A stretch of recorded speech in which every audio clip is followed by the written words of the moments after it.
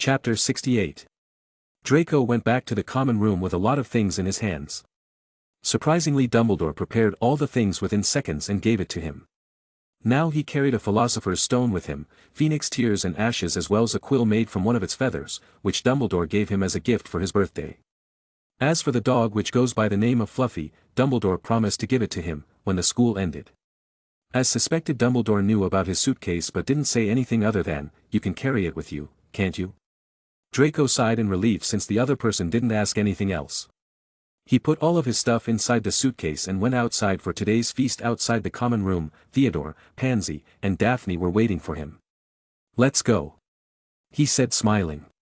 The others nodded and started moving along. "So the stone?" Theodore asked. "In the name of Merlin, will you calm down?" Draco whispered, "And yes, I have it." "Great." Theodore's eyes lit up. "So when are we going to start?" "When we have the chance," Draco said, ignoring Theodore completely. They made their way down to the end-of-year feast alone that night, walking the empty corridors. The great hall was already full. It was decked out in the Ravenclaw colors of blue and bronze to celebrate Ravenclaws winning the House Cup for the first time in 6 years, finally beating Slytherin. A huge banner showing the Ravenclaw's eagle covered the wall behind the high table. When they walked in, there was a sudden hush, and then everybody started talking loudly at once. They slipped into a free seat emptied by the other students at the Slytherin's table. Draco tried to ignore the fact that people were standing up to look at him. He looked at Hermione and Harry, who were looking at him as well. He nodded in greeting and turned around. Fortunately, Dumbledore arrived moments later. The babble died away. "Another year gone," Dumbledore said cheerfully. "And I must trouble you with an old man's wheezing waffle before we sink our teeth into our delicious feast. What a year it has been. Hopefully, your heads are all a little fuller than they were. You have the whole summer ahead to get them nice and empty before next year starts. Now, as I understand it, the House Cup here needs awarding, and the points stand thus: in 4th place, Gryffindor, with 322 points, in 3rd, Hufflepuff, with 352, Slytherin has 421 and Ravenclaw, 473. A storm of cheering and stamping broke out from the Ravenclaw table. They could see Cho and the other Ravenclaw students banging their goblets on the table. It was slightly a sickening sight. This is the moment where Draco realized that chasing after profit and avoiding dangers doesn't only make you intelligent, but it makes you slightly evil as well. Yes, well done, Ravenclaw," said Dumbledore. "However, recent events must be taken into account." The room went very still. The Ravenclaw's smiles faded a little. "Ahem," said Dumbledore. "I have a few last-minute points to dish out. Let me see. Yes." Theodore looked at Draco, who smiled in return. Theodore had a bad feeling about this. "First, to Miss Hermione Granger, for the use of cool logic in the face of fire, I award Gryffindor House 50 points. Hermione buried her face in her arms. Draco strongly suspected she had burst into tears. Gryffindors up and down the table were beside themselves. They were 50 points up. From the Slytherin table only Draco clapped, and after a while, Theodore, Pansy, and Daphne joined in as well. "Second, to Mr. Harry Potter," said Dumbledore. The room went deadly quiet. "For pure nerve and outstanding courage, I award Gryffindor House 60 points. The din was deafening. Those who could add up while yelling themselves hoarse knew that Gryffindor now had 432 points. They took the second place. Dumbledore raised his hand. The room gradually fell silent. "There are all kinds of courage," said Dumbledore, smiling. "It takes a great deal of bravery to stand up to our enemies, but just as much to stand up to our friends. I, therefore, award 25 points each to Mr. Neville Longbottom and to Mr. Ronald Weasley." Ron went purple in the face. He looked like a radish with a bad sunburn. Gryffindor cheers nearly raised the bewitched ceiling. The stars overhead seemed to quiver. Percy could be heard telling the other prefects, "My brother, you know. My youngest brother." But Harry and Ron couldn't rejoice completely yet, since they knew that Daphne and Draco were sure to get some house points as well, and as suspected, Dumbledore again raised his hands up and there was silence once again. "And last but not least, I want to award 60 points to Ms. Daphne Greengrass for her outstanding performance and bravery." Daphne was shocked as she couldn't even move. Draco patted her back, cheering her up with a smile. The Slytherin table cheered loudly as they could. They had taken the second place and were only one house point away, but slowly people started noticing that Dumbledore had just said the last one. But what about Draco? Theodore, Daphne, Pansy, and Hermione noticed it, and all of them looked at Draco, who was smiling instead of complaining. Silence. Dumbledore said, "As for Mr. Draco, he has already asked me something else in return, so he wouldn't be getting any house points. That old geezer." Draco thought to himself as he could feel all the Slytherin students and Snape glaring at him. He awkwardly smiled. "Well, it was something very important, you know. Don't worry, I will make it up next year." Some Slytherins, especially the one in their final year, were pissed off, but they didn't say anything to him, instead just mumbled something between them, while the other Slytherins were looking at Draco weirdly, thinking why couldn't he ask for 2 more points, as they could have won the house cup. "I see, for the stone?" Theodore asked vaguely as Draco nodded in return. All the other students were curious as to what Draco got from the headmaster in exchange for house points. Soon Gryffindors got over it and started cheering out loud. Someone standing outside the Great Hall might well have thought some sort of explosion had taken place, so loud was the noise that erupted from the Gryffindor table. Harry, Ron, and Hermione stood up to yell and cheer as Neville, white with shock, disappeared under a pile of people hugging him. He had never won so much as a point for Gryffindor before, but now he did it. Harry and Ron cheered for Neville happily, as the previous grudge between them had been solved. Worst of all were the Ravenclaw students, who were pushed into the 3rd place from the 1st. Which means, Dumbledore called over the storm of applause, "We need a little change of decoration." He clapped his hands. In an instant, the blue hangings became scarlet and the bronze became gold, the huge Ravenclaw's eagle vanished and a towering Gryffindor lion took its place. Snape was shaking Professor McGonagall's hand, with a horrible, forced smile. Draco was sure that Snape was going to annoy him with a lot of questions later on. It was the best evening of Harry's life, better than winning at Quidditch, or Christmas, or knocking out Quirrell. He would never, ever forget tonight. The next day the exam results came out. To Harry's great surprise, both him and Ron passed with good marks. Hermione and Draco, on the other hand, were still focusing on the bet. Unfortunately for Draco, he had lost to Hermione due to 1 point, as Hermione took the 1st place and he took the 2nd. Everyone started doubting whether Draco was cursed to always come 2nd by having a point less than the 1st place. As for the bet, Hermione didn't have anything in mind right now, so she didn't ask him for anything right away. "I will ask for something when the time comes," Hermione said. Theodore was 3rd, and as for Pansy and Daphne, let's just say both of them passed their exams neatly. Even Neville scraped through, his good herbology mark making up for his potions, which wasn't that bad. He thanked Draco a lot for giving him the notes, nearly crying. Draco barely managed to escape from Neville, who kept following him. Goyle and Crabbe, on the other hand, failed their exams. Draco went towards them to have a little talk with them, but they quickly ran off, saying, "We are going to change school next year anyway, so it doesn't really matter that much." Chapter 69. Snape called Draco to the office, where he had to explain everything to him. Even though he was always moody, Draco knew that he could trust Snape, so he brought Theodore with him. "Care to explain?" Snape asked, not even looking at Theodore. "I can, but I need you to make an unbreakable vow with me first," Draco said. Snape looked at him for a while, raising his eyebrow as Draco continued, "If it was something stupid, I wouldn't ask you to do it." Snape nodded as he came forward. The unbreakable vow is a type of binding magical contract casted between 2 parties kneeling or standing opposite each other and clasping each other's right hands. A 3rd party must hold their wand, standing quite close to the pair holding hands, and place the tip of their wand onto the linked hands, acting as the witness. Then, the first will ask a certain number of vows of the other, whereupon each time the second accepts a term, a thin stream of fire will be emitted from the witness's wand, weaving around the hands of the pair taking the vows. Upon the vow being completed, should the one who accepted the terms break any of them, they die. Snape and Draco clasped each other right hand as Theodore came forward with his wand. "Do you, Severus Snape, vow to keep the information of what Draco Black's about to tell you a secret?" Snape looked deeply at Draco for a while as he said, "I do." "Do you, Severus Snape and Draco Black, vow to not break the trust between you two?" Draco and Snape both replied at the same time. "I do." A thin line of fire surrounded both their hands as it slowly disappeared. "It better be good, or else I will use you as my next potion ingredient," Snape said, sneering. After making an unbreakable vow between them, Draco shared the information about the Philosopher's Stone, and like expected, Snape was very interested in it. "I am amazed how you managed to get it," Snape said, looking at the stone in his hands. "Nicholas Flamel supposedly agreed to give it to me," Draco said, shrugging his shoulders.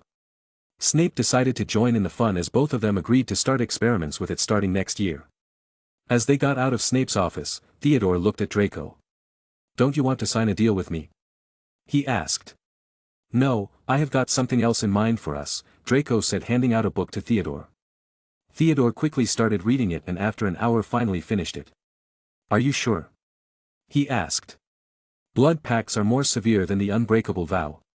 Didn't you want my trust badly? Draco said. I am giving it to you. Theodore thought for a while and nodded. Since they were alone in their room, no one was here to disturb them. Both Draco and Theodore made a small cut in their hands with their wands and interlaced them. As they made their oath of never betraying each other and chanted the required mantra. Soon the two glowing drops of blood raised from their palms and mingled into one. A file started to shape around it, enclosing the drop, signifying that the deal was struck. Draco caught the file in his hands as both of them looked at it. So who's going to keep it? He asked. I don't know. Theodore said, shrugging his shoulders. Does it even matter since it's unbreakable? Draco shrugged his shoulders. Then I will keep it my case for now. Draco felt a bit open for the first time, like a burden had been lifted off from his shoulders. Now he could discuss plans and start sharing some secrets freely now with Theodore, as he had finally gained a true ally. Is it a bit gay? Fluffy, on the other hand, was another troublesome thing. First was to convince Hagrid, and thankfully Dumbledore managed to do it. The second was to keep the dog itself inside the suitcase. Draco was running around the ground with the Fluffy chasing him wildly. Draco had a ball in his hand given to him by none other than Hagrid. After they managed to convince Hagrid, Dumbledore sent him to the edge of the forest to capture it in secret, and now the Fluffy was chasing behind him wildly. You ready? Draco called out to Theodore, who was sitting there with the suitcase in his hands, wide open. What the hell did I get myself into? Theodore mumbled to himself. Go, boy. Draco said, throwing the ball inside the suitcase, and soon Fluffy dived inside the suitcase as Theodore closed it quickly. What the hell? Theodore complained. We need to go in. Draco panted, but after a while. How did you manage to keep him calm? Theodore said, scared of the dog. No, the real question is, have you gone crazy? I am cool with the Murtlap and even the unicorn, but this thing, what are you going to do with it? I wanted to protect the file and the stone when we aren't using it, and many other things in case someone manages to break into my suitcase and it may be useful in some other way, you never know. How are you going to control it? Fluffy is thankfully trained to follow orders, Draco said, magically taking out a bright yellow ball which made a weird sound when squeaked. The sound keeps him in check, so he won't attack anyone who is holding the ball, making the sound and follow its orders to a certain extent. Great weakness, Theodore said sarcastically. Well, it's not every day that you run into a man with yellow balls which makes the same sound. Draco said. After a couple of minutes, both of them went inside the suitcase and tied up Fluffy to a chain in a very open space, outside a small house which holds a couple of Draco's precious things. Fluffy had enough space to move around, but not to the point where he could escape. Soon all their wardrobes were empty, their trunks were packed. Neville's toad was found lurking in a corner of the toilets. Notes were handed out to all students, warning them not to use magic over the holidays. I always hope they'll forget to give us these, said Fred Weasley sadly. Hagrid was there to take them down to the fleet of boats that sailed across the lake. They were boarding the Hogwarts Express, talking and laughing as the countryside became greener and tidier, eating Betty Bott's every flavor beans as they sped past Muggle towns, pulling off their wizard robes and putting on jackets and coats, pulling into platform 9 3/4 at King's Cross Station. It took quite a while for them all to get off the platform. A wizened old guard was up by the ticket barrier, letting them go through the gate in 2s and 3s so they didn't attract attention by all bursting out of a solid wall at once and alarming the Muggles. So do you still have the plan for Romania? Pansy asked. I don't know. Draco said, I will let you guys know if I have one. Do you plan to? Theodore asked, worried. After finding of Draco's new hobby of collecting animals, he was really scared that he was going to collect dragons as well. I do plan to. Nodded Draco seriously, nearly making Theodore faint. What are you two talking about? Daphne said. Nothing really, Draco said. Pansy knew about the suitcase, but it had been a long time since she had really entered it. Since it wasn't really important, she didn't put much thought into it. After school started, Draco didn't spend much time inside it, so she couldn't care about the suitcase. As for Daphne, well, she didn't know about the suitcase that much, but had suspected something since he only carried the small suitcase with him every time. Bye, Draco. See you, not. All of them said goodbyes to each other as they got out of the gateway together. Suddenly they heard a voice. There he is, Mom, there he is, look. It was Ginny Weasley, Ron's younger sister, but she was pointing at Harry. "Harry Potter," she squealed. "Look, Mom. I can see him." Draco and Theodore looked at each other. "Why is Weasley's sister kinda cute?" Theodore said weirdly. "I don't know." Draco said, not really realizing that Ginny would be so cute. She was by far the most beautiful girl he had seen in school, and that's saying something. "Why can't I have a fangirl like that?" Theodore whispered, "Now even Potter has one, and a pretty one at that." "Hey! Mom, isn't that Draco Black?" Ginny suddenly said, making both Theodore and Draco cough awkwardly. Unlike Harry's excitement, she was looking at Draco with a mixture of emotions, maybe fear mixed with a bit of hatred and a slight bit of fangirl. "Finding a fangirl for a Dark Lord is hard," Theodore said, patting his shoulders. "Che, your situation is worse than mine," Draco said. "Piss off." "Be quiet, Ginny, and it's rude to point." Mrs. Weasley smiled down at them. Draco awkwardly looked at her and nodded in greeting as she did the same. Then she started conversing with Harry and Ron. "My dad's here," Theodore said. "Make sure to send me a letter." Draco nodded. Then a few seconds later, Pansy's and Daphne's parents walked in and they said their goodbyes, and with a hug, they departed. "Your parents not arrived yet?" Draco walked up to Hermione and asked. "Yes, and yours too." Draco nodded. "Make sure to write me some letters, and not only about studies." "What kind of letter do you want then?" "Maybe a love letter," Draco joked, making Hermione blush. "Idiot, don't say weird things," she said, hitting Draco. "Hey, I am the next Dark Lord, you need to show some respect." Draco grinned. "Humph. You already have people who show you respect, why do you need another one?" "Well, they aren't as cute as you." "Ow, okay, sorry, you aren't cute, ow. What do you want from me?" Draco screamed in pain as Hermione kept pinching him. "Don't joke around too much," Hermione said, letting him go. "Is that the order from the bet?" Draco asked.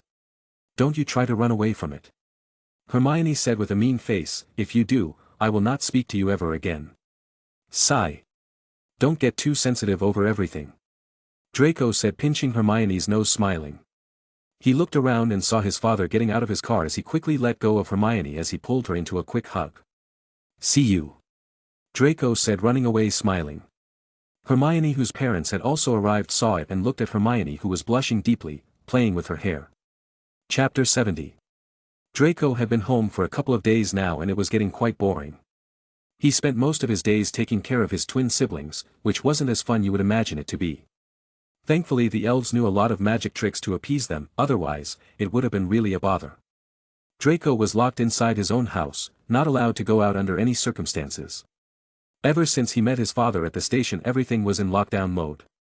Supposedly some Dark Lord supporters rose up and were planning on attacking some wizard community under the banner of his name, but luckily the Ministry of Magic captured them before they could even start the riot, but that didn't stop some of the people to suspect Draco and try hunt him down.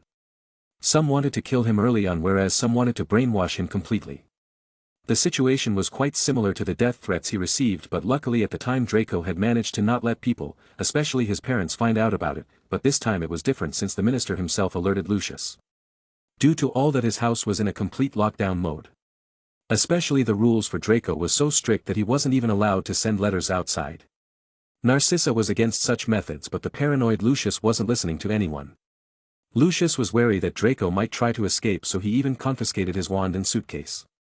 Today, Lucius was busy with his wife and children, hosting a party in celebration. Different wizards and colleagues came over and celebrated the birth of the twins while Draco couldn't even get out of his room. Suddenly the door opened slowly. "Get out, I am not in the mood for anything right now," Draco yelled, thinking it was a house elf who had came to check on him. "Do you really want me to get out?" A familiar voice sounded out as Draco jumped from his bed. He looked around but no one was there. Suddenly he felt a kick in his butt making him jump. "You piece of—" Draco pulled the cloth out of thin air, and it was none other than Theodore under an invisibility cloak grinning at him. "What's up?" he asked. "Che, nothing much," Draco said, throwing the cloak on the floor. "What are you doing here?" "My father was invited and I decided to tag along," Theodore said. "I heard about your situation, and bought a cloak with me. All this time at the party your father kept staring daggers at me, probably suspecting I might do something weird." "Did you bring your wand?" Draco said, looking at Theodore in hope. "I did." Theodore waved his wand. By the way, Pansy and Daffy are downstairs as well. They wanted to meet you but were denied by your father. I see. Draco nodded. You are here to get me out, right? What? Theodore looked shocked. I am only here to see you since from what I have heard you are in lockdown till the second year at Hogwarts starts. I thought I will come by and say a bit of farewell.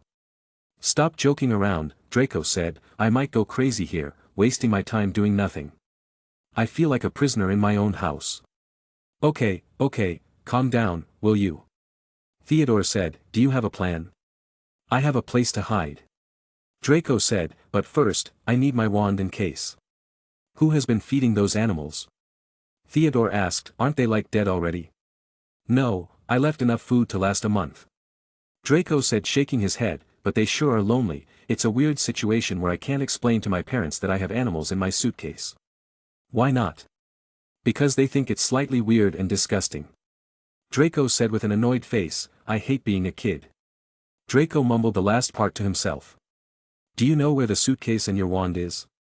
Theodore asked after a while. In the cellar, Draco replied. Let's go. By the way, where do you plan to go? Theodore asked. When did you get a hiding spot? You will know when we get there, Draco said, picking up the invisibility cloak and putting it on him and Theodore. Both of them slowly got out of his room and went down the stairs where the party was being held.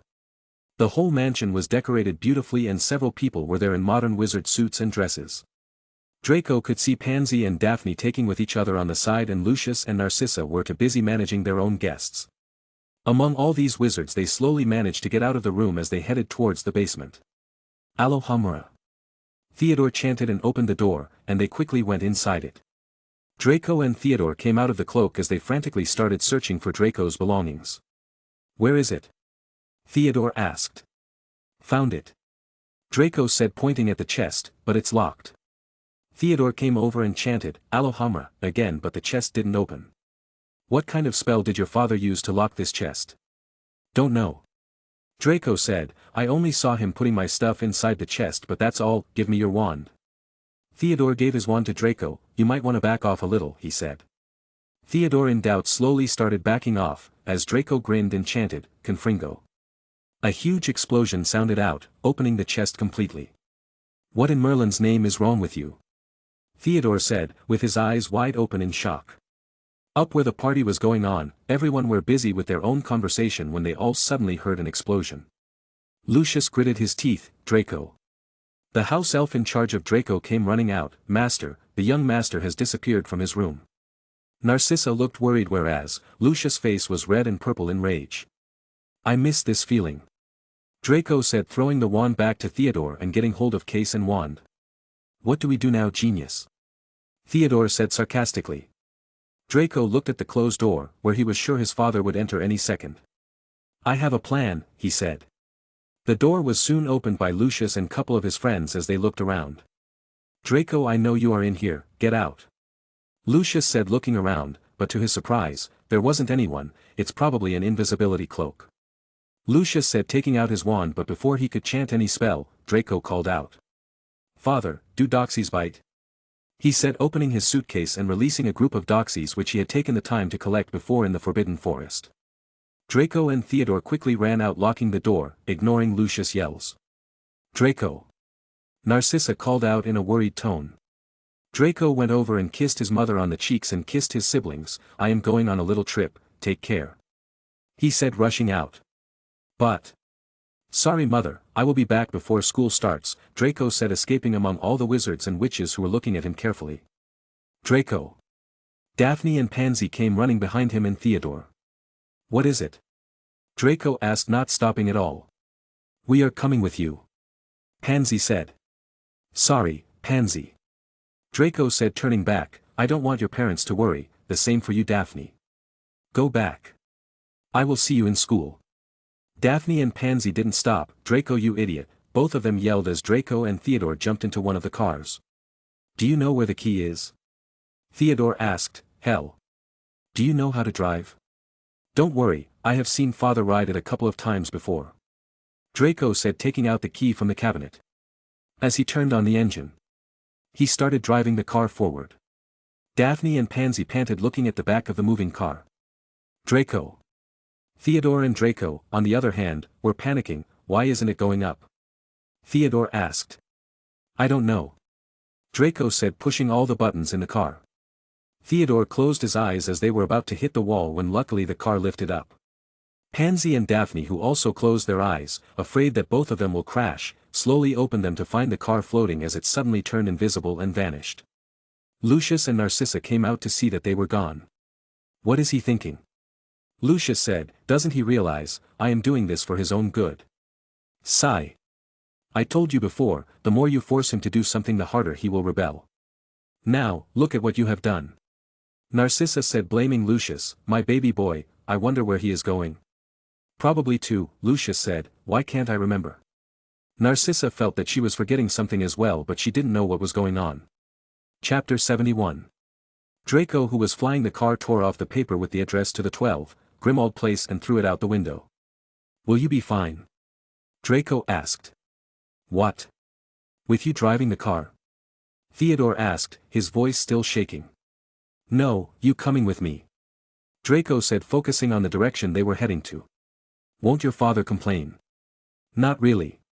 Theodore said, you know how he is, he just doesn't care. Anyway, where are we going? To the Black family house. And where is that? Relax, it is enchanted, so you don't know about it.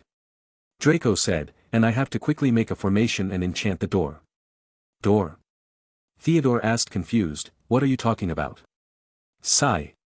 Take this, and just shut up, you don't want to have a crash landing, do you? Draco said, passing a book to Theodore, who started reading it. Was that him? A girl dressed up in a beautiful blue dress asked. What is it, Astoria? Daphne said in an annoyed tone, who was what? I was asking if that was Draco Black. Astoria asked again with excitement on her face. It's not her fault, Daphne. Pansy said, rubbing her forehead, yes, that was Draco. Astoria's eyes opened wide in surprise, he really was here. Too bad I couldn't meet him, I really wanted to thank him for his present. Humph. Don't talk about him, that idiot. Daphne snorted, how dare he just run off. And no one knows where they headed off to. Pansy sighed, I just wish they would be okay. Pansy was very worried for them, and Daphne, on the other hand, was way too annoyed.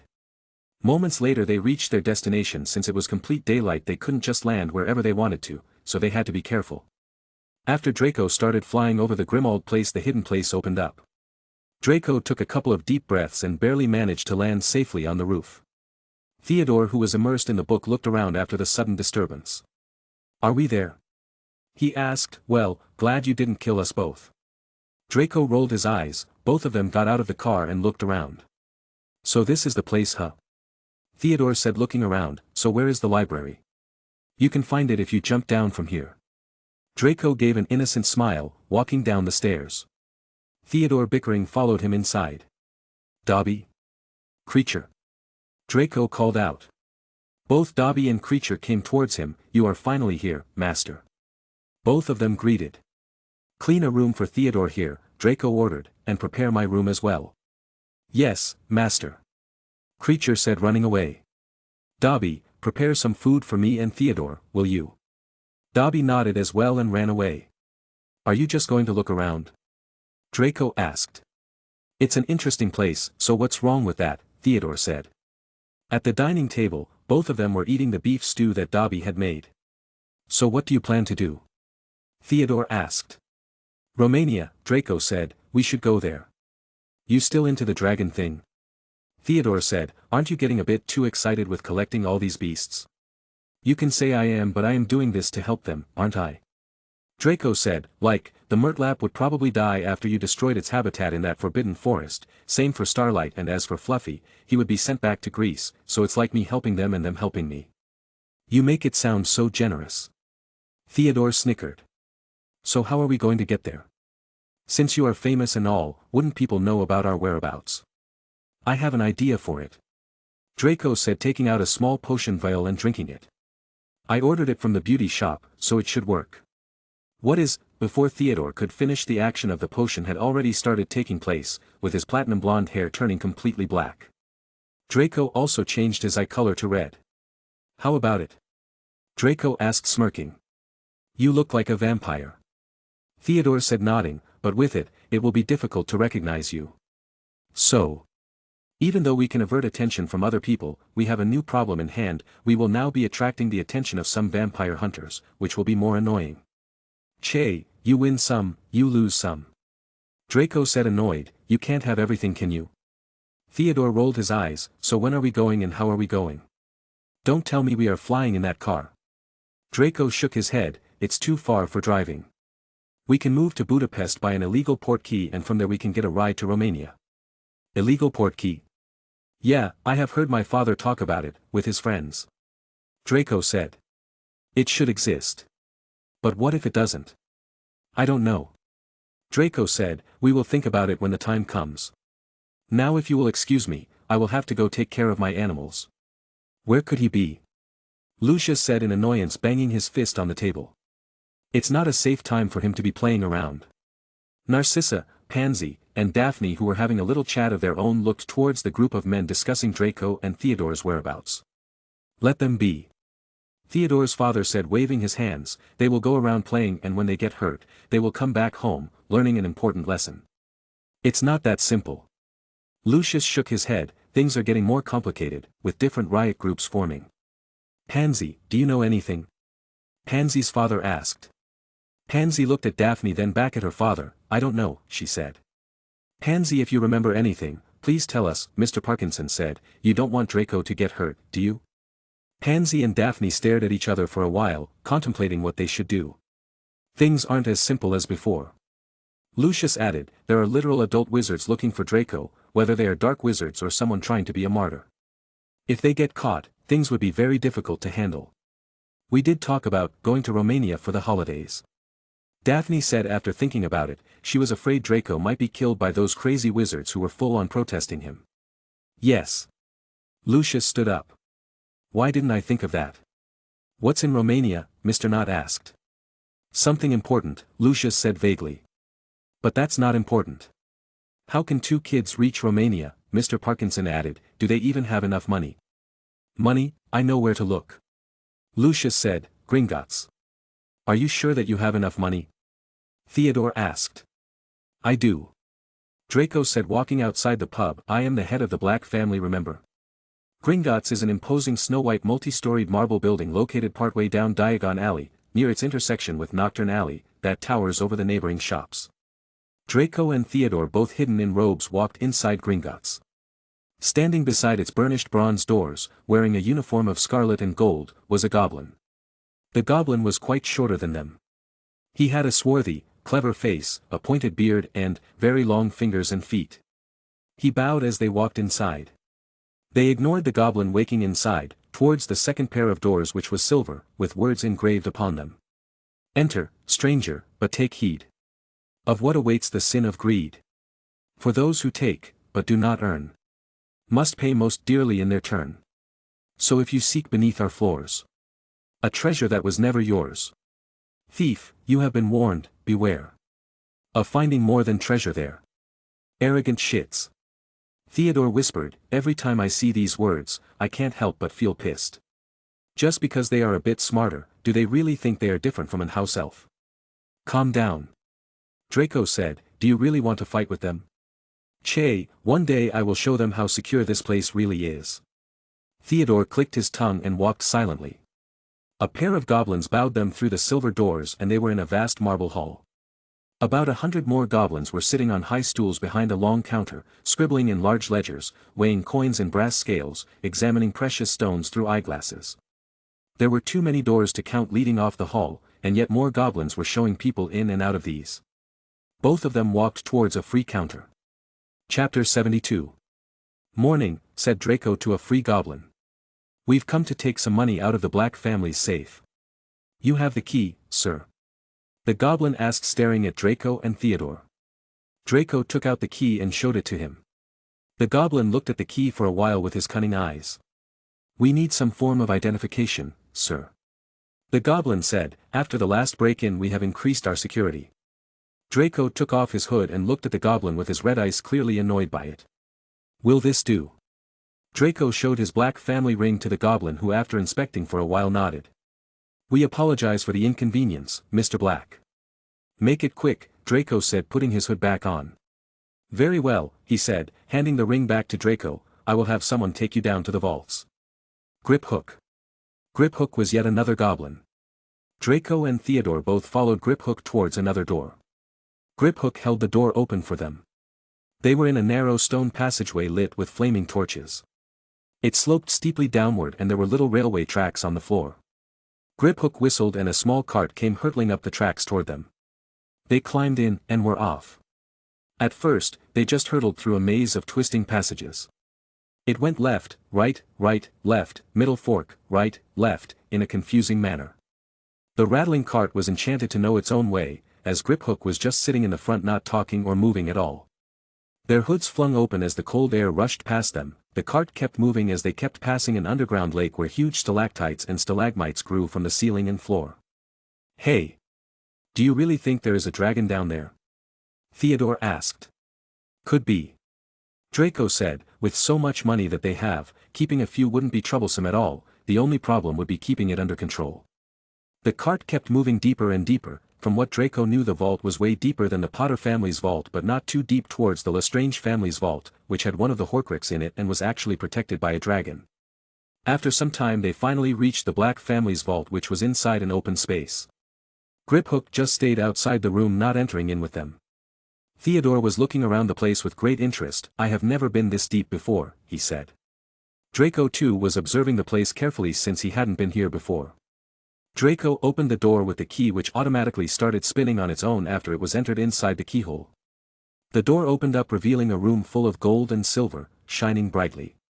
From decorative armor to cups, everything was made out of silver and gold. There were a few skeletons and skins of different creatures laying around. The further they went inside, the interesting the stuff got, with a few black magical items here and there. There was a hoard of books laying around as well. After looking around for a while, Draco stored some money, the books and some decorative items in his suitcase. You need to lend me the books, Theodore said as Draco closed the vault. Draco rolled his eyes as they got back in the cart. After a minute of the uphill ride, both of them reached the top again. Griphook bowed to them and started walking away. Sigh. Now that's done, we will head out to Budapest tomorrow. Draco said, stretching as he put his hood back on. Both of them were heading towards the counter when they suddenly heard familiar voices. I am his father, why am I not allowed in there? Lucius said angrily. You don't have the key and the identification required to head in there. The goblin on the counter said with a firm tone. Please note that you can't access the Black family's vault without the permission of the owner. Let it go, Lucius, Mr. Knott said, let's have some guards stay over here and capture the two of them if they get out of here. Sigh. Fine. Lucius said. Draco and Theodore pulled on their robe tightly as they started walking out when suddenly one of Lucius' men called out. Excuse me, you dropped this. Draco and Theodore stopped in their track. They looked back to find Lucius standing there with a book in his hand, looking at them. You piece of shit. Draco mumbled, looking at Theodore. Theodore shrugged his shoulders guiltily as they walked back towards them. Thank you. Draco said in a deep voice, taking the book from his hand. Lucius nodded and headed out with the other wizards following him. Draco and Theodore sighed in relief, but suddenly Lucius stopped in his track. Wait a minute, that case. Shit. Draco said, backing off a little. Draco? Lucius called out, but he didn't answer back. I know it's you, fun's over. Let's head back home. He slowly took out his wand as the other wizards began to surround them.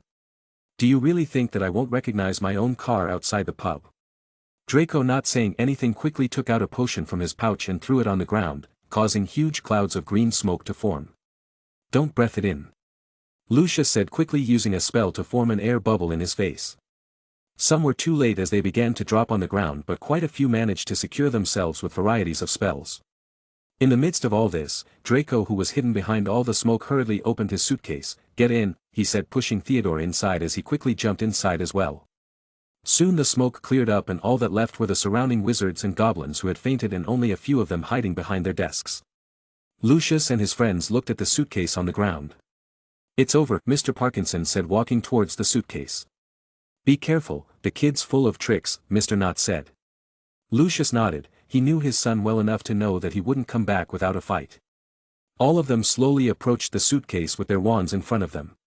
Is it safe? A wizard following Lucius asked, getting close to the case. He slowly touched the case, trying to get it open when suddenly the suitcase started shaking and, boom. A unicorn came flying through the suitcase with someone on top of him, pushing the wizard away.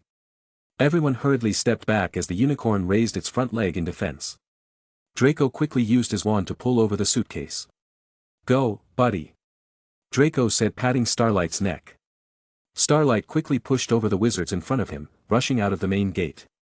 Lucius and his friends quickly shot some spells, but none of them hit the target since Starlight was way too fast for them. They chased them out, but before they could reach the outside, the unicorn was nowhere to be seen. The only thing that remained were people with eyes wide open signaling where the unicorn ran off to. "Why does your son have a unicorn in his suitcase?" Mr. Knott asked, panting a little. "I don't know," Lucius said, putting his wand back inside his robe, gritting his teeth. "I am too old for this," Mr. Knott said, disapparating out of there. "Let them go, I am not following them again." Lucius and the wizards looked around. "Follow the path," Lucius said. "It's a unicorn, people will notice it regardless of what they do." Draco started running around in different directions, frightening wizards and witches here and there. Turning different paths, he finally stopped. Draco quickly pushed Starlight into the suitcase and started running away. Lucius and the others who operate here and there searching for him couldn't pinpoint the exact location. After running and hiding for a while, Draco managed to get out of the pub as he quickly hopped on a muggle bus. Chapter 73. "Are you sure this is the way?" Theodore asked. "Shut up or I will stick your wand up your ass," Draco said, getting annoyed. "This is the 58th time that you have asked me that question. But we have been flying for hours now." Theodore mumbled, "There's nothing but grasses here, it's been 4 hours since we last saw another person." "Che, why don't you wait? What is that?" Draco said, pointing at the person below. "What is what?" Theodore looked down. "Probably a muggle, we should fly a bit higher. We are literally in the middle of nowhere."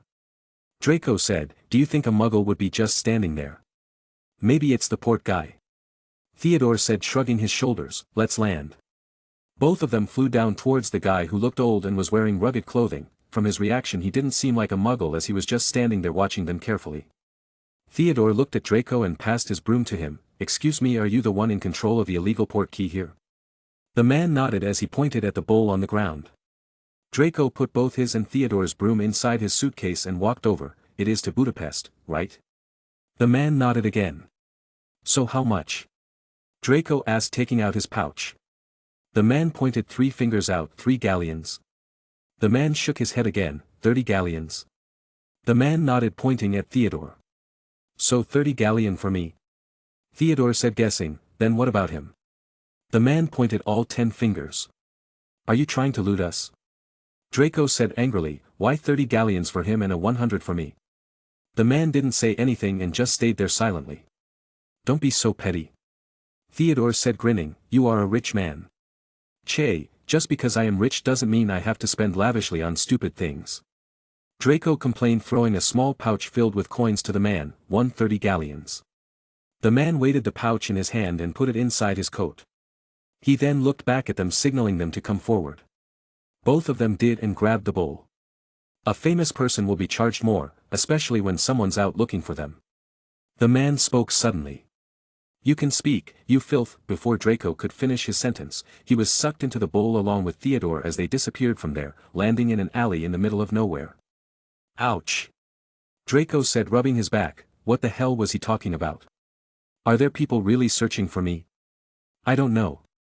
Theodore said, looking around. Where exactly are we right now? Let's look around, we might find some clue. Draco said. They walked out of the alleyway and looked around. People were running around here and there in wizard attire with no muggle in sight. Well, at least we landed in a wizarding community. Theodore said, you stay here, I will go around and search what's going on. What the hell is this? Narcissa said, throwing the newspaper. Anti-Dark Force. Are they really planning on killing my son? It's not a killing plan, they want to keep him under observation whenever he is out of Hogwarts. Lucius said, sighing, some Aurors have come out of the dark to make sure Draco is protected and have joined the organization themselves. The primary goal for them is to lead children like Draco to a better place for the sake of future. By brainwashing them? Narcissa sneered, if you aren't going to do something then, I will handle the situation myself. It's not that simple, Narcissa, try to understand. Lucius said, this kind of stuff it's not simple since a lot of masses have supported the idea, of course, all the pure-blood families are against this but that stupid Fudge couldn't handle the public pressure and ended up agreeing to it. Now the organization is already created and they want us to hand over Draco to them for training purposes. Humph.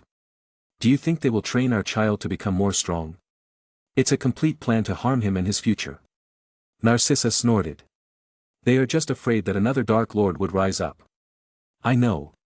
Lucius sighed, I promise to you that I will handle the situation since us families have more power in the court, so we can shut the organization down, but it will take time nonetheless, and besides we aren't the only to oppose this, even Dumbledore has stood up against it.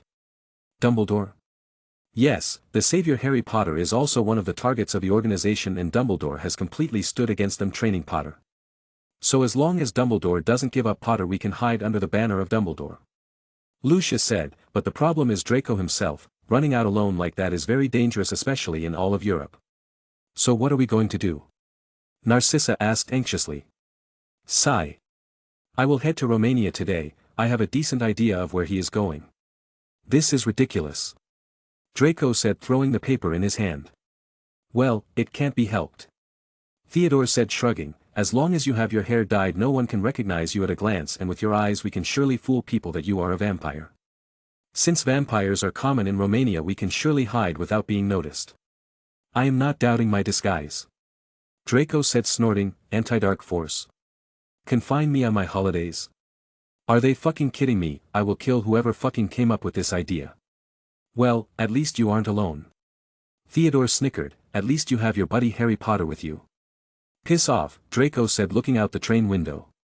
After asking around for a while they managed to get on a wizarding train that leads to Romania directly. And considering the distance, they will reach Romania by tomorrow. After getting out of the train the next morning, they booked a small room in a hotel. Luckily, finding wizards in Romania wasn't too hard since they were basically everywhere.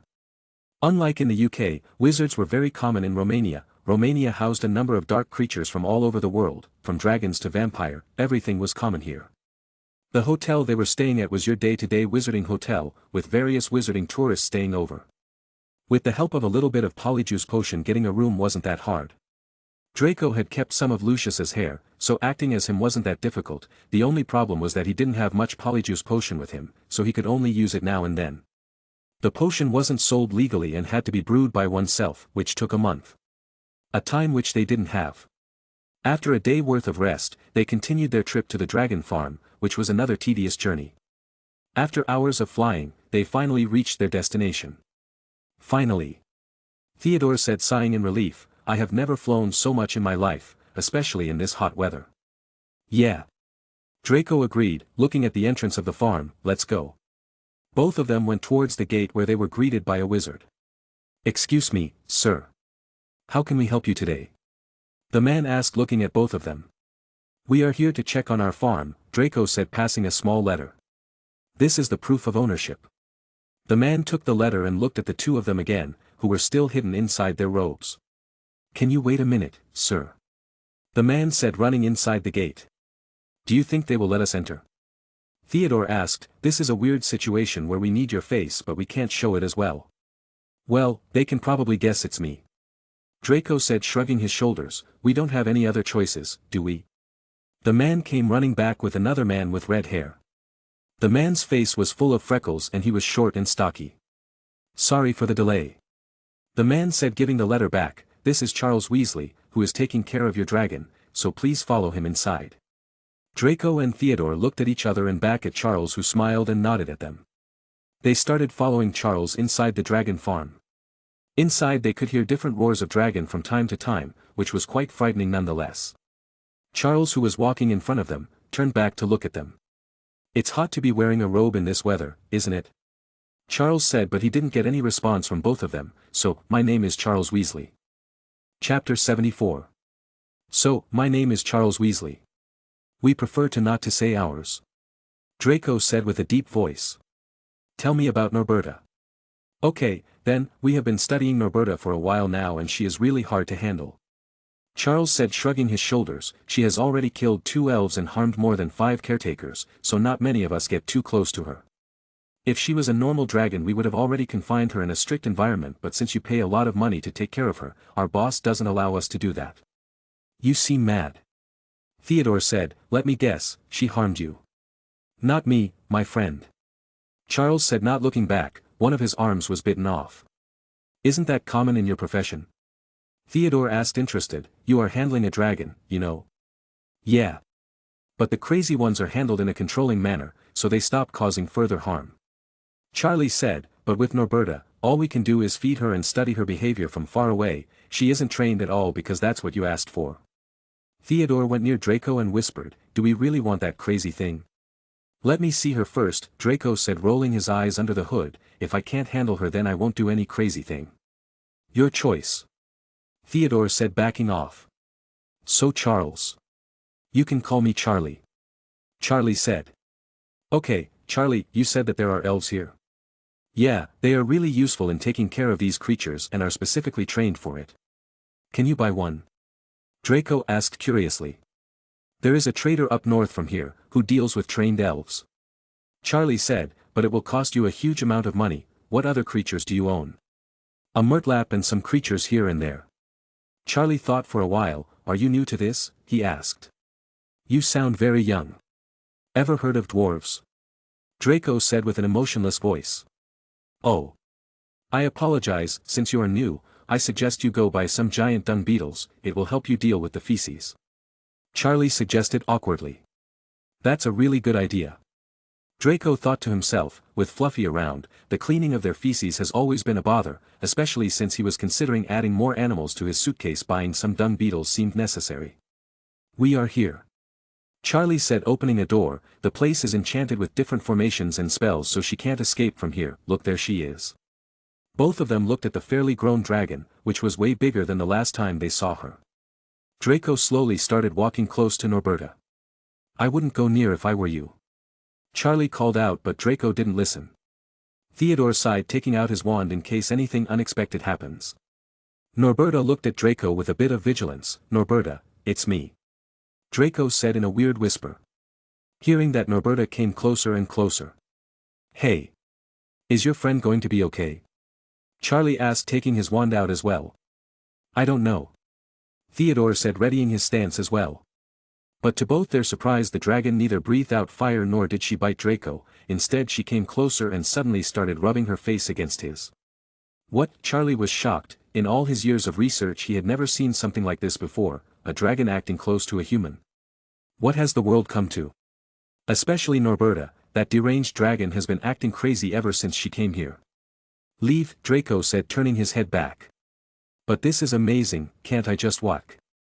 I said leave, Draco said again. Charlie kept his head down and backed off. I will be just outside, if you need any help just call out to me. He went out and closed the door, but he looked incredibly sad, missing out on such precious research material. Well, at least he isn't as annoying as his brother. Theodore said after the door closed, the world is really a small place. Draco opened his hood, petting Norberta. I knew he worked here but never thought he would work here with Norberta. He doesn't seem to hate you or even know you though. Theodore said, especially considering your families don't really get together. He doesn't know. Draco said, caressing Norberta, who was fondly looking at him. Only a few people are allowed to know the information of the owner of these dragons. The researchers are here only to do their research, other things don't really matter to them. Theodore nodded. It's surprising, does she still remember you? I don't know. Draco said, do you remember me? Draco asked Norberta, who nodded in return. Those whispers again, can you really talk to them? What do you think? At first, I thought that it was something you learned to control a dragon, but you can understand them, right? Theodore said with his hands under his chin. I guess, Draco answered vaguely, I don't know what it is myself. Theodore was about to say something when suddenly the door opened again. I told you to stay out, didn't I? Draco said, looking back, but it wasn't Charlie but a group of strangers. Who are you? Draco asked, looking away quickly, pulling his hoods up. Brilliant disguise, Mr. Malfoy, or should I say, Black. The man in the center grinned.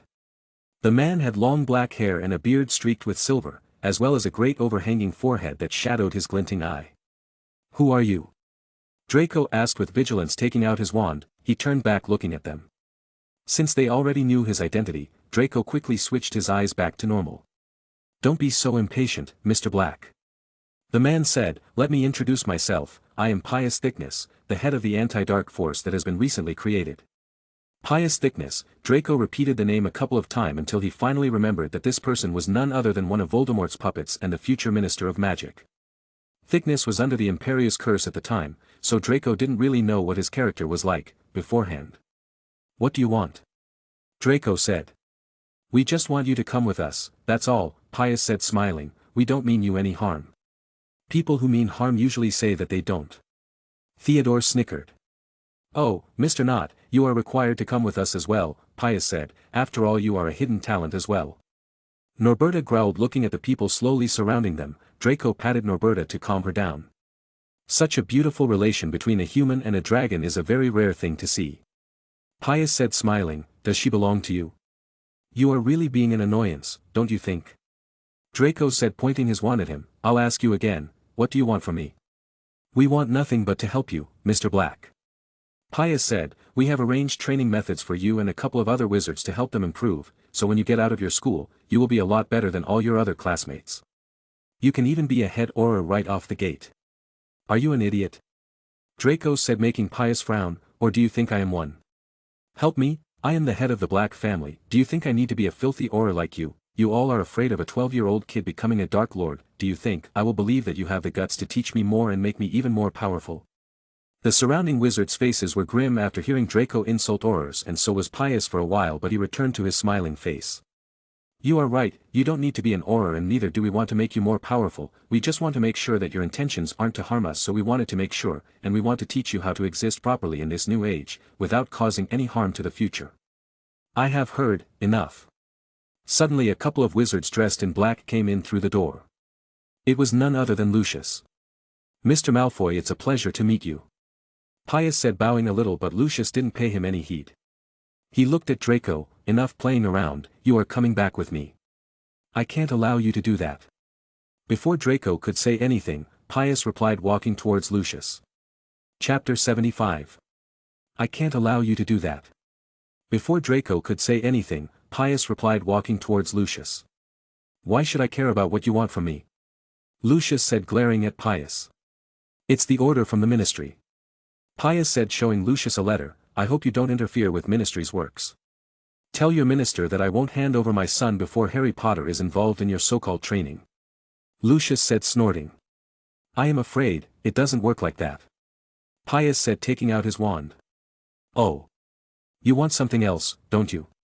Lucius said narrowing his eyes as he took out his wand as well, I have already talked to the minister about how things are and he understands, so it's better if you let me leave with my son. Pious shook his head and fired a spell at Lucius who blocked it and fired a spell back. Soon both parties started taking out their wand and getting into a heated battle. What the hell is going on?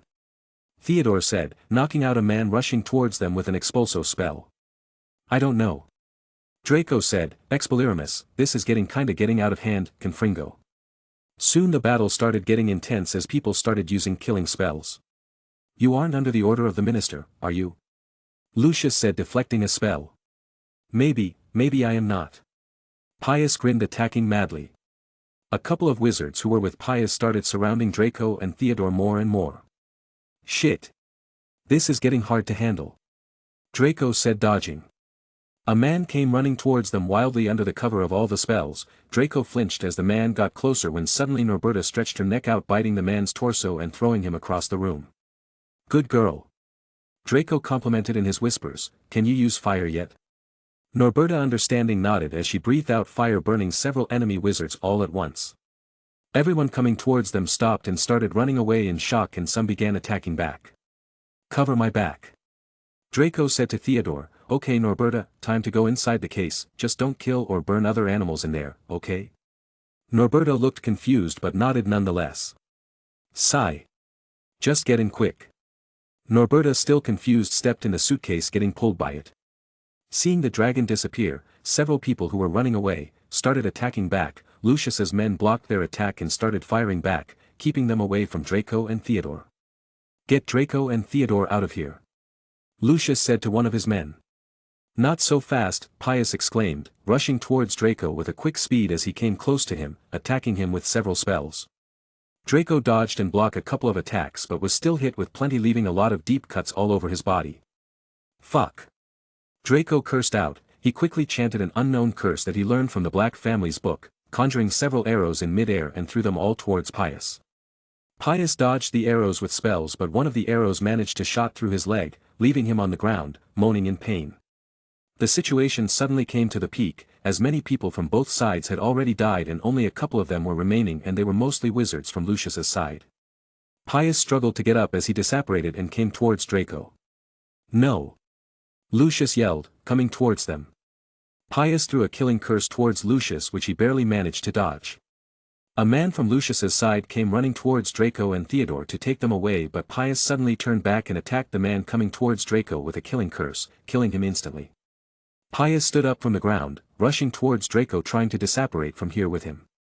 In the midst of all the attacks and confusion, Theodore pushed Draco towards the man who was coming to get him to safety and switched places with him, disapparating with Pius, and Draco disapparated to an unknown location with one of Lucius's men. In the middle of nowhere, inside a forest, a beautiful girl with dark hair and red eyes was running away from creatures who slightly looked like harpies, with beak-like birds with scaly wings. They were shooting fireballs out of their hand, chasing the girl. The girl, dodging the fireball, tripped on a vine on the ground, falling. The birds-like creatures stopped on their tracks, landing as they suddenly turned into very beautiful women. "Give the vial back, you nasty vampire," one of the beautiful women said in a rage, which didn't suit her beautiful appearance. "Surrender or else." "Ha ha ha, I might as well die, than surrender to you." The vampire girl replied, laughing, "Do you even know who you are messing with? A disgusting blood-sucking creature, who is also a thief." The pretty girl in the front said with a nasty smirk as the other girls started laughing, only the girl in the center wasn't. "You are the princess, aren't you?" she asked with a serious face. "Oh, you know me?" The girl on the ground smirked, "Then you must know the reason behind it. If you are talking about the Dark Age, then that was quite long ago, no one remembers." "I do, the people of our kingdom do." The girl said with not an ounce of fear on her face. "The shame you brought to us by not completing the deal, fooling us, is still used as an insult towards us to this very day, so with the vial with me, both our races have completed the deal." "It doesn't work like that." The girl said, "The vial contains something way too sacred for us to give it away.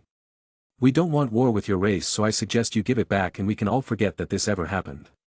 "If I don't, you will die." The girl replied, "You are here without any guards, which suggests that you are acting alone, and besides, who cares if that king of yours has one kid less? I heard he has plenty." The Vampriric girl gritted her teeth, "I will rather die and take you all with me than return back with shame." "You," before the girl could say anything, the vampire girl took out a white wand, causing a huge explosion. The girls couldn't even run for their lives as the explosion swallowed them completely, killing them. "Cough, you bitch!" Only the girl remained as she struggled to get up, with wounds all over her body. She looked around to see the dead, charred body of her friends as the disgusting smell of flesh burning surrounded the place. She looked at the girl who was still coughing with rage.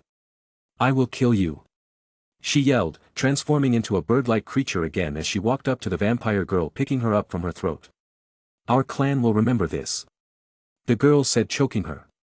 The vampire girl struggled as her wand slipped from her hand. "Is this really the end?" she thought. "I am sorry, father, I brought shame to you."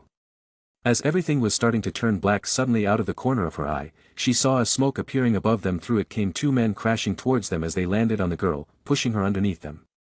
The vampire girl took the chance as she quickly took her wand from the ground and used a spell, killing the girl who was trapped underneath the two men who came from the sky as she was struggling to get out.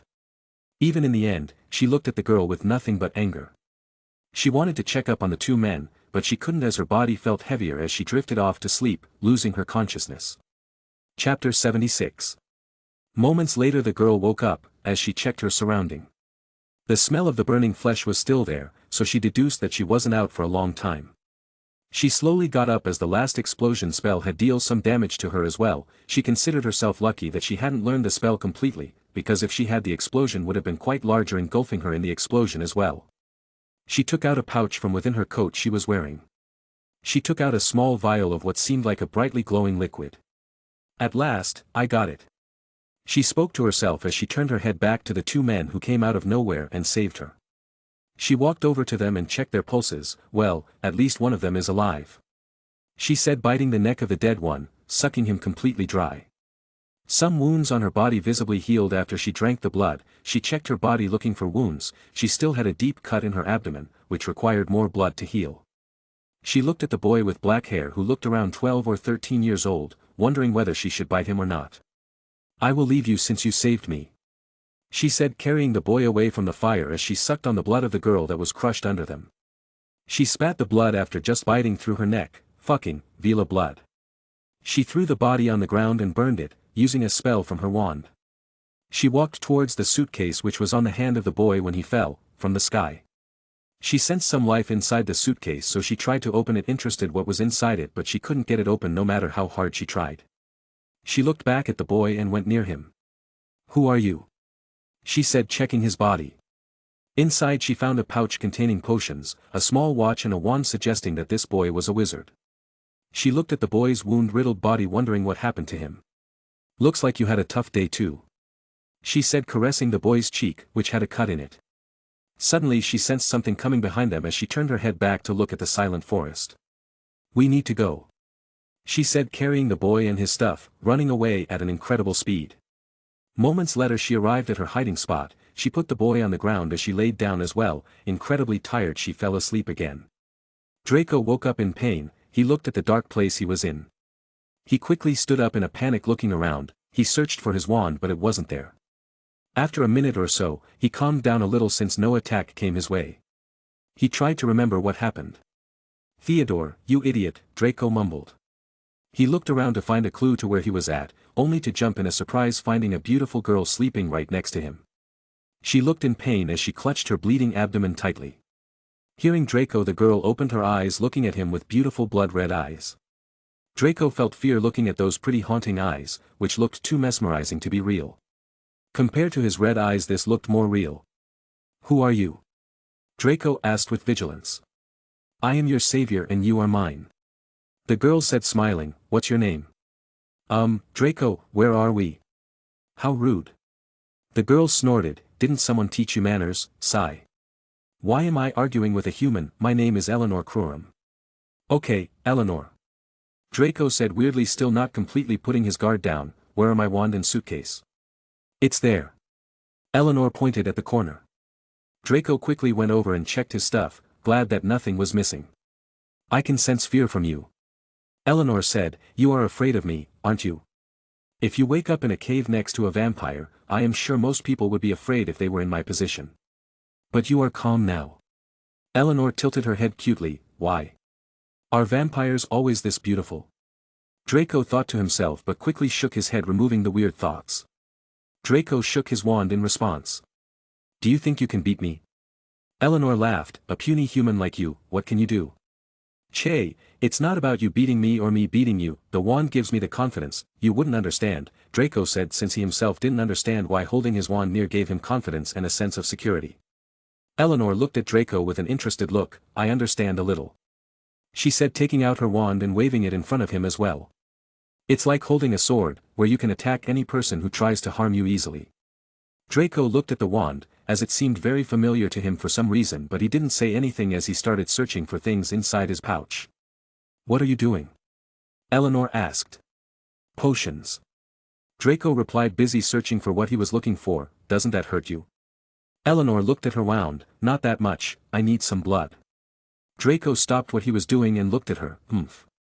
"I am not going to kill you. If I wanted to do so, you wouldn't be alive to give me that look right now." Draco sighed in a bit of relief, taking out a couple of potions and mixing them together. He poured the potion over the wounds in his body and face. The cuts luckily weren't very deep. Thinking about it now, Pius didn't want to harm him too badly, since he could have done serious damage if he wanted to. He drank the rest of the potion, making the wounds close. "That's gonna leave a scar," Draco thought out loud. "Have you seen your face?" Eleanor said, snickering. "What is it?" Draco said, weirdly touching his face as he felt the cut in his face stink. He felt the scar from top to bottom, which led from one corner of his forehead to the chin, missing the left eye.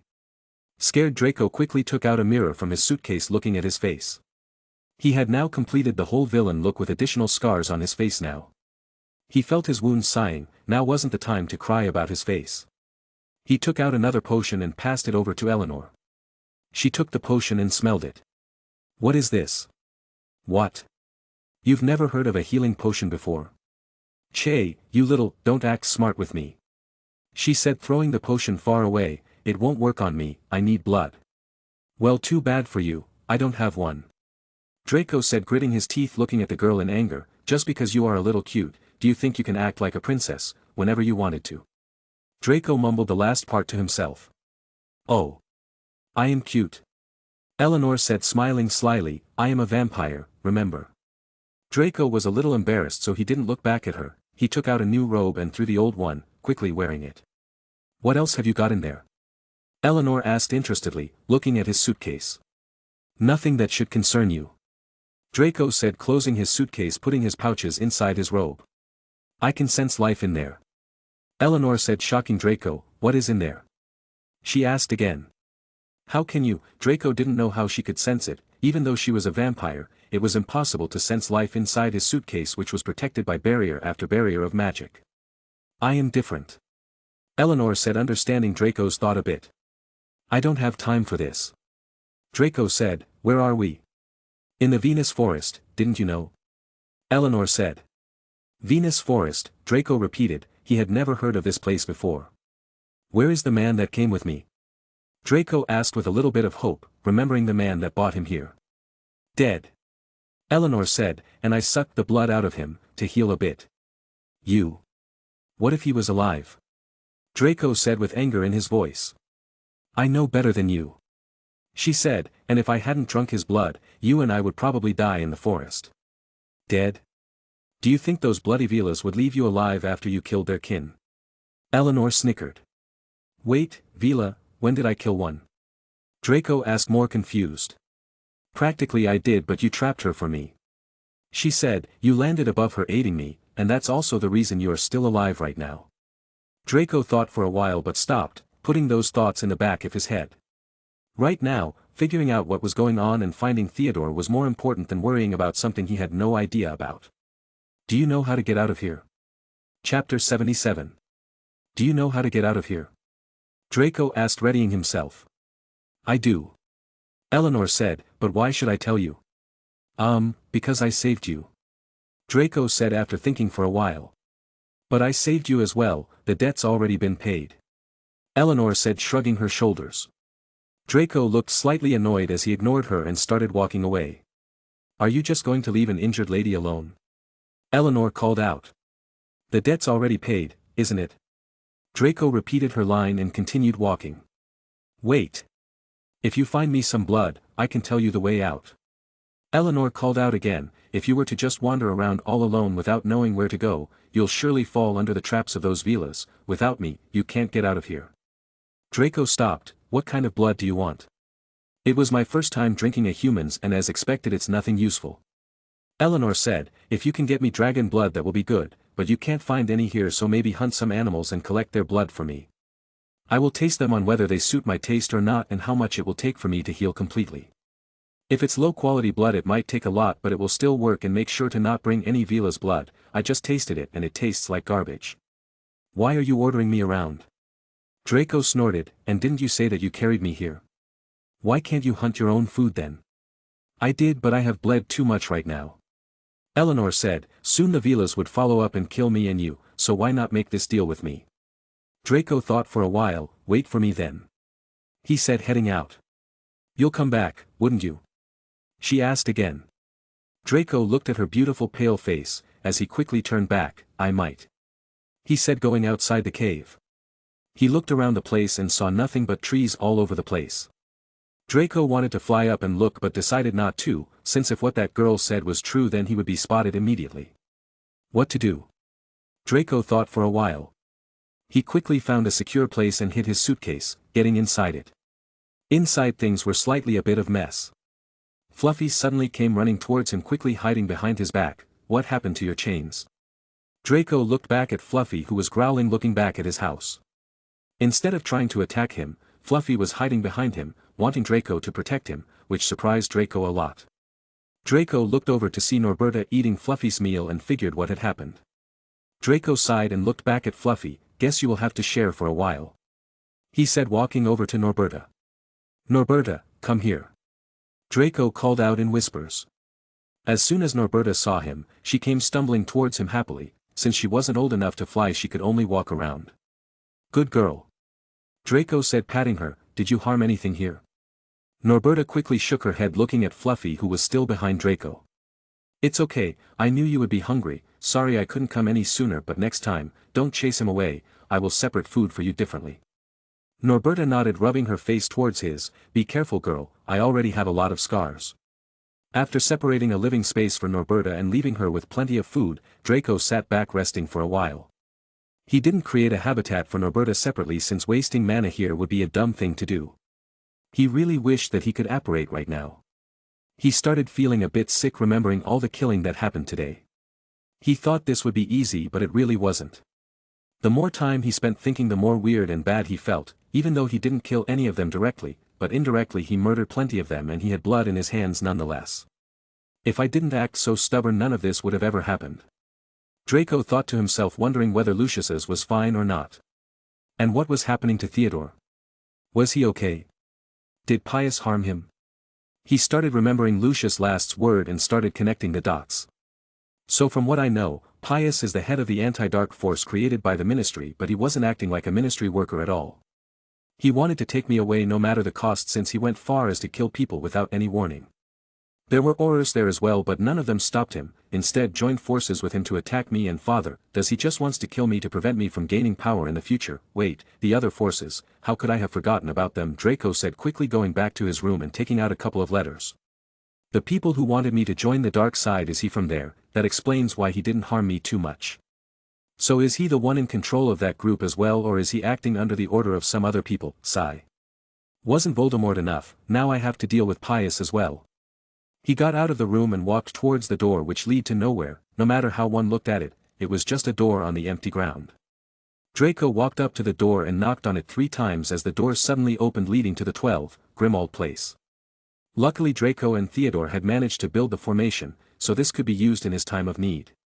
So I skipped the formation making process since it was too boring to write and didn't fit well in the context. "Creature. Dobby," Draco called out. Both the house elf came out and looked at him in surprise. "Master. You are here." Creature bowed. "What happened to you, Master?" Dobby asked in concern, looking at Draco's face. "I am fine," Draco said, shaking his head. "Dobby, go back to Malfoy Manor and make sure whether father is okay or not, and don't let anyone find that you were there. If you find out some information, that would be much better as well. Come back to me as soon as you find out. Master is something wrong with. Just check whether he is back home or not." Draco waved his hands. Dobby didn't ask anything more and disapparated back to the Malfoys. "Creature, how far can you disapparate?" Draco asked. "I can do it all over the country, but it will be harder the further we go," Creature replied. Draco shook his head in disappointment. "Go get me some raw meat that I have stored, all of them." Creature nodded and disappeared. Draco went towards his library and started searching for a clue for where he was. Knowing the place was really important, even though he could come and go whenever he wanted to, his suitcase would be stuck there, so he had to learn the location of the place and get his suitcase out of there immediately. After searching for a while, he stumbled across a map that showed the Venus Forest and had some information on it. It was written that the Venus Forest housed a special Vila clan, but that was all that was written about the place. It showed where in Romania the forest was, but he couldn't figure where exactly his suitcase was since the map wasn't detailed at all. It at least confirms that Vila lives there. Draco thought out loud. He thought about Eleanor, the beautiful vampire, wondering whether he should continue on with the agreement or not. He could provide her with dragon blood, which wasn't a hassle, but he was wondering whether he could trust her or not. Chapter 78. Inside the Malfoy Manor, Dobby operated inside as he sneaked around hiding, looking for Lucius or any other people, when he suddenly heard some people's voices. "Are you okay?" Narcissa asked in concern, holding both the twins in her arms. "Yeah." Lucius sighed. "Thankfully the ministry arrived in time and I could get back home quickly." Draco should be fine for now."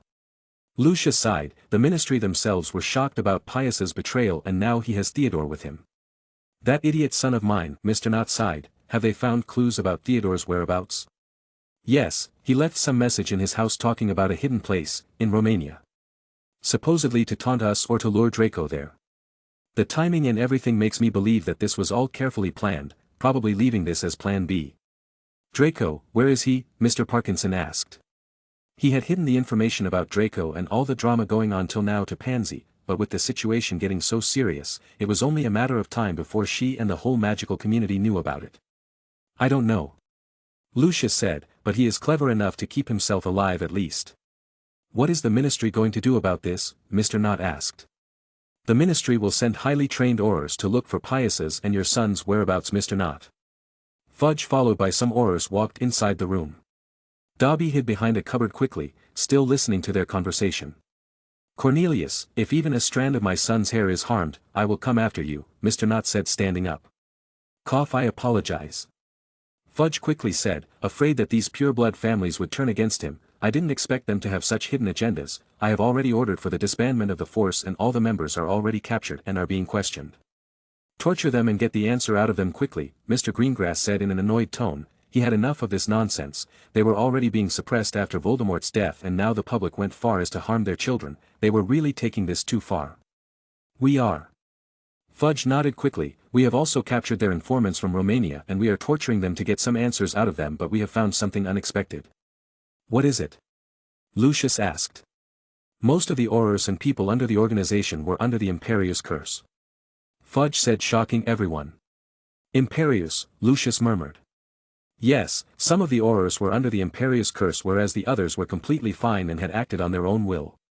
Fudge said, handing out some documents to Lucius and others to see. I am afraid that someone new and powerful has risen up. Pius? I don't know. Fudge shook his head, but going back to his records, he doesn't have any motive nor is he powerful enough to put so many trained Aurors into the Imperius curse alone. Someone powerful must be behind him. Lucius, we need to find Draco, Narcissa said worriedly. We don't know where he is. Lucius shook his head. The least we know is that he is somewhere in Romania, but Merlin knows where. The prophet has got the wind of it. Fudge broke down another bad news slowly, afraid he would get shouted at again. The news about this situation would be published tomorrow. I tried to stop them but couldn't. It's good, Mr. Knott said, sitting back sighing. More people would be cautious about it and helping find Draco and Theodore would be easier. Don't worry. Lucius patted his shoulders. Our sons are intelligent enough to know what to do. You should have seen your son today. He fought bravely. Mr. Knott didn't say anything and just nodded. We have decrypted the clue to a forest in Romania. Fudge said, Pius is likely hidden somewhere inside the forest. As for Draco, his whereabouts has also been pinpointed towards another forest deep in the mountains. Then what are you waiting for? Narcissa snapped at Fudge, go and search for them. We are trying to. Fudge said, sweating slightly, but the forests are too large for us to search them within a day. We don't have enough manpower to do all the work, so it will take some time. Let's join the search then, Mr. Greengrass suggested. Half of us will look for Draco and the rest will look for Theodore. Yes. Lucius nodded. Cornelius, quickly tell us where they are. Draco is in a forest named Venus, and as for Theodore, he is inside the Umbra forest, Fudge said in relief. He came here to ask them for help, but he didn't have the guts to do so, but lucky for him, all of them voluntarily agreed to it. After saying their farewells, all of them quickly headed off to the ministry to get to Romania quickly. So I have made it, that the ministry has access to all over Europe and come and go easily, unlike other people. Narcissa sighed, praying for Draco's safety, and left the room taking care of the twins. Dobby was confused as to what was going on, but he didn't let it bother him too much. Now all he had to do was go back and tell Draco the information he had collected. As soon as he about to disapparate, someone sneakily came back inside the room again. He looked around as if he was searching for something, and after a while, the man took out something from the hordes of books on the shelf. Harry Potter, it's your doom. Dobby didn't hear the complete sentence, but he heard something about Harry Potter. The more he listened, the more shocked he got. Wanting to listen more, he walked near to the man, only to knock a flower vessel off the table on the ground by accident. The man looked back towards the source of noise. Who's there? The man called out. Dobby, afraid of being caught, quickly disapparated back to the 12, Grimmauld Place. Draco was still searching for clues in the dining room when Dobby disapparated back. Dobby breathed heavily, looking slightly worried. What's wrong? Draco asked. Did you get caught? No, Master Draco. Dobby quickly shook his head, looking suspicious as he began to tell all the information that he had heard. Draco sighed in relief, knowing his father was fine. So, Umbra. Draco quickly searched for the map again under the pile of books. So there it is. Draco thought out loud, the Umbra Forest wasn't that far away from Venus. Is there something else, Dobby? Draco asked, looking back at Dobby, who was still there. Yeet, no. Dobby quickly shook his head. Draco looked suspiciously at Dobby, but he didn't have time to take care of it. Leave, Draco said as he carried the books and the stuff he had collected going back to the suitcase. He closed the door, leaving the stuff inside his potion room. Draco got out of the suitcase as he looked around the dark place. It was already night here. Draco had already decided on what to do, so he went back to the cave where Eleanor was. Back inside the cave, two Velas had already caught the trace of Eleanor and were fighting her inside the cave. You'll die today. A Vela said, throwing fireball towards Eleanor, who barely dodged it. Her bleeding hadn't stopped and she was way too weak to carry on. Sigh. Am I really going to die today? She thought, struggling to attack back. Suddenly she heard a familiar voice, and before the Velas could react, the two of them had arrows in their body, as they slowly fell down, dying, not even knowing what killed them. Killing is really different in real life, Draco said, walking in as he ignored the dead bodies on the ground. Today he had seen more than enough, and now by the end of the day he had even killed two people with his own hand. You are back. Eleanor said, weakly smiling. Sigh. Take this. Draco said, passing a vial of red liquid. Eleanor looked at it, and from the smell, she immediately recognized what it was. Dragon blood, she said, quickly opening the vial and drinking it. The moment she did, her wound closed up completely, healing her, not even leaving a scar. Well, that's convenient. Draco said. Do you want to become one too? Eleanor asked, looking at him, wiping the blood off her face. What? A vampire? Eleanor nodded cutely. No, thanks. Draco said, shaking his head. I love being human, at least for now. You sure? Eleanor asked. It has many benefits, you know. I would have to kindly decline. Draco shook his head. So can you move now? The blood heals my wound, but I am still exhausted. Eleanor said, looking at the body of the two Velas on the ground. But whether I can or not, we have to get out from here. Chapter 79. So how did you get the dragon blood? Eleanor asked as they settled in their new hiding spot. None of your concern, Draco said, taking a bunch of food and woods out of his suitcase as he started a fire with his wand. Want some? He said, handing over some cooked meat that he just heated up. Eleanor nodded and grabbed a piece of meat. So how did you arrive here? Long story short, I was attacked and I escaped with the man you killed and I arrived here. Draco casually said. Humph. If you don't want to say it, then don't, and the man you came here with was already dead. Eleanor snorted. So where are you going? Umbra Forest, you know the place? Draco asked. It's my kin, I mean my home, Eleanor said. Really? Draco asked with a bit of hope in his eyes. Seeing the sudden enthusiasm of Draco, Eleanor nodded hurriedly. Yeah, why are you heading there? I need to meet a friend. Draco said, quickly taking out a map. How well do you know the forest? Very well. How many wizard settlements are there? Draco asked, ready to note any important information. Wizards? Eleanor laughed. There are no wizards in there, only vampires. Draco looked at her in surprise. Are you sure? Yes, I know the place very well. Eleanor said, ever since I was young, I wanted to travel to different place, but my father wouldn't allow me to step foot outside the forest, so I hung around the forest. I know every shortcut and way there, so believe me, there isn't any wizard settlement there. In fact, you are the first young wizard I have seen. Since only some old wizards visit our place from time to time. Draco nodded, noting down the facts. So are there any abandoned places far away from your settlements? Abandoned places? Eleanor asked, tilting her head. There are two, but why do you need them? Two, can you lead me there? Draco said. Can you tell me why first? You know I saved you from those Velas, right, so consider you not asking anything back, a part of a new deal. Draco said, making Eleanor pout. Fine. I won't ask you. Eleanor said, one of the old abandoned building is our old mansion and the other one is an old farmhouse. How far apart are they? Not too far away from each other. Eleanor said, it will take us more than a day if we want to reach the place, so it's better if we take some rest. More than a day. Draco frowned slightly. We can use brooms, since you know the way, it shouldn't be a problem, right? Brooms? Flying brooms, haven't you heard of it? Oh, you mean like flying carpets? Eleanor said, I at least know that. Draco shook his head weirdly, taking out two sleeping bags from his suitcase. We will move out tomorrow morning. Eleanor nodded, taking one of the sleeping bags. She flipped it around, not knowing how to use it. Draco rolled his eyes and taught her how, and she snuggled inside the bag cozily. "It's really comfortable," she said. "It is. Are all wizard items like that?" "Yes." "How brilliant," Eleanor said, appreciating the sleeping bag. "You could take it anywhere you want and still sleep properly." Draco looked weirdly at her, wondering if something was wrong with her head. "Eleanor, how old are you? Don't you know that it's rude to ask a lady's age?" Eleanor said, "But I will tell you if you tell me yours." "I am 12. "Really?" "Yeah, why?" "Nothing, it's just that my guess wasn't that far off." Eleanor laughed. "I am 17 by the way." "I see." Draco nodded. He too guessed her age was similar to that, since they age like humans and aren't immortals like, in myths, so it wasn't hard to guess. "What are you doing in this forest, by the way? And why are those villas chasing you so badly?" "I wanted to complete a deal that was held a long time ago," Eleanor said vaguely, "and I came here in this forest to complete that deal." "Just a deal?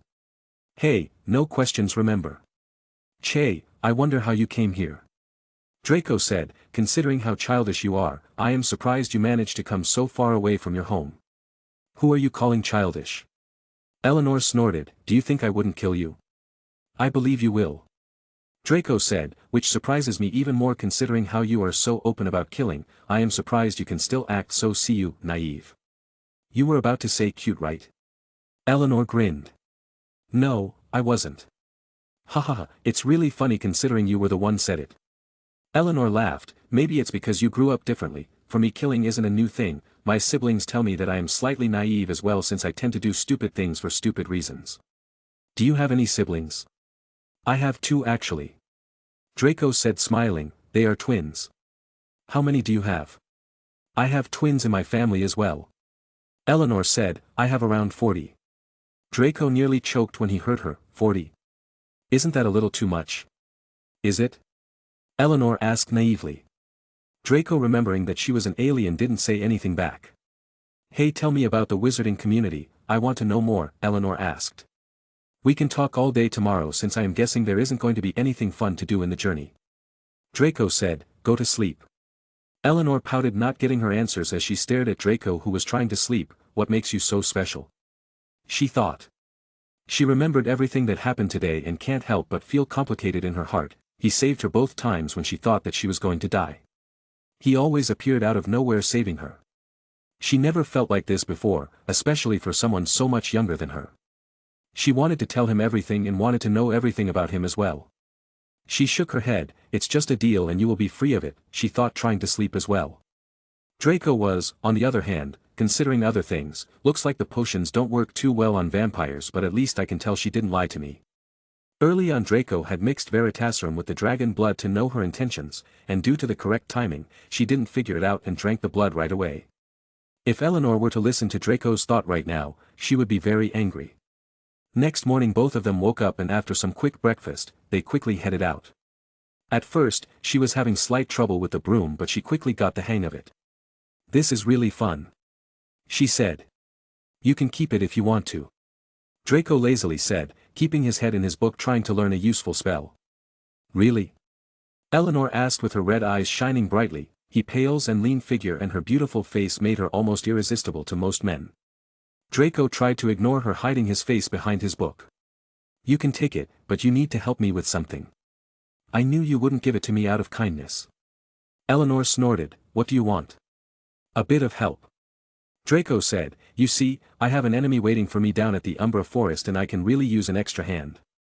After finding out last night that her intentions weren't bad, Draco decides to ask for help since she knew the in and out of the forest as it was home. Having her with him would be really useful. "Really?" Draco looked at her with an annoyed expression. "Well, who is it?" she asked, taking him a bit seriously. "The one who gave me all these scars," Draco said with a hint of rage in his voice. Eleanor looked at him. "It's really impossible since no wizards are allowed without any permission inside the forest." Draco was shocked by the information but shook his head. "This is the only clue I have, and from what I know he wants to lure me in there. There is someone powerful with him as well, so maybe he got in with force." Eleanor looked deeply at Draco as she secretly sent a bat flying with a letter attached in its feet away to the direction they were heading at. Chapter 80. After nearly half a day of travel, they finally reached the edge of the forest. Draco was reading his book and Eleanor was flying around in full awareness, cautious of her surrounding, in case some villas come attack out of nowhere. Draco! Eleanor whispered, pushing Draco's broom to the side. What is it? Draco asked, annoyed being disturbed.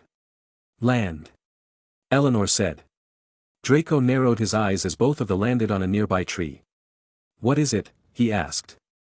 I hear people taking over there. She said, pointing at a direction. People? Yes, male and females. Eleanor said, this is a forest of villas, there aren't any males around here. Males, Draco thought for a while and realized it must be his father and some aurors. It must be the wizards looking for me. Can you hear what they are saying? We are too far away, I can't make out the words since it looks like there are a lot of people there.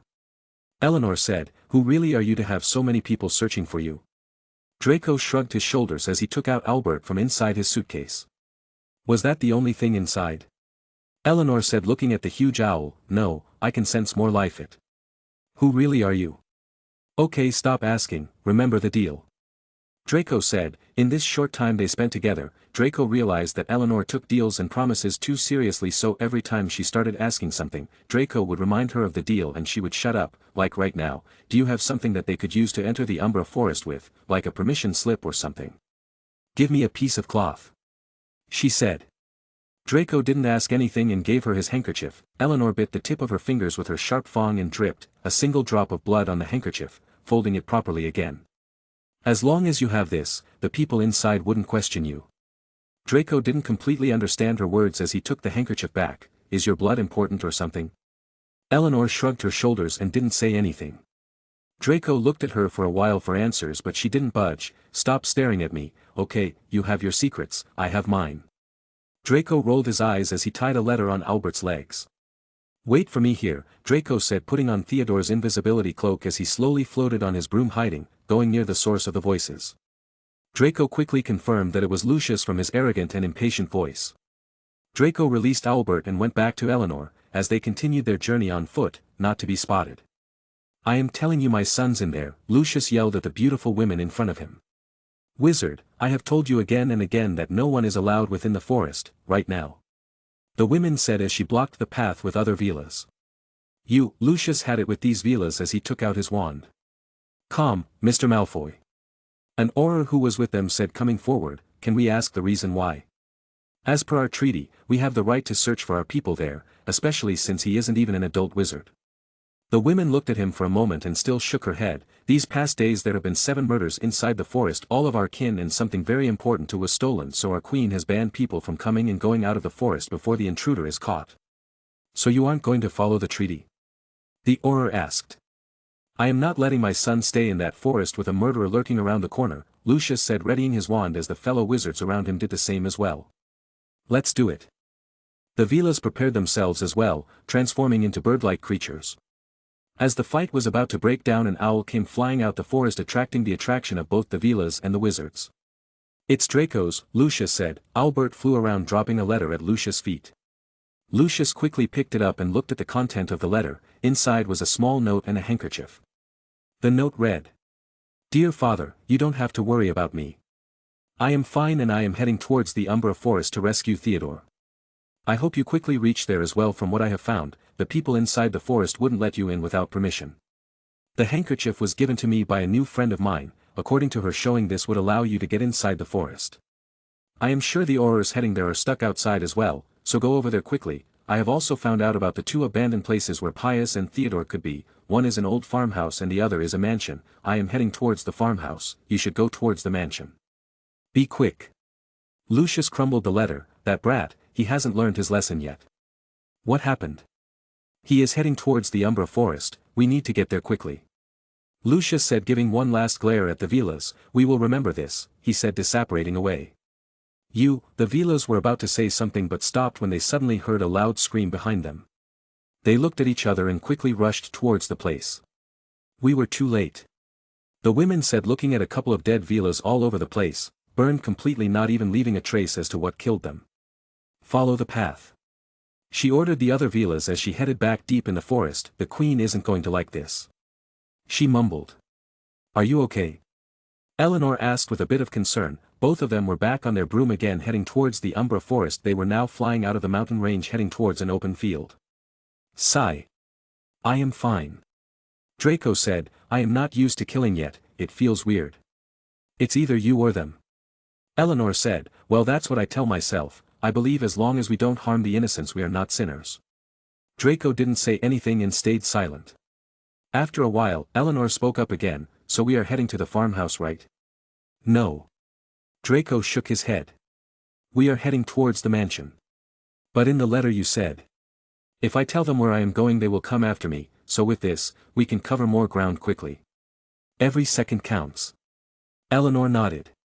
After a couple of more hours, they finally entered the Umbra forest. Unlike the Venus forest, which was bright and beautiful, this place was dark and gloomy. It kinda reminded Draco of the Forbidden Forest. Didn't you say there will be guards? There are. Eleanor said, it's just that they know who I am, so they won't act. Well, you seem famous. Same could be said about you. Eleanor said, snorting, turn left here. After confusing twists and turns they finally reached an old mansion, surrounded by huge walls. Is this it? Draco asked. Eleanor nodded, both of them landed outside the mansion. As soon as they did a lot of men dressed in black appeared out of nowhere and surrounded them. Draco quickly took out his wand as he turned to Eleanor who was smiling at him. What is this? He asked. Nothing much. Eleanor said walking towards one of the robed men, hello father. Draco looked around all the people that were surrounding him, gritting his teeth he held his wand tightly as he looked at Eleanor angrily. Chapter 81. Draco calmed down, it's not, Eleanor said, but before she could finish her sentence another man came forward from behind the man who she called father. What are you going to do, kid? He asked, with his red eyes shining from the hood. Try me, Draco said, readying his stance. Both of them looked ready to jump on one another any moment when suddenly Eleanor's father came forward removing his hood revealing a handsome gaunt face with the same bright red haunting eyes. He had long black hair slicked back perfectly. Okay, stop. He said. The moment he did, the man in front of him snorted and went back to where he stood before. He then walked up to Draco and introduced himself, my name is Mordred Demidicus Crurum, the half-king of the vampires. Draco was shocked by his introduction, king? No half-king. What the hell is that, he thought to himself as he looked at Eleanor who shrugged her shoulders. Draco wanted to end this quick so he composed himself, sigh. My name is Draco Malfoy Black or just Draco Black.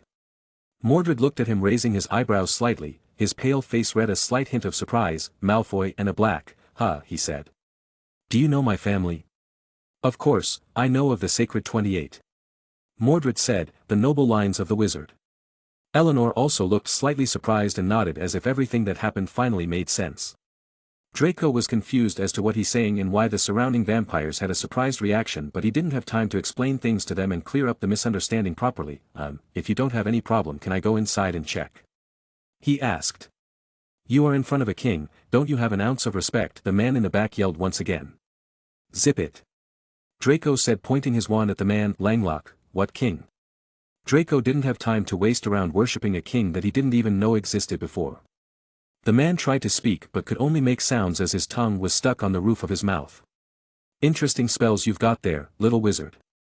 Mordred said with a hollow smile, you have no need to go in and check, as we have already checked all the forest and we have confirmed intruders are staying in there.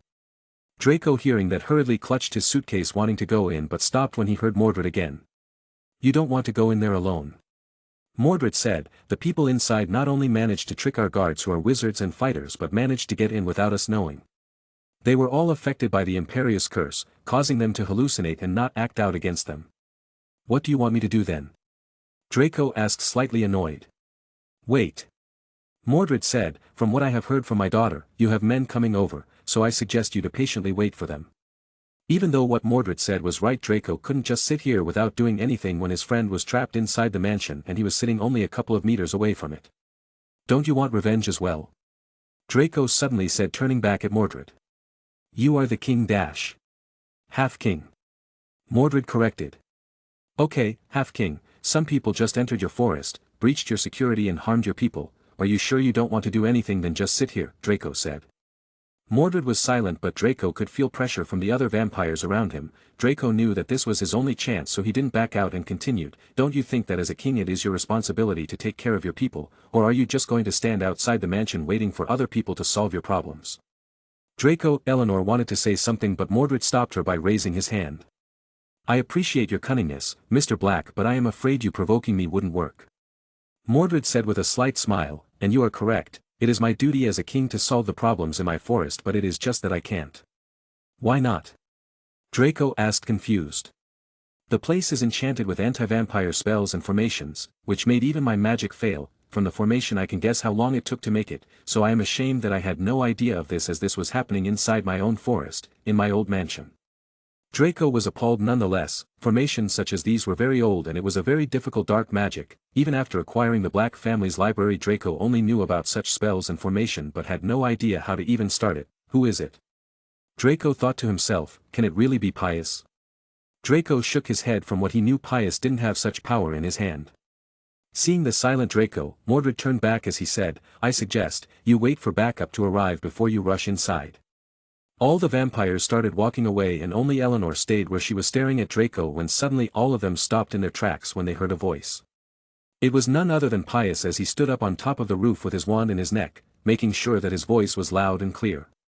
How good to see you again so soon, Draco, he said, spreading his hand. Have you finally come here for your training? Draco narrowed his eyes, glaring at Pius. Mordred looked back at what was going on only to find his senses flaring up. He looked at Draco with his eyes wide open, wondering what was happening. Pius! Release Theodore! Draco yelled, the ministry is already after you, you can't run. Pius, hearing Draco, started laughing madly. Ha, let them come, but before that, he snapped his fingers and Theodore suddenly appeared from behind him as he started walking towards the edge of the roof. Can you save your friend? Draco was getting more and more pissed. The voices in his head that seemed to have disappeared over that last couple of months were now screaming at him to go attack. Draco was barely able to keep himself in control as he gritted his teeth. He looked at Pius with nothing but pure hatred. What have you done to him? He roared, seeing Theodore's lifeless eyes. You know, a bit of imperious curse, but I have to say your friend here was too tough to handle. Even after a lot of torture he didn't reveal anything, and even after being put into the curse he still didn't speak. Pius said, his voice getting more and more creepy.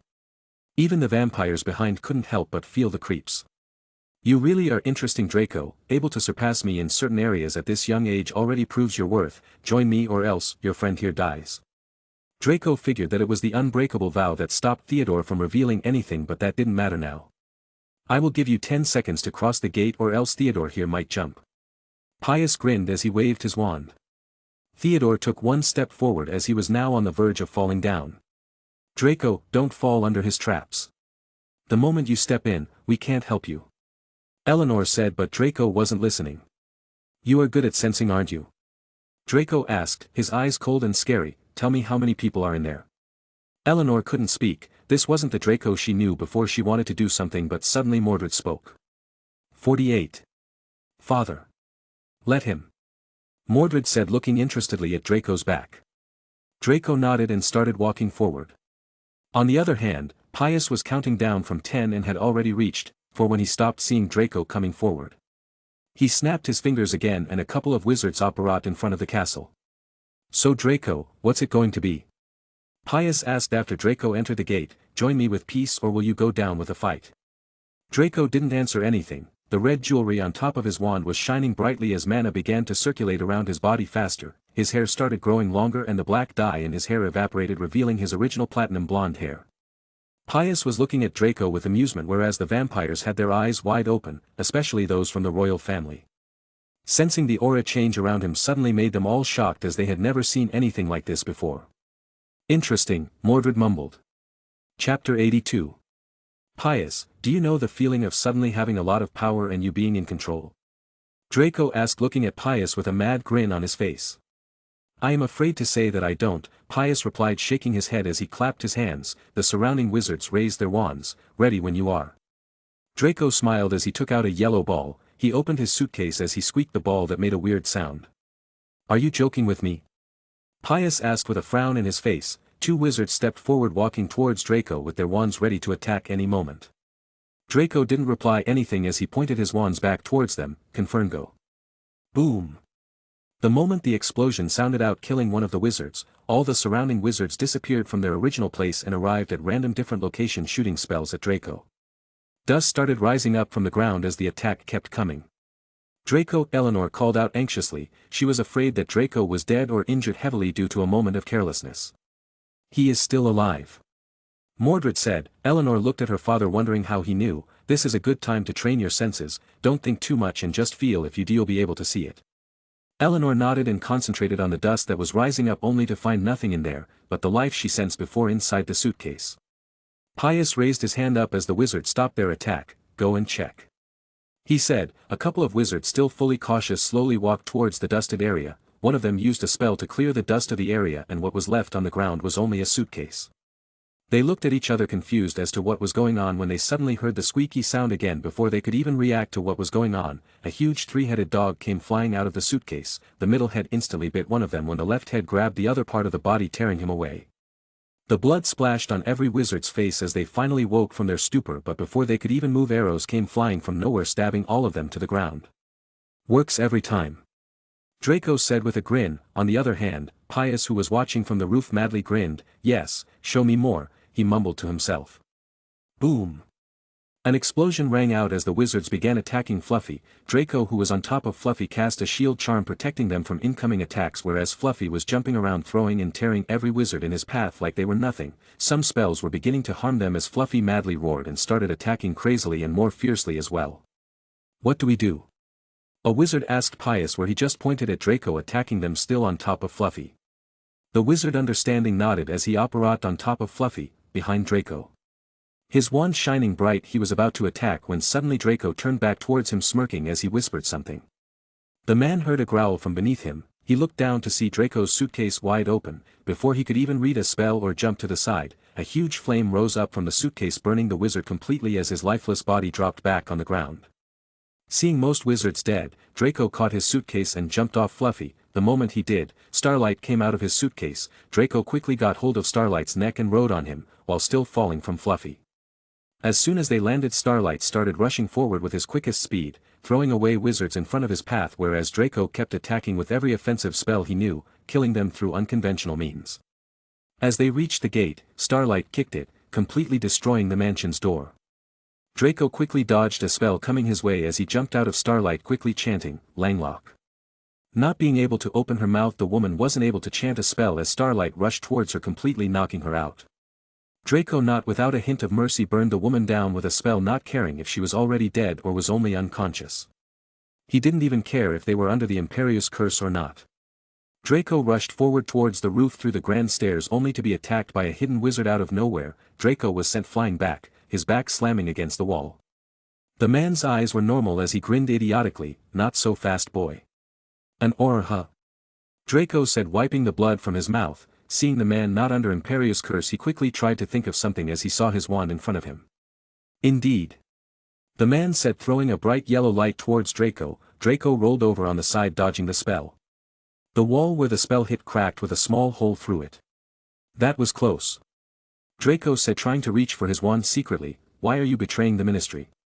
Draco asked, hoping to keep the man busy before he reaches his wand. Knowledge, of course. The man said, attacking Draco again, but this time he was too late as the spell hit his legs, puncturing one side of his thigh. Draco yelled in pain, looking at the man with hatred. Just stay here. The man said, grinning. Why? Draco asked again. Didn't you hear? Knowledge. The man said. Draco snorted, whatever Pius can give you, I can make it double. Oh, my dear genius is making a deal, is he?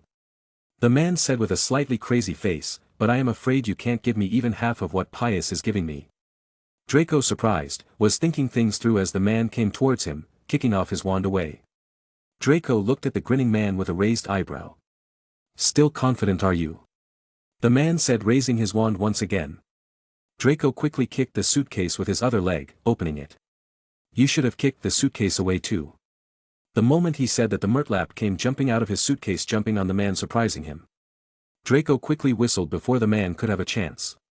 Outside, the vampires were in full of shock and awe. They could have never imagined a kid being able to do this amount of destruction, from taking out a hellhound, killing several wizards all at once, to even calling out a unicorn. In all this, Mordred was impressed nonetheless. The man whose tongue Draco tied was trying to say something but couldn't. Mordred took out his wand and released the man from his misery.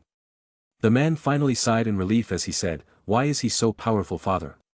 He was afraid if the previous fight had continued he would be the same as the wizard who was torn in half. He isn't. Mordred snorted, seeing the weakness of his own son.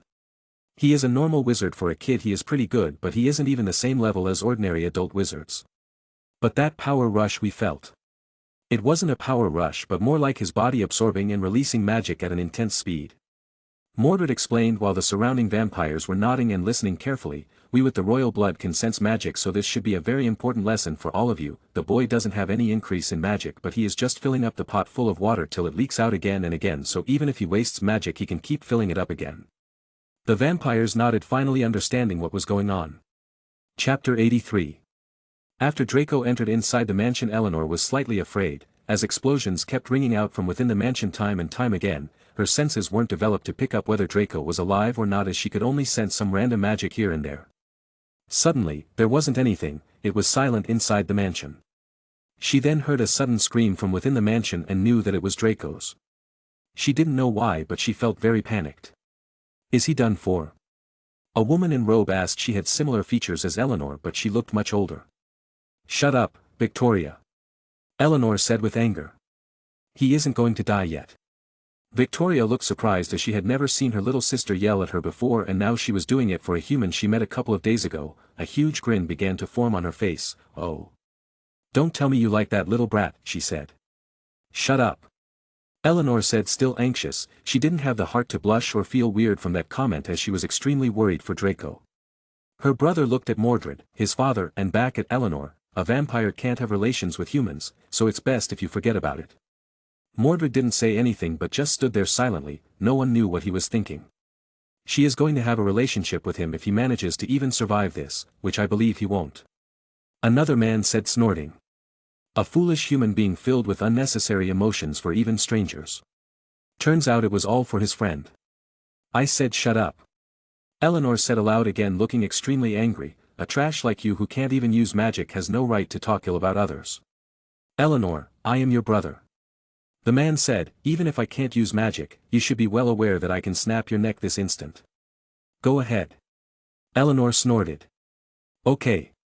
Now, you know the rule, no fighting between siblings," Victoria said, stepping forward. "Let's have a bet instead." "What bet?" the man asked. Victoria smiled and looked back at the mansion. "If he can survive this ordeal, Eleanor wins, and if he doesn't, you win." "What do I win then?" the man asked arrogantly.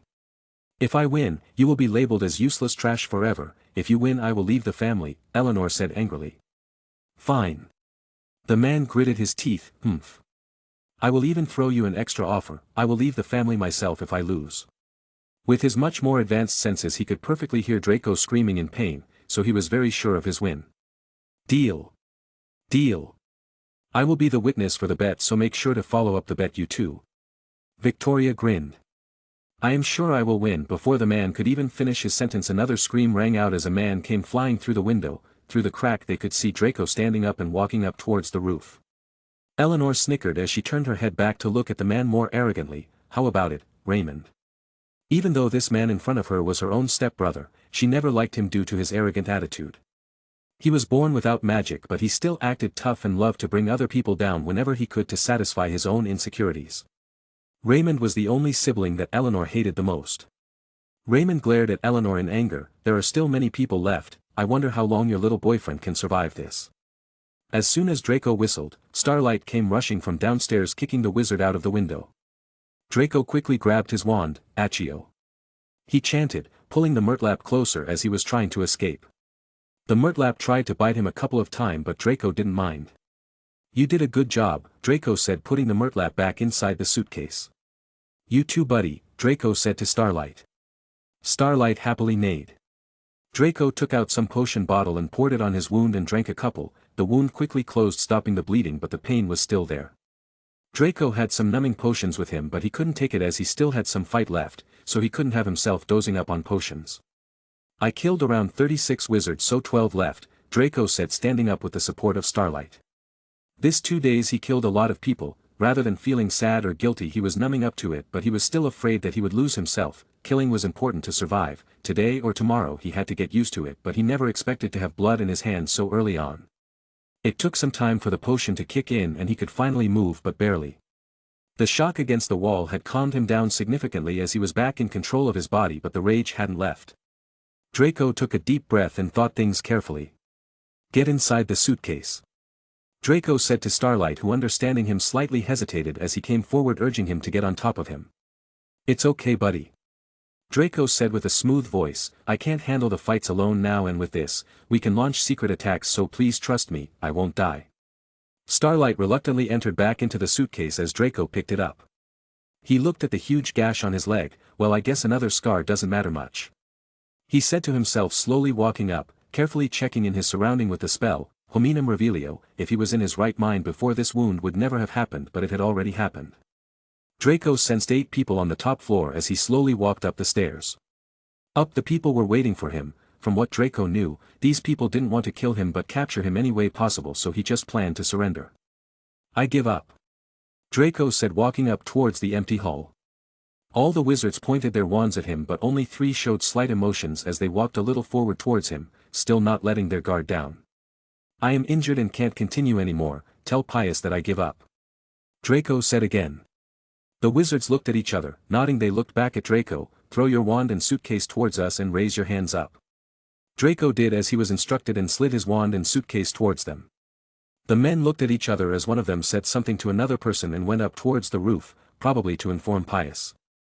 The other man looked back at Draco. "What happened to the woman who was guarding the gate?" "The one with the dark dress?" Draco asked innocently, laying back against the wall. "Don't act smart with me, there is only a single woman inside the mansion, my wife," the man said, pointing his wand towards Draco. "What did you do with her?" "Oh, she was your wife," Draco said, tilting his head innocently as if he was thinking something. "Don't play games with me or I will kill you, regardless of what Pius wants," the man said, growling. "Your wife, at hashtag," Draco said the last words in whispers. "What did you say? Say it clearly," the man shouted once again. Draco just grinned when suddenly the suitcase opened up and Norberta came jumping out of the suitcase, breathing fire as she burned all the wizards. Some attacked, but the spells just repelled from her body. In a matter of seconds, the 7 wizards burned to crisps as their lifeless bodies fell down on the ground. "Your wife died the same death as you," Draco snorted, picking up the suitcase as he sent Norberta back in. Chapter 84. Those flames again, Victoria said, seeing the fire rose up from the window. "Father, is that what I think it is?" "Yes, dragon flame." Mordred nodded. He was more than familiar with dragons as they were their source of food sometimes. Mordred himself had fought many dragons before, but not one of them felt close to following orders. Mordred wondered why the dragon was helping Draco and why wasn't he releasing the dragon fully, but he finally knew why. The dragon was still small to be used to its full extent. The more he knew about Draco, the more he found him interesting, far interesting than any other human he had met before. A moment later the man showed up with Pius, Theodore, and the remaining 3 wizards. The 2 awakened people looked at the burnt place in shock. Even Pius's face was dark and Draco was nowhere to be seen. They looked at the dead bodies which were their friends before, but now they couldn't even be recognized properly. They turned back and looked at Pius. "That kid is insane," one of them said. "I quit." "Me too," the other man said. "You can take back all the money you gave me." "You can quit, but you have to quit the knowledge I gave you as well," Pius said arrogantly. "I showed you the true taste of power, and you're telling me that you want to give it all away." He is a 12-year-old kid for Merlin's sake. "But he isn't that simple." The man shook his head. "He killed everyone in a matter of seconds. Now all you have left is 2 people under the Imperious curse. One is a kid and the other is an Auror similar to the ones that the kid has killed several times before. I read rumors about him being a Dark Lord, but now I know for sure that he is one." "Yeah, I am sorry, I give up as well," the man said. "You have knowledge about all these spells and formations, so I am sure that you have a spell to erase the memories of all the knowledge you gave us." "Yes, with your power I am sure you can defeat him alone." "Idiots," Pius said, quitting in the final moment. "The kid's already injured and most of his cards are already out in the open, and you are still scared."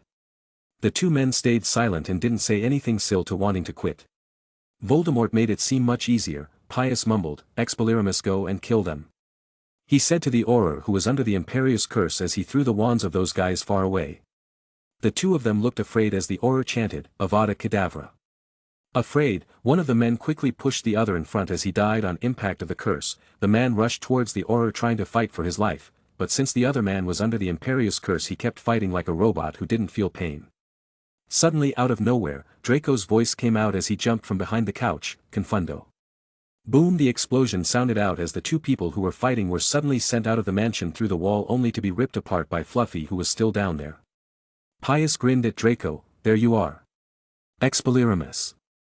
Draco chanted but Pius who was completely fine dodged the curse without any problem. Draco who was extremely tired panted.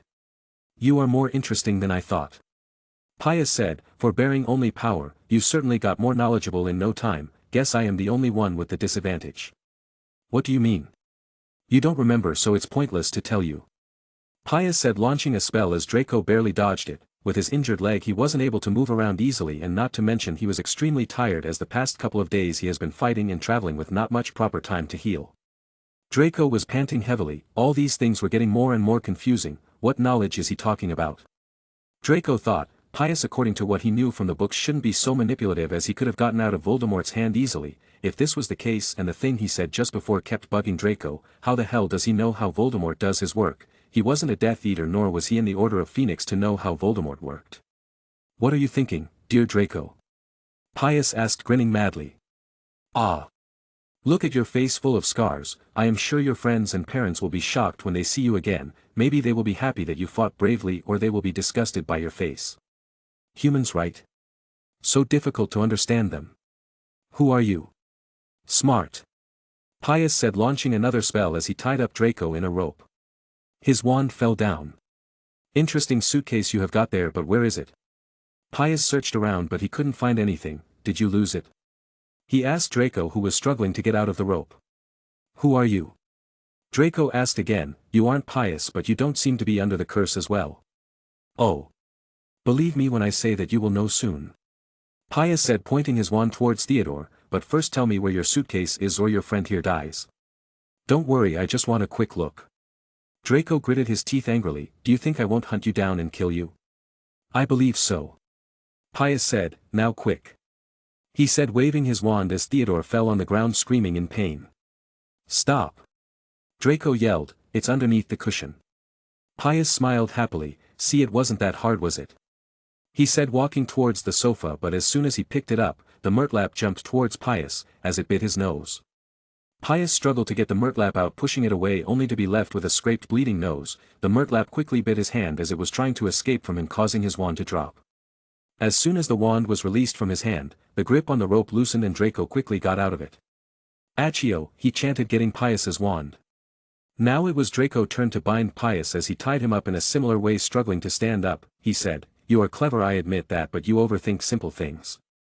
I tend to do that sometimes. Pius said without a trace of worry in his voice, I try to have a bit of faith in humanity but it always turns out to be disappointing. Defindo dash, Draco said cutting one of Pius' fingers off. Pius yelled in pain but the disgusting smile on his face didn't waver. Who are you? What are you going to do next? Chop my arm off. Pius grinned. But to his surprise Draco grinned as well launching several severing charms, again and again, bit by bit slicing Pius's arm completely as he kept yelling in pain. Like me have you lost it as well? Pius asked in tears. The pain was driving him nuts. Who are you? Draco asked again but he didn't get any response, as Draco tried to cast another charm, Theodore suddenly jumped at him pushing him away. Shit. Draco thought as had completely forgotten about Theodore, still being under Pius's control. No. Pius yelled but he crazily shook his head once again, he looked at them sweating, shaking his head again and again, trash him Theodore, get out, don't kill him but you can do whatever you want. Chapter 85. Dude. Wake up it's me. Draco said dodging a punch. I know you can get away from his control, I know you can, okay stop trying to punch me you, idiot. Draco said punching back right in his face. Draco quickly got up getting the chance, Theodore, it's me, your best friend, your childhood friend, remember all the times we spent together, remember Pansy, Daphne, and all our other friends in Hogwarts, wake up asshole. I know you can. Draco yelled. Theodore stooped in his tracks trying to get back control. His emotionless eyes started shining a bit. Draco knew this was working. Remember the time when we first met and I forced you to become my friend even if you didn't want to? You looked so annoyed, but deep inside I knew you were happy. Don't listen to him. Pius yelled crazily. The rope had already come off, but he was similarly struggling like Theodore, trying to get away from whoever was controlling him. Shut up. Theodore said, taking out his wand and shutting Pius's mouth shut with a spell, dropping on the ground. He had finally woken up. Draco sighed in relief. You are back. Draco smiled. What the hell happened to your face? Theodore said weakly, laughing, but out of nowhere Pius suddenly grabbed the random wand on the ground and pushed Theodore out of the hole that Draco had made previously with a nonverbal spell. Theodore, who was pushed away, was sent out the wall flying, but to his surprise, Draco blinked. He didn't know why, but he decided to trust him. A yellow ball came flying down with him. Theodore, realizing what the ball was, quickly caught it and squeaked it. As he was about to nearly fall on the ground, Fluffy caught him with his teeth hanging out by his robes. Theodore sighed in relief. He didn't even mind the saliva that was dripping on top of him from Fluffy's mouth. Fluffy slowly put him on the ground, and to his surprise, Draco's suitcase was there, which had a small note on top of it, that read: You see those 4 poles surrounding the mansion? Destroy it and let the vampires outside in. Also, the suitcase is unlocked. Put Fluffy inside it for me, would you? Theodore looked at the gate to find people in robes staring at him. Vampires, really? At the same time, a vampire came rushing in towards Mordred as the person bowed in front of him. King, some wizards have arrived and they have the princess's blood-printed handkerchief with them. Mordred nodded. Let them in. Up inside the mansion, Draco rushed to pick up his wand as Pius threw a sofa towards him. Cave Inimicum, Draco quickly chanted, conjuring a shield protecting himself. Draco had to admit that even after his mouth was shut, sealed, and one arm missing, Pius was still not giving up without a fight. You win this time. Pius said, opening his mouth with his wand. Make sure to read the letter, he said, throwing a letter to him. Draco caught the letter in surprise, but as he looked back at Pius, who was madly grinning, Draco felt something was wrong. If you survive this.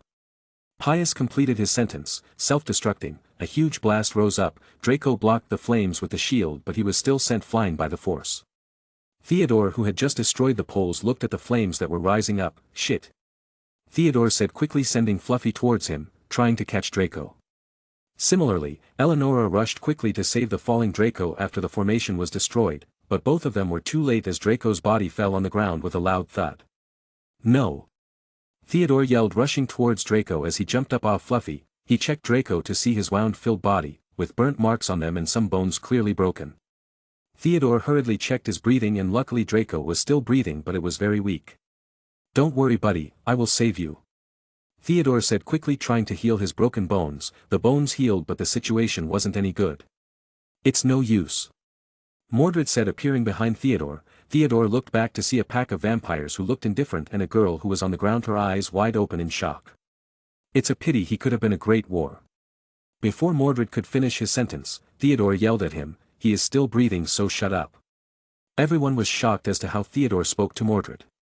Humans really don't have any manners. Raymond snorted as he grinned, looking at Eleanor. So little sis, I win, right? Eleanor looked at Raymond with eyes filled with anger. As she was about to say something, an explosion suddenly rang out, throwing Raymond far away. The vampires, shocked, looked at the perpetrator who attacked Raymond, as it was none other than Theodore. You fuckers, shut up or I will kill all of you. He yelled madly as he turned back again at Draco again, trying every healing spell he knew. Sigh. What a sight. Victoria said, one tries to save the other and the other one does the same as well, even though they have no familial connections between them. Wizard, no, humans are really weird. I've got it. Eleanor suddenly said, quickly rushing towards Draco. Theodore looked at Eleanor with vigilance. I know him and I can save him. Eleanor quickly explained to Theodore. Theodore looked at her for a while and went back to doing his own thing. You shouldn't make false promises, Ella. Mordred said. It's not a false promise, father. Eleanor showed him a vial which shined brightly. Mordred's eyes lit up. Is that? Yes, father, I managed to get it from the Velas. And you want to use it on a human? Victoria said with her eyes wide open. We don't know much about the potion, his normal body may not be able to handle it, let alone his injured one. We know that it is said to even bring the dead back to life, Eleanor said with determined eyes. And he can survive it if I mark him. Have you gone mad? Victoria said, what are you? Mordred raised his hand stopping Victoria, are you sure? He asked looking at Eleanor. Eleanor nodded without any hesitation. You were the one who found it so it belongs to you, so do whatever you want with it. But father, the other vampires said but Mordred shook his head. It's her choice. Let him drink this. Eleanor said to Theodore who was glaring at her, I am the only chance at saving your friend here or else he will just die. Theodore knew she was right, nothing was working and this was the last chance at saving him, I will torture you to death if something bad happens to him. He said walking aside. Eleanor nodded and fed Draco the potion. As soon as she did, Draco's body started shining brightly, engulfing him in light, the scars on his body visibly started disappearing, his hair was turning completely white and his facial structure was changing. What the hell was that? Theodore said shocked seeing what was happening. The potion is something called, the essence of Vila. Mordred explained his eyes still on Draco, the potion is said to have the purest essence collected by every Vila queen open her death. The potion collects in the form of drops so one life of a queen is only worth a single drop of the potion. Theodore stood there in shock, what are its uses? Can it really save Draco? I don't know about that but as for your first question, no one knows about its uses other than the queen herself but the potion as mentioned before is said to have an abnormal healing factor, along with beautifying the person drinking it. Beautifying you mean? Yes, it is said that the person starts becoming more and more like a Vila, but to what extent and how that I don't know of. Chapter 86. The energy that came from Draco's body was so high that even Theodore could sense it without even trying. He turned back putting Fluffy inside Draco's suitcase and closing it. He sighed praying for Draco's safety as he looked back at Draco. Draco's face and his whole body had significantly changed, his hair was now completely snow white, he had gotten a little taller than before and his face was even more beautiful than a girl's, but Theodore wasn't in a mood for jokes since if the potion turned out to be weird as he was imagining it to be, Draco could permanently turn into a Vila which wasn't a good thing at all. His energy's way out of control. Mordred said, if you want to do it now's the right time. Wait, do what? Theodore asked but he didn't get any answers in return but instead he saw what they were talking about with his own eyes. Eleanor sat near Draco as she cut her lips with her teeth and cut Draco's lips with her nail, without any warning Eleanor kissed Draco, murmuring something. Theodore looked weirdly at them and back at Mordred, what the hell is going on? My sister's getting married, Victoria replied walking towards Theodore with a smile on her face which looked quite scary. Wait, marriage? Theodore was shocked, but you didn't even ask. We didn't ask him if he wants to or not. Victoria snickered, we could but your friend needs to be alive to do that. What does keeping him alive have anything to do with him getting married? Everything. Victoria said, you could feel it right? The intense magic building around him. Theodore nodded as she continued, you see the binding ceremony is the only way we could control it now without turning him into a vampire, which is the second option. You might ask what binding ceremony is so let me explain, the binding ceremony combines the life and soul of the two-person, completely sharing each other's life both physically and mentally. Even though I called it marrying, even married couple don't tend to do this as it is too much to ask for. Then does that mean if Draco dies your sister will too? Yes. Victoria said, Theodore still looked at her in doubt, Doubting me are you? Victoria said snorting. I have the reason to. Theodore said, why would a girl that Draco met, I don't know 2 days ago be willing to share life and fate with him so randomly? That's what confuses me as well. Victoria said, but it's a tradition in our family not to object when someone wants to perform this ritual. Your family? Thinking about that, do every vampire have this power? Why want to marry one? Victoria said showing a sweet but seductive smile but seeing Theodore's serious and dull face she turned back to normal, snorting she said, you are no fun. I am just trying to put 2 and 2 together, Theodore said. No, only our royal family is capable of that ritual. Victoria replied. Royal so are you like a princess or something? You took that pretty well than expected. I just heard about the potion from a Vila queen so I am not surprised that you would have a king as well. Theodore said, and from the conversation of the guy who I just blew up, I could tell that you were probably a noble or something similar. While they were having their conversation, Draco and Eleanor ended their kiss. Eleanor was still blushing deeply as she started chanting some mantra again and again. Inside Draco's consciousness, Eleanor's voice rang out. Draco, can you hear me? It's me Eleanor. Draco who was floating freely inside his conscious opened his eyes curiously looking around where the voice came from. Draco, do you hear me? Draco recognized the voice, it was Eleanor, I do, he answered. Finally, I want you to repeat these words after me, don't ask any questions, for now, I will explain it to you later on. Okay, Draco said as he chanted everything Eleanor said line by line, anima et corpus meum et tuum. Omnia enim et meum est quod habs quod tuum est eternum et ultra usque hodie ab omnibus, et simul semper esse, vivere et mori in unimuna. Vovio predonis in nomine Deus, caelum et terram. I translated it from English to Latin. The original meaning of it is, your body and soul is mine and mine is yours. Everything that you have is mine and I have is yours. From today till all eternity and beyond, we will always be together, live together, and die together. I vow in the name of God, earth, and heaven. After Draco repeated those words, light started shining in front of his eyes as he looked in surprise. To the delight of Theodore and Eleanor, Draco slowly opened his eyes. He remembered everything that happened before as he stood up in shock looking around. Calm down, it's over, Eleanor said smiling at Draco. Draco looked at Eleanor as he felt calm. He felt a connection between him and her as if everything was connected between them. Their breathing and even their heartbeat were in sync. Being looked at by Draco, Eleanor blushed, but suddenly a punch came, ruining the beautiful atmosphere between them. Draco held his cheek looking at Theodore as he quickly punched back. What was that for, asshole? Can't you see I'm hurt? That's for not coming sooner and stupidly coming alone. Theodore slapped Draco. Draco quickly slapped back as well. Well, if I didn't, I thought you would be tortured to death. What torture? Theodore slapped once again. Didn't you suffer any? Draco slapped back. Pius asked me some questions, but since he couldn't get the answers out of me, he quickly started putting me under the Imperious curse, but he didn't torture me in any way. Draco nodded, holding his cheek. Have you seen your face? Theodore said, holding his face as well. I know it's full of scars, so what of it? Draco snorted. You want to complain that it made me more ugly than it was before, right? Go on, tell me how I look more like a villain. Do you think you are smart or something? I already know what you want to say. Theodore, annoyed, threw his suitcase at him. Check for yourself.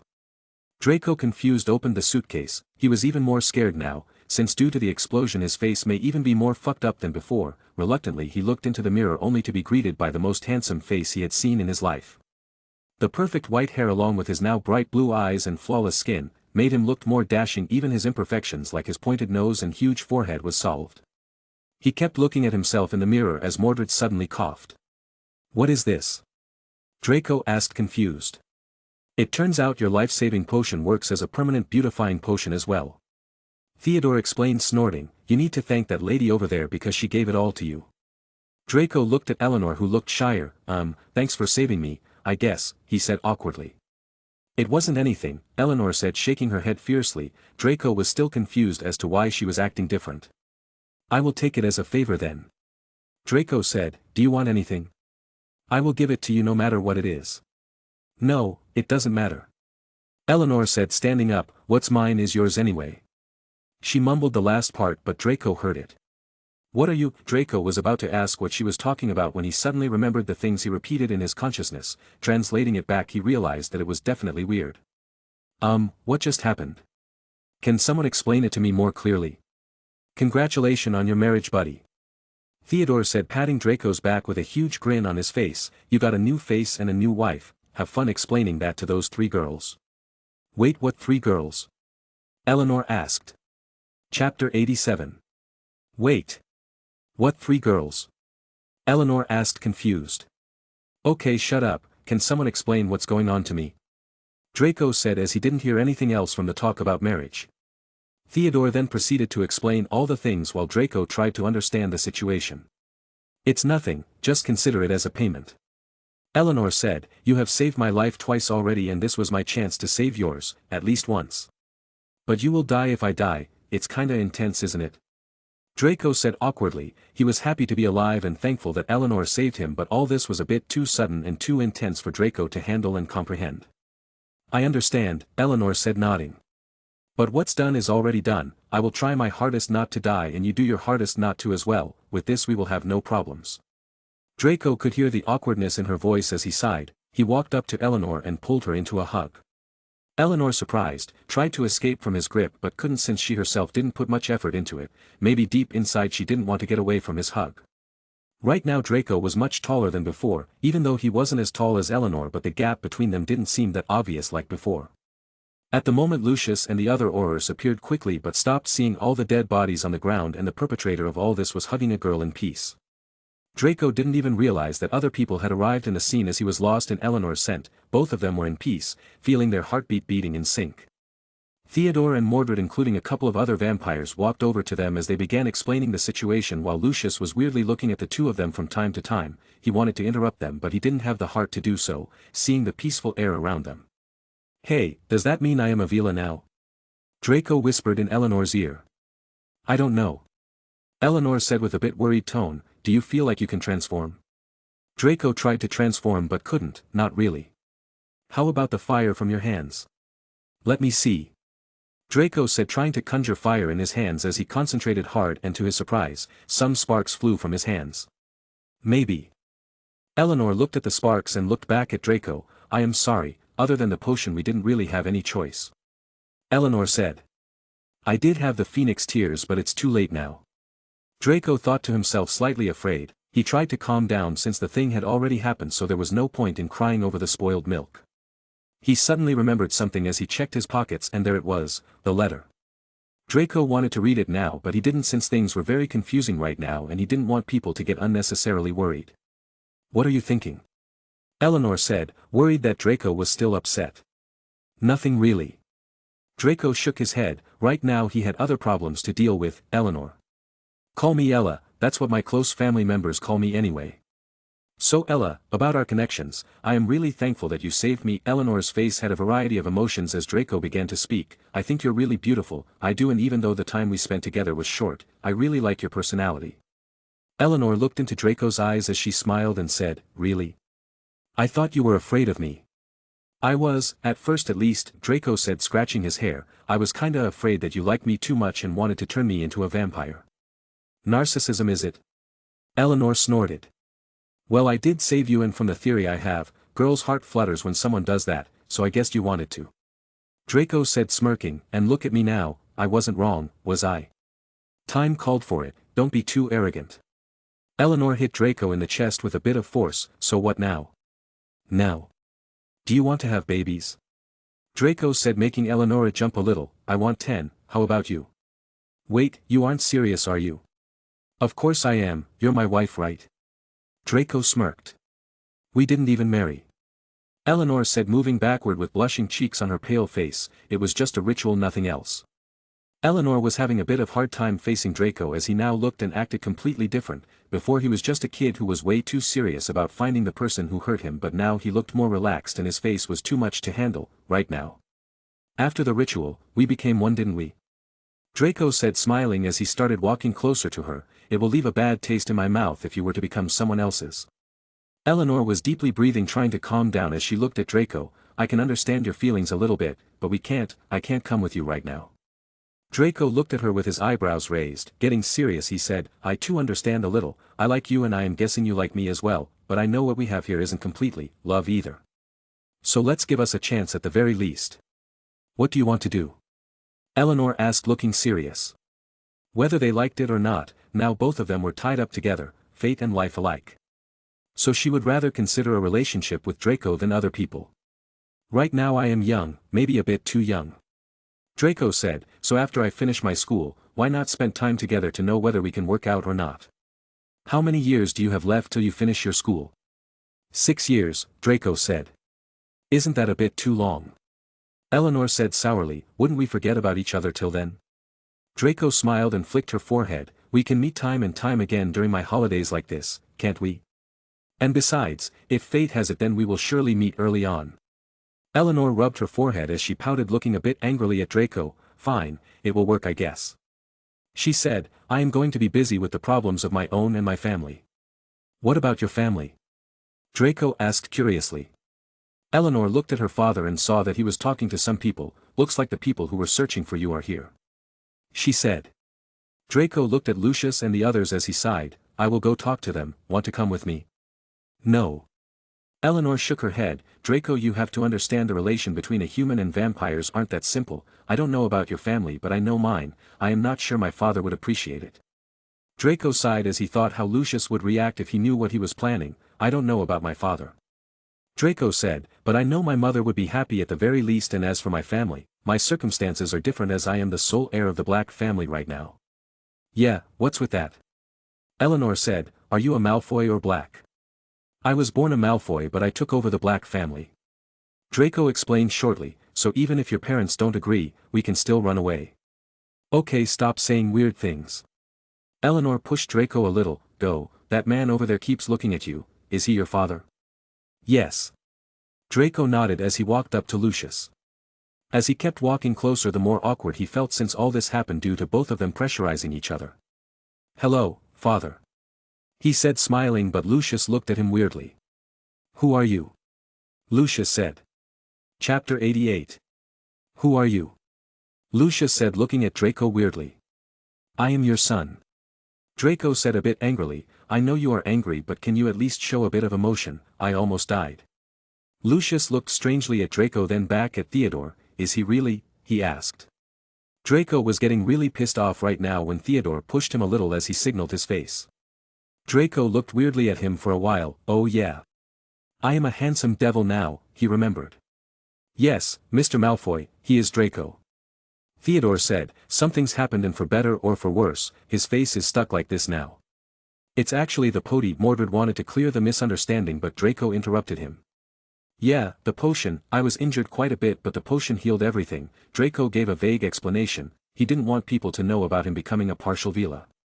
Since no one knew about this potion and its effect, Draco wasn't sure what was happening to him right now so making other people worried about this topic wasn't necessary. Mordred looked at Draco, understanding he didn't say anything else and kept quiet. Lucius sighed as he pushed Draco around looking for wounds in his body, are you fine? Yes, father. Draco said awkwardly. The injuries are gone for good. What kind of potion is it? Fudge asked interestedly but seeing Mordred's emotionless face he didn't continue on. Draco was surprised seeing Fudge here as he was the minister and he was supposed to be quite busy. He looked at Lucius for an answer. We dragged him along of course since this was partially his fault. Lucius said.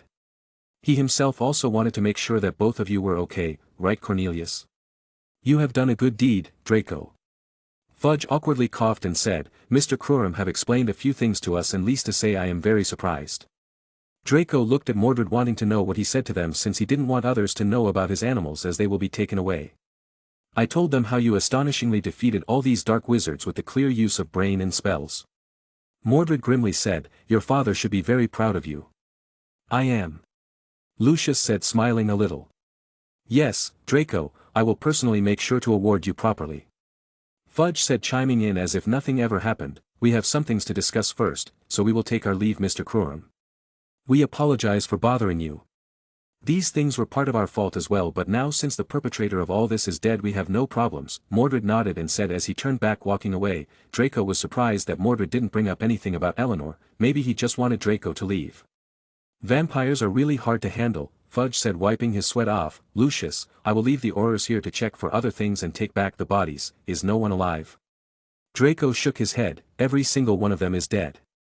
Fudge started sweating more and the Aurors and other families present there were giving Draco a weird look, some filled with respect and some filled with fear. Fudge took a big gulp and said, oh, that's fine, you take some rest first we will talk about other things, thoroughly. A kid killing 40+ wizard was an amazing thing to do, even though some potions were involved to heal him, that didn't matter since none of them were confident enough to accomplish the same feat. They looked at the smoke coming out of the mansion which had its roof missing in awe. Fudge then turned back and started talking with the Aurors about the bodies. Draco nodded as he knew he had broken quite a few rules here and there, he was wondering how Fudge would handle the situation, and most importantly there was another enemy lurking around the corner who no one knew about. Let's go. Lucius said standing up. Where are we going? Draco asked. We have booked a hotel not far from here. Lucius said, we will take shelter there today and move out tomorrow since both of you look exhausted. I also have to write a letter to your mother to let her know that you are fine. We have a lot of talking to do when we reach home. Draco felt quite guilty about making his mother worry but what could he do, since he himself didn't expect things to turn this way. Draco looked at Theodore who was similarly having a conversation with his father as well. By the way, is that the girl you mentioned? Lucius asked. Yeah, she is someone who helped me in the Venus Forest, Draco said as he looked back at Eleanor who was talking with another girl. Say your goodbyes, we need to leave, Lucius said. Draco nodded and rushed back towards Eleanor, the two girls looked at him, one he didn't know about but he didn't care about her right now. So, I am leaving right now. Draco said awkwardly. Sure. Eleanor nodded as she smiled, let's meet again soon. Yeah. You can send me owls from time to time. Draco said, writing his address down, I am mostly in Hogwarts so you can send the letters there. Okay. Eleanor said, taking the piece of paper. Draco, not knowing what to say anymore, sighed. He walked near Eleanor and pulled her into a quick embrace. He quickly separated and kissed her cheeks. Thank you, he said, running away. Oh, looks like the kid's fallen for you. Victoria teased, looking at the stiff Eleanor, who had a red face. Shut up.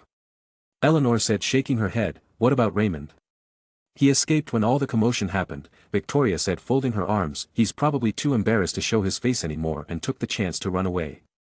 Anyway, I am glad to finally get rid of that annoying trash. Did you know Draco would win? Eleanor asked as she remembered that she was the one who initiated the bet. Victoria shrugged her shoulders as she took out a coin. I have been practicing some divination.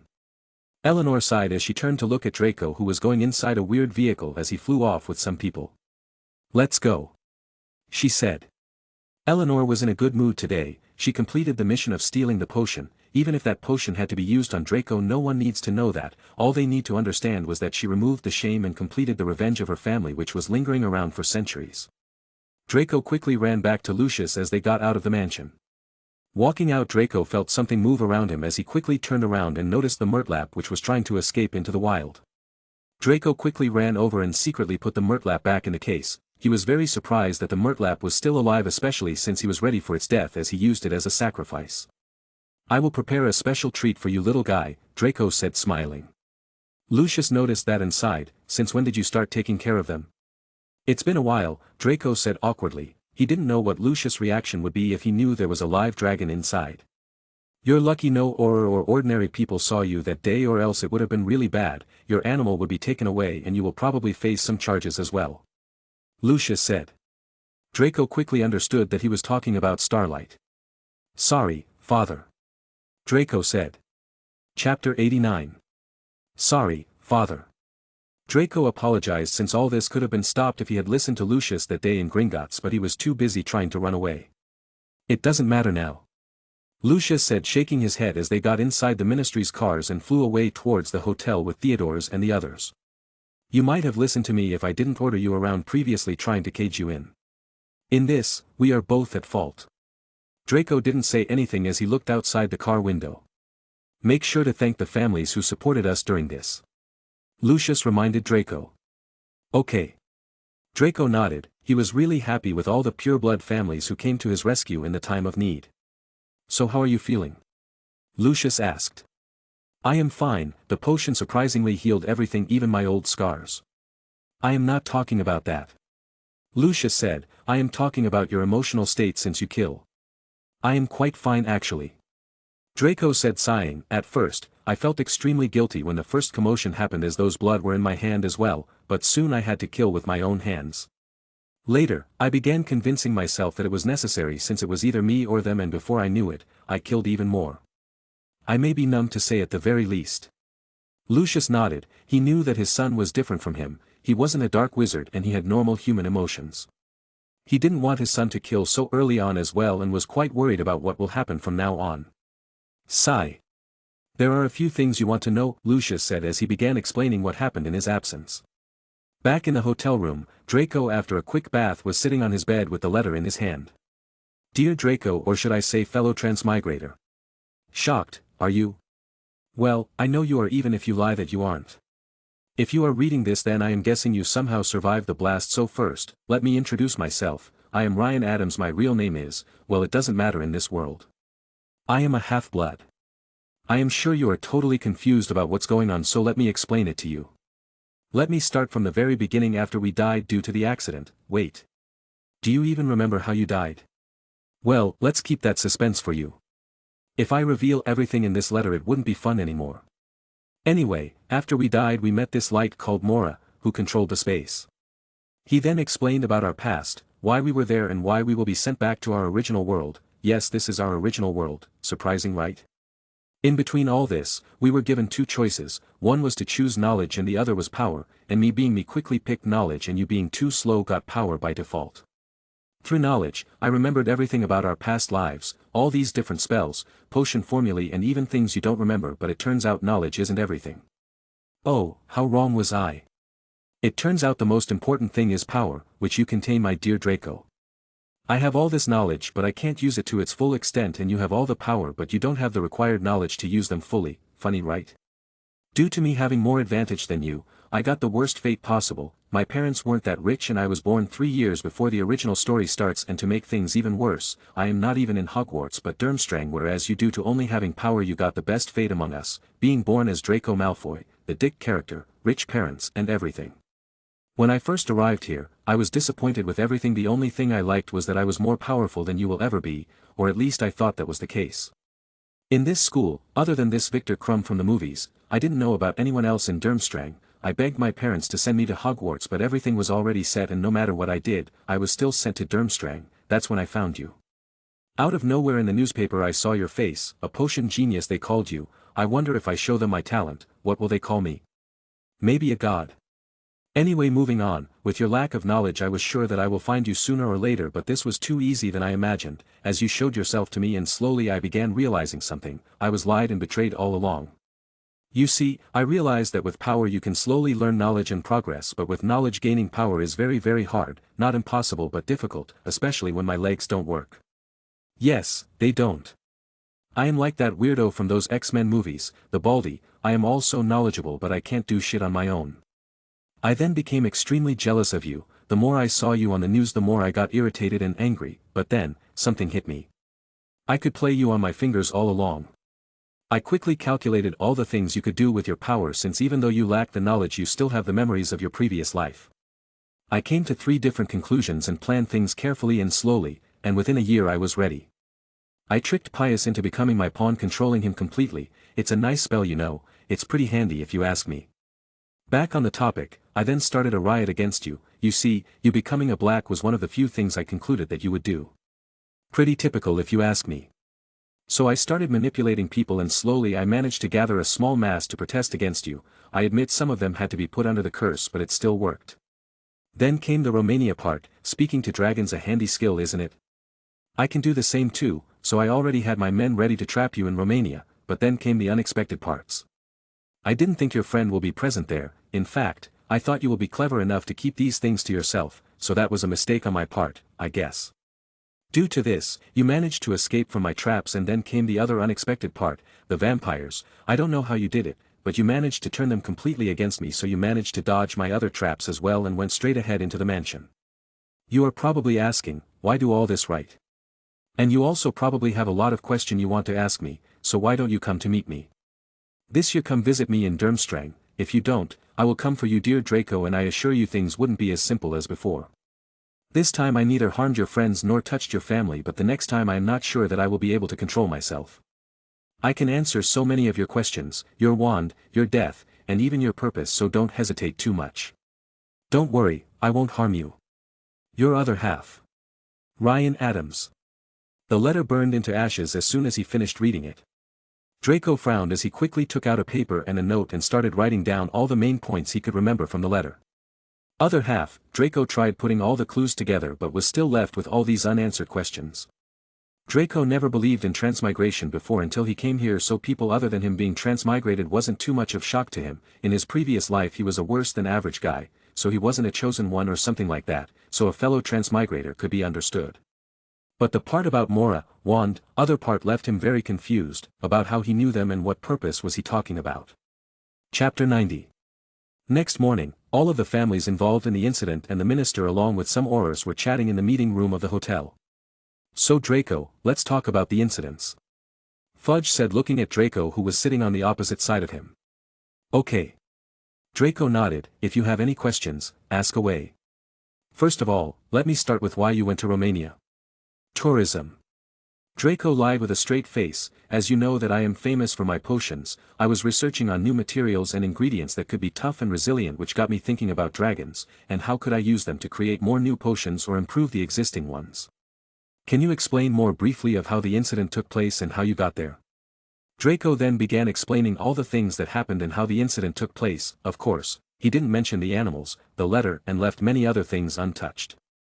Fudge nodded, but the Aurors around him weren't that impressed with the answer. They all felt that there were holes in his story here and there, but they couldn't say anything. Let me apologize for the incident, since I was the one who agreed and allowed the task force to be created, but in my defense, I didn't think any of this would happen. Fudge apologized under the watchful eyes of the pureblood families. I was forced to sign the application of the task force due to public pressure, since you becoming a black wasn't that well received by the public. Draco raised his hand, stopping Fudge from going on further on his apologetic essay. I will rather have you show your sincerity through action than words, so I hope to skip this part and get to the heart of the issue quickly. Fudge felt disrespected as he looked at Lucius, but all he got was a silent treatment from him and the other families. Looking at the situation, he didn't say anything back, as he was clearly lacking in support in this room since everyone was siding with Draco. I understand. Fudge nodded as he passed on some documents. These are all the laws you and Mr. Knott have broken in these few days, from underage magic to killing. Theodore looked at Draco when the topic of killing was raised, but the latter just ignored him as he stared at the documents, which contained a list of spells they used and the damage that they have caused. Luckily, you two didn't break the International Statute of Wizarding Secrecy, so this still falls under our jurisdiction.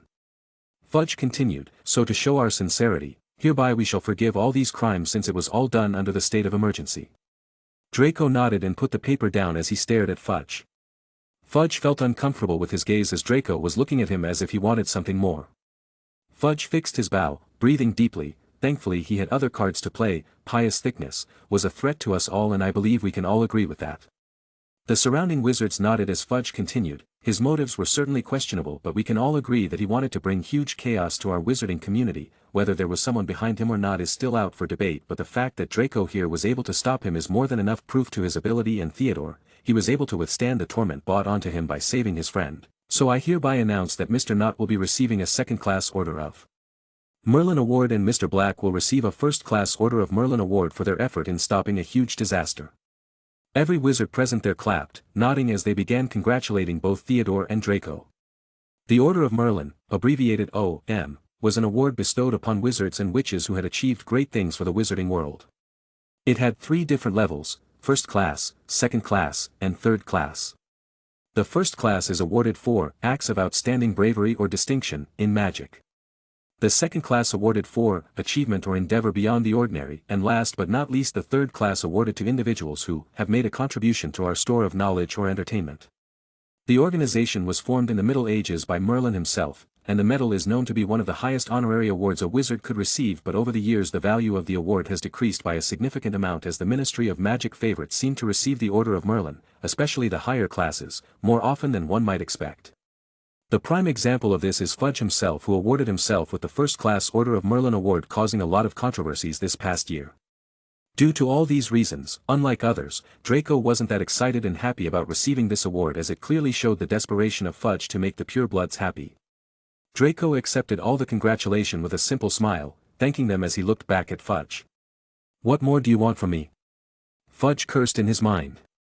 As if Draco heard him, he said, I want to ask the ministry for 2 favors. One of keeping the killings a secret. My reputation's already bad as it is, so I don't want people to get more wrong ideas about me. Fudge nodded as it seemed more logical, and the other wizards keenly listened to what he had to say. After the incident, Draco had earned the respect of all the pureblood wizards, once and for all. And the second favor will require the ministry's help in it. What is it? I want to use this situation in my favor. Draco said, laying back on his chair. The reporters have already found out about the situation, so there is no point in hiding it any further, so why not use this to our advantage? What do you mean, Draco? Mr. Parkinson asked. We use the same medium to change people's opinion about us. Draco said as he played with his phoenix feather quill. We release the news, but only filled with the half-truth and half-lies, like a story that's believable but still seems more of a fantasy. We leaked the news about me defeating Pius, who was planning on becoming a Dark Lord, along with a few of his servants who were trying to take over the community by causing chaos, sprouting seed of mistrust against us pureblood families, to weaken us. And to make this story more believable, we can let them know about the information where the Imperious Curse was used with proof, and we can even add how Pius and the others were planning on attacking Muggle towns and Muggleborns, which will turn the tide against our side. With it, we can regain some public trust by playing the victim, Mr. Knott said, nodding. Excellent idea. Yes, and to add more fuel to the fire, we can use the name of you-know-who, portraying Pius as his follower who wanted to revive him and more. Other than news, with the help of Aurors we can spread the news further through rumors and gossips. All the purebloods agreed with the idea, as this could help them get rid of some of the pressure they were facing due to previous involvements with Voldemort. They believed with this both them and Draco could benefit, as the latter was under the spotlight of becoming the next hero. Even the Aurors couldn't help but feel impressed by the idea, as this sort of method could help solve a lot of problems that they were currently facing and could face in the future. They felt a sudden uneasiness in their heart as they remembered the gruesome murders and destruction in that mansion, since they were the ones who cleaned up the place. All the wounds caused by Fluffy and other animals were blamed on Draco, and he was portrayed to be too gruesome and cruel, as he went far as to burning them to tearing them in half. Chapter 91. Draco had thought of this idea yesterday night, as this will help solidify his reputation of being one of the savior in people's mind, resetting and increasing his fame among common people, both Muggle-born and half-bloods alike. And as for the purebloods, other than the ones here in the meeting, a lot of them were already supporters of him. The other reason he wanted to do this was to taunt none other than his dear other half, Ryan Adams. Since reading yesterday's letter he had concluded that this person had one thing that drove him: jealousy. The whole letter to him was sent to express Ryan's envy towards him and to taunt him. Draco wasn't too happy about the idea of being under someone's control and being under the constant fear that his moves were predicted beforehand. He didn't like the thought of being afraid against someone he hadn't even met before, so he had now started his own game against him. Since it was a new enemy, he needed a new game to play against him, and Draco wasn't willing to lose. Fudge sat there for a while silent, thinking of God knows what. After a moment of silence, he sighed and said, "I can make sure the news is reported in the exact same way you want it to, but what about the other problems? I am not sure all the people would be so easily fooled." "What problems?" Theodore asked, laying back. "As far as I know, I am the victim and Draco here is the savior and Pius is the Dark Lord. If a baby Potter could gain fame with just this, even without actually moving a finger, then what's the problem?" Draco nodded. "There will always be people who wouldn't believe in the news even if they are told the truth. How many of you here would believe that I defeated Pius and 40+ wizards, which among them contained some trained Aurors, by myself?" Draco knew that Fudge wanted to run away from the responsibility, but Draco wouldn't let him. The wizards in the room remained silent, as they will never likely believe what happened if they didn't saw the blast and the dead bodies themselves. Fudge deeply breathed a couple of times and finally gave up. "I can fulfill these demands, but that's all I can do for now," he deliberately said, so Draco would stop asking more. "That's all we need for now," Lucia said. "Our informants and people who work under us can help with all these as well, so you don't have to worry too much about it. By the way, I've been meaning to ask this, when did you guys figure out about Pius's betrayal and his location?" Draco asked interestedly. "He attacked one of the Aurors as he escaped, leaving a letter as to where he was heading," Fudge said. "And you believed him? He chanted the location before disappearing, so what was written on the letter was confirmed, and due to the content of letter suggesting that his target was you, we immediately rushed into action as news about your disappearance was circulating around as well," Fudge explained, trying to sound responsible. "Looks like someone is fame-hungry," Draco thought to himself. "I want to ask you one last question." "What is it?" "The potion. How much were you injured, and how much did that potion heal you?" Fudge asked with greed in his eyes. The potion changed the whole feature of Draco, and its healing factor seemed to be astounding, considering the heated battle that took place.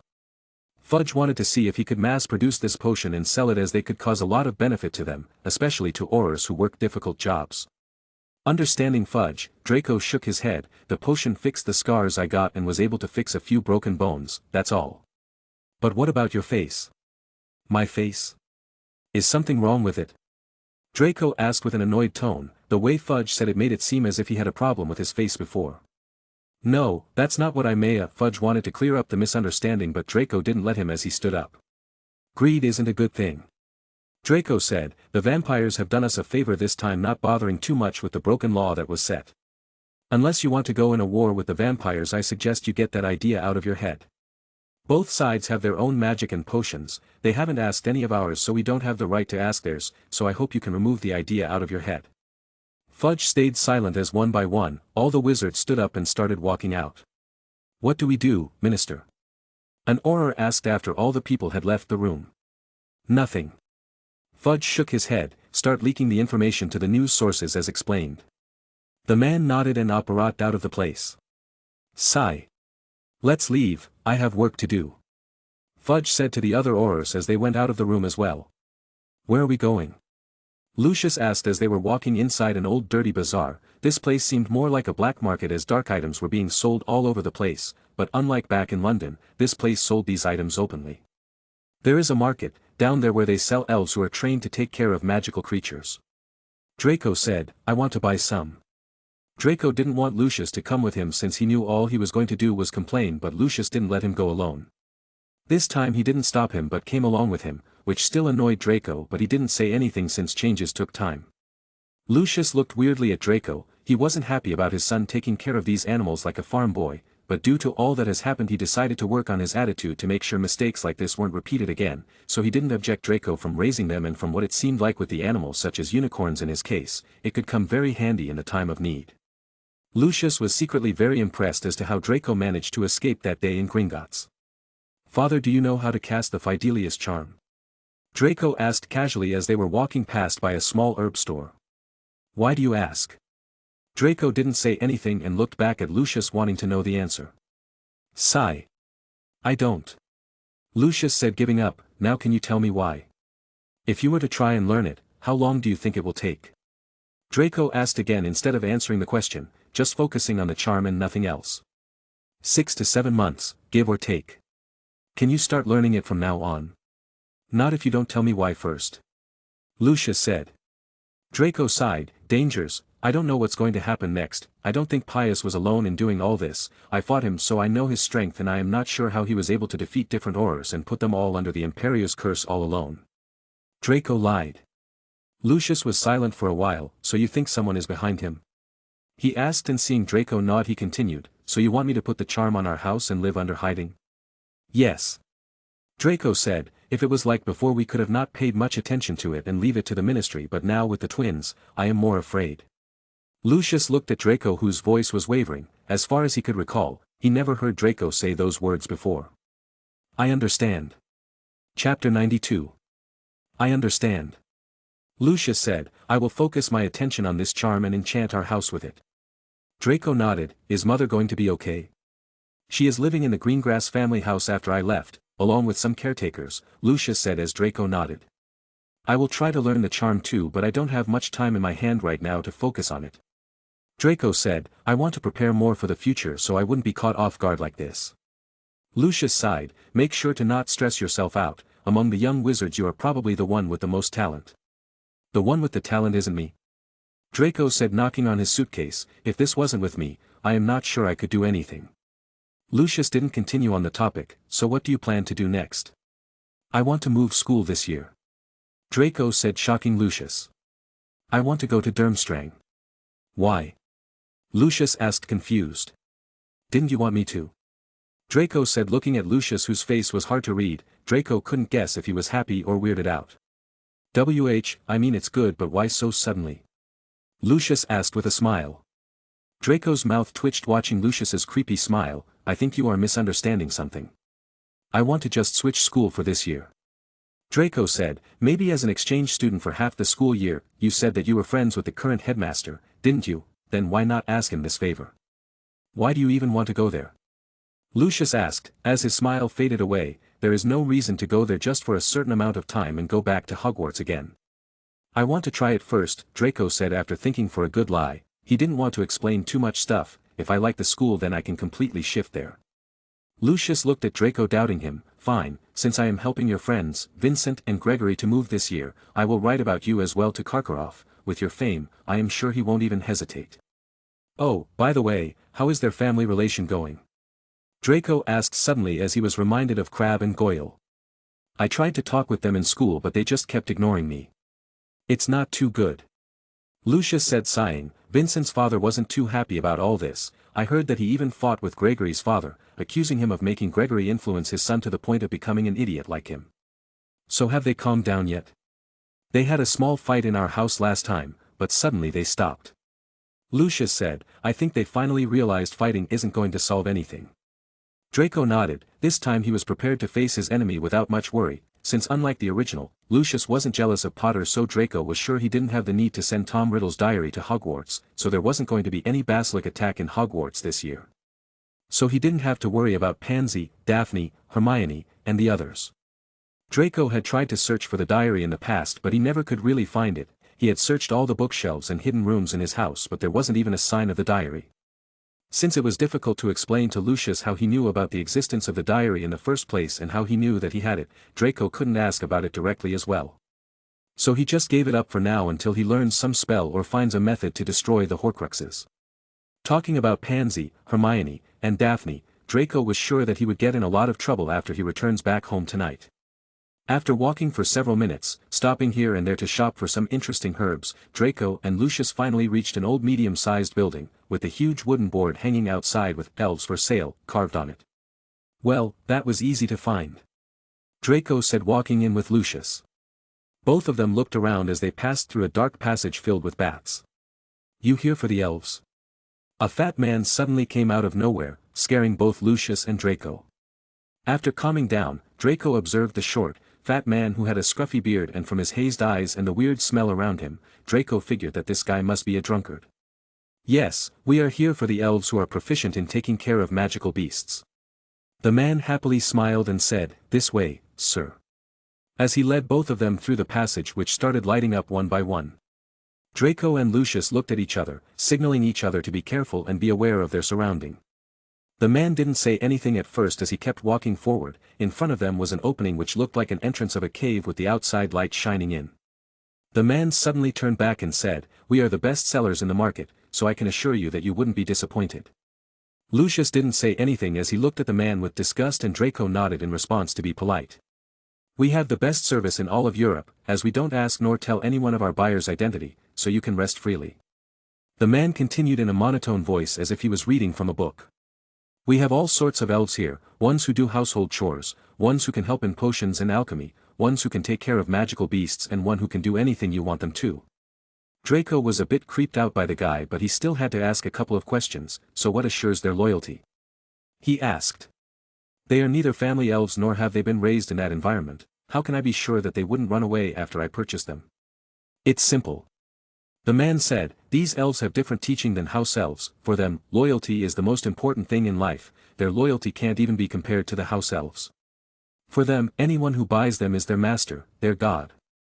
All this, I can assure it's the same concept of house elves, but they will be loyal to anyone who buys them. Even if you give them clothes or release them, they will still stay loyal to you till the very end." Draco thought for a while and asked, "How many types of magical creatures can they take care of?" "Almost all of them." The man replied immediately, "They have all been taught to only take care of animals their entire life, but just to let you know, they aren't good at anything else other than that.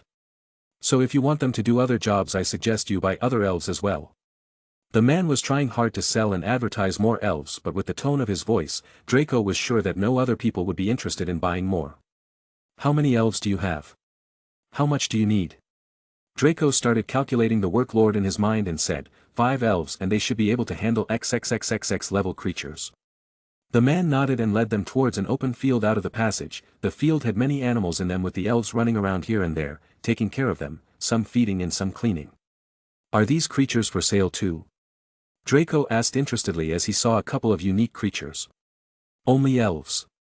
The man replied lazily, "If you want to buy some creatures, there is a shop 20 minutes from here, but you will need a legal permit, and if you want to buy it illegally you need to walk towards the west side for 45 minutes to reach there. Beneath is a black market where they sell some creatures, but it will cost you a lot of money." Draco noted it all down as the man began gathering the elves for Draco to choose. Chapter 93. Draco picked 5 elves who looked decent enough. Seeing the conditions of the elves, Draco realized that they were mistreated a lot than a common house elf. All of them had sunken faces and they were too skinny. All of them had a collar around their neck, which was tied too tightly as they had marks on their neck from it. The names of the elves were Ed, Fred, Ned, Red, and Ted respectively. All the 5 elves Draco chose were male and all of them were young and healthy. Each elf cost Draco 70,500 galleon. After paying the total sum of 352,500 galleons, the man called Draco in front. "I am assuming you're the owner?" the man said, looking at Draco and ignoring Lucius. Lucius' mouth twitched listening to the tone of the man. He was already irritated by the dirty place, and seeing the drunkard's attitude towards him, made him even angrier. Draco, reading the mood, hurriedly nodded. "We need to do a simple ritual," the man said, taking out a bottle of alcohol from his robe and chugging it all in. The alcohol spilled from his mouth and his entire clothes were wet. He wiped the alcohol off his mouth and continued, you just walk in front and open their collar with your hands, not your wand, and release them. After that, they belong to you. Draco nodded and walked in front of the elves, opening their collar one by one, who upon doing so hurriedly kneeled on the ground. Thank you, Master, for releasing us. They said in unison, we will repay this favor with unyielding loyalty for our entire life. Draco nodded happily, seeing the elves' behavior. Now that's done, I'll be off.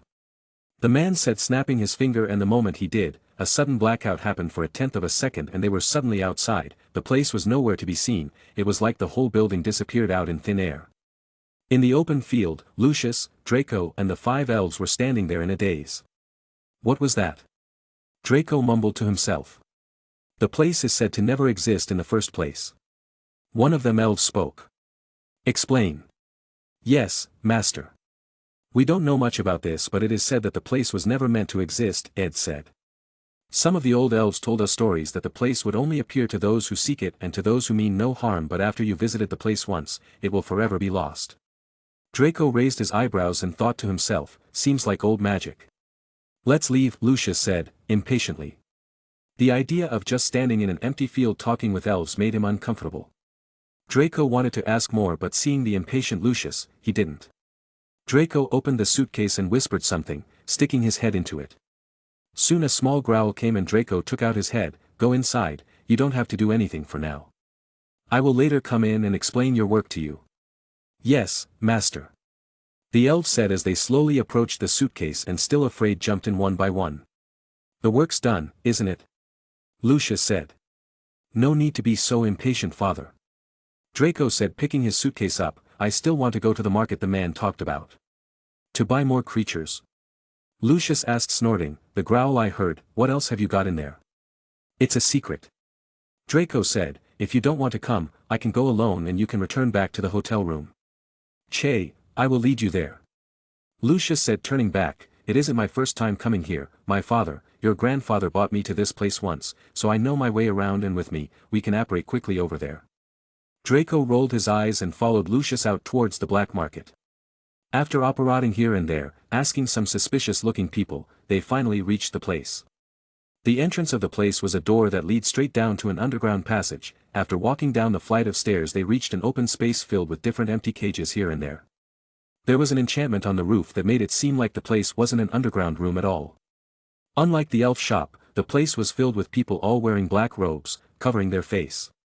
Before they entered the place, both Lucius and Draco had their hood on as well, as they kept walking. The deeper they went, the more the place stretched out with cages filled with different magical and even normal animals. The auction starts in 10 minutes. A voice sounded out throughout the place and all the people who were looking around started walking in a single direction.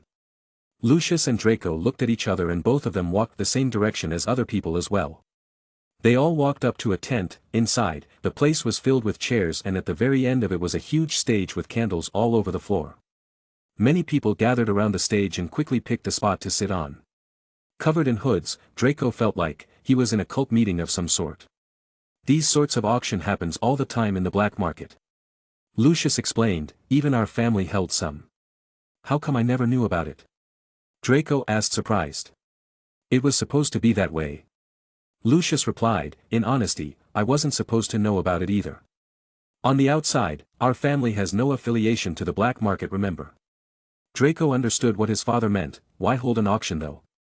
Isn't it easier to sell those items quickly under a fixed range, as it will help reduce the risk of the ministry catching up to them? It will reduce the chances. Lucius said, but people in the black market hold auction for one of two reasons. 1, they are desperate for quick and more money, and 2, they have a rare material. Considering that this place is a fixed establishment, I am guessing the latter. We might be lucky if there is something rare in store for us. Even though Lucius didn't care much about magical creatures, he was still interested in exotic animals like the dragons and phoenixes, which were less likely to be tamed and captured. Keeping them was a sign of luxury nonetheless. Draco nodded as what he said made sense. All the people kept on waiting as they chattered with each other when suddenly the candles that were on the stage floated up and lit on fire, lighting up the stage. A man wearing a traditional red wizard robes came out wearing a white mask. Ladies and gentlemen, wizards and witches and my honored guests, I thank all of you for joining us today in our auction. The man said, bowing in greeting, I am known as Merc and I will be your host today. All the people clapped and cheered. We can get into action, but first let us remove the nuisance, shall we? Merc said, suddenly taking out his wand and waving it around. Out of nowhere from the ground vines grew and started slithering around them, climbing up to some people and binding them. Draco looked around and saw that out of all the people there, 8 people were on the chair struggling to get out as the vine quickly covered them. They started groaning in pain as the vine around them kept getting tighter and tighter, and slowly the struggle was over. It looks like some of our guests have followers, but lucky for them, we don't hold them accountable. Merc said. Draco didn't figure what he was talking about until the vine released the people and Draco found one of the men who was lying dead on the ground with his hood flung open was an Auror, who was present in today's meeting. Draco looked at the other dead bodies who still had robes on and realized they probably must be the other Aurors present as well. Chapter 94. Draco looked at Lucius, who was doing the same. They were following us, weren't they? Seems like it, Lucius said, clenching his fist. I really need to have a talk with Fudge about this. Draco nodded. He was glad that this place had a system to kill of intruders, otherwise it would be really bad with them finding out about the animals. Other than that, he was really interested in Merc, about how he knew about those Aurors and how he knew about himself. Merc waved his wand around and those dead bodies on the ground were swallowed by the ground itself, as if the ground suddenly turned into quicksand. Now that's gone, let's start the auction, shall we? People started clapping and cheering again. From the looks of it, they weren't shocked by the death of those Aurors. Draco figured that this was normal in this area, so he tried to calm down as well. Everyone knows how our auction goes, but for new people out there, let me explain the set of rules. Merc said, raising a finger. Rule number 1, a person isn't allowed to buy more than 10 items in a single auction. We don't care if you are the richest person in the world, neither do we care about your influences, so try to buy more than 10 items, we will kick you out. Rule number 2, bringing in your family or friends doesn't count. If you do come in with one, you will be counted as a single unit. Rule number 3, pay first and take the items you bid for, no loan is provided. And last but not least, rule number 4, what happens outside the auction, we don't care. Even if you were looted or killed, we won't be responsible. The auction moves on from common material to rare materials, with inventions and magical items included. Be sure to keep that in mind. Draco noted all the points down and sat down to relax and watch the show. Soon 2 elves came in with sliding a huge cage, which contained a lion inside. Draco wasn't interested in normal animals, so he just ignored it, but looking at some of the people who were raising their hand, increasing the bid, Draco realized that these animals aren't as useless as he thought it was. Since normal animals are easier to tame than a magical beast, some wizards have started hobbies of collecting such animals. Lucius explained, don't you want it? No. Draco shook his head. I only want animals with some uses. The lion was sold for a 150 galleon, which was bought by a dark green hooded witch, and the auction moved on. The next item we have here is out today's first magical creature. Bought here from India. Merc announced. As soon as he did, house elves dragged another cage in the stage, but this time the creature trapped in the cage had another layer of caging enclosing it in. As some of you might already know, this creature with backward feet is none other than an Aberraman, Merc said, pointing at the hairy humanoid figure, who really had its feet twisted the opposite way around. This creature is nothing special since it mostly lives with wild animals inside a forest. Other than their fast speed and extreme savagery, they aren't anything special, but what makes them rare is their habitat. If you know an Aberraman, you know that they can't live outside of their natural habitat, which makes them extremely rare in this part of the country. As far as I know, there are only 6 of them in this continent. With our facility and a genius hunter, we have managed to come up with a solution to capture them without killing them. The inner cage you see is the one that provides it with the air, making sure it survives in the outside world. Granted, it can't do anything else than be a showpiece stuck inside a cage. We decided to auction it off early on. The bid starts at 1,000 galleon. Draco wasn't too interested in buying the creature, as seeing it in person was already enough for Draco. Even though some people might want to collect it, due to their rareness, it was nothing too special in the eyes of Draco, as this creature couldn't even be used as a potion material. The auction started off slow and reached its climax at 8,000 galleons. The auction kicked off soon with varieties of common magical animals like the mortis bat, bicorns, billywigs, boondaman, etc. An hour passed until now there wasn't anything that caught the interest of Draco for him to even bid on. Lucius was bored out of his mind, whereas Draco was still having some fun getting to see magical creatures that he had never seen before. Every now and then, they would feature new wizarding inventions, which would interest a particular set of buyers who would bid high prices from the very beginning, afraid that someone else would steal the inventions for them. So this are today's last common magical animals, the botruckle. Merc said as a couple of elves dragged a small tree with a couple of bowtruckles on them. These branches, a group of bowtruckles is called branches, will be sold along with the mahogany host tree that it's guarding. Not much description is needed of bowtruckles, so let's get on with the bidding. The bid starts at 2,000 galleons. This was the first creature to interest Draco. Even though they weren't rare, they were very hard to find, and even if you find the tree containing the bowtruckles, taking them with you was another story. Draco raised his hands in excitement. 2,500. As soon as Draco did, a couple of other people similarly started raising their bid as well. The bid soon went up to 5,000. Draco, annoyed, raised his hands again and again. 6,000, 10,000, and the bid finally ended on 12,000, which was done by Draco. With 12,000 he finally won 8 bowtruckles and a medium-sized mahogany tree. Merc threw a coin towards Draco which floated in front of him. Draco caught the gold coin which had the number 58 written on it, similar to the bidding number of the bowtruckles. The auction carried off again, with new rare items appearing every now and then. There were several auctions with different species of ghouls like the hidebehinds. By the end of another hour, Draco had bought 8 more items. One was a fire drake. It was a species of lizards with long antennae that flew around.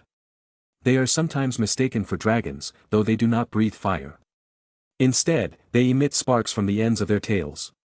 The second item he bought was a device that could predict dangers. It looked and worked in the same concept as the Remembrel, but instead of turning black when forgotten something, it turned black when something dangerous was about to happen. Draco was skeptical about the invention, but after Merc showed that it really worked by attacking an elf, Draco bought it, just in case it could prove to be necessary. Next, he bought a potion book which literal title was, Potion for Offensive Magic. The book contains several recipes of different potion formulae which could be used in form of offense, like an exploding potion, poisonous smoke potion and many other. The fourth item was a golden snidget. The small bird was basically the first snitch ever used and was like a walking or flying treasure trove. The bird's eyes and feathers are very precious and they are very fragile. Even though the bird wasn't too useful, Draco bought it due to it being an endangered species, making it rare and precious. Draco figured that some luxury now and then wasn't bad at all. Chapter 95. Draco then bought a jar of Hodag's horn, which was very useful in making a certain type of potions. The potion's effect included making a person immune to alcohol for a period of time and giving the person energy to go a complete week without sleep. Draco bought the potion in case of emergencies, where he would have to keep running without being able to sleep. The sixth thing Draco bought was a Lethifold. The creature was probably one of the most dangerous creatures Draco had bought today. Lethifold resembles a black cloak roughly half an inch thick and appears slightly thicker if the creature has recently digested a victim. It glides along surfaces in an unknown form of locomotion in search of its prey, humans. It attacks at night, when the target is asleep, by suffocating and then digesting them. Due to its violent nature, it was considered a dark creature and the only known method to fend against them is the Patronus charm, making people assume that they are related to Dementors. Draco didn't know Patronus charm, but luckily the creature came with its own cage, making it unable to go out. The Lethifold's main prey are humans, but according to Merc, it could be fed using livestock like cows or goats. He even showed the crowd how it fed on those animals slowly. Draco, interested, bought the creature immediately, but it came with a huge price. The Lethifold reminded Draco of the Dementors in the third year and how he needed to add Patronus charm to one of the spells he needed to learn this year. Lucius, seeing his son spend money so lavishly, couldn't help but sweat. Even though these creatures were rare, they weren't rare enough for them to go around spending so much money on them. Lucius wanted to stop him, but Draco reassured that he had plenty of money to do more bids.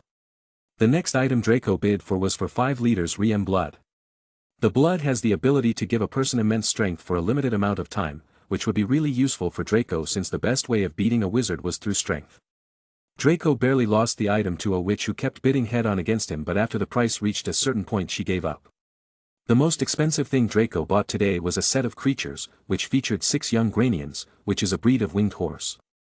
They are grey and very fast, probably the fastest winged horses. It came with another creature called Porlock. Porlock is horse guardian, which protect the horses, keeping them in check. They are small, reaching a height of 2 feet on average when they are fully grown, and covered in a large amount of rough, shaggy hair. It has a large nose, small arms ending in 4 stubby fingers, and it walks on 2 cloven hooves. Along with the creatures, the whole set came with a beautiful gold and silver carriage. The whole set cost Draco a whopping 98,000 galleon. The most he has ever spent throughout his life on a single item. Lucius coughed. You know, just because there is a limit to 10 items doesn't mean that you have to buy all 10. I know. Draco said worriedly. He himself was running out of all the money he bought with him, but these items are very good and is cheaper too, compared to buying them from black markets. Lucius nodded and didn't continue to say anything else. Even if Draco ran out of money, he still had some on his hands. Draco calculated the amount of money he had left with him. With the cost of all those items reaching over 250,000 galleons, Draco only had around 40,000 left with him. So we have seen all sorts of creatures and technologies today. Merc said, but our next item is the combination of both, sold by one of our regular sellers. The next item came from a lab far in the Sahara Desert. The elves dragged a cart which seemed to have an egg on top of it. The egg was even bigger than a dragon egg and was red and golden in color. Everyone in the crowd had their eyes on the marvelous egg in front of them. This lab was raided by the Ministry of Magic, for suspicion of illegal breeding of magical creatures. Merc said, raising his hands, you have guessed it, this egg is the mixture of different magical creatures, a hybrid. The people clapped their hands, not that enthusiastic about it now since hybrid creatures were nothing new. But what Merc said next shocked all of them. This creature, my friends, is a mixture of different dangerous and exciting creatures. A runespore, Akami, horned serpent, sea serpent, Selma and a dragon. The person who created it was a well-known serpent enthusiast which could be seen in his creation. The creator was sadly killed in the crossfire when the raid was happening, but luckily we managed to get our hands on his last creation.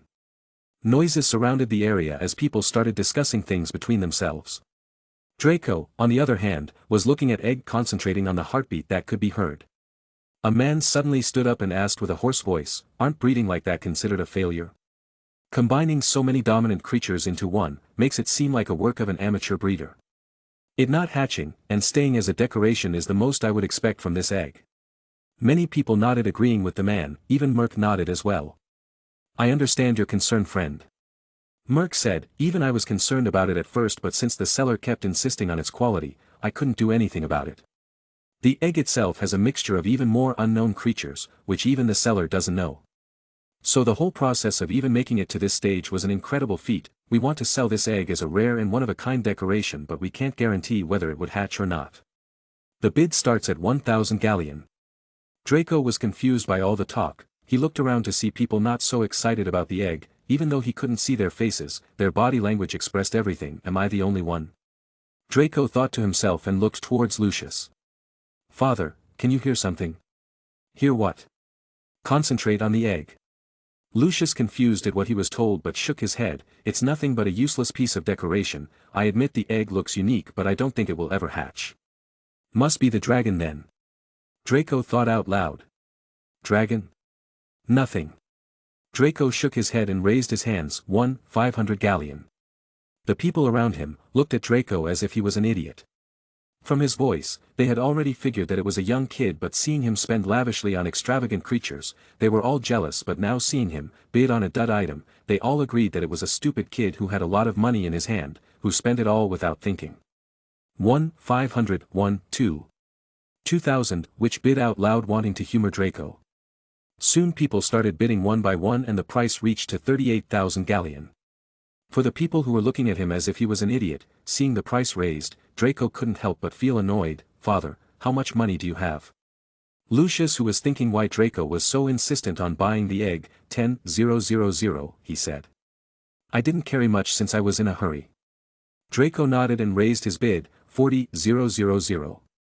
The people quietened down. They didn't think the egg was worth that much, so they kept quiet.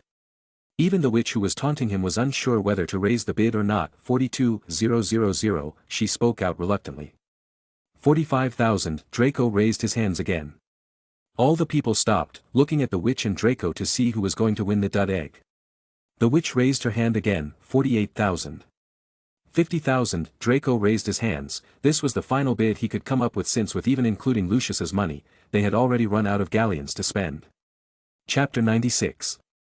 50,000, 1, 2, 3, Merc counted down. Draco breathed a sigh of relief as he glared at the witch, who was doing the same too. A coin floated in front of him. Draco caught the coin and sat back. Soon, with a couple more items, the auctions ended. Every guest who carries a coin, please follow me. Merc said, bowing a little. As for the rest of the guest, We apologize for not having anything that interests you, but the auction carries on every week, so I hope you will find something then. Draco and Lucius stood up and followed the small group of people outside the tent to a passageway.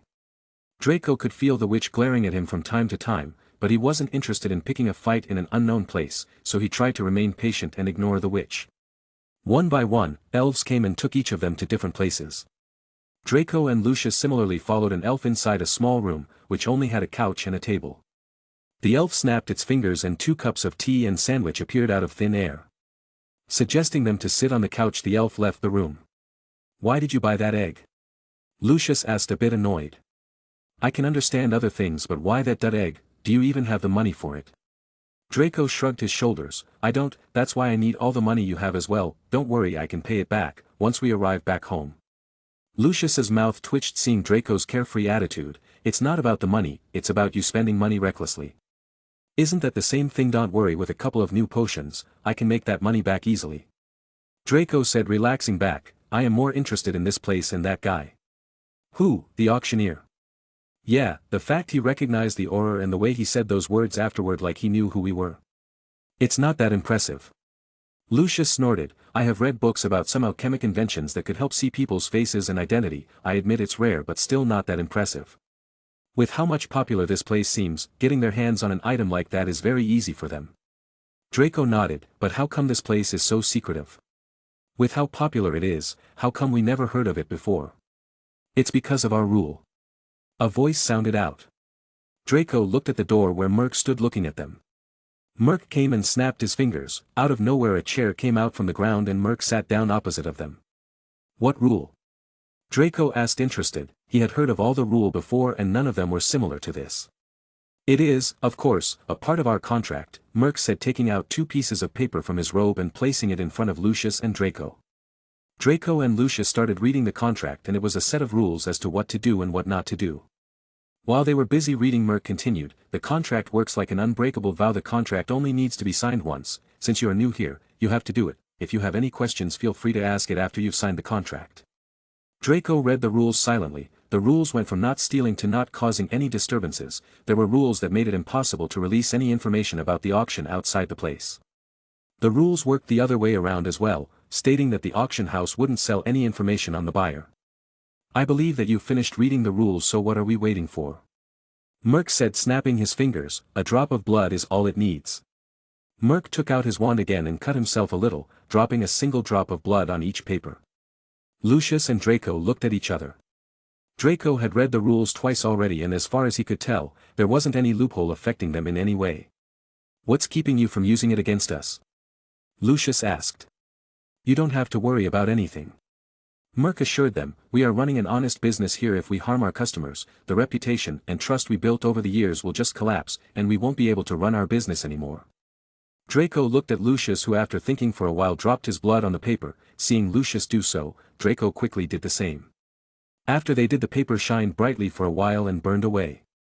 "Now that the contract is initiated, I can answer any question you desire," Merc said, clapping his hands, "or we can get straight to business if you want." "What is this place?" Draco asked. "We are an organization that runs this black market where we sell magical beasts and just regular animals," Merc said, "but every week we act as an auction house as well. Considering you didn't know about this place, you are very lucky to find us. Someone recommended this place to us." Draco said, "Well, at least vaguely." "Oh. Who is it?" Merc asked interestedly. "The elf seller." Draco said, "We didn't manage to get his name though." "I see." Merc nodded. "He is a regular, and as expected he managed to find a loophole of some sort. He signed the contract as well." "Every single person who knows about this place have to sign a contract," Merc said. "No matter who it is. Consider it like an exclusive secret group of some sort." "What happens if you don't sign it?" Draco asked. "We obliviate them." Merc said, "It's a bother, but we do what we have to do." "You said that this place is run by an organization," Lucius said suddenly, "but by far other than the elves you are the only person I've seen here." "Things can be deceiving," Merc replied. "Maybe I am the only person here, maybe I am not, no one can know for sure."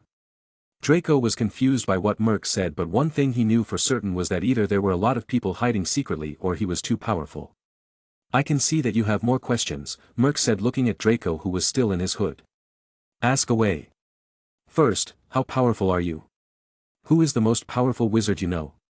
Dumbledore. So compared to him, I am not powerful at all. I am at most average. Merc replied, but strength is not all about how much power you have but how you use it. Draco wasn't satisfied with his answer. Do you know who I am? Of course, how can I not know the famous Draco Black? Draco opened his hood despite Lucius trying to stop him. You look better in person, Merc said, suggesting something. How much do you know about me? Draco asked again. Not much other than you're really powerful for someone your age and how you managed to escape from Pius. Merc said, for other pieces of information, you have to pay. Oh. I forgot to mention that we sell information as well, didn't I? Draco narrowed his eyes staring at Merc who was calmly sitting there as if nothing happened. Let's get to the items that I bought. Wonderful.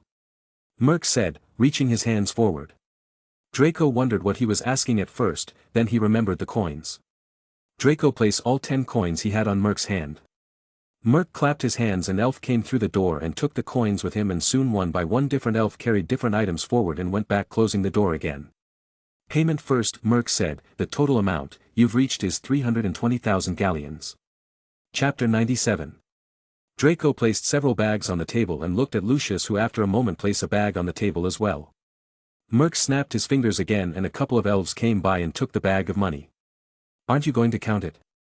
After the contract, we have a relationship built on trust, so we don't need to do that. Merc said, also since you are the first person to spend more than 300,000 galleons in years, I will sell you some things for free, consider it a gift. I did want some giant dung beetles, Draco said remembering them. His main purpose today was to buy the elves and beetles but due to auction, he ended up spending all the money on other things. For the animals, I see, I will give you a small colony for free. It consists of 12 beetles. Merc said nodding, anything else? You are being too generous aren't you? Lucius said suspiciously. It's not what you are thinking Mr. Malfoy, it's just that the beetles are too cheap, Merc replied waving his hands, every beast collector has them, so it's not a rarity. Draco wasn't surprised that Merc knew Lucius' identity since he knew his, so can we buy some information from you? The price depends upon the information. How much do you know about Pius? Draco asked. And don't tell me the information that I would know. Difficult, very difficult, but since you're a guest, I will tell you something I know. Merc said rubbing his chin, all I know about him is that he started acting out after he visited Durmstrang for the ministry's business 5 months ago and went rogue for a while only appearing now and then. That would suffice. Draco stopped Merc since he already knew why he just wanted to confirm the timing of the place. Lucius, on the other hand, was surprised since Fudge told all of them that Pius suddenly acted out on the day of the attack. Lucius was already planning on having a meeting with others to remove Fudge from the minister position but the more he knew about the lies Fudge told, the more he was pissed at him. I guess you want to know other things? Merc asked curiously. Yes, I want to know about anything you can give me, maybe a suggestion or a warning, anything interesting would do. Draco said. Draco, Lucius wanted to stop Draco since he still wasn't sure he could trust Merc. It's fine, isn't it? Draco said staring at Merc, I want to know what kind of new conspiracy is brewing up against me. We do have something of that sort, in short, beware of any beautiful women you meet, Merc said standing up. Well that's all, I will now take my leave. The sandwich made by the elves are very good, so I suggest you to try some. Wait, what do you mean? You need money for more information, which I believe you don't have, Merc said reaching the door, do come again, we host auctions every week. Draco stared at Merc who closed the door slowly and left. What did he mean? Lucius asked. I don't know. Draco shrugged his shoulders, he walked over to the items he bought and checked on them. Right now other than the Lethifold, he wasn't interested in any of the other creatures. The cloaked figure just floated around in the air like jellyfish. Draco knew that there wasn't any way to train these creatures especially considering that it was much more dangerous than the Dementors in some way but Draco figured that it might prove to be more useful in one way or the other. Draco opened his suitcase and called out the elves, who looked pretty shaken up. Draco figured that they must have seen Norberta who was running around the whole place freely. Due to a method of conversation, Draco was able to train Norberta not to mess around the place. Earlier he warned her not to eat the elves but seeing their faces, Draco realized a bit more training was required. Take these items in, Draco commanded.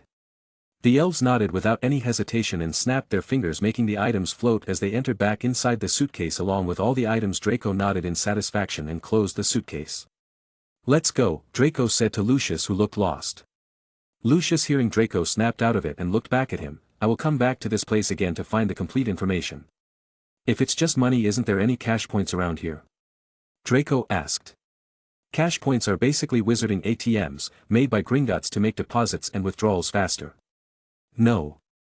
Lucius shook his head. "Those damn goblins haven't made any up to this point." "Oh. Talking about goblins, what's going to happen to my vault there?"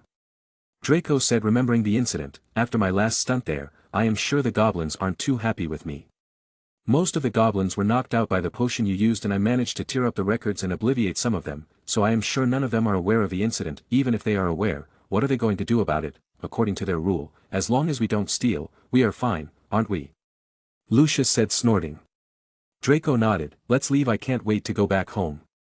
As Lucius and Draco were going to apparate towards the hotel room, outside the market, Draco noticed the same witch who was trying to bid against him, glaring at his direction. Her haunting eyes stared at them as they apparat out of the place. Draco didn't think much about it, considering the women looked pissed when he won both the egg and Riem blood. Draco figured that the women probably wanted to pick a fight, but due to Lucius being present, she wasn't able to do anything as they apparat out of the place. After an hour or so they finally reached the ministry through a ministry-authorized fireplace, which helped in traveling long distances. After they reached the ministry, everyone went their separate ways through the FLU network.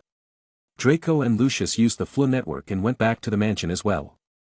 As soon as the smoke cleared up, Draco felt someone suddenly hug him. It was none other than Narcissa. "I am sorry, mother, for worrying you," Draco said as he hugged her back. "It's okay," Narcissa said, pulling back and checking on Draco, to see if he was okay. Even though the letter mentioned about him being completely fine, she wasn't going to be satisfied until she saw Draco with her own eyes. Seeing Draco's new face, she was very surprised as she looked at him from up to down. "You seem to have grown taller in a couple of days." Draco laughed a little, seeing the confused Narcissa. "I want to see the twins," he said. Narcissa pointed at the other room as Draco walked over. He had missed them a lot over the last couple of days. Narcissa looked at Lucius, who then began explaining her some things about the potion, which he left out on the letter, since explaining Narcissa about their son's changed face would be difficult to do so until she saw him herself. Lucius left out the stuff about Draco being injured so Narcissa wouldn't worry. Draco was surprised that Narcissa didn't mention anything about his new face, so he acted completely normal as well. Draco spent the whole day with Narcissa, who after dinner, finally let him go. Draco then went back to his room with a bunch of newspaper in his hand to catch up to whatever he was missing on. The first two newspaper wasn't anything special, but from the second newspaper, various news about Pius's betrayal was printed and the news sources were very accurate. Draco was sure that it was the job of Rita, but to his surprise, it wasn't. Each news about Pius was from a different journalist and not one was written by Rita. The first news was written about Pius's disappearances and him turning onto the dark side. The second news was written warning people, especially Draco and Harry, that Pius was after them. The same evening a piece of special news was printed out stating Draco's and Theodore's capture.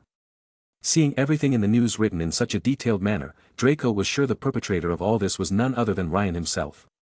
"Looks like our new enemy is a bit fame-hungry," Draco said to himself. Chapter 98. Draco spent the night managing things in his suitcase, assigning new places for the new creatures and separating duties among the elves. Among them only one was allowed to go near Norberta and feed her. Due to Draco telling her not to harm him, Norberta reluctantly followed the order. To keep things simple for Norberta to understand, Draco made quite a few rules. Those rules included prohibiting her from going to certain places and not harming or going near other creatures, especially not attacking them with her fire or chasing them. With the help of formations and the elves, Draco was able to finish all the work within a couple of hours. With a fire-based habitat created for Norberta and fire drakes, Draco tried to communicate with the fire drakes, the same way he did with Norberta, but unfortunately it didn't work. Draco kept the Lethifold on a separate place.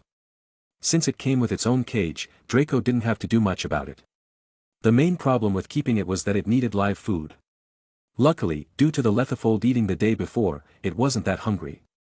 Draco had a lot of food with him, even including meat of different type of animals, but he didn't have anything alive that he could feed the Lethifold with. Draco made a quick order to a wizarding shop to send him a bunch of a different kind of livestock, which could be sold legally. An elf was assigned for the lethifold and the livestock separately, but since nothing had arrived till now, the elf was free of his duty. The elf's main job was to protect and look out for the lethifold, making sure it doesn't escape by reinforcing security every day. With the help of a formation, Draco created a barrier of a sort, a bit far from its cage, in case it ever manages to escape. Draco then proceeded to plant the mahogany tree containing the botruckles. With the help of quality fertilizers, Draco was sure the tree would grow big in no time. Draco wasn't interested in all the botruckles but just one in particular which seemed a bit more intelligent than the others, as it was more curious about Draco than cautious like the others. Draco picked the botruckle as the one suitable for training and marked it with magic without the botruckle knowledge. Draco knew building a connection would take a bit of work and time, so he didn't rush into it. For Draco, who was planning on facing a dangerous knowledgeable enemy, he needed a lot of help, and that is where the botruckles fit in. With its small size and with its capability to pick locks, it was one of the handiest creatures he could have around. In enemy territory, Draco needed to be cautious enough to not fall under traps, but in case he ever did, he wanted to have the option to escape from it. According to the letter, Ryan had similar ability as him in speaking with dragons. Due to this, Draco had to bench one of his powerful creature, in case she could be used against him. An elf was assigned to take care of all the small-sized creatures like the botruckles, the murtlap, the dung beetles, the snidget and the firedrake. Another one was assigned to deal with big creatures like Fluffy. After getting Starlight's agreement on things, Draco released the Granians in the same forest as Starlight, but unlike Starlight who roamed freely, they were kept inside a high fence covering the entire place, even the skies, as they had the ability to fly away. Draco didn't have to do much about taking care of them since it came along with the Porlock. The Porlock, after being released, quickly hid somewhere in the open space. Draco didn't mind it since it was in the nature of Porlock to be mistrustful of humans. Draco kept the carriage right outside of the fence, in case he had to quickly travel using it. The horses were raised and trained with the sole purpose of carrying the carriage, so Draco didn't need to worry about training them. Draco, after managing the creatures, assigned all the duties to the elf, from cleaning to taking care of the animals. Some creatures needed additional and careful care, so he picked the smartest one among them to do the jobs. Their jobs included feeding the creatures in time, cleaning up their mess and placing it in an assigned area, where the dung beetle could do its job properly. Dragon manure was kept separately as Draco could use it as fertilizers. The elves also had the task to clean the area regularly along with some necessary chores here and there. Since Draco didn't have many creatures with him, the elves didn't have even half the workload on their hand as they did before. Draco used a formation to build a small house for the elves, which consisted of 5 different rooms. Since elves are used to living under small cave they dug themselves, for them this room was way more luxurious. Draco could clearly see the difference between them and the regular house elves. Even though the 5 of them continuously thanked Draco for giving them a place to live in, they didn't decline the house at any time. Draco was sure if he gave any elf from the Malfoy Manor a house to stay in, they would probably cry and beg to make sure Draco takes back the house. Draco met very interesting people in his tour to Romania, among them Merc and the elf seller taking the top spot. Draco was more interested in the elf seller since he seemed to know even Merc and was very mysterious, as Draco didn't even know his name. Unlike him, Draco understood a little about Merc since he had a decent conversation with him. Draco asked the elves about the elf seller, but to his surprise, none of them knew much about him either, other than the fact that he was their temporary owner unless someone comes and buys them. According to the elves, they were trained by the older elves who didn't sell early on, to do their job, and the man didn't bother with them at all. Foods would arrive in time and the elves had the free reign to do anything as they pleased, but due to the guidance of the older elves, they didn't do anything out of the line. The man showed up now and then, looking around the place once in a while and just disappear out of the place most of the times. The more Draco heard about the man, the more interested he got in him, as he figured that the man was something special rather than a plain old drunk he first thought he was.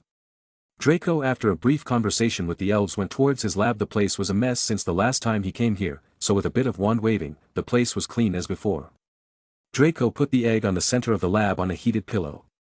Draco didn't know much about raising eggs, but he doubted that even if he did have the knowledge, it would be pretty useless since the egg in front of him was a hybrid. Draco bought the egg for the sole reason that he was the only one who heard its heartbeat. Even Merc was unaware of the fact that the egg was alive and wanted to sell it as a dud egg for decor. Draco was sure that the hybrid containing dragon genes in it was the only reason he could hear the faint heartbeat. Draco was sure that the egg could hatch any moment since the heartbeat signified that it was already starting to turn into a creature, he just didn't know when. It could be tomorrow, after a month, or even years.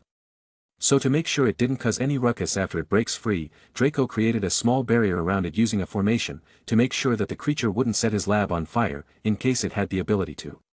Draco was very fascinated with the idea of hybrids and couldn't help but feel excited to see what hatches out of it and what power it holds. Chapter 99. Draco then proceeded to store all the things he bought in different locations. He kept a liter of REM blood for experimenting and kept the other in a separate flask. After a bit of studying, Draco found about REM blood uses properly. Since REM blood isn't exactly a secret, many people had invested time in experimenting about its uses in the past, but even with a ton of research, they could only come up with the strength-giving part of it. According to the research, REM blood gave immense strength to the person who drank it for a certain time. The research concluded that 2 milliliters of REM blood was only sufficient for giving the person enough strength for a minute, and that the blood tasted a bit like wine but much bitter and sour than you could imagine. The side effect of drinking the blood included fatigue and nausea, due to overstraining the body than a person normally would. The more you drank the blood, the greater the side effect would hit you. Even after reading it all that, Draco still wanted to try some to see its effects for himself, so he drank exactly 2 milliliters of the blood. The taste of the blood was hard to describe, but the least Draco could say was that it wasn't as repulsive as he thought it would be. As soon as Draco drank the potion, he felt a rush of energy. It was much like before when he went off on Pius, but this time there wasn't any difference in his mana. Draco rushed outside, running at an incredible speed, which would humanly be impossible. Draco, as he rushed towards a decent-sized stone in front of him, suddenly jumped and punched the stone. The stone had a hole in it, as Draco's arm successfully penetrated the stone. Draco was shocked seeing him cross his body limit, as he only expected to crack the outside a little at most, and to his surprise, he didn't feel any pain. As he was in amazement as to what happened, his body suddenly gave out. Draco dropped on the floor, gasping and sweating. He felt very tired, as if he had just run a marathon.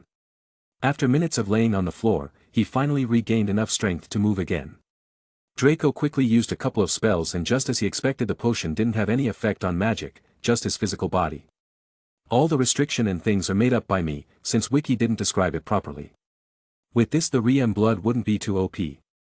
After a bit of research, he went back to his lab and noted all the things down quickly. After contemplating all things, he separated the remaining REM blood in different 20 milliliters flasks. With all that happened, Draco was sure that he couldn't take the side effect of the blood for more than 10 minutes, and 10 minutes of strength would make a lot of difference in a fight and would be enough to get out of certain situations. With that settled down, Draco took out the Hodag's horn and stored it, to make a potion out of it when he had enough time. Draco kept the danger prediction ball in his robe, as it could be best used when it was near him. Then he took out the potion book which he bought before. The book taught people how to make offensive-style potion for protection and attack. The potion book included rare potions which couldn't be found elsewhere, which pleased Draco very much. The recipes of this potions went from basic to difficult. After reading it a quarter way through, Draco closed the book and went back outside his suitcase to get a good sleep. Next morning, Draco was wakened up by a bunch of letters suddenly dropping in. Draco, still half asleep, looked around to see different owls flying in. Draco looked at the letters in his bed as he lazily stood up, yawning. He fed the owls and kept them in the stands. After a quick wash, Draco sat on his chair and looked at the letters carefully. He knew that 2 of them were howlers. A howler is a magical letter in a red envelope which enchants the written message into the writer's voice, usually at a very high volume. The physical temperature of the howler begins to rapidly increase upon delivery, and it will explode if left unopened for too long. This mechanism ensures that the recipient will open the howler, even though he or she knows that it contains an unpleasantly loud message. Once the message has been received, the envelope bursts into flames, leaving only ashes. The sole purpose of the howler is to deliver a message expressing anger or great displeasure in a manner which standard writing cannot adequately convey. As such, a howler will convey the displeasure of its author/sender even if left unopened, for it will shower the recipient with insults and cursing upon exploding. As he thought, the letters were from Pansy and Daphne. Draco knew that they were pissed at him, but he wasn't in the mood to listen to a loud scolding the very first thing in the morning. He threw both the letters high up in the air and burned it. Even when burning, the sound kept coming out of the letter which couldn't be understood, and soon it quietened down. Draco was sure he would get scoldings from Daphne and Pansy later on as well, so the howlers weren't that necessary. Draco looked at the other letters, and surprisingly he still had a few. One was from Hermione, who sent the letter asking if he was okay. She sounded very concerned about his disappearance, which she found out when accidentally reading the Daily Prophet. After which she regularly followed the news and was finally relieved when the letter about him coming back was printed out today. The other letter was sent by Tonks, who got the information about Pius beforehand through Moody. She similarly was a bit concerned and was asking if he was okay. Even though the two of them have never met, they had built a friendship through letters. The other letter was from Andromeda, his friends at Hogwarts, including Neville and surprisingly Dumbledore. The content of most of the letters was the same. Feeling a bit happy about all the care he received, Draco sat back to write a reply letter to all of them, stating that he was fine. Sending the letters back along with the owls, he went out of his room to get breakfast. Since yesterday, Narcissa herself prepared a lot of Draco's favorite dishes. Draco sat down eating the delicious food. After the meal, Lucius called Draco to the living room. The news has already spread as you wanted to. Lucius said, passing today's paper to Draco, some of the people wanted to come to interview you, what do you plan on doing about that? Draco took the paper and looked at it. The headline of the first page was, Defeat of the Uprising Dark Lord. The news stated different things about Pius's deed and how he was finally defeated by Draco. How's the response of other wizards? Draco asked, sitting down. It's pretty decent. Lucius said, nodding. Of course, some people find it hard to believe, but most people are hooked. Even people calling you the next Dark Lord are now on your side. All in all, the result you wanted have been achieved. Draco nodded. We can do the interview, maybe even call up Fudge to give me my Order of Merlin award for the paper. Lucius couldn't understand why Draco wanted so much attention, but he dismissed the thought, thinking, his son was like him. We can do that. Have you thought about what you want to say? Yes. Draco said. I just want to spread the message about how we are being wrongfully accused, and with it, in the future, we can even use this as an excuse to blame the other people back when they start doubting us for any reason at all. With the interview, I can solidify my reputation and answer some question people want to know, to reduce their doubt on me. Would you mention your creatures? That's going to be a secret. I forgot to tell you this, but since you used doxies in your escape that day, people have started gossiping you carry weird creatures in your suitcase. Lucius said, I am sure the interviewer will bring the question up. Don't worry. Draco said, shrugging his shoulders, when has using doxies become a crime? With your current reputation, getting a license wouldn't be hard, so why go through all the trouble? Lucius asked, confused. If you ever get caught, all your creatures would be taken away. It will totally ruin the surprise element. Chapter 100. Draco was sitting in the living room, opposite of 3 reporters. One of the reporter present there was none other than Rita Skeeter. Draco didn't know how she managed to get in, because as far as he knew, he had excluded Rita from the list of interviewers who were coming today. From the very beginning, as soon as she entered his house, Rita kept staring at Draco. Draco felt uncomfortable by her gaze and stared back at her, wondering what was going on. As soon as he did, Rita pushed the other reporters aside, walking closer with a photographer, who started taking pictures. The flash of the camera was so bright that it left Draco dazed for a while. We can take the pictures later, Rita. Fudge, who was present there along with some Aurors, said. Yes, we can, Minister. Rita said with a smile. Fudge, who had been called a few things by Rita, ignored her as he was already in a bad mood. Fudge, who was in a position of power, felt helpless as he had to obey orders from a 12-year-old to keep his position. Draco, after a brief discussion with Lucius this morning, decided to not interfere with the minister position for a while.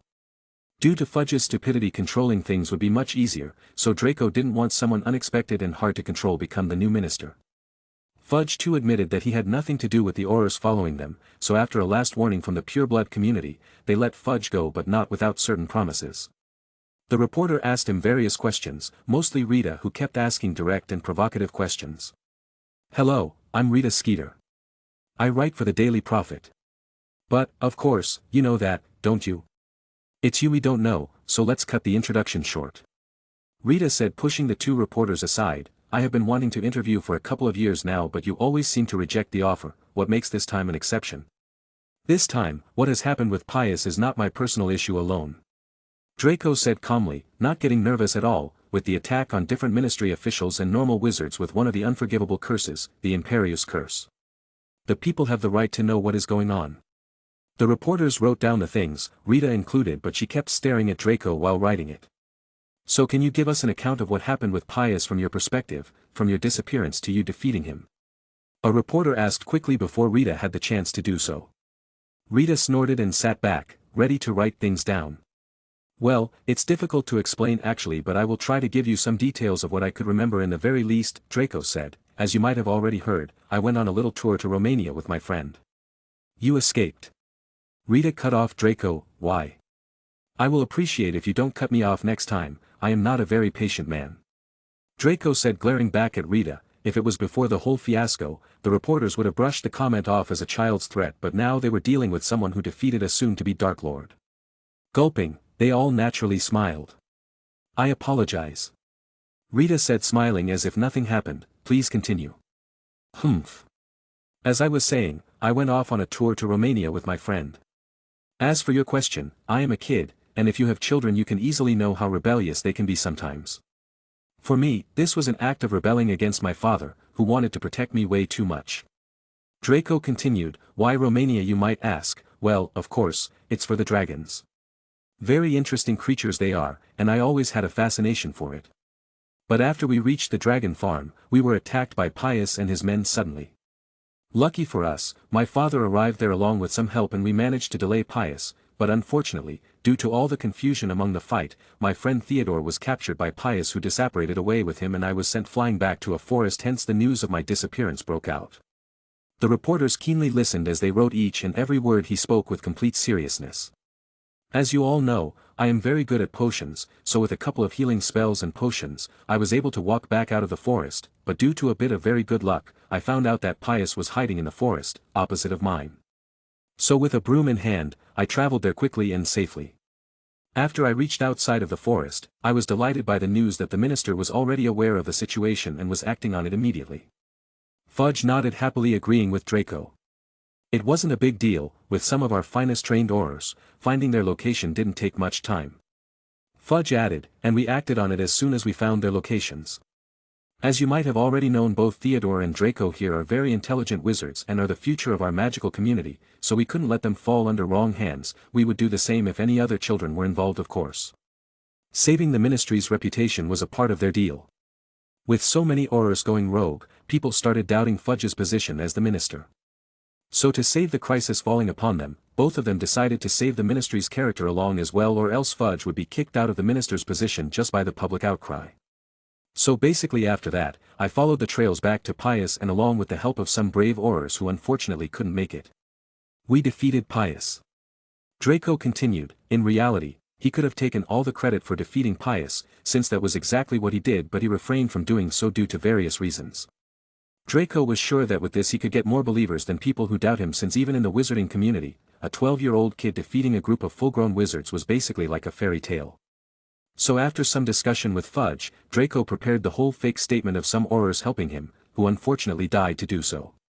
These brave martyrs were none other than ones who were killed by Merc on that auction. Since they needed to justify the missing aurors somehow, Fudge suggested that this was the best idea.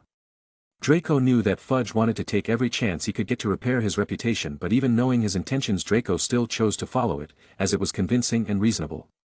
And that's the end of it. The reporters quickly wrote all the things down, nodding. They too found it convincing that Draco had some help rather than the rumors about him defeating all those wizards under the curse along with some rogue trained aurors, by himself. Ask your questions, now. Draco said, I am busy with other stuff and don't have all day to deal with this, so let's quickly end this interview, shall we? Why are you so interested in dragons? Rita quickly asked. They are marvelous creatures. Anyone my age would, of course, be interested in dragons, wouldn't they? There are rumors that you owned one of the dragons in the farm that disappeared that day. Rita quickly asked, not giving chance to the other reporters. What do you have to say about that? I don't. Draco said clearly, if I owned one, I wouldn't go through all that hassle just to see one, and I heard about the disappearance of the dragon, and I am extremely apologetic to the dragon farm and the owner of the dragon. He or she could come to ask me or the minister compensation any time, for their loss. Fudge coughed awkwardly since he didn't want to waste his money on repaying for someone else's mistake. Since Fudge didn't know that Draco was the one who owned the dragon, he started cursing Draco in his mind as to why he couldn't keep his mouth shut. Chapter 101. There are also rumors that you have some weird creatures in your suitcase.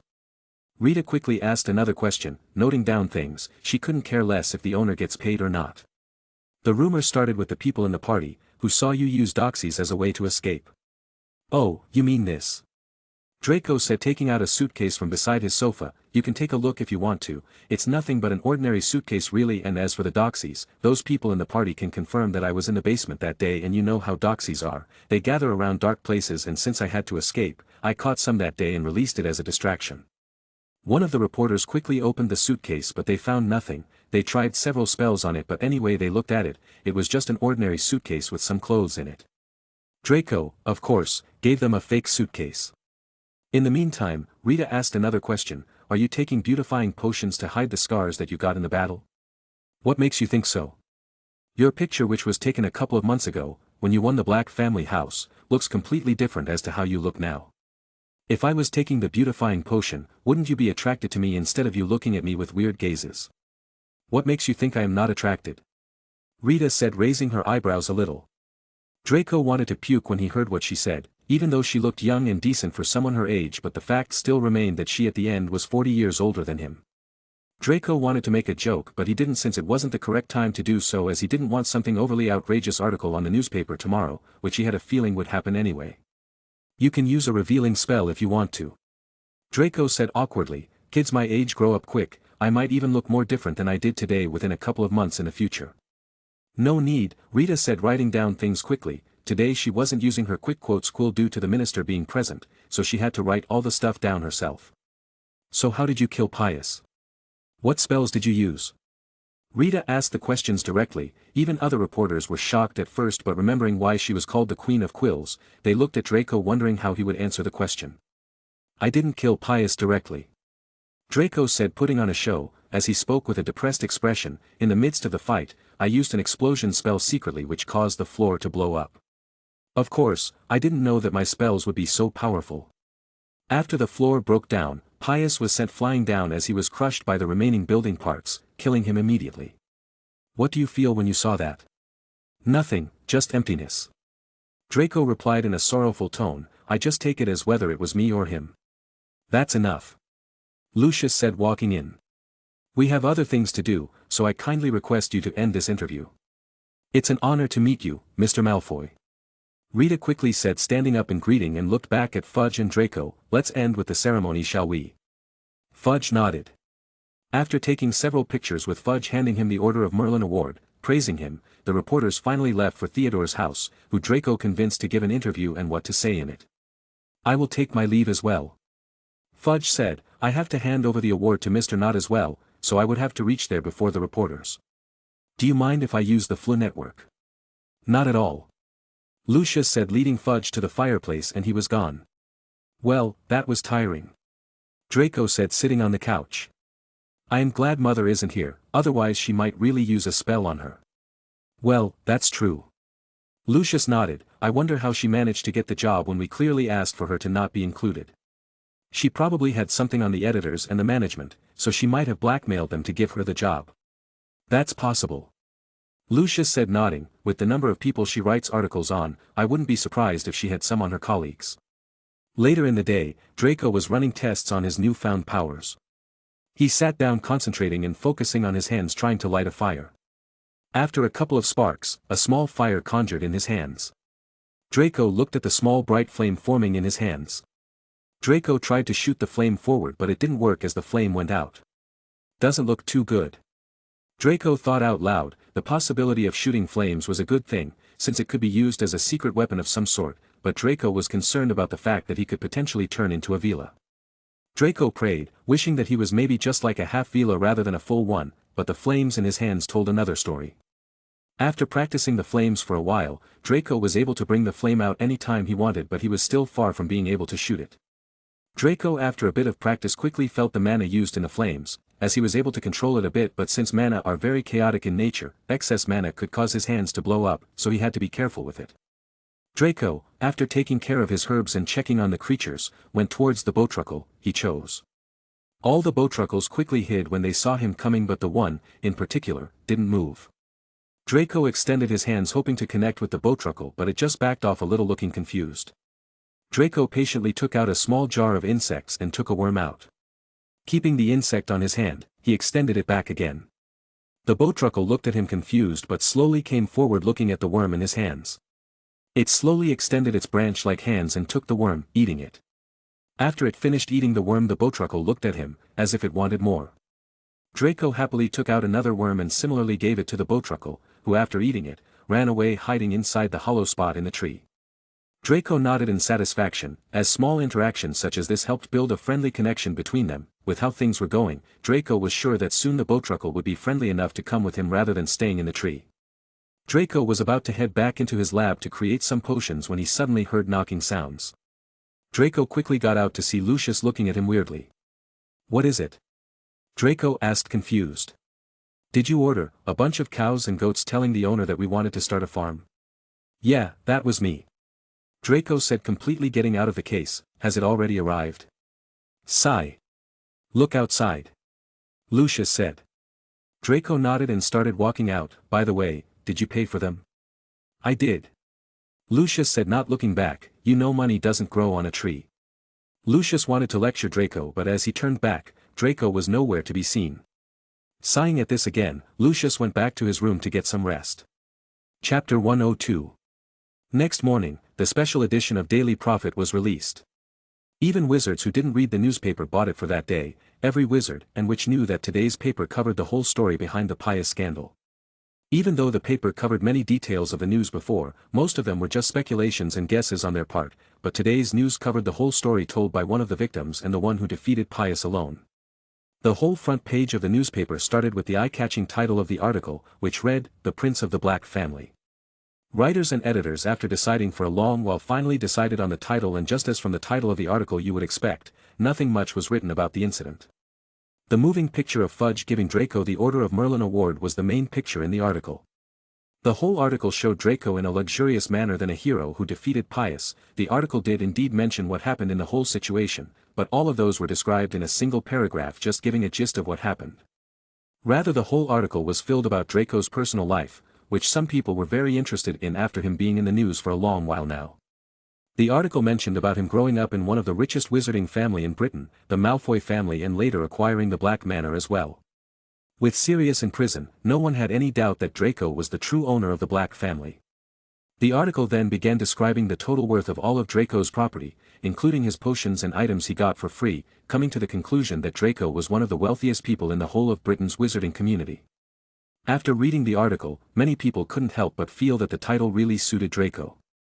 The genius boy who grew up rich in a noble family, really made it seem like he was living a life of prince from a fairy tale. Many people, after reading that Draco had the help of some Auror, started trying to ruin his name, but before the countless people who supported him became immense, those people didn't have much chance. Wizards are very simple as they move along with the wind. One time when the media outcry for Draco being a potential Dark Lord was out, many people believed so and wanted him to surrender, but now when the same Draco defeated a person who seemed like a huge threat to the community, Draco became a prince. Not a hero but a simple prince. He didn't battle alone, neither did he came from a humble beginning where he fought his way to rest above everyone else. He was just a prince who grew up with a golden spoon in his mouth and was very talented in using his resources. Even though the news portrayed him in a bad way, including his good deed but making it seem like it was normal, people's mentality didn't saw Draco in a bad light. Instead, he became super popular, especially among young girls. With his handsome good looks, noble standing, and being a brave fighter, Draco became the knight in shining armors the girl would dream about, but unlike the dream, Draco was more of a real deal. The word prince became the known title for Draco. Some people like the media used it to make it seem like his deeds weren't worthy enough to be appreciated too much. Some used it sarcastically to make it seem like he was just a rich brat doing whatever he wanted to gain fame and attention, especially in that scene where he could have just waited for the trained Aurors to do their job, instead of jumping in and bothering them. And some people used the word as a way to show their respect to Draco for his effort and strength. The news blew up quick like wildfire, to the point where the Daily Prophet had to reprint the issues just after a couple of hours of releasing it. The whole British community was talking about it and everyone had their own different opinion.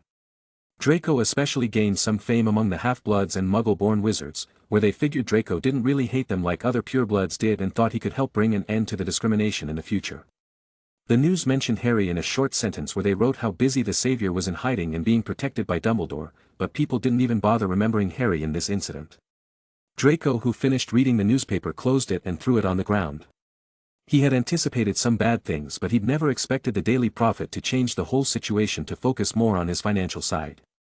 Even though they made it seem like they were neither against him nor with him, the different sudden arguments brought up a whole new side to the story which Draco wasn't sure was even possible. "So is our prince upset with the article?" Theodore, who had come to visit him, said sarcastically. "Shut up," Draco said, annoyed. "I never felt that they could turn the situation into me showing off my wealth." "Well, what do you expect from an article written by Rita?" Theodore said. "You should be happy since the whole article is about you. Even Fudge doesn't have a full paragraph in this article." "Well, I never expected them to only copy a quote from you. Especially, since you're a victim, I thought they would be very interested in what you had to say." Draco snickered. The whole article only had one line where Theodore was even mentioned, even when they conducted a similar interview with him. "Don't worry, I am not fame-hungry like you," Theodore said, rolling his eyes. "So have Pansy and Daphne visited yet?" "Not yet." Draco shook his head. "I heard that their parents didn't let them since they figured I needed some time to rest, but they did send me a howler yesterday." "Huh, what did it say?" "I didn't bother reading it," Draco said, laying back. "We are going to meet tomorrow anyway, so what's the big deal?" "What's tomorrow?" "Oh. Did I forget to tell you that we are going shopping tomorrow?" Draco said, throwing a letter towards Theodore. Theodore caught the letter and opened it. The letter told them to catch the Hogwarts Express as usual from King's Cross Station on September 1st. There was also a list of the new books they'd need for the coming year. Second-year students will require The Standard Book of Spells, Grade 2 by Miranda Goshawk. Break with a Banshee by Gilderoy Lockhart. Gaddying with Ghouls by Gilderoy Lockhart. Holidays with Hags by Gilderoy Lockhart. 43 Travels with Trolls by Gilderoy Lockhart. Voyages with Vampires by Gilderoy Lockhart. Wanderings with Werewolves by Gilderoy Lockhart. Year with the Yeti by Gilderoy Lockhart. What's up with all these Lockhart's books? Theodore asked, folding the letter back again. Is our new teacher a fanatic of Lockhart or something? Who knows? Draco said. Due to all the drama, he had actually forgotten about Lockhart. Draco was thankful that he had decided to go to Drumstrang as an exchange student this year, so apart from a few months, Draco didn't have to face all the craziness of Lockhart. Talking about the exchange student program, Draco had already received a permission letter from the ministry along with the agreement of Agar. Due to Lucius intervening in the matter, all the documents were ready. Now all he needed was the permission of Dumbledore and he could go to Durmstrang without any problem. He mentioned the topic and sent the documents regarding the school visit to Dumbledore when he sent the letter back to him the other day, but he still hadn't received a reply back from him on the topic. Why are you dozing off? Theodore asked, snapping his fingers near Draco's face. Now that I think about it, isn't Lockhart very similar to you? Draco snapped out of his thoughts and looked back at Theodore, annoyed. What do you mean? Well, both of you are famous for doing heroic deeds that no one had witnessed. Both of you are fame-hungry. Theodore said, mocking Draco. The only difference is that you haven't written a book about it, or else you would be called the second Lockhart. Chapter 103. Don't compare me to that idiot, Draco said.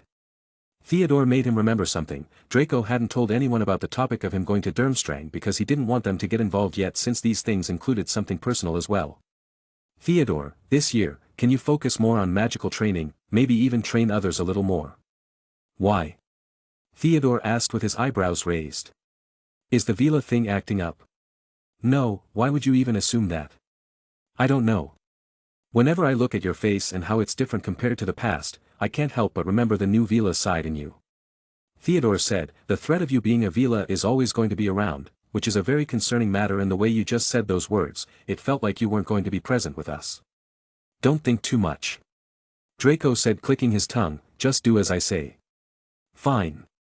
Theodore said, so how is the Vila thing anyway? Is being the only male Vila in existence an interesting thing? Not too good, Draco said, opening his fist as a fire emerged from his hands and quickly disappeared as he closed his fist back. I am not sure. I can be proud of being the only one for the first time. Theodore, looking into it, looked at Draco seriously. Have you started transforming yet? No signs of it. I have come up with several theories as to what is going on with me. Draco shook his head. Even though turning into a Vila wasn't a bad thing, but still, Draco didn't want to be a monster. In fact, he was fine being a half-Vila of some sort, due to his increased perception of feeling the mana around him, but other than that, he didn't want to turn to a monster. One is either, nothing is going to happen after this and this fire is only an advantage. Second, the transformation is a slow process, and it's slowly turning me into a Vila, and there are many other possibilities that could happen. Theodore nodded. If there is a poison, then there has to be a cure as well. If you do turn into a full Vila, maybe we can fix up a potion to negate the effects. Talking about the potion, have you experimented with the Philosopher's Stone yet? Theodore said, trying to change the depressing topic. What do you think? Knowing you, I can't think of any reasons you wouldn't by now. Theodore said, so what did you find? As expected, the stone's pretty much useless for now. Draco said lazily, without formations, the stone can't turn things into gold, and without the potion formula, we can forget about the elixir of life. So we can't do anything with it for now? Theodore asked, frowning. We can experiment with it, in other fields, using a variety of potions with it, since that's what we basically planned to do from the very beginning, and as for the other uses, I am sure Nicholas Flamel knew I would hit this bottleneck. Draco said, maybe that's why he was so confident in giving me the stone, even with all the rumors going around about me. So are you really going to meet him? I have to. Draco said, even though I am not interested in elixir of life, I still need access to the formation for turning things into gold, as that will stabilize my financial condition. Oh, is the prince having trouble saving up money? You don't know about it yet, do you? Now that I think about it, I never told you about my purchase. What are you talking about? Follow me. Draco said, leading Theodore to his room and inside the suitcase. So you're telling me that you blew almost all of your money in an auction, buying these weird creatures? Theodore said, not believing what he was seeing. Yes. Why? Theodore was confused. He couldn't think of any reason where Draco would need all these items, and add to that, he bought some elves to go along with the whole set as well. You probably don't know, since you weren't conscious when that happened, but these creatures here saved my life. Without them, I am sure that I couldn't defeat all those wizards by myself. Draco said, and hey, almost every creature has at least one use to them. Fighting with an army of creatures sounds interesting, doesn't it? Really? What about that golden snidget? What use does it have? I don't know. Draco said, it's a rare creature, okay, having one doesn't affect anyone. If we ever find a potion recipe or formation where any part of golden snidget is necessary, where in the world will we go to find them? Che, stop making excuses, Theodore said. If people outside find that you're actually poorer than me, the whole title of the prince would be nothing but a joke. Stop acting like my financial advisor, and if we are talking about money, then with all the property I own, from the Black family, I am still way richer than you. Draco said, snorting, anyway, as long as I can get the knowledge on the formation, from Nicholas Flamel, then money wouldn't be a problem anymore. I need to have at least one good advantage of owning the stone, don't you think? Sigh. So when are you planning on meeting him? Theodore asked, giving up. Not this year, maybe the next, or whenever I have time. Draco said, shrugging his shoulders. He knew without the stone, Flamel would die sooner, but Draco knew he still had some elixir of life with him to survive a couple of years, so he would be fine with delaying their meeting a bit. Theodore didn't ask more, and both of them began experimenting on different potions. After reading the potion book on offensive potions, Theodore became very interested in it as well, and both of them began creating several batches of different potions. Next morning, Theodore and Draco were ready to go to Diagon Alley for shopping for new school supplies. Draco didn't have to necessarily buy books for this year of Hogwarts, but it was deemed necessary anyway since he would be there for at least a month. For Durmstrang, Draco didn't have to buy any books, because the school provided books separately to them. Both of them were waiting for Daphne and Pansy to arrive. Draco was slightly nervous because he was sure he was going to get some lectures. Theodore, on the other hand, was busy reading the potion book. After half an hour of waiting, the fireplace lit up and both Daphne and Pansy arrived together. As soon as they entered, they looked directly in Draco's direction fiercely, as they began walking towards his direction. Draco, being nervous, closed his eyes only to be surprised by a sudden hug from both the girls, making him fall down. Idiot! Both of them said as they threw a couple of soft punches towards him. Draco was surprised since he was ready to get some scolding, but it turned out to be a good thing instead. Pansy and Daphne stood up a little as they looked at the mixed expression on Draco's face. Why do you look so nervous? Pansy asked worriedly, are you fine? No, I am completely fine. Draco shook his head. I heard that you were still tired from my parents. Daphne said, are you sure? Yeah, I am. Draco said, I just needed some rest, that's all. There was a moment of silence where the three of them were just looking at each other, only to be awakened by Theodore's interrupting cough. You look different, Pansy said, tracing one side of Draco's face. I saw you in the newspaper for the first time after the incident yesterday, and I was surprised to see your appearance so changed. Daphne added, similarly tracing the other side of Draco's face. Are you attracted to me? Draco suddenly asked, making both girls panic a little as they hurriedly stood up completely. What are you saying? Yeah. What are you talking about? They asked, blushing. I am just asking if you feel attracted to me due to my face, Draco asked seriously. If the girls were attracted to him due to his face, this would suggest one of his theories about his Vila changes. Chapter 104. Seeing Draco's serious face, they hurriedly shook their heads. It's not that. They said at the same time, it's just you look different, that's all. Sigh. Draco breathed a sigh of relief. Well, at least that's not a problem yet. What are you talking about? Daphne asked. Nothing. Draco said as he looked at both of them. I expected you to be more mad, but you girls seem to be the exact opposite. Oh, consider yourself lucky that we decided to only scold you once. We figured a scolding through the howler would be enough. Daphne said, you did listen to it, didn't you? And yeah. I did. Draco hurriedly shook his head. That's why I expected you to be, maybe a bit more angry. That was recorded a couple of days ago when you first went missing. Pansy said, folding her arms, so mind telling us what happened? I am one of the victims too, right? Theodore added, pointing at himself. Well, we knew that you were alright since at least you sent us a letter back, unlike someone else. Pansy snorted. I didn't know how to reply to a howler, so I stayed quiet. Draco lied quickly. Anyway, believe it or not, the thing the newspaper said is mostly the truth. Theodore said, sighing, the only thing that's different is that Draco acted out of necessity, not for fame and attention. Is it really the truth? Daphne asked. Yeah.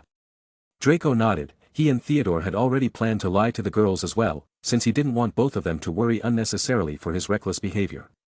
What about your face? Pansy asked, you kept telling us that the beautification potion is very dangerous, but you used it on yourself instead. Is it true that you're hiding scars from the fight? Daphne added. Hey, do you think I am that insecure, that I will hide my scars using a potion? Draco said, but looking at their reaction, the three of them seemed to be exactly thinking the same thing. It's not that. Daphne said awkwardly, you and Theodore both put a lot of importance on your face since both of you keep insulting each other's face, so it gives that weird vibe that you guys do care about your face, a lot. Draco and Theodore awkwardly coughed. It's not that, it's just jokes. Yeah. And I didn't use any potion to fix my face or anything like that. Draco quickly said, due to some circumstances, my face just ended up like this. Is it that weird? Pansy pinched Draco's cheek. You still look like the same Draco, but more feminine and a bit more good-looking. Was I that ugly back then? Draco said in an annoyed tone. No, we both liked you, I mean your face, you get it, don't you? Daphne tried to hurriedly explain, it wasn't bad before, and for us, you're still the same old Draco. Draco smiled hearing that, but his smile quickly turned into a frown when he heard Theodore. Yeah. The same old Draco, but just weirdly more attractive than he previously was. Everyone laughed looking at Draco's face. Humph. Let's go, Hermione is probably already waiting for us at the leaky cauldron. Draco snorted. Oh, is she coming there as well? Theodore asked. Yeah, she is. Draco said, you guys don't seem too surprised. He asked looking at Daphne and Pansy. We sent letters to each other throughout the holiday. Pansy shrugged her shoulders, so of course we knew. Let's go, then. Wait, are we going alone? Daphne asked, isn't anyone coming with us?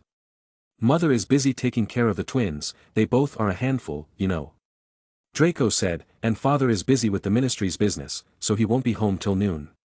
Don't worry too much, the danger's gone, and even if it wasn't, I am sure people wouldn't dare attack me in a place like Diagon Alley, where the place is literally filled with wizards. After minutes of convincing, Daphne and Pansy finally let go, and the four of them used the flow powder and disappeared from the Malfoy Manor. In Diagon Alley, Hermione and her parents were waiting for Draco when the Weasley family arrived through the flow network. Hermione. Ron called out, walking towards her. Ron. Hermione waved back as well. What are you doing here? Ron asked as he kept looking around. I am waiting for Draco to arrive. Hermione said. Along the holidays she had exchanged some letters with Ron now and then, so she wasn't too anxious to meet him. Where is Harry, by the way? We helped him escape from his aunt's house. A pain in the butt, they are. By the way, where is Harry? Shouldn't you know? No, he came before us, so he should arrive before us. Does he know how to use the flu powder? Hermione asked. He might have ended somewhere else instead.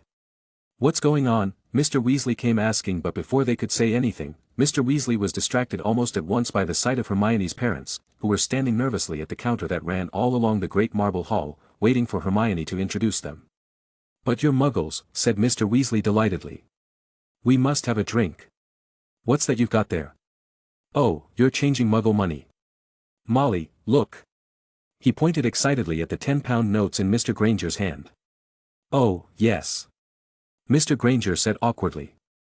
We are heading towards Gringotts too, Mr. Weasley said. We'll be glad to lead you there. That, Mr. Granger didn't know what to say as he looked at Hermione, who convinced them to leave with Arthur. Arthur's always like this, Ms. Weasley sighed. We need to go look for Harry. I wonder where he ended up at. Let's go check. Ron said, walking towards Ms. Weasley and Ginny, as he stopped in his tracks to look back at Hermione, who was just staying there. Are you not coming? I'll be there in a couple of minutes. Hermione said, I have told Draco that I will wait for him here. Hearing Draco's name again, Ron turned a bit stiff as he turned back again. We will be at Flourish and Blots if you want to meet us. Okay, Hermione said. As soon as the Weasley family walked out of the pub, a smoke flashed on the fireplace again. Draco, Theodore, Pansy, and Daphne arrived at the same time. Unlike the previous Weasley families who had been dusty and dirty, all of them arrived clean. Draco. Hermione rushed towards Draco and the others as she awkwardly stood in front of him. Hermione looked at him with a surprised expression as this Draco before her was completely different. He was taller than her, his hair white as snow and his eyes brighter than before. As Hermione was staring at him in a daze, Draco went over and pulled her into a hug. Suddenly getting into a hug, Hermione was surprised and wanted to escape, but Draco didn't let her. As the gentle scent of Draco entered her nose, she began to calm down. Ah! I really miss your bushy hair. Draco said, messing her hair a bit. Don't. Hermione escaped from Draco's grip, blushing. Are you fine? She asked worriedly. Why is everyone asking me that? Draco said, rolling his eyes. It's super annoying. For the last time, I am fine. Humph. Don't act arrogant with me, just because your title upgraded from a Dark Lord to a Prince. Hermione and Draco looked at each other and laughed. You look different. Draco said, looking at Hermione. I could say the same about you. Hermione said, pulling her hair back, getting a bit shy. Draco looked closely at her and realized that her large huge teeth were gone. You look weird. Draco joked. I do, right? I knew I should have waited. Is it that bad? Hermione said with a serious face. You looked cuter before. Draco replied, smiling. Realizing that she was being teased, Hermione snorted as she punched him a couple of times. Draco jokingly blocked her as he looked up at Daphne and Pansy, who didn't say anything back like before. Draco suddenly realized something, as he looked around in the pub to find all the wizard and witches in the place staring at him. Draco for a moment forgot that he was a bit famous right now. I think we need to get out of here. Draco said as he signaled all of them to run. Draco didn't want to bother himself with other people right now. Chapter 105. Draco and the others escaped from the hurdle of people blocking their way, as they got out of Diagon Alley as fast as they could and kept running through a path, not stopping to listen. After turning through different twists and passages, they finally stopped. All of them except Draco was breathing heavily due to the unexpected run. Phew. That was close. Draco said. That's why we asked whether someone was coming with us or not. Daphne said, breathing heavily, but you were too busy acting tough to listen to us. The situation's not the same as before. Pansy said, panting, you are very famous now. Previously people only thought that it was just okay to remember your name, but now people know your face as well. Sorry, I forgot. Draco said, apologizing. I am not used to my current fame, and besides I haven't even been out of my house ever since I arrived here, so I didn't know things were this crazy out here. That's fine and all, but where are we? Hermione said, looking around. Draco finally noticed he was in a weird place far from Diagon Alley. It's Knockturn Alley. Theodore said, doing the same as well. Knockturn Alley is a shopping area off Diagon Alley in London. It is filled with numerous shops devoted to the dark arts and has its good old-fashioned black market as well. Isn't this bad? Hermione said nervously. She had read before about Knockturn Alley, where suspicious people often hung out selling items related to the dark arts. It's not as bad as you think. Draco said, trying to ease her nervousness. Unlike her, Pansy and Daphne had been here before with their parents, so they weren't too freaked out by it. It's just a place for dark arts, that's all. If you read my last Christmas letter carefully, you did realize certain things about dark arts, didn't you? Hermione nodded. Back then she wanted to learn a bit of dark arts as they could be a good offense in time of need, but stopped after reading Draco's letter and started taking things seriously and carefully, as she started learning it from the basics for knowledge rather than power. The place might seem creepy if you think of it as a market for dark arts as people portray it to be, but in reality, it isn't. Draco continued, if you want something for a cheap price, then this is the way to go. They sell a lot of herbs cheaply here since most of them are stolen goods, so as long as keep a keen eye and know where to look, you'll find this place to be very wonderful. Also make sure to never sell anything here at Borgin and Burke's. Mr. Borgin's there is a bit cheap, and last but not least, don't come here running alone without a guardian, a wizard guardian, even though the place isn't too dangerous, the people who wander around here are. They are very shady as they will try to trick you and you'll never know, as they won't even hesitate to use a love potion on you. Hermione, Pansy, and Daphne carefully listened to Draco's warning, keeping it in their mind. Okay, you don't have to explain everything here. Theodore said, and you, keep your hood up. It's annoying to have people follow you around, especially in this place, when you finally got out of being a suspect for a Dark Lord. Draco nodded and put on his hood as they began to slowly get out of Nocturne Alley, through small passageways here and there, avoiding the public eye. As they were just about to leave the alley for good, they suddenly heard a familiar voice. Not lost are you, my dear, said a voice in his ear, making Harry jump. An aged witch stood in front of him, holding a tray of what looked horribly like whole human fingernails. She leered at him, showing mossy teeth. Harry backed away. I'm fine, thanks, he said. I'm just. Harry. What do ya think you're doing down there? Harry's heart leaped. So did the witch. A load of fingernails cascaded down over her feet and she cursed as the massive form of Hagrid, the Hogwarts gamekeeper, came striding toward them, beetle-black eyes flashing over his great bristling beard. Hagrid. Harry croaked in relief. I was lost, Flo Powder. Hagrid seized Harry by the scruff of the neck and pulled him away from the witch, knocking the tray right out of her hands. Her shrieks followed them all the way up the stairs out into bright sunlight.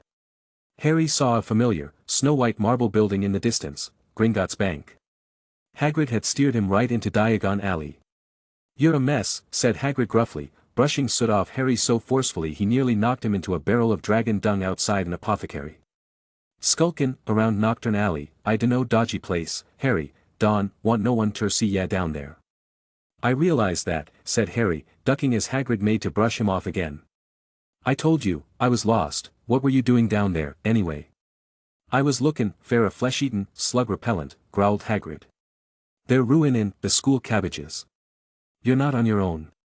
I'm staying with the Weasleys, but we got separated, Harry explained. I've got to go and find them. What's Potter doing here? Pansy snorted, doesn't he know that his mistakes could cause Draco's reputation to fall as well? I heard he was lost, Hermione defended Harry. He was here with Ron and the others. He might have used the Flo Powder wrong, and what does his mistakes have anything to do with Draco? Okay, stop it you two.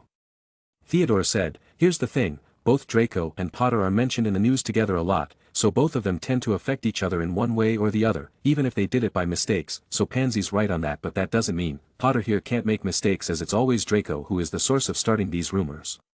Blame the news, not me. Draco defended himself as he sighed. Similar to how Ron would never be friends with him, Draco was sure Pansy and Daphne would never be friends with Harry and Ron, and due to Hermione being their common friend among their hatred, Draco was sure that Hermione would have a hard time defending her friends among her other friends. If you guys are so interested, why don't we just go and meet them? We can find out for sure what's going on. All of them nodded and rushed towards Harry and Hagrid. They looked around, sprinting up the crowded street were Ron, Fred, George, Percy, along with Harry and Hagrid.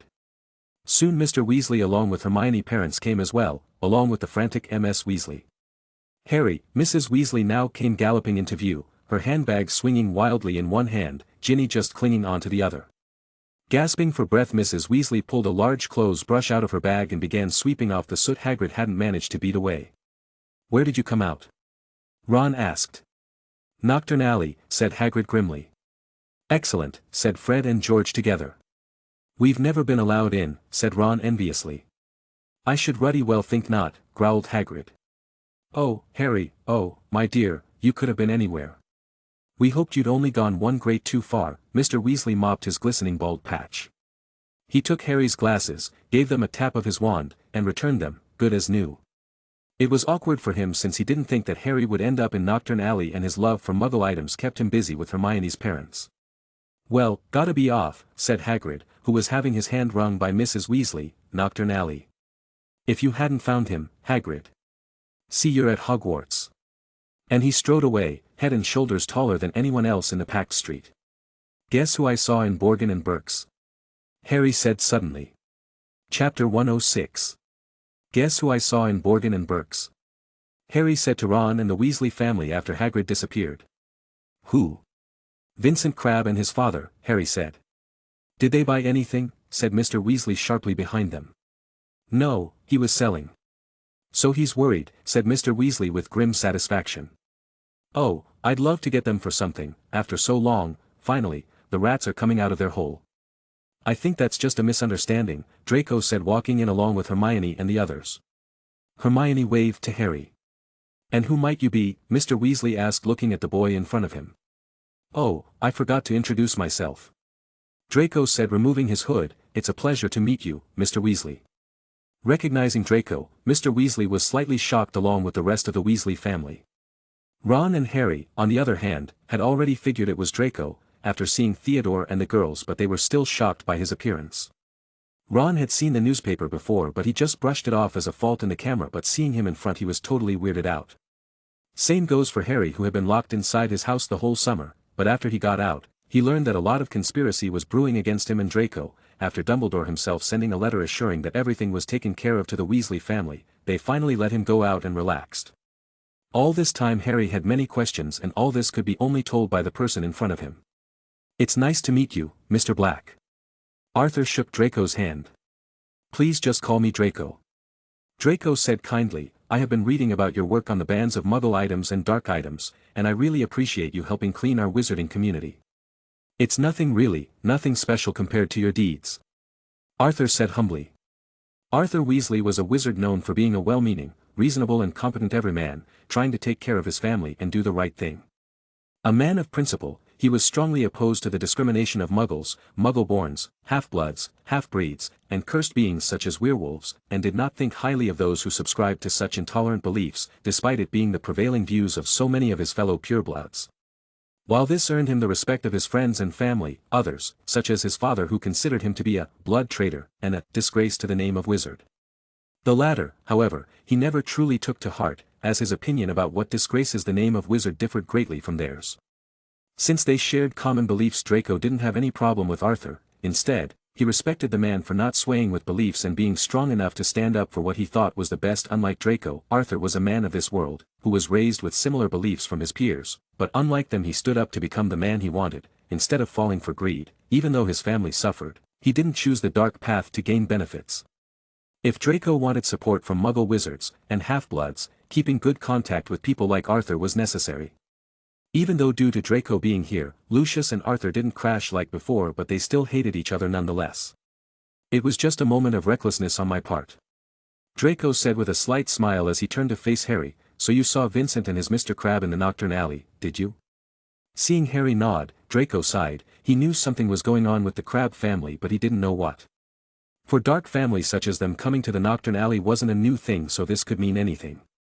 If it was just any other day, Draco could have just ignored it as the Crabbe family trying to avoid current raids that have been going on, but with the whole situation, he couldn't just believe that it was so simple.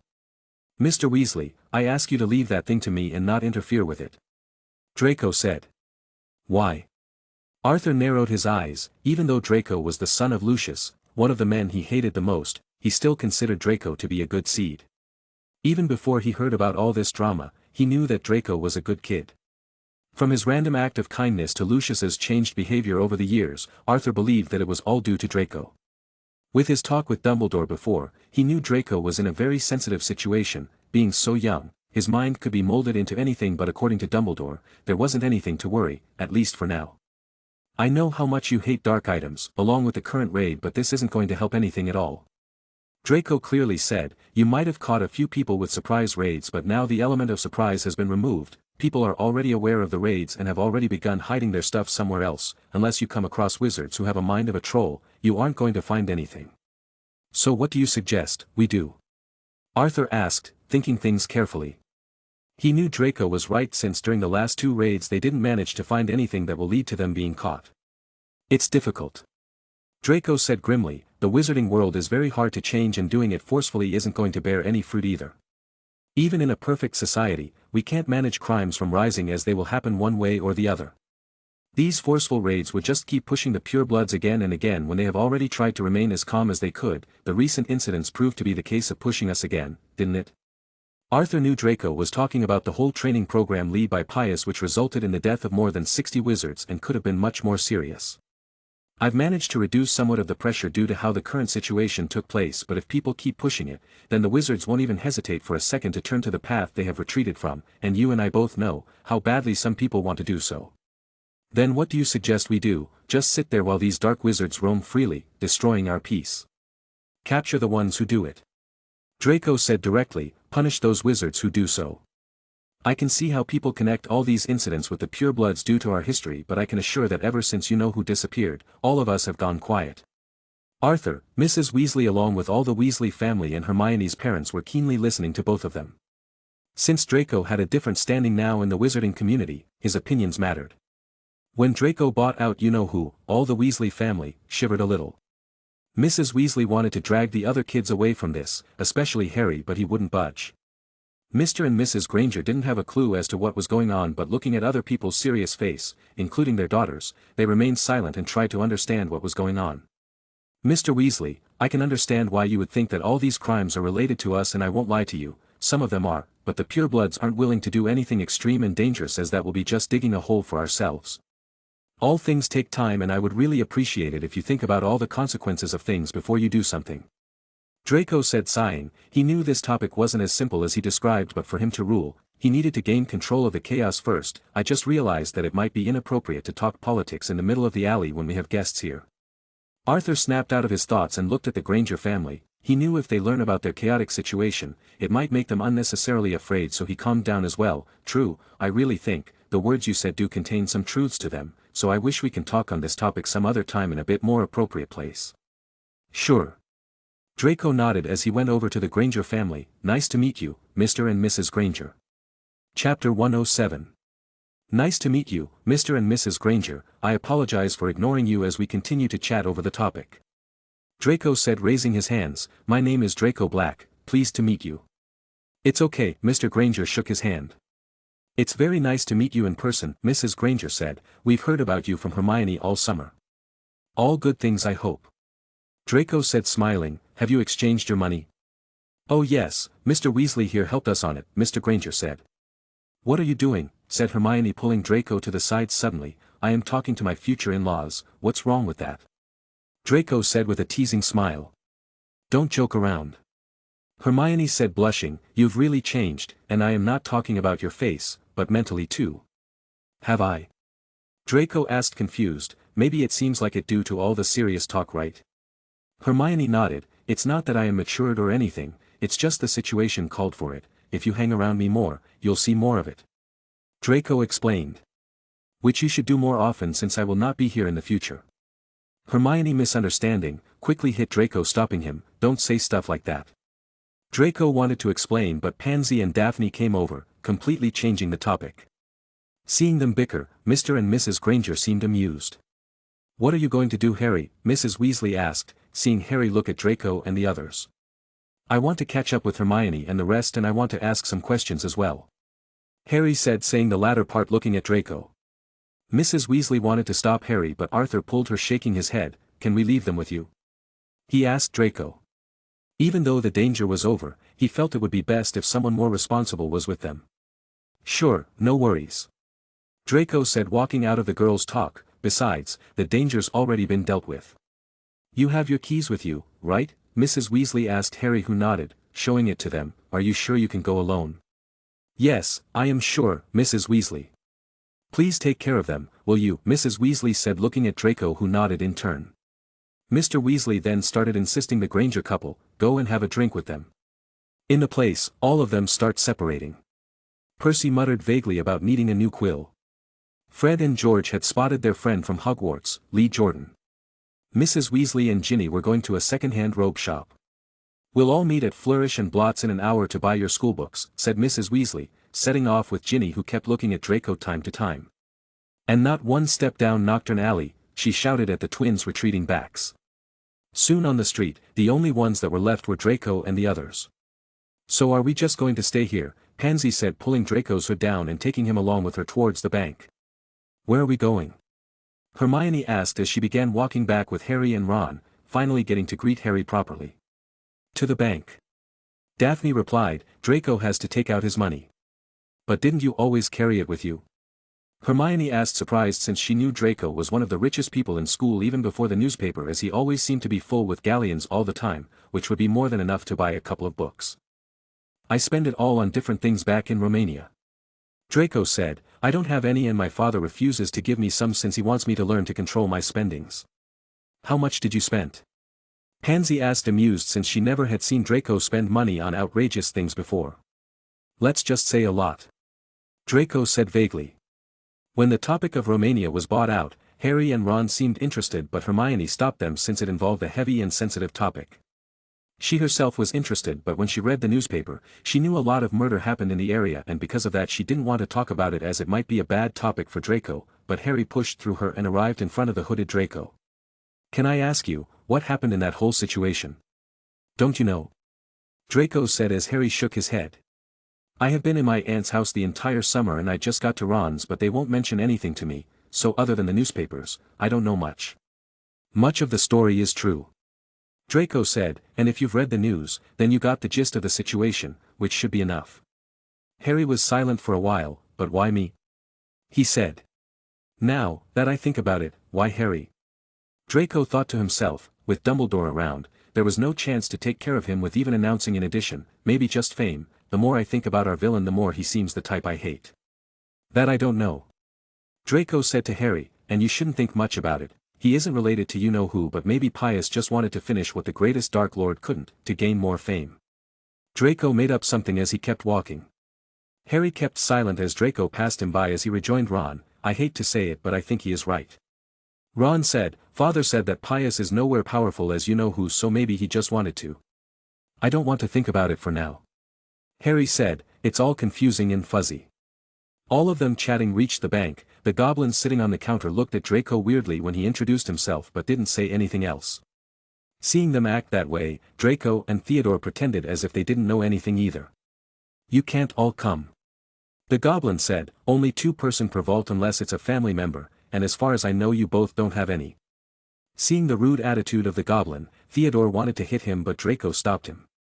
Draco figured they might know something since goblin magic was different from humans. He knew he was fine here since due to the loophole in their rule, they couldn't do anything about Draco.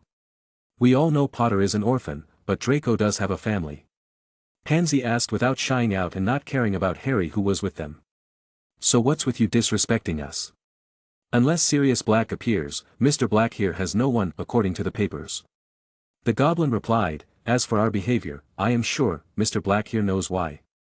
I didn't break any rules." Draco shrugged his shoulders since the topic was brought out. He wasn't going to be shy about it either. "It's your rules, isn't it?" "It is." The goblin snorted, "But new rules are coming in place and I want to thank you for pointing out the flaw in the system." "You're welcome," Draco said sarcastically. "Now are you going to make us wait here all day?"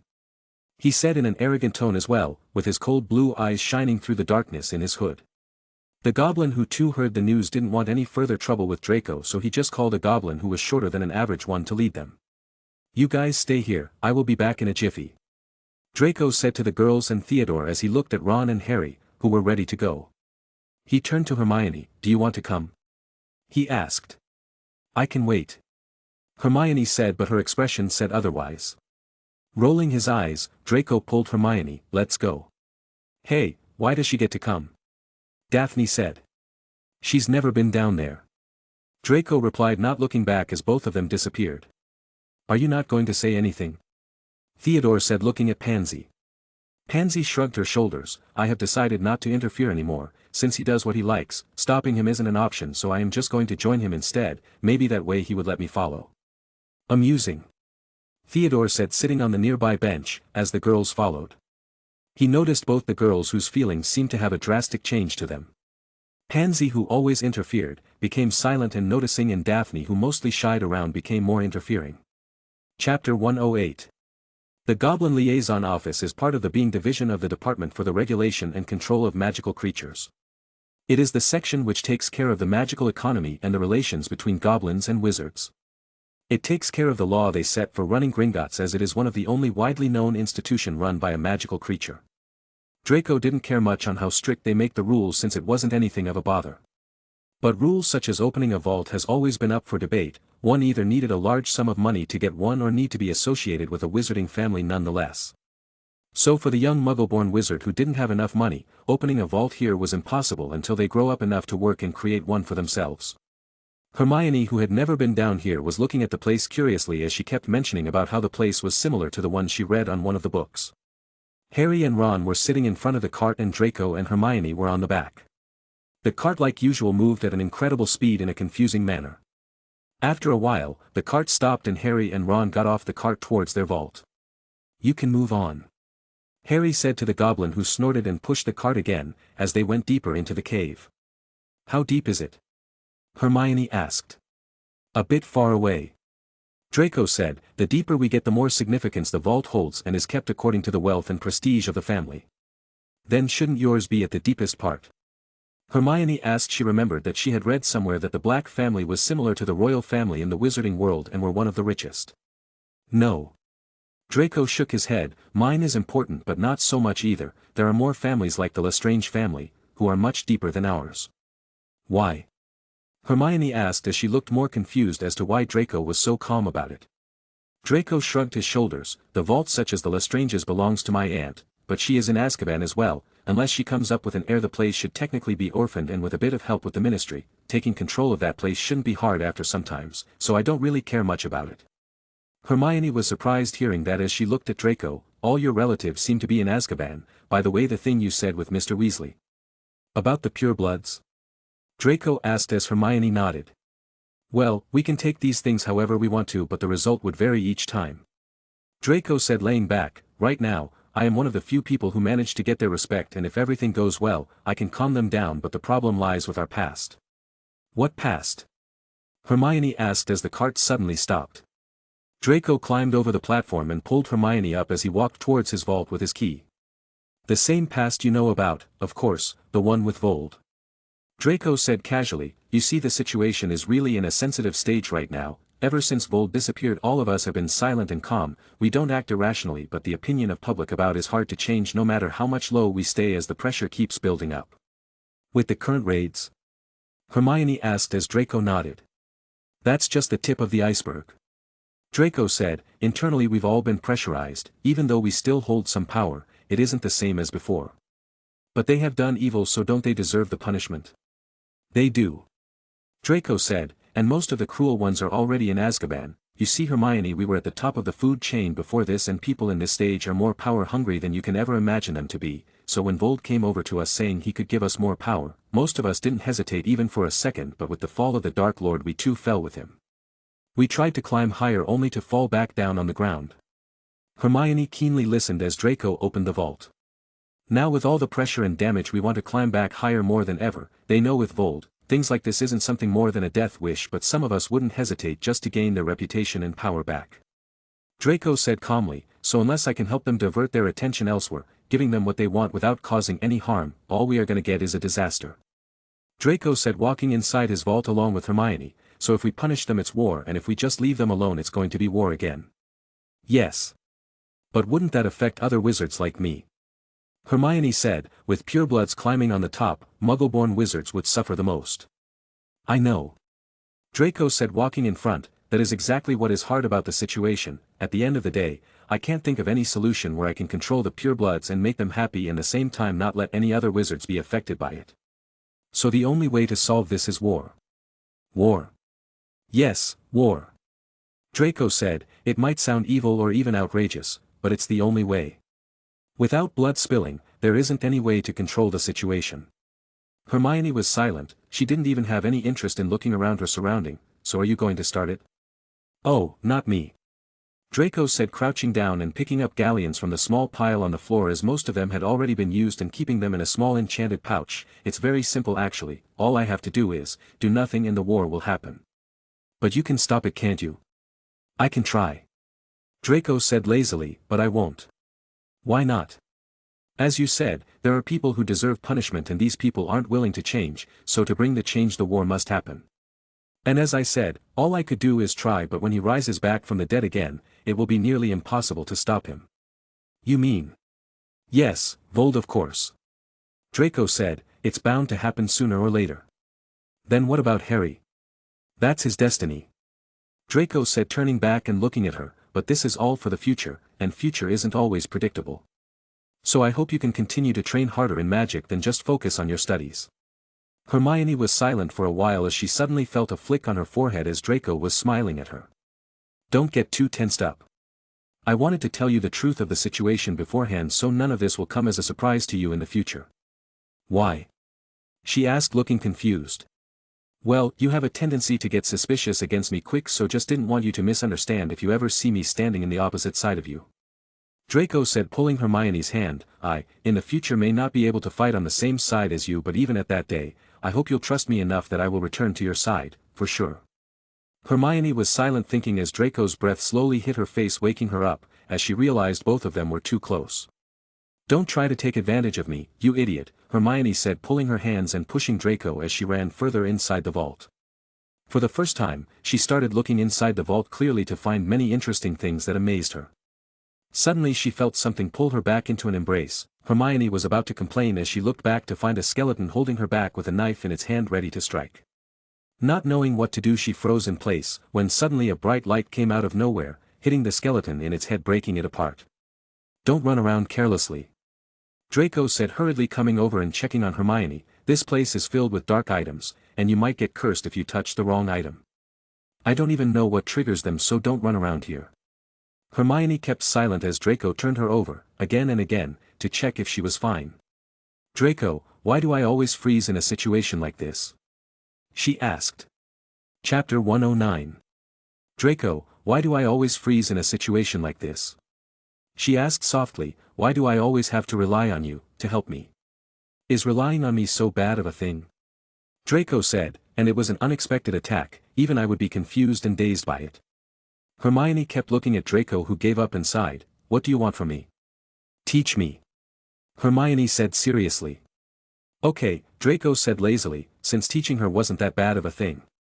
No, you know what would be better? Hermione suddenly said as her eyes lit up, we can open a club in school and you can teach them magic. And why would I do that? Draco asked, confused. Teaching his trusted fellow members was a good thing, but teaching the whole school seemed bothersome. Why not? Hermione said, you said it yourself, a war is coming, then shouldn't we all be prepared? But why would I trust them enough to teach them? Draco said lazily, what if they all turn against me instead? You said that you'll be in my side, right? So no matter what happens, as long as you are on the good side, people will follow you. Hermione said, and with your current fame, doing so isn't hard, and again, isn't having more people besides you a good thing in the war? Why do you think you are in the good side? Draco mumbled as Hermione didn't say anything as she kept looking at him seriously. Sigh. You just want me to teach them, don't you? Draco said, rolling his eyes. With Hermione's character there was no way in hell she would ever support a war, but having him teach them to defend themselves, that Draco could believe. I will help you. Hermione said as she kept insisting on it. Thinking things through, this could really help Draco gain some reputation and followers as well. Fine, but I need to find a suitable plan to do so. Hermione nodded, smiling a little. What kind of plan? The fact that I wouldn't be here anymore, for God knows how long.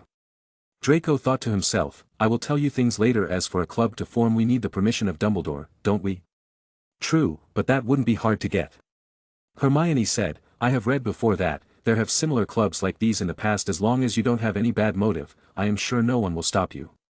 Draco rolled his eyes as he began walking out, pulling Hermione with him to avoid any incidents. Soon they were out with Harry and Ron and were walking towards Pansy and Daphne. Where's Theodore?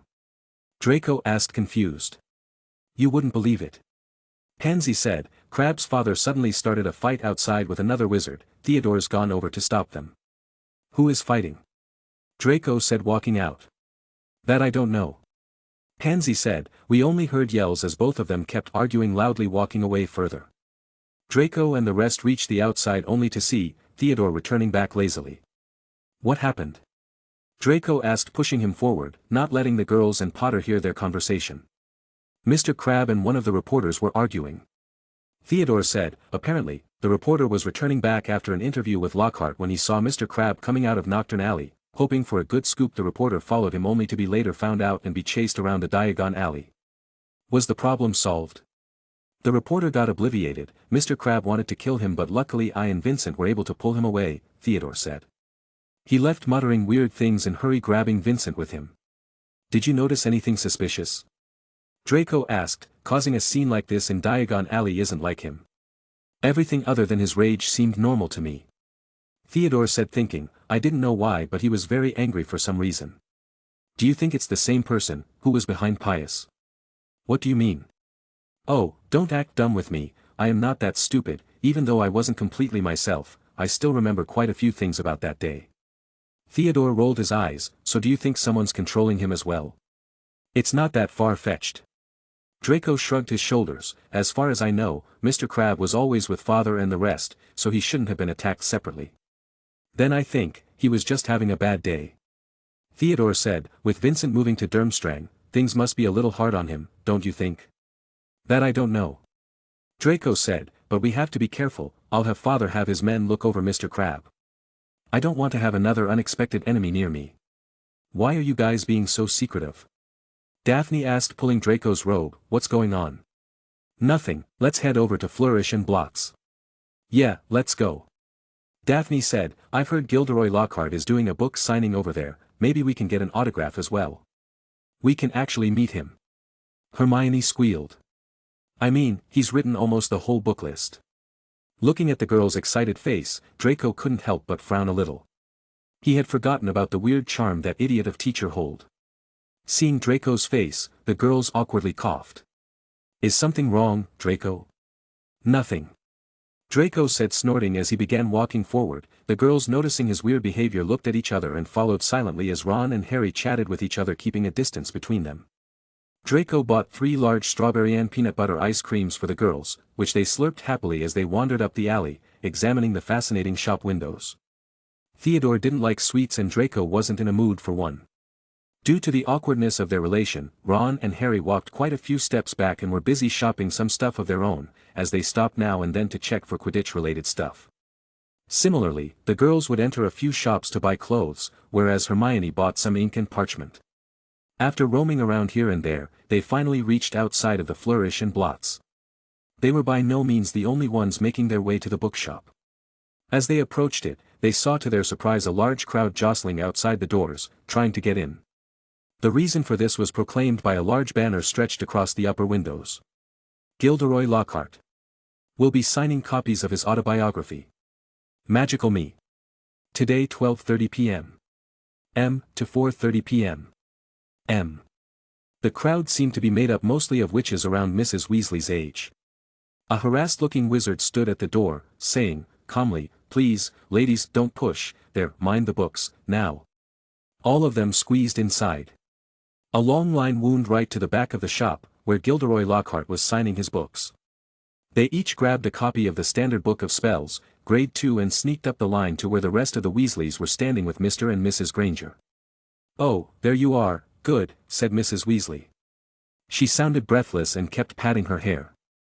We'll be able to see him in a minute. Draco, annoyed by all this, stood back along with Theodore, not wanting to be any part of this fiasco. Gilderoy Lockhart came slowly into view, seated at a table surrounded by large pictures of his own face, all winking and flashing dazzlingly white teeth at the crowd. The real Lockhart was wearing robes of forget-me-not blue that exactly matched his eyes. His pointed wizard's hat was set at a jaunty angle on his wavy hair. A short, irritable-looking man was dancing around taking photographs with a large black camera that emitted puffs of purple smoke with every blinding flash. Out of the way, there, he snarled at Ron, moving back to get a better shot. This is for the Daily Prophet. Big deal, said Ron, rubbing his foot where the photographer had stepped on it. Gilderoy Lockhart heard him. He looked up. He saw Ron, and then he saw Harry. He stared. Then he leaped to his feet and positively shouted, "It can't be Harry Potter." The crowd parted, whispering excitedly. Lockhart dived forward, seized Harry's arm, and pulled him to the front. The crowd burst into applause. Harry's face burned as Lockhart shook his hand for the photographer, who was clicking away madly, wafting thick smoke over the Weasleys. "Nice big smile, Harry," said Lockhart, through his own gleaming teeth. "Together, you and I are worth the front page." When he finally let go of Harry's hand, Harry could hardly feel his fingers. He tried to sidle back over to the Weasleys, but Lockhart threw an arm around his shoulders and clamped him tightly to his side. "Ladies and gentlemen," he said loudly, waving for quiet. "What an extraordinary moment this is. The perfect moment for me to make a little announcement I've been sitting on for some time. When young Harry here stepped into Flourish and Blots today, he only wanted to buy my autobiography, which I shall be happy to present him now, free of charge." The crowd applauded again. "He had no idea," Lockhart continued, giving Harry a little shake that made his glasses slip to the end of his nose, "that he would shortly be getting much, much more than my book, Magical Me. He and his schoolmates will, in fact, be getting the real Magical Me.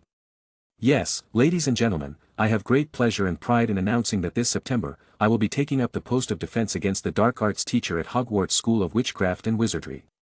The crowd cheered and clapped, and Harry found himself being presented with the entire works of Gilderoy Lockhart. Staggering slightly under their weight, he managed to make his way out of the limelight to the edge of the room. Chapter 110. I will be taking up the post of defense against the dark arts teacher at Hogwarts School of Witchcraft and Wizardry. Lockhart said as the crowd cheered and clapped. "Do they seriously not check their background before they hire someone to be a teacher?" Theodore said. Since he had been hanging around with Draco since he was young, he knew about Lockhart's fake deeds, and he wasn't pleased hearing about someone so unqualified becoming a teacher. "Well, if they did, we wouldn't have idiots as our teachers." Draco said, "I think last year should prove it all." Lockhart, who had a sharp ear, and a couple of nearby wizards heard them clearly since they didn't bother to whisper to each other as they casually talked. "Why don't you show yourself?" Lockhart said, walking towards Theodore and the hooded Draco. "Or can you only talk while hiding?" Draco, rolling his eyes, didn't bother to talk back to him when suddenly Theodore pulled back his hood to reveal himself. The witches and wizards there along with the reporters started going crazy as they snapped one picture after another and began crowding around him. Draco, with his lips twitching, looked at Theodore, who just shrugged and avoided his gaze. "Oh, how surprising, it's the prince," Lockhart said, coming closer looking excited. "I will be glad to teach you this year." As Lockhart began to come closer wanting to hug him for the camera, Draco couldn't help but feel a rush of disgust and hate towards him as he took his wand out and used a spell, pushing Lockhart back, throwing him towards the pile of his own book. "Don't touch me," Draco said as he pulled his hood back on and began walking away. The reporters and the people there were surprised and didn't follow him as they were too shocked to do so. Theodore and the rest followed him out, wondering why he was so annoyed with Lockhart. "I'm okay," Lockhart said, standing up. Even though no one asked him, he began explaining things to the crowd by making stuff up. He might still be afraid due to the previous incident, so he didn't want me too close. As a teacher, I will make sure to help him through this incident. After all, he is just a child. Draco went out of the bookstore pushing everyone away when he suddenly felt a hand on his shoulders. He looked back to find Arthur Weasley, looking at him with a bit of concern and confusion. "What happened?" he asked. "Nothing much," Draco said, taking a deep breath. "Just something got onto me." "Did Lockhart do something? I know he can be annoying, but you shouldn't have used magic in public." "No worries." Draco shook his head. "This place is a wizard location, so the tracking wouldn't work with all these wizards around. As for Lockhart, it's hard to explain, but I don't like him." "Why not?" Theodore and the girls came out, followed by Ron and Harry, who were looking at them and listening to their conversation from the shop. "You know why, don't you?" Draco said, annoyed. "Why'd you have to pull my hood off?" "I thought, why not give him a taste of his own medicine?" Theodore said, "Unlike him, your fame is real, and even by standards you are still on a higher position than him." "What are you talking about?" Pansy said, "What's going on?" "I am not in the mood anymore." Draco said, "I want to go back home. Did you get your books?" "We did." Daphne said, coming closer. "Let's go back then." Looking at her face, Draco knew she was a bit afraid and concerned as he sighed. "See you in Hogwarts then, Hermione," Draco said, turning back as Pansy and Daphne said their goodbyes as well and followed along, leaving the dazed Hermione and the rest. "Is he stronger than Lockhart, father?" Ginny, who was silently looking all this time, said. "I don't know." Arthur said, even though he had his doubts on Lockhart's deeds, he still considered him a competent wizard, to say the least, he should be, but I think the element of surprise played a huge part. Hermione, who didn't know what suddenly got into Draco, didn't stay there much further, as after a little talk with Harry and Ron, she returned back home as well. Draco, Theodore, Pansy, and Daphne returned back home with the Flu network. Draco, sighing, opened his hood and sat on the couch trying to stay calm. Ever since the last incident where Draco got hold of that power, he started having less control of his emotions.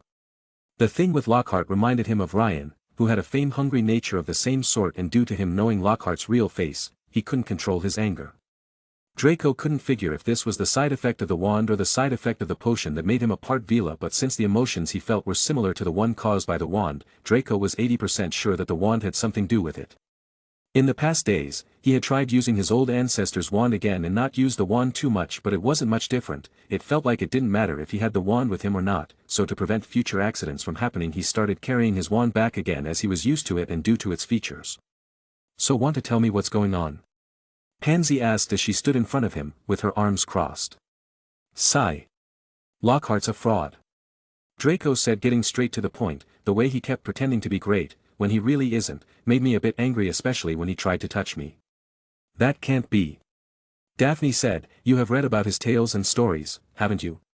"But that's all they are, stories," Draco said. "Do you really expect me to believe that he did all those extraordinary stuff under the radar? Has one person ever come forward saying he or she saw Lockhart do all these events?" Draco knew trying to explain these stuff to these girls would be hard, since everyone has always been in awe in front of Lockhart's lies, to the point where there aren't even that many wizards and witches who doubt him. For them, Lockhart is even bigger than some of the real-life heroes, and his so-called fans won't even hesitate to put Lockhart in the same position as Dumbledore when needed. Feeding all these brainless, idiotic wizards with nonsense, Lockhart had managed to come up at the top as a hero who is way too humble and kind. "That's true, but that doesn't mean he didn't," Daphne said as Pansy stopped her. "It's okay if you don't believe me," Draco said, standing up. He didn't want to bother too much with Lockhart, since he wasn't even going to be in Hogwarts completely this year, and he was sure for the next year, Lockhart would be gone due to the curse. So arguing with his friends about Lockhart seemed pointless. As long as they are smart enough, they can figure these things out on their own, after he starts teaching.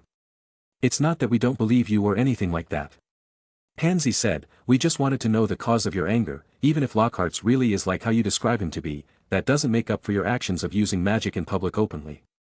Chapter 111. "She is right, you know," Theodore said. "You should be thankful that none of the reporters managed to capture an image, since they were too shocked to do so, but I am sure they are going to report about it anyways." "I don't care," Draco said, sighing. "I am sure the people there wouldn't say anything outrageous about me. Even if they did, as long as the ministry doesn't have enough evidence, they can't do anything about it." "Well, if you say so." Theodore gave up. "I have some work to do of my own, so I will head back."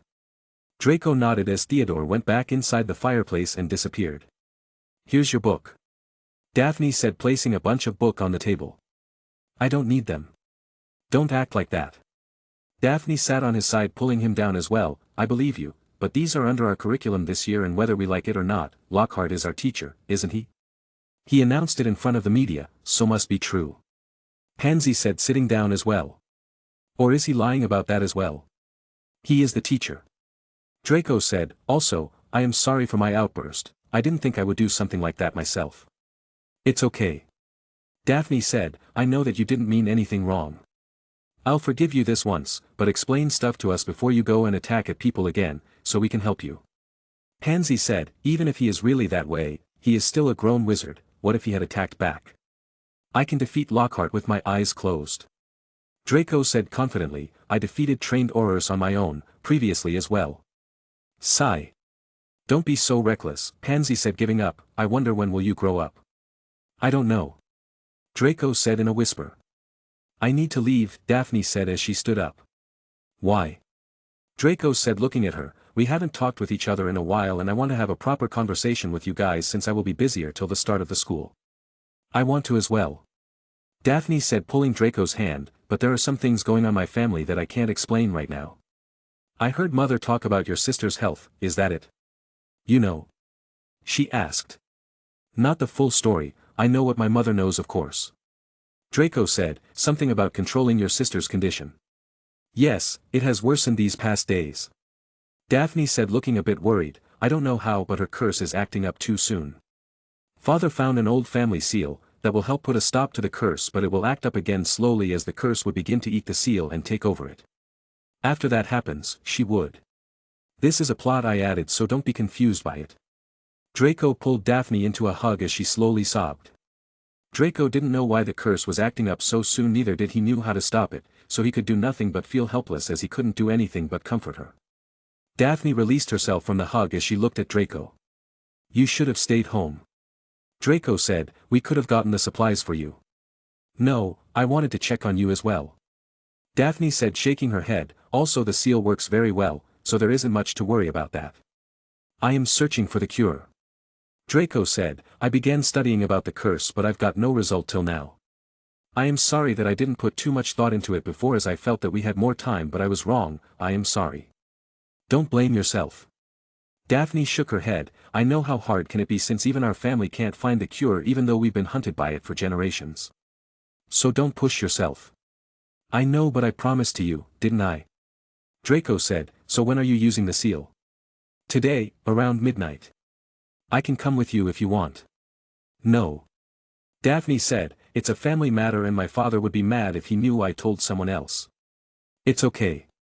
Draco said, if you need any help, feel free to tell me and I won't forget our promise. Sooner or later, I will figure out the cure. Daphne nodded as she awkwardly looked at Pansy, see you soon. She said. Pansy nodded. She and Draco looked at Daphne, who disappeared into the fire. Didn't you knew about it? Draco asked Pansy, who was staring at the fireplace looking at the ashes that floated around. No. She shook her head, Daphne, she can be very secretive. I am even surprised she told you those things, guess she really does. Does what? Nothing. So aren't you going to ask me about it? Draco said, looking at Pansy, who stayed silent. I don't want to bother you with it. Pansy said, and besides it's not your secret to tell, if Daphne wants to tell those things to me, she will tell it on her own accord. I won't force her. Well, at least, you've seemed to matured a lot. Draco said, rubbing her head. I figured, one of us has to. Pansy said as she kept staring at Draco. What? Draco asked, confused, don't tell me, that you have to leave as well. Pansy shook her head as she came closer and laid on Draco's chest. Since Draco was taller than before, the difference felt obvious. Draco didn't know what was going on, but he instinctively hugged back. You've hugged everyone but not me, idiot, she murmured, but Draco heard her clearly. I thought I did at the beginning. But that was with me and Daphne together, you didn't hug me, Pansy murmured as she slowly fell silent. Just forget about it, you smell different. Smell? Yeah, you smelled different back then, but now you smell like vanilla and sandalwood. Draco figured that it was the potion that did this. How did I smell before? Like potions. Pansy giggled a little, you smelled similar to a potions lab. Was it that bad?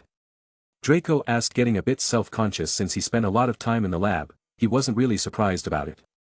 It had a medical feel to it, but I didn't hate it too much. Pansy said, it was weirdly comforting but a bit repulsive as well, but most people wouldn't notice since the smell came from your clothes.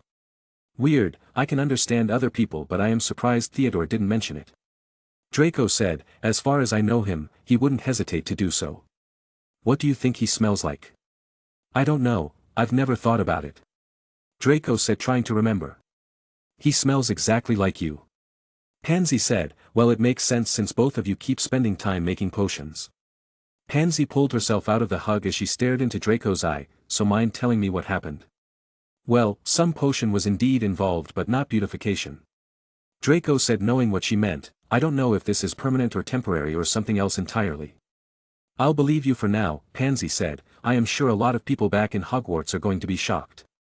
Well, with all the people that I've met, none of them have the surprising reaction I was hoping for. Draco said, it's the same, oh you've changed, scenario. That's because we are your friends, of course. Pansy said, to be honest, I was very surprised with it at first, but I didn't want to show an overreaction as that might freak you out and make you completely uncomfortable. True. Draco said, sitting back on the couch, I have to tell you something. Chapter 112. So you're telling me that you'll be gone after a couple of months, Pansy said, frowning. Well, that's the plan in the very least, Draco said, shrugging his shoulders. I still need the permission of Dumbledore, but I am sure he will give it to me. I don't understand why would you even need to go there? For an experience to say the least, Draco said, and it's not like I am going in there forever. I will be back before the year ends, at least that's what my plan is. I just can't seem to understand you, especially these days. Pansy said, do others know? Except for my parents and the ministry, along with the headmaster of Durmstrang, I am sure no one knows. Draco said, I wanted to tell you about it first. So not even Hermione knows? Even Theodore doesn't know? Draco said, coming closer to her, I didn't want to tell you before, well, at least not until I was ready to leave before, but since you've decided to trust me a bit, I decided to tell you early on as well. Sigh. Can't I come? Pansy said, looking at Draco, or at least take Theodore with you, he is much better at spells than me. I am just going to Durmstrang for a bit of academic exchange. Draco said, not in war, so don't worry too much about it.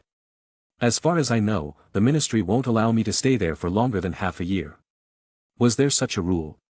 Well, there is, but since most schools stopped doing such exchange, the rules have died down. Draco said, besides the place seems too interesting to visit and Crabbe and Goyle are moving in this year as well, so I won't be too lonely. Fine, do what you want to do, just be safe. Pansy said, after last time, I am always worried whenever you're not by my side. I keep having this bad feeling, that something bad is going to happen. You worry too much. Draco said, caressing her hair, just believe me, I am very strong, you know. Yeah, Pansy giggled, making fun of Draco. I am sorry that I can't tell you the truth. Since lies can make you happier and worry less about me, I will be willing to do so every time. Draco thought to himself.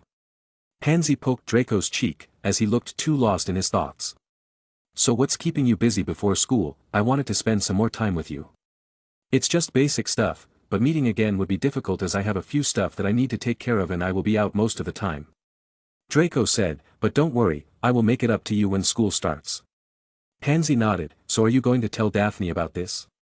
And what about Theodore and Hermione? Daphne has enough in her plate right now, so I don't want to add to her worries so early on, but I will be sure to tell her a couple of weeks before I go there. As for Theodore, he would likely want to come with me, if I tell him early on, so it will be more bothersome, and as for Hermione, I will tell her, the same time I do Daphne. Why are you so insistent on not taking Theodore? Well, since last time, I am kinda afraid that he would be affected along with me since most people are out there to get me. I don't want him to get in trouble because of me. Draco said slowly as he stood up, wait a minute. Draco walked back in his room and later came back with a small book in his hands. Sitting back, he handed the book to Pansy, who looked at. What is this? A list of spells and basic potions. Draco said, learn the things according to the book. I can understand the spells, but why potions? And these potions are something I have never even heard of before. Oh. That's an explosive potion which creates an explosion of gas which is way hotter than fire and much more destructive as it carries acidic properties to it. Draco said, explaining the page she was turning into, but this is a bit advanced, you won't reach this point in a year, so don't worry about it. Draco turned the book to the first page, so the first spell I want you to learn is a basic Expelliarmus spell, not too advanced but is enough to throw even trained wizard off, as many wizards can't do anything without a wand. One by one Draco began to explain the spells and some basic healing potions to her. Pansy didn't understand why Draco was teaching her this stuff, but she still listened carefully, keeping each and every word Draco said in her heart. So after that is the Expulso spell. This spell is much more advanced than the others I have explained before, but you might have seen me use this spell before. You mean the one used at the party? Yeah. Draco nodded, the spell's effective enough to burst through anything with force as long as you know how to use it properly.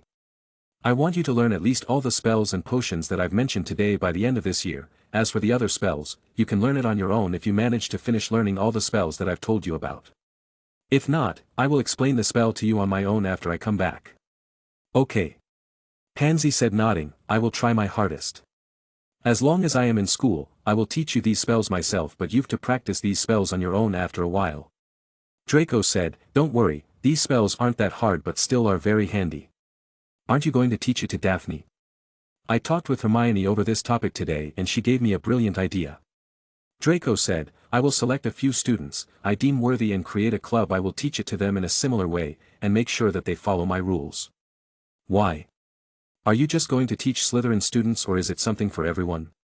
To gather followers, of course. With my current fame, I doubt it would be hard, and as for who would join, I don't care as long as they ensure their loyalty. And how will you do that? Pansy said, you shouldn't trust people so easily. I won't teach them advanced magic, to begin with, as for their trust, I haven't thought much about it, but I can come up with something for the people to ensure their loyalty to me. Draco said, maybe something like the Dark Mark. Draco said the last part silently. What? Nothing. Draco shook his head. I have a lot of free time today, we can do something that you want. I want to go outside, but I am not sure if it's safe. It's safe. Lucius suddenly came in through the fireplace, as long as you don't go out of line. Looking at Lucius's grim face, Draco knew something was wrong. What is it? Draco asked. Lucius didn't say anything and handed a letter to Draco. Draco furrowed his eyes as the letter was from the ministry. He opened the letter and read it. The letter was a warning to Draco for underage magic and his punishment. What is this? Lockhart came complaining that you used magic on him in public. Lucius said, an offensive magic at that. Is Fudge willing to let this happen? Chapter 113. Is Fudge willing to let this happen? Draco asked, getting a bit pissed. Did he grow some wings out of nowhere? Draco, you need to understand that the ministry is run by not only Fudge but a lot of different other people. Lucius said, even though Fudge is in charge of controlling things in ministry, there are many other people who are just as powerful as him. And if Fudge keeps favoring you, they wouldn't hesitate to release the news and change the minister. Of course, he could help you in this, but since we are forcing him to do these stuff, he is taking every chance to retaliate against us. So we can't do anything about this? No, we can't. Lucius sighed, why even use magic in public against someone like Lockhart? Long story short, I wasn't in a good mood. Well, make sure to keep it in check. Lucius said, as you've read, your punishment is having your wand confiscated by the ministry for 6 months. Wait, they can't do that, especially when Draco is going to Durmstrang. Pansy said, getting worried, with his circumstances walking around without a wand is not good. Lucius looked at Draco confused, I told her about it. Draco said, when are they coming for my wand? In a couple of hours. Lucius said, it's best not to resist, I can pull in some connection and have the ban reduce. Are the wizarding families going to stay silent about this? Pansy said again. It's no use. Draco sighed, finally after many years, our image has begun to change in the eyes of the public, so risking it for this isn't worth it. I am sure if we retaliate against this, Fudge would bring equality and justice in the case, making us fall under his trap. But don't worry, I have my ancestor's wand with me and it's good enough. Draco said, even before this Draco was already contemplating on whether he should take his wand or not. Since even Ryan seems to know about the wand and knowing how mysterious his wand was, Draco didn't want to take a risk with letting the wand fall under Ryan's hands in case things go sideways. Considering the mystery surrounding his knowledge, Draco couldn't let Ryan take control of his wand, and with this it would at least be protected to a certain extent. What I am pissed about is Fudge. I knew he would try to repel the pressure somehow, but I didn't expect him to do it this early on. Lucius said, even though he is stupid, his arrogance isn't lesser than any one of us. Well, we will need to take care of that. Draco said, let's leave it for now, are you sure he isn't going to turn his back on the promise? He wouldn't. Lucius shook his head, but are you sure that he isn't going to use this against us? Well, it's important, so we can't do anything about that.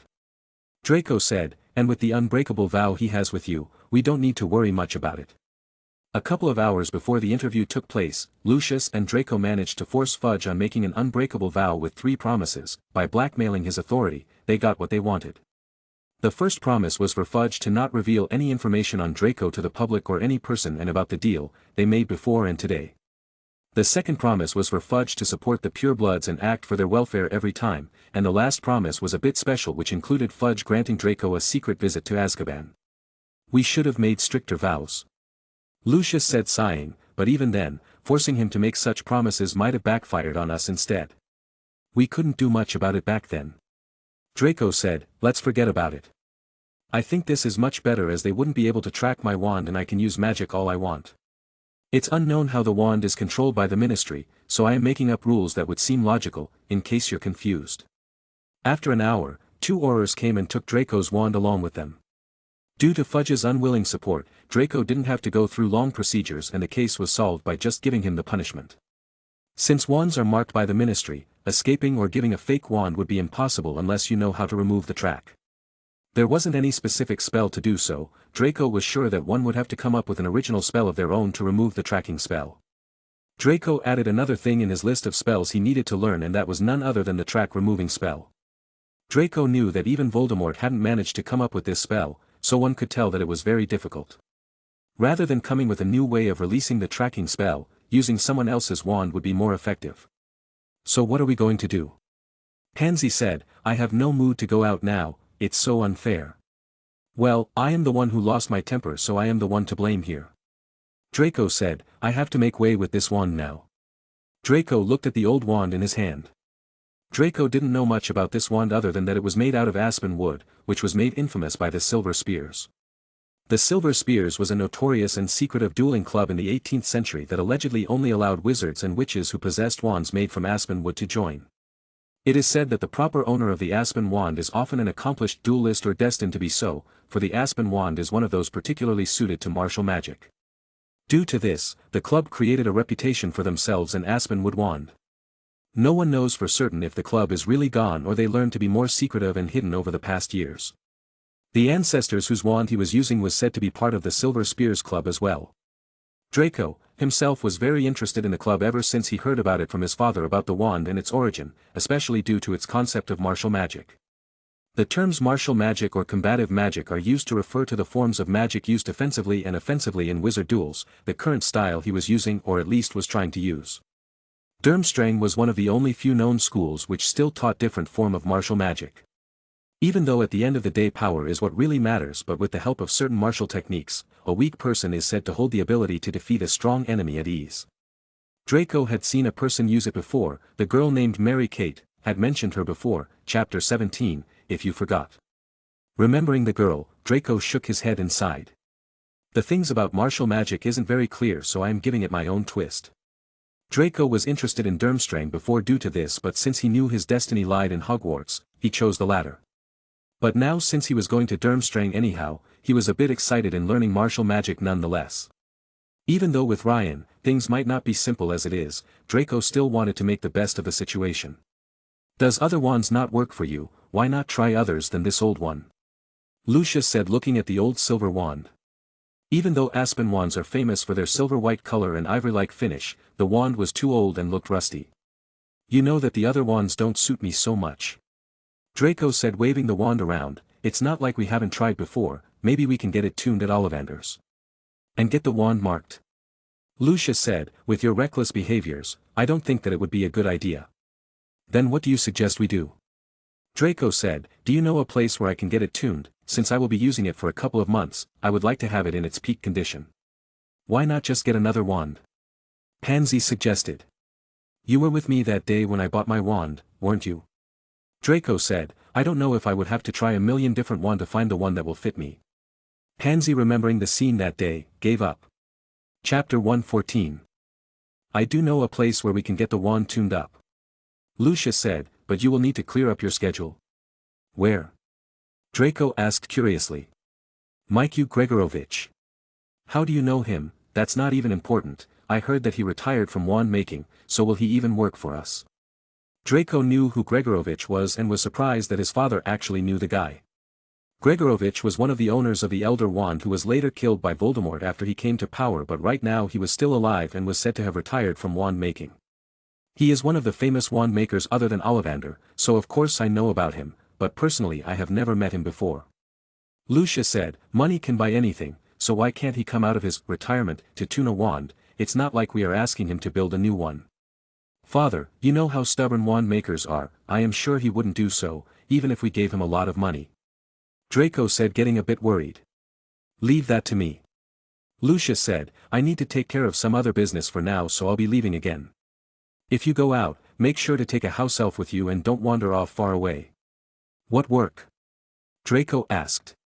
I need to handle some business with the man you just shot a spell at. Lockhart? Draco asked, raising his eyebrows. What's he going on about? Isn't he okay with me just getting my wand taken away, or is he hungry for something more? I am afraid things aren't simple. Lucius said, I am sure someone's behind him in this. Again.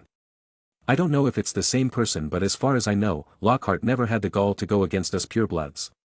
Lucius said, I had my men capture him, so I am going to interrogate him on whether he is under a spell or working for someone or not. What about your identity? Draco said, reminding Lucius, I made a mistake, but again these are delicate times. I know what to do. Lucius said. Don't worry, he will never know it was me. Draco nodded as Lucius disappeared from the fireplace. Let's just stay home. Pansy said, I am really not in the mood to do anything else. After spending the whole day with Pansy, she reluctantly left, leaving Draco alone. Draco sighed, as he went back to his room, looking at the mark on his arm. Even though he didn't have the wand with him anymore, Draco could still feel its presence in a way, unlike the other wand. Draco then went back to his suitcase, practicing spells to get used to his wand. Draco could clearly feel the difference between his original wand and this one, especially after using his wand for a year now. The difference between the two was clear. Due to the wand being passed down from his ancestor, the wand didn't show too much resistance on its own, but the problem lied with Draco himself. Unlike other wands, this one could still hold his power and not break, but the effect was limited.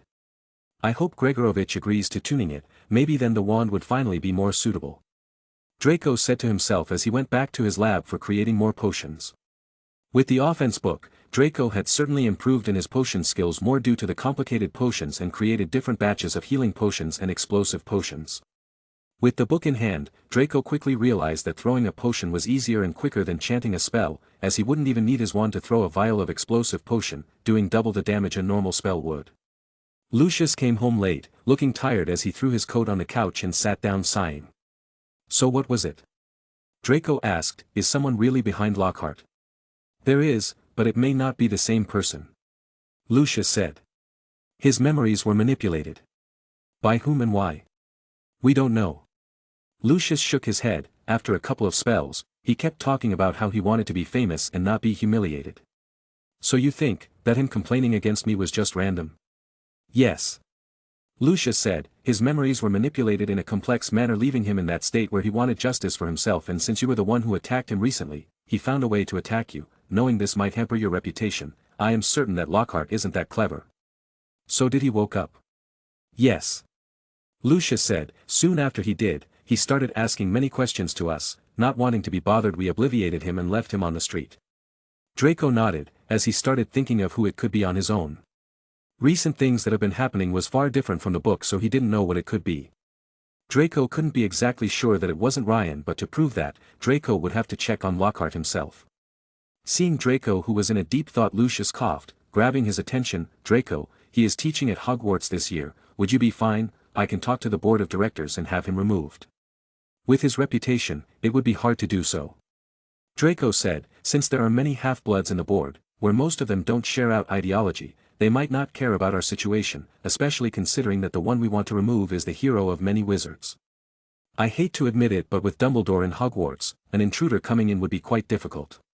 Lucius said grimly, as for the other part, you'll be away in Durmstrang within a couple of months, so it wouldn't be too bad, but be sure to be aware. What are you talking about? Narcissa said, walking in. Nothing, mother. Draco quickly said to her, we are just talking about my transfer to Durmstrang. Sigh. I don't know, why would you want to go there, especially considering all the dangers? Narcissa said worriedly. Don't worry too much about it, mother. Draco said, it's just for a short while, isn't it? Besides, the danger is the reason I want to go to Durmstrang. With their way of teaching magic, I would have a better way to survive. Narcissa nodded and didn't say anything else as she sat next to Draco, caressing his hair. The family sat in a peaceful moment once after a very long time, only to be disturbed by the twins crying. Do you know where we are really going? Draco asked Lucius. After eating breakfast, both Lucius and Draco have been traveling towards far north in search for Gregorovich, who was nowhere to be found. Even though Gregorovich has wand stores in Diagon Alley, around Karkit Market and several other places, they only sell his wand, and the person himself is nowhere to be seen. Finding a retired Gregorovich is more of a tough job than you think it is. Lucius said, operating with Draco to another building, this is the address the shop owner gave me, so this should be it. Draco looked at the old house in front of him. The place was in a Muggle town, but there were no nearby houses. The place beared similar resemblance to an old haunted house, and Draco was sure that he wasn't further from the truth as well. The two-story house looked old and cranky, and it was hard to figure whether someone lived in it or not. Draco and Lucius walked up to the door and knocked a couple of times, as the door suddenly flung open. Draco and Lucius looked at each other and entered the house. Both cautious, they took out their wand and looked around the place. Chapter 115. What brings you here, Mr. Black? A voice sounded out. Draco and Lucius looked at each other. Still, cautious Draco replied to the voice, I am here for a wand. I thought you own one of the Ollivanders. The voice asked again. I did. Draco replied honestly, but that didn't work out anymore, I need my ancestor's wand tuned. Wand tuning. The voice said in a mocking voice, my wand is superior to any other, why don't you try out my wand? I thought you retired from making wands. That, I did. A man with pure white hair and a thick, bushy beard came out of the shadows. Draco knew the man was none other than Gregorovitch. But for special people, I can always have extra time in hand. Nice to meet you, Mr. Gregorovitch. Lucius said and Draco nodded as well. Follow me. Gregorovitch said turning back leading them to a room. The place reminded Draco of Ollivanders as the walls were filled with different shelves containing wands. Gregorovitch took out a silver box from the shelf and dusted it off. Putting the box on the table he took out a whitewood wand and handed it to Draco. My wands are different from Ollivanders, but are powerful nonetheless. I use several types of wand cores and woods and sometimes even mix a couple to make the wand perfect and strong. I guarantee that this wand will satisfy you, Mr. Black. Draco wanted to say something but figured showing would be better than telling. He caught the wand and waved it around releasing its magic, not being able to handle the pressure. The wand's tip burned off and the place was filled with a mist of smoke. That's impossible. Gregorovitch said taking the wand from his hand. I told you that I needed some tuning, didn't I? Draco said, trying a new one isn't suitable for me. Gregorovitch stared at Draco for a while and stretched his hands forward. Draco, knowing what he wanted, placed his wand on top of his hand. Gregorovitch looked around the wand carefully. Aspen wood, 5 inches, and its core, thunderbird tail feather, no doubt a work of Wolf. Wolf? Lucius, who was sitting by, asked confused. He had never heard of any wand maker with the surname Wolf. Shakoba Wolf, an American wand maker. His work consisted of intricately carved wands along with using the core of his thunderbird tail feather. Gregorovitch said, there is no doubt that this is an old work of his, this type of wands are no longer made, after all. But our family, Lucius was confused as he had never heard any of the ancestors that went to America and got himself a wand there, as most of Malfoy's wands were almost bought from Ollivanders. Maybe he had his reasons. Draco said. He too was slightly surprised knowing his ancestor's wand was American and knowing that the core was Thunderbird's tail feather. So do you think you can tune the wand and make it more suitable for me to use? Did you use any other wands before this? Gregorovitch asked, still playing around with the wand. I did, but I don't have it anymore. What wood and core did you use? Does it matter? Draco said, besides, I don't know about it, other than the fact that the wand was perfect for me to use. How can you know the wand is perfect when you don't even know its core and its wood? Gregorovitch mumbled, must be due to it being an Ollivander's, ain't it? All these people make a big deal about his wands when clearly it's not good as mine. It was Ollivander's, but I am back to you, aren't I? Draco said, so tell me, can you tune it? I can. Gregorovitch said, but it might take a while, maybe a day or two. What do you mean? Draco asked. Even though he didn't know much about wand tuning, he for sure knew that it didn't take so long. I've always sought out for making a perfect wand. Gregorovitch said. And I always will, you just as the paper described are different, and a perfect wand would be difficult to make. As I said, I just need it tuned. You might, but it won't be perfect. Gregorovitch said a bit crazily, his eyes still not leaving the wand as he slowly traced the carved area of the wand. This wand is a perfect combination, the aspen woods ensures durability and power, and as for the thunderbird tail feather, it complements power. Even strong wizards can barely master the wand itself. Due to all this, the wand is perfect for you since it handles your powers well, but you can't completely master it, right? But that is because the wand doesn't belong to me, isn't it? Draco said, I mean, that's my ancestor's wand, but I need a wand of my own to completely master it. Wand lore's very Mr. Black. Gregorovitch said, I have my own, Ollivanders has his own, and similar to that, every wand maker has his own view on wands. Mine, for example, is dependent on the power the wand possesses rather than the complete mastery of the wand. But later in my life, I came to realize that the wand will only be perfect once the owner gains complete mastery over it. For some, it happens the moment they touch the wand, and for some, it doesn't happen till death. As for which wand, it doesn't matter. Some wands naturally have resistance due to their nature of being molded into their previous owner's magic, but most wands don't. Draco nodded, trying to understand this lore. Draco knew most purebloods didn't have new wands. Some people like Neville still carried his father's wand, but it still worked better. Some say that the wand recognizes blood of the owner, some say it's the magic, but no matter what it all meant, this all was confusing nonetheless. So what do you want to do? Draco asked. I mean, how can you make it perfect? That's why I need time and you to work with me. Gregorovich said, making a new wand might be easier but will require time, and since you're so insistent on using this wand, we have to make it figure out your compatibility with the wand wood, to make your wand better. You mean adding another wand wood? Draco asked confused, wouldn't that ruin the wand? Not completely, some of the wands are hybrids as they have different woods and cores, but all this depends upon the wood type. What do you think? Lucius asked. We can stay here if you want. The idea of wasting time here wasn't pleasing to Lucius, but he knew Draco needed his wand, so they had no other options. I can provide a room. Gregorovich said. After thinking for a while, Draco nodded. Lucius moved back to the room and Gregorovich and Draco started checking for wand compatibility. One by one, Draco worked with Gregorovich to find a suitable wand wood, and after series of trying different wand woods, they came to the conclusion that holly would fit Draco the most. Draco found this amazing as the holly wood is known to be one of the rarer kinds of wand woods, traditionally considered protective. It works most happily for those who may need help overcoming a tendency to anger and impetuosity. At the same time, holly wands often choose owners who are engaged in some dangerous and often spiritual quest, which fit in some sort with Draco. Holly is one of those woods that varies most dramatically in performance depending on the wand core, but since Draco's wand already was laced with aspen which completely took over Thunderbird's tail feathers, they needed something else to balance the wand. Chapter 116. No, this won't work. Gregorovich threw another wand piece away and started working on a new one. Will he be okay?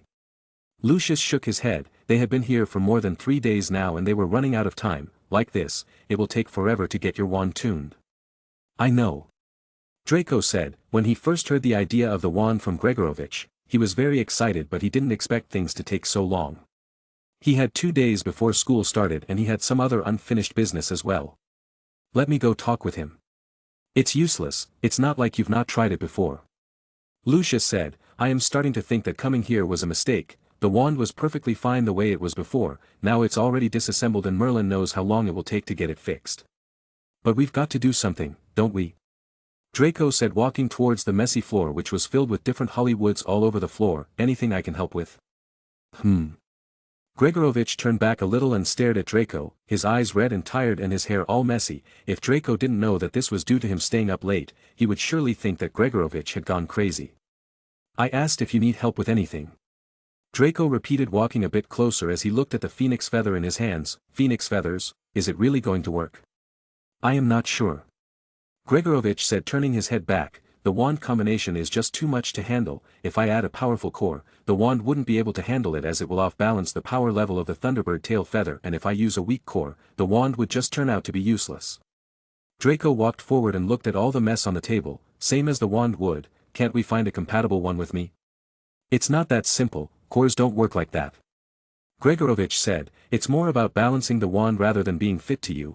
I am creating a wand laced with another normal existing wand, so ordinary methods won't work here. Draco sat there looking at Gregorovich work on the wand, who after blowing it up, threw it away with rage. I can't seem to figure out the combination. What cores have you tried before? Nearly everything. Gregorovich said, sighing in frustration. Unicorn hair, dragon heartstrings, kelpie hair, everything you can think of. How about Vila hair? Draco suddenly thought of something.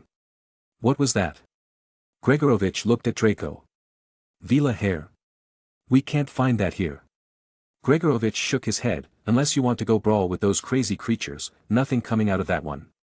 Draco wanted to try something, so he looked at Gregorovich with a bit interested look. He knew he had some Vila powers now, so maybe his hair could work. How about my hair? Your hair. Gregorovich shook his head. A wizard's hair doesn't contain enough magical property to carry the burden. But as you said, we aren't looking for it carrying a burden, we are looking to balance and fix it for me, isn't it? Draco said, and as you've said, you've tried everything, so what's wrong with trying an extra thing? Who knows, maybe it might work. Gregorovich, still not believing Draco, brought his hand forward, willing to satisfy Draco's curiosity. Draco plucked a couple of his hair out and handed to Gregorovich, who sighed and started working on the few holly woods he had left. One by one he started the process again. Draco found the creation of the wand to be a wonderful process, about how the wood binds the core fusing with it, like two substances mixing together, as the delicate process of putting the core inside the wood, without damaging it and so on.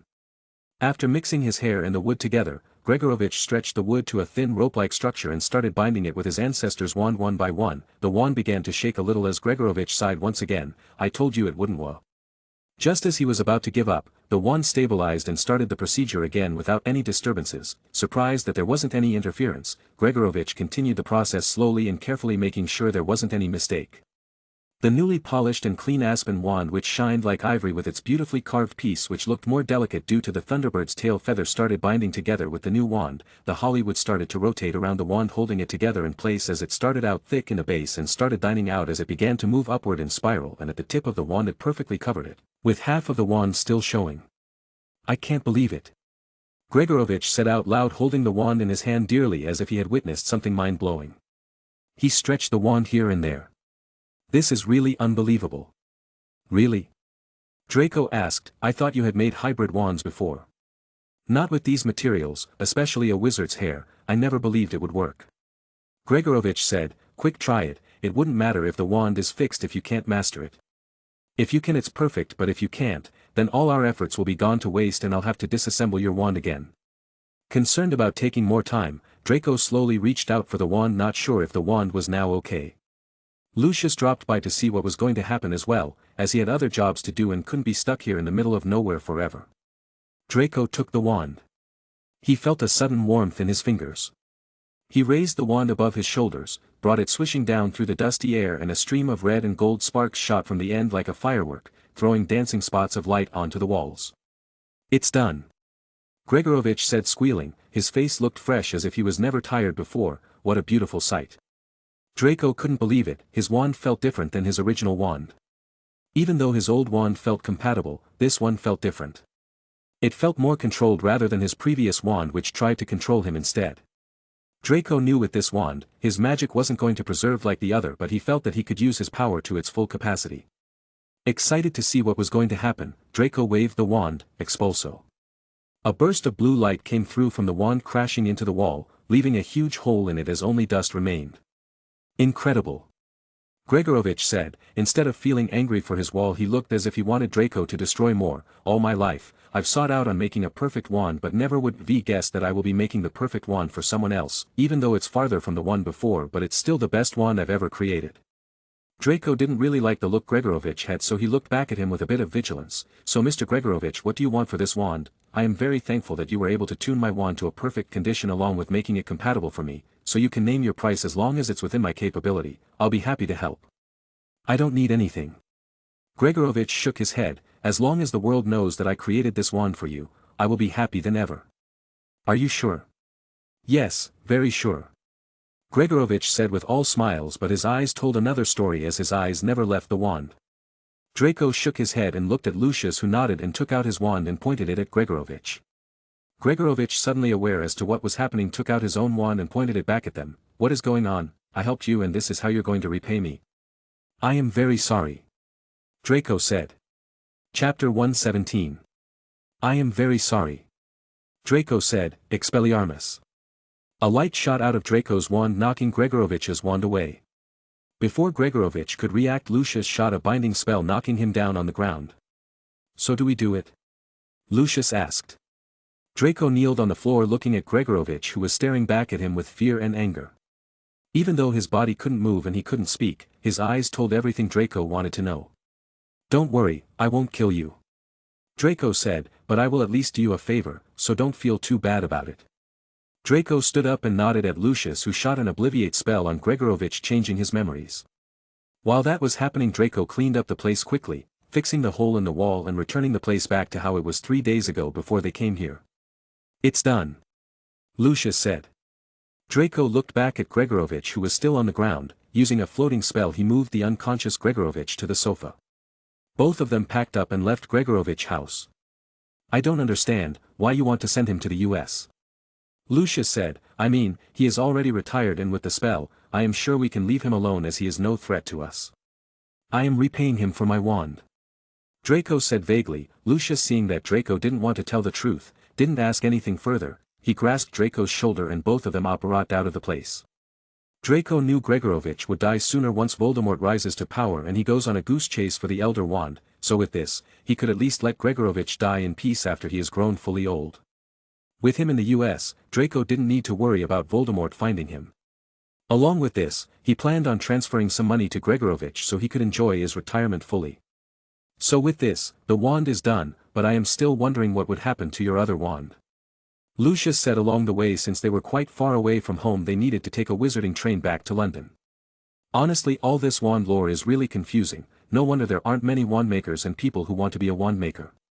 Draco nodded, staying these past days with Gregorovich has been a really good experience as he learned a lot about wands. Being a wand maker wasn't that difficult, as all one needed to do was become an apprentice to one of the existing certified wand makers, the difficult part was understanding the wand lore itself. As Gregorovich said to him, every wand maker has their own signature lore they follow but finding the one that fits you among all the existing one was the most difficult part. Getting enlightenment on the lore was extremely important in being a successful wand maker. Ollivander has his own path where his goal is to make a wand to suit the person. Gregorovich, on the other hand, believes in power rather than suitability. Even though Draco felt like he understood a lot about wands but thinking it now carefully trying to put pieces together, he was left with nothing but confusion. After a couple of hours of traveling, they finally reached home. Why can't you stay home in peace for a single day? Narcissa complained, ever since the holidays started out, you've been running out every single day. Don't worry mother. Draco tried to console his mother, it's okay since I would rather stay out and visit other places, rather than stay home. Also this time it was out of necessity. After a couple of minutes of consoling, Narcissa finally let him go as the twins woke up from their sleep and started crying again. So are you really going in there? Lucius asked, as far as I am concerned, I will be happy as long as you don't go in there your entire life. I need to. Draco said, I can't tell you why right now but I will tell you the answer sooner or later. Lucius sighed, so do you want me to send a letter today? I am sure that he is going to make up some excuses. Talk about the vow. Draco said, it's not like he's going to back from it and this is his last job anyway, after this as long as he doesn't open his mouth carelessly, he's a free man. To get him attracted let's throw in a bit of support. You mean? Yes, act like all his deeds were misread by us and we're in full support of him. Draco said, instead of threatening him with the vows directly, lure him with sweet talk and with his intelligence, I am sure he is going to get hooked. Let's let him believe that he has the upper hand among us. Sigh, sure, go and rest, after I get a reply, I will send an elf to your room. Draco nodded and went back to his room. On top of his table, there was a letter. Draco walked up to it and picked it up. It was none other than Hermione's letter. Draco sat on the edge of his bed and opened the letter, reading it. The letter was short, and all she asked about in the first half of the letter was his actions back in the bookstore and the other half included her talking about their club, suggesting Draco different ideas and approaches to the club. Reading the letter, Draco felt a bit lighthearted since it seemed like Hermione wasn't completely under Lockhart's charm due to Draco's rise in fame, she probably didn't put that much importance in it. Draco took out his phoenix quill and sat down replying to the letter. He didn't mention much about Lockhart but talked about the club instead and apologized for freaking her out that day. After writing the letter and sending it, Draco went back to his suitcase checking on the animals and started practicing magic with his new wand to get comfortable with it. Using magic between both the wands wasn't that different any longer, as far as Draco knew both of them felt the same and his magic worked the same, the difference on the power was the same but what was obvious was the mana consumption. After trying out different spells in turn, Draco was getting tired. Draco was about to give up when suddenly a sudden urge of mana coursed through his entire body. It wasn't like before, the feeling felt similar but the mana didn't, for some reasons it felt pure and denser than ever before. Renergies Draco quickly shot an explosion spell. Draco felt a large amount of mana quickly pass through his body towards the wand and shot towards the empty space where the wand was pointing at. Boom, the explosion sounded. Draco was surprised to see the deep hole that was left on the ground. The explosion was the biggest he had ever produced. Draco was sure that even Dumbledore would have a hard time making an explosion of that level. Draco was about to head towards the site but the moment he walked a step forward, his body gave out. Draco fell on the ground huffing. He knew he had run out of mana again and this time he was drained empty but before he could worry, Draco felt mana coursing through his body again, this time not so fast but it was still quicker than before. The mana wasn't as dense as before but was the same as the one he was used to. As his mana regenerated Draco slowly stood up and tried an explosion spell again. This time the aftermath wasn't as grand as the previous one but was similar to the one he was usually capable of. Chapter 118. The denseness of the mana, I couldn't control it. Draco said to himself after trying out a couple more spells. The regular mana he was used to wasn't hard to master at all, in fact, he didn't even put the thought in his brain while using it as the spell would only use the necessary mana, but this dense one was complicated and wasn't the same as before as it spirals out of control, draining him dry. Wanting to get that feeling again, Draco quickly used various type of spells to drain his mana but was left with nothing. After experimenting the whole night, Draco came up with two conclusions. 1. His body had changed completely, but whether the cause of it was anything to do with his original wand or the Vila thing was still left unsure. 2. The mana regeneration process was smoother and quicker than ever before, but every time it refills he was left with an exhausted body and the denseness of the mana decreased every time as well, resulting in weaker spells. The new changes in his body weren't too alarming as it could be used to his advantage, but Draco couldn't help but feel concerned, nonetheless. The changes negate the benefits of his original wand, making his new wand just as useful, but what was concerning was that, his body was slowly changing and Draco didn't know what was causing it. Morning came and Lucius handed Draco a letter. "You look tired, are you okay?" Lucius asked with a bit of concern. "Did you stay awake all night again?" "I am fine," Draco said, rubbing his eyes. "So what did Fudge say?" "He agreed," Lucius said, turning back. "He asked you to come meet him at 11 at the ministry." Draco nodded as he quickly read through the content of the letter. "Oh, he also asked you to come wearing a robe, as this is a matter of life and death for him. I am sure he wouldn't try anything stupid." Lucius said, "Will you be fine?" "Yeah, don't worry," Draco said, taking out a small pouch and a spoon. Taking out a spoonful of the powdered substance from the pouch, he ate it. He quickly drank a lot of water to chug the whole thing down as he sighed in relief. "What was that?"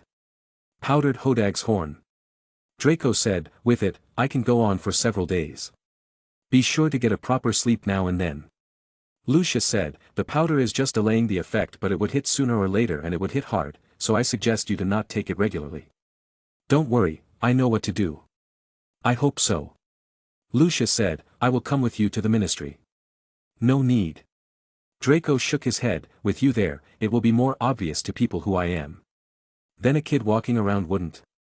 Lucius said, "Even if you have grown taller, you aren't tall enough to fool many people, especially those Aurors walking around the place, and with your current reputation, I hardly doubt people would find it hard to pinpoint you." "I have a solution for that," Draco said, walking towards Lucius and pulling a couple of his hair out. Before getting yelled, Draco quickly took out a bottle and showed it to Lucius. "Polyjuice potion?" "Yes, with it I can sneak in and sneak out easily," Draco said. "I realized in my so-called journey that these things are really helpful." "So you mean you've done this before?"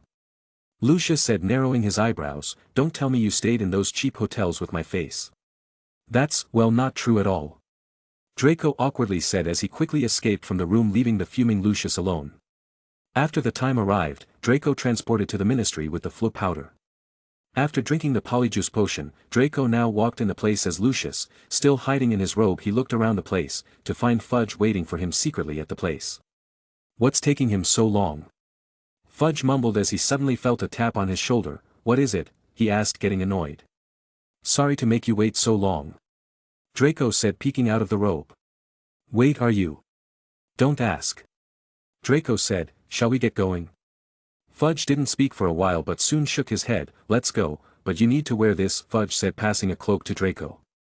"Invisibility cloak?" Draco asked as Fudge nodded. "I can let you come with me, but people will ask me a lot of questions if I was to go with another person, so we're going over to that corner so people wouldn't notice you," Fudge said. "After that just follow me and don't get left behind. If you do, don't blame me."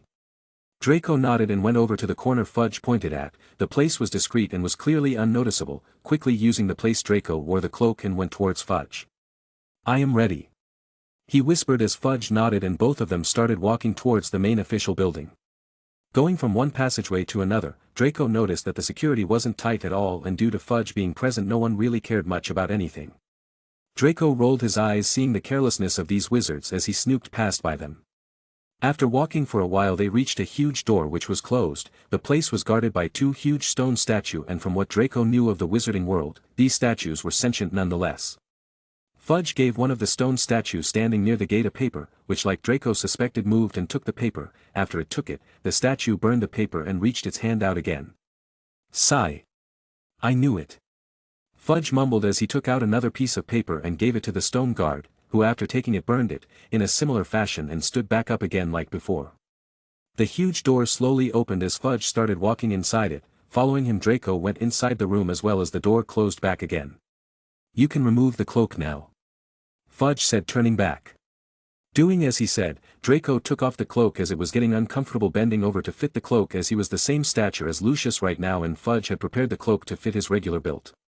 Now since we are already here, mind telling me the reason? Already here? Draco snorted. Fudge didn't say anything and pointed at the vase in the middle of the room. This place is highly secured, you know. Even I can't come and go, without any valid reason and without telling my identity to those stone guards. And believe me, we are very close to Azkaban. The papers. Yes, the stone recognized you, even though you were hiding under the cloak, but don't worry, the stones don't speak. Wait, does that mean, you had a document prepared on me to go visit Azkaban? Yes. Fudge said, again, I had to, as you could see, and since I have my life in line, I wouldn't be careless about this, so you don't need to worry. I put mine under investigation and yours under visitation since your aunt is in there and you have a valid reason to visit. Now can you tell me about why you want to visit that God-forbidden place? I searched and there wasn't any mention on how people reached Azkaban quickly, so I came up with my own, so don't get confused on that. Draco was still trying to get his head around this room as he sighed. I want to research on Dementors. But you can do it elsewhere, can't you? Fudge said, it's not like they are that rare. They aren't, but seeing them in their natural habitat is rare, isn't it? Draco said, especially when they are feeding, that sight is a rare one indeed. Chapter 119. Fudge after the incident always had a bad feeling revolving around Draco, and hearing him talk about such sadistic things so carelessly, made him fear Draco a little bit more, as he remembered the gruesome scene at that mansion in the forest. Can you tell me a bit about this room? Draco asked suddenly, waking Fudge from his thoughts. I've never read about this place.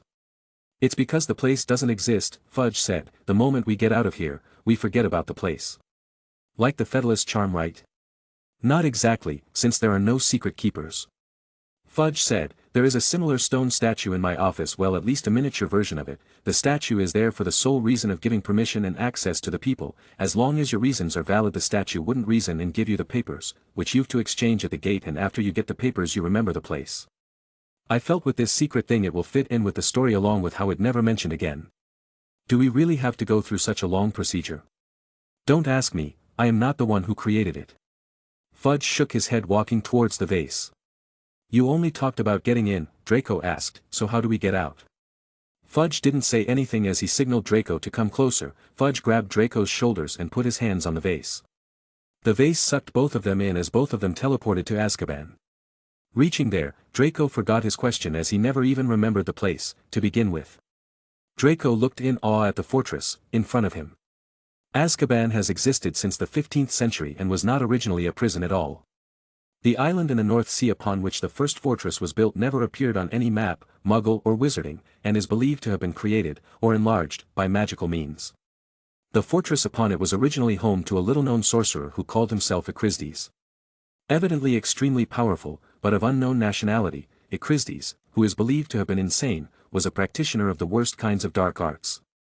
Alone in the middle of the ocean, he lured, tortured and killed Muggle sailors, apparently for pleasure, and only when he died, and the concealment charms he had cast faded away, did the Ministry of Magic realize that either island or building existed. Those who entered to investigate refused afterward to talk of what they had found inside, but the least frightening part of it was that the place was infested with Dementors. Many in authority thought that Azkaban was an evil place that was best destroyed. Others were afraid of what might happen to the Dementors infesting the building if they deprived them of their home. The creatures were already strong and impossible to kill. Many feared horrible revenge if they took away a habitat where they appeared to thrive. The very walls of the building seemed steeped in misery and pain, and the Dementors were determined to cling to it. Experts who had studied buildings built with and around dark magic contended that Azkaban might wreak its own revenge upon anybody attempting to destroy it. The fortress was therefore left abandoned for many years, home to continually breeding Dementors.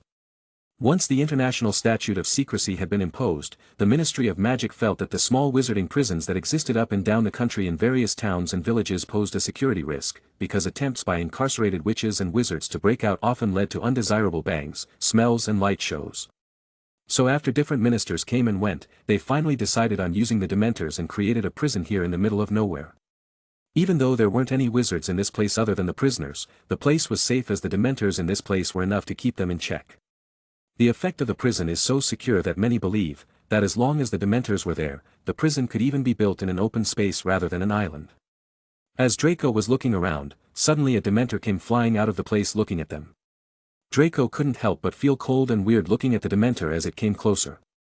The bad feeling got Draco's heart racing as his emotions were starting to get out of control again. Draco was ready to take out his wand but Fudge stopped him, as he shook his head signaling Draco to not make an irrational move. Draco, trying to calm down, took deep breaths as he controlled his emotions back again. The Dementor had a humanoid shape, approximately 10 feet high, and was covered in dark hooded cloaks of long ripped black cloth, making them closely resemble wraiths. Its body looked grayed and decayed looking, like a decomposing corpse, and its breath sounds rattling like it is trying to suck more than air out of a room. Its hands glistening, grayish, slimy looking, and scabbed. "I am here to inspect the prison," Fudge said, holding out a paper. As if looking at it, the Dementors looked at it for a while and turned back, not coming any closer. "What just happened?" Draco asked. "Aren't they blind?" "They are, but we have a contract built," Fudge said, patting the document. "As long as I have this in my hand, the Dementors wouldn't attack us. Ever since I became the minister, I had to visit here frequently as it's my job to inspect the prisoners, time and time again." "Oh right, how do we escape, if something goes wrong?" "There is an island nearby, where we can apparate to, and from there through ministry-authorized channels we can sail back to another island a bit far away, and after that, we can just use the float powder to return back to the ministry headquarters," Fudge explained. "Wait, how did we come here again?"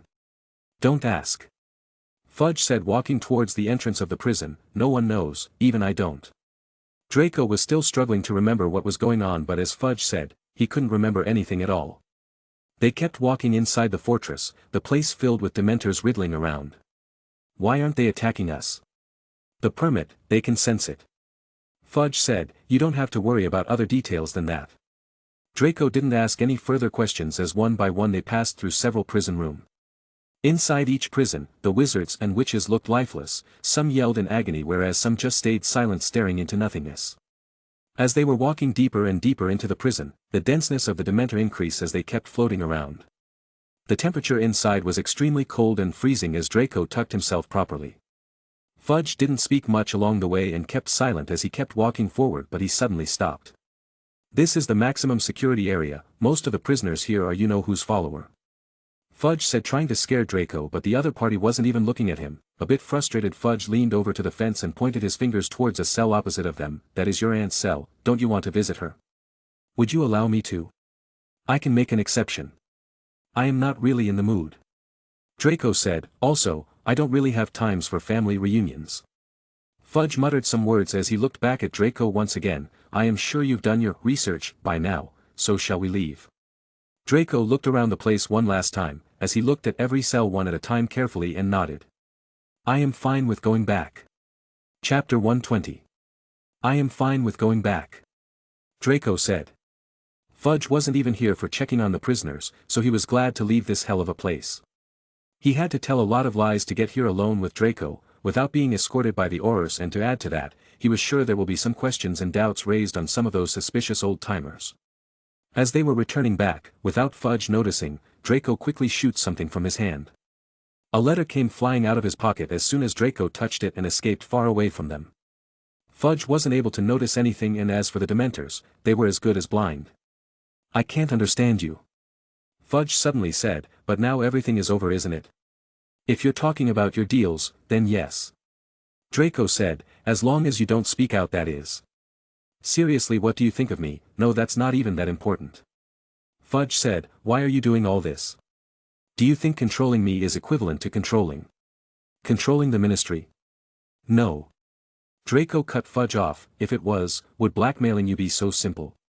"Sigh, I just hope that the deal between us is over and your father carries on the promise he gave me. Don't worry, we will support you as the minister as long as we can." Draco said, I can give you my word on that. As for the other families, we can control them for now as long as you don't go out of control and sign one of those weird laws again, trying to suppress us, cause if you do that, then even I wouldn't be able to save you as most of your funding comes from us, you wouldn't be able to continue on long, since now you lack public support as well. I know what to do. Fudge said grimly as they turned a corner when suddenly a Dementor came flying near them, leaving a mist of cold air around them. Really annoying, Draco said looking at the back of the Dementor, I am still amazed that it doesn't attack us. Well, how do you think that we can work with them till now? But do you really think you can trust them? Draco said, they are dark creatures in the end, after all. You sound like Dumbledore and those others who think they are a nuisance. Fudge said, but you've got nothing to really worry about, we've got everything under control. They are intelligent creatures, you know. Sure you do. Draco murmured, rolling his eyes. Did you say something? Nothing. Draco said, I was just wondering which one of them is stronger, a Dementor or a Lethifold. Draco always had this question in his mind ever since he got a Lethifold. Both of them are similarly alike, as they are both dark creatures and the only way of defeating them is the Patronus charm. Dementor attacked openly with the sole purpose of sucking someone's light and happiness from them. They can glide toward a victim without sound, and they are sentient enough to taste and sense fear, being drawn to it and the promise of positive memories that they can feed off of. They are also intelligent enough to be greedy and understand basic human language. They hunt in groups rather than alone, surrounding an enemy by cutting off all their exits and going in for the attack. Lethifold, on the other hand, is very similar. In fact, they are probably as intelligent as Dementors, but unlike the Dementors, they tend to attack alone. They are intelligent enough to use their body as a disguise, like hiding themselves as curtains, and go in for attacks when the victim isn't noticing. Unlike the Dementors, they eat a person whole, slowly killing them by suffocating. Draco couldn't decide which one was worse, to die a slow and painful death or to live like an empty shell after you get the Dementor's kiss. Draco wanted to do further research on the Lethifold, but without learning the Patronus charm fully, letting the Lethifold out of its cage wasn't a good idea. Fudge didn't answer Draco's question as he looked at him with uneasiness. He didn't speak to him till they got out of the prison. After they got out, they quickly apparat to a nearby island, and from a small trip through fireplace to the atrium, located on level 8, they were back again inside the ministry. It's good to see you, Lucius. Suddenly a man called out as Fudge and Draco were getting out of the fireplace. Oh, the minister is with you as well. Draco was surprised for a second, but then remembered that he was still in the disguise as Lucius.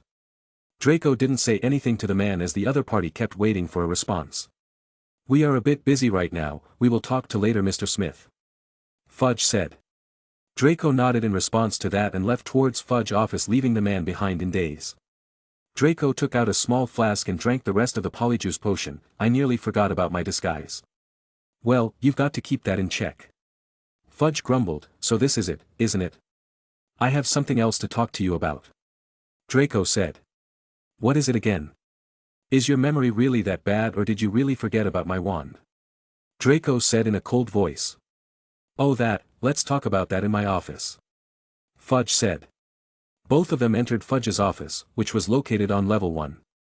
Draco hadn't been here before, and truth be told it was nothing special, as it looked like any other wizard's office, just bigger and a bit luxurious.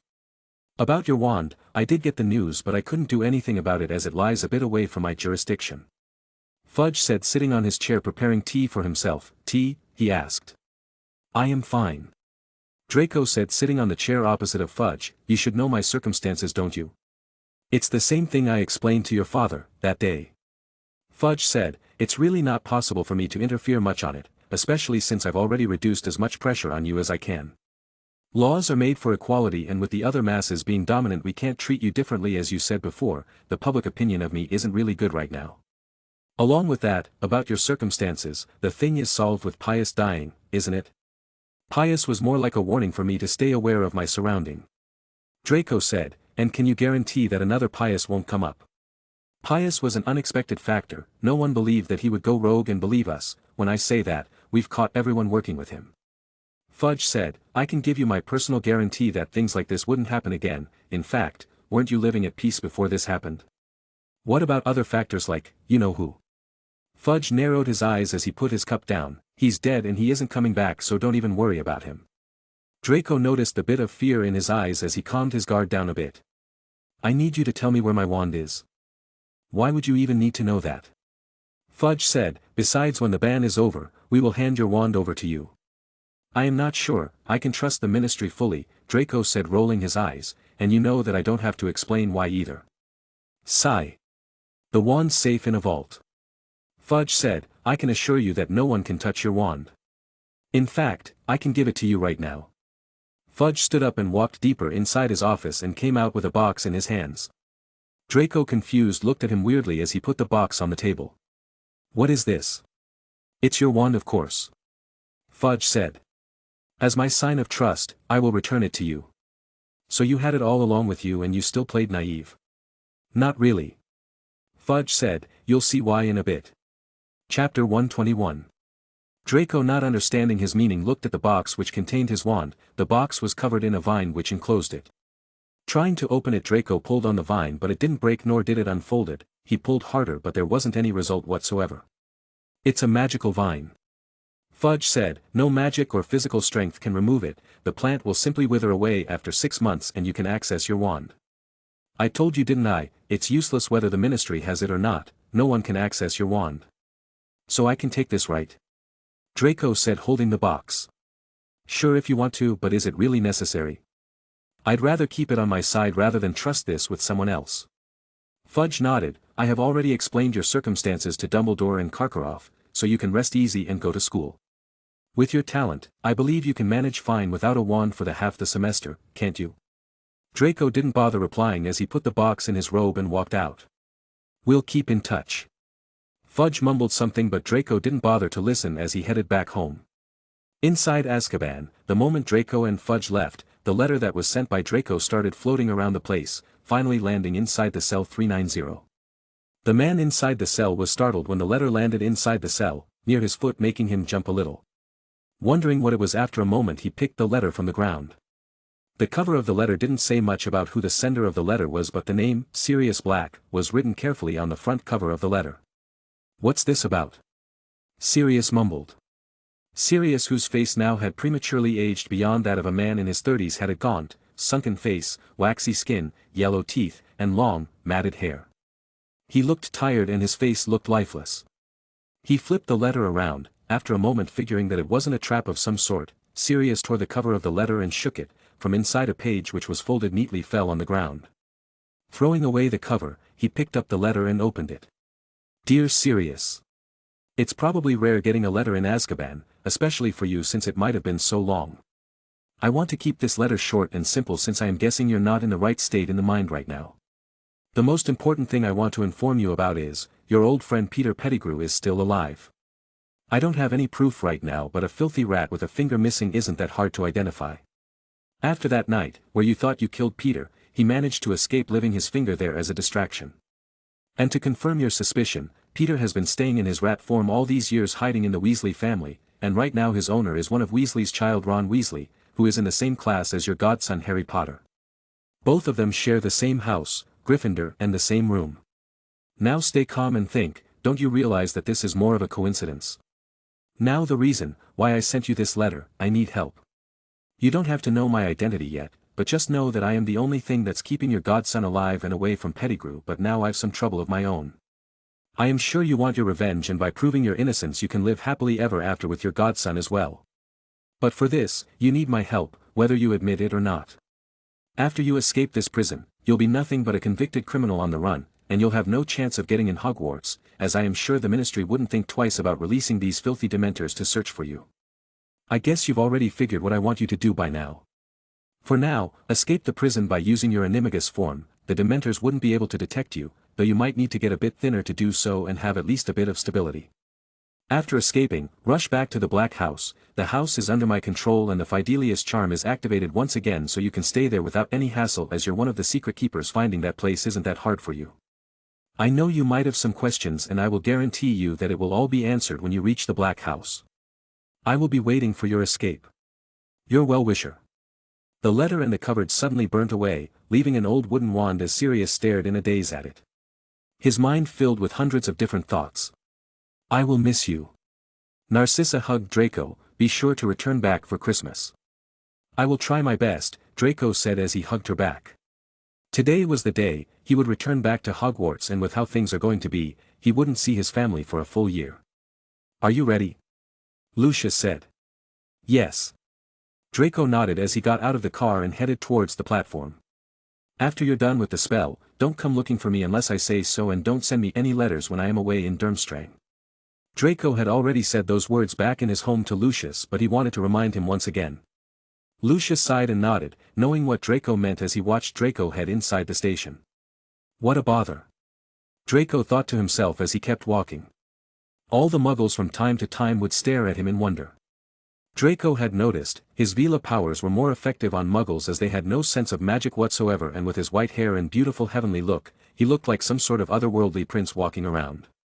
Annoyed, Draco pulled his hood and started rushing a bit towards the platform. Due to some last-minute preparation, Draco was late and all his friends were waiting for him inside the train. As he was rushing towards the station, he saw two boys crash into the wall with their trolleys still in their hand. They were none other than Harry and Ron. Both of their trolleys had hit the barrier and bounced backward. Ron's trunk fell off with a loud thump, Harry was knocked off his feet, and Hedwig's cage bounced onto the shiny floor, and she rolled away, shrieking indignantly. People all around them stared, and a guard nearby yelled, "What in blazes do you think you're doing?" Lost control of the trolley, Harry gasped, clutching his ribs as he got up. "Are you okay?" Draco walked up to them, picking up Hedwig, as he opened his hood and apologized to the surrounding muggles. Seeing his sweet appearance and his apology, most people didn't bother with them anymore and started walking past by them. "Thank you," Harry said as Draco nodded and walked towards the wall. After inspecting it for a while, Draco's face twisted a little. "Why can't we get through?" Harry hissed at Ron. "I dunno," Ron muttered as both of them got up and looked at Draco. "What's wrong with it?" Harry asked. "We're going to miss the train," Ron whispered. "I don't understand why the gateway sealed itself when we still have some time left." Harry looked up at the giant clock with a sickening feeling in the pit of his stomach. 10 seconds, 9 seconds. He wheeled his trolley forward cautiously beside Draco, who was just standing there, until it was right against the barrier, and pushed with all his might. The metal remained solid. 3 seconds, 2 seconds, 1 second. "It's gone," said Ron, sounding stunned. "The train's left. What if Mum and Dad can't get back through to us? Have you got any muggle money?" Harry shook his head and looked at Draco, who was just standing there, lost in his own thought. "Why?"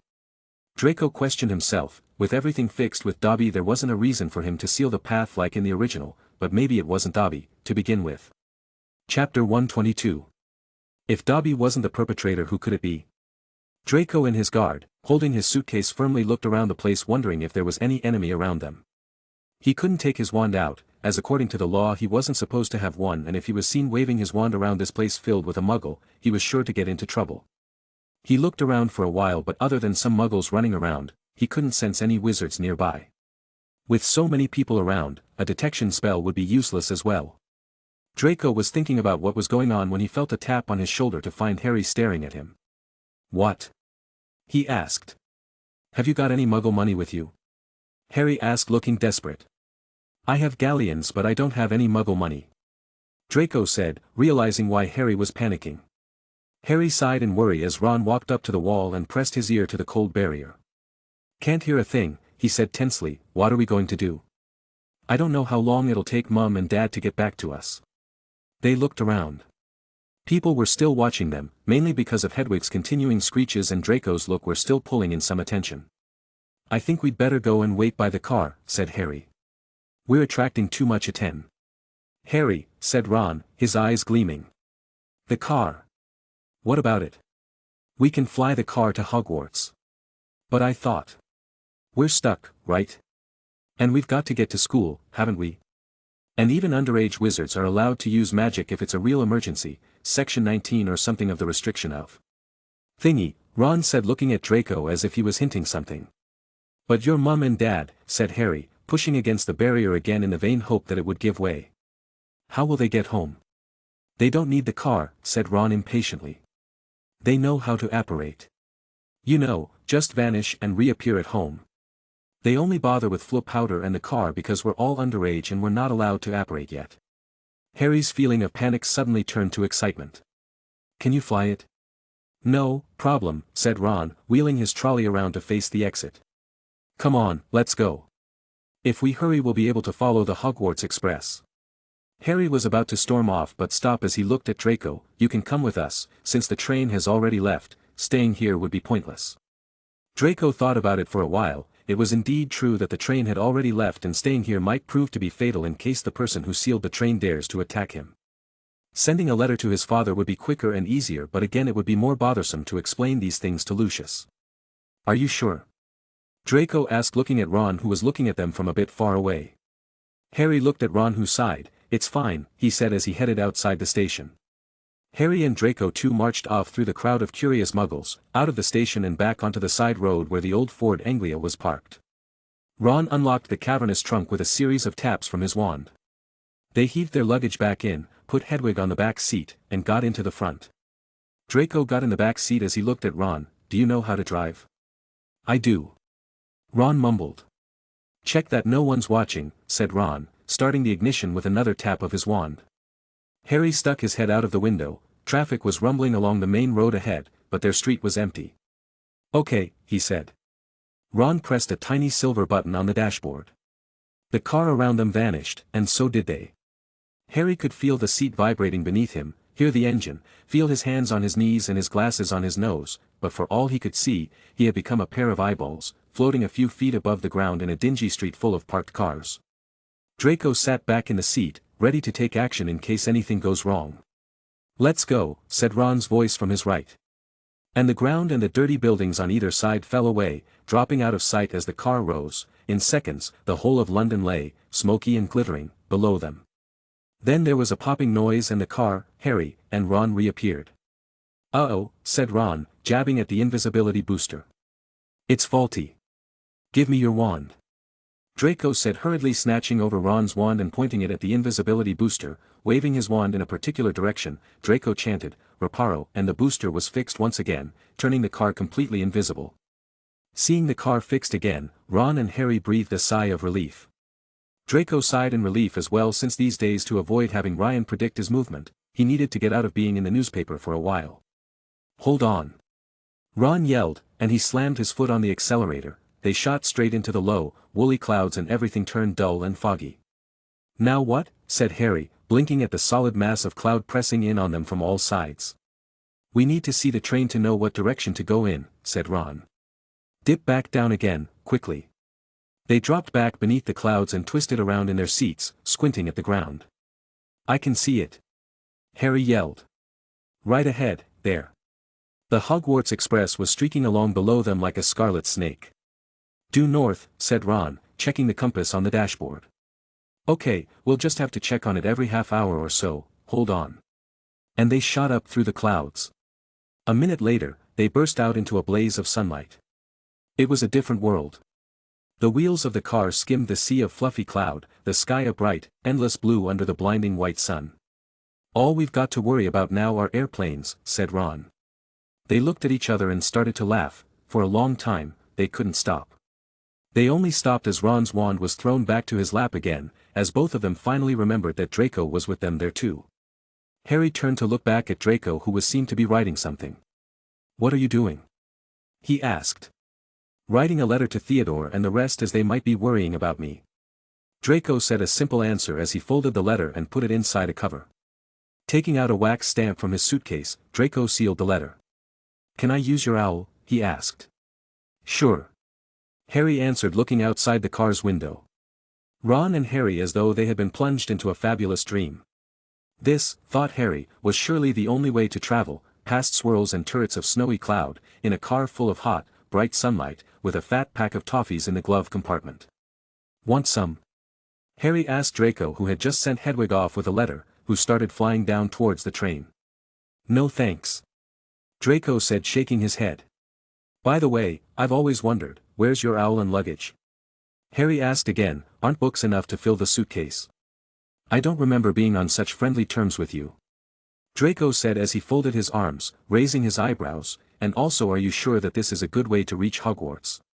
Ron, who was silent till now, looked at him making a weird face. What's wrong with it? He asked. Well, the fact that we are breaking laws, and especially breaking rules that your father helped implement, the law about enhancing Muggle items with magic, which is clearly illegal. Even if you don't get trouble with this stunt, I am sure your father will. Ron had just come to the realization that his father, especially his mother, would kill him if his father lost his job because of him. "What do we do, Harry?" Ron said. Chapter 123.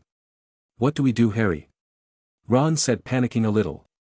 Harry, who still was oblivious about the situation, looked confused. "What are you talking about?" "The car." Ron said. "Where do we land it? Where do we leave it?" "If we go to Hogwarts with the car, I am sure we are getting in trouble, and if we leave it any far away, we will be late for the ceremony and still get punished for it, and my mother would kill me." Getting the gist of the situation, Harry began to worry as well. He looked back at Draco, who seemed perfectly fine and not worried in the slightest. Feeling Harry's gaze, Draco sighed. "Don't worry, I have an idea." Draco said, "Since you did me a favor, I will do one for you." "What's the plan?" Harry asked, feeling a bit relieved that not all of them were lost. Draco sighed. "Weasley, can you let me drive for a while?" Ron looked at him for a while, then back at Harry, who nodded. After switching seats in an uncomfortable manner, they got back to where they were again. "What are you planning on doing?" Ron said. "You do know how to fly, right?" "I do." Draco simply answered as he reached out his hands forward. "What?" Ron said. "Your wand."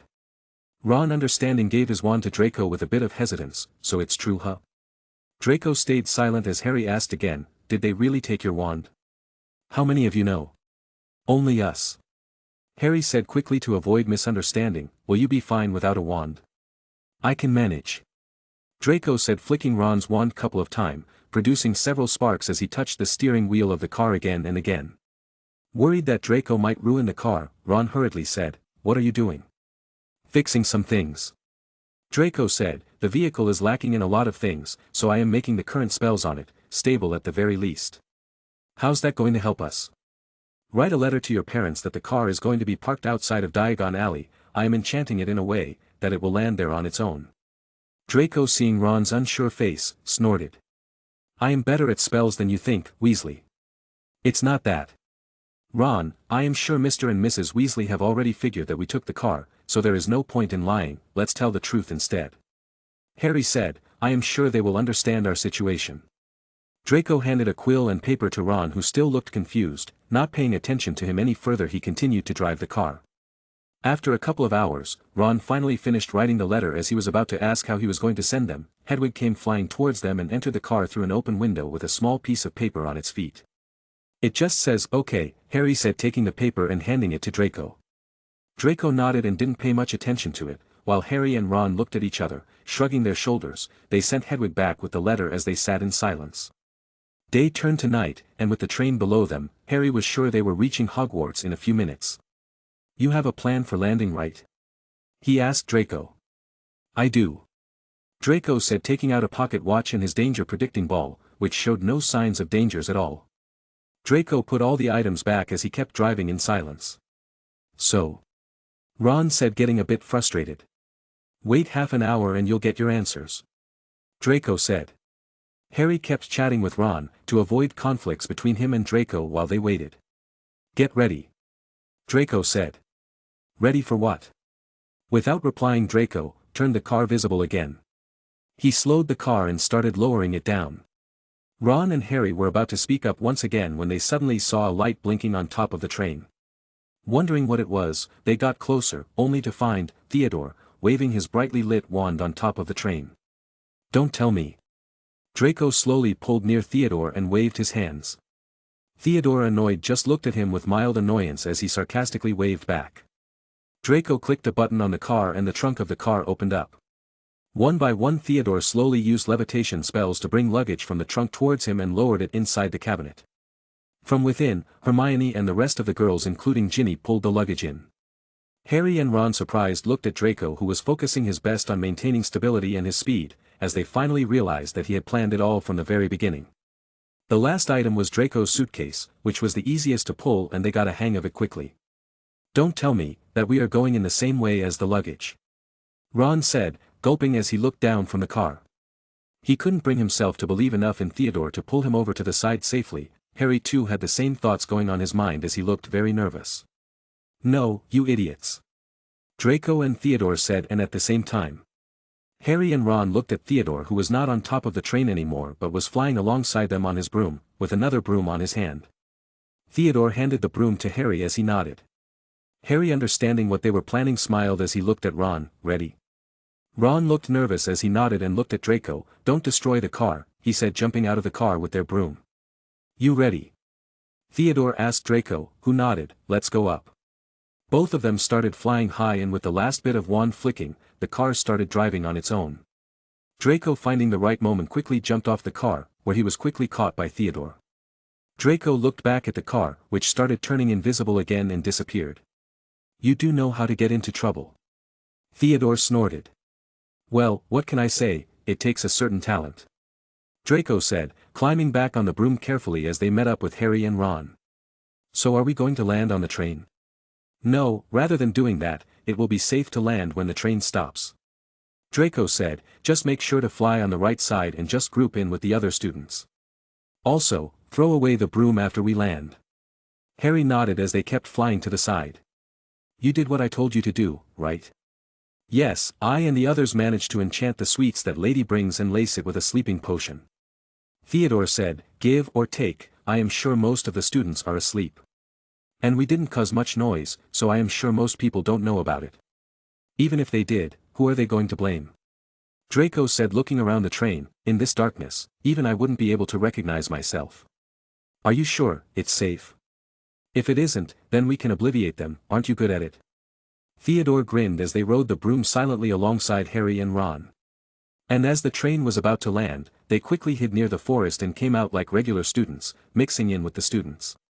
As they were walking, suddenly a bright light flashed across their faces, attracting the attention of the students around them.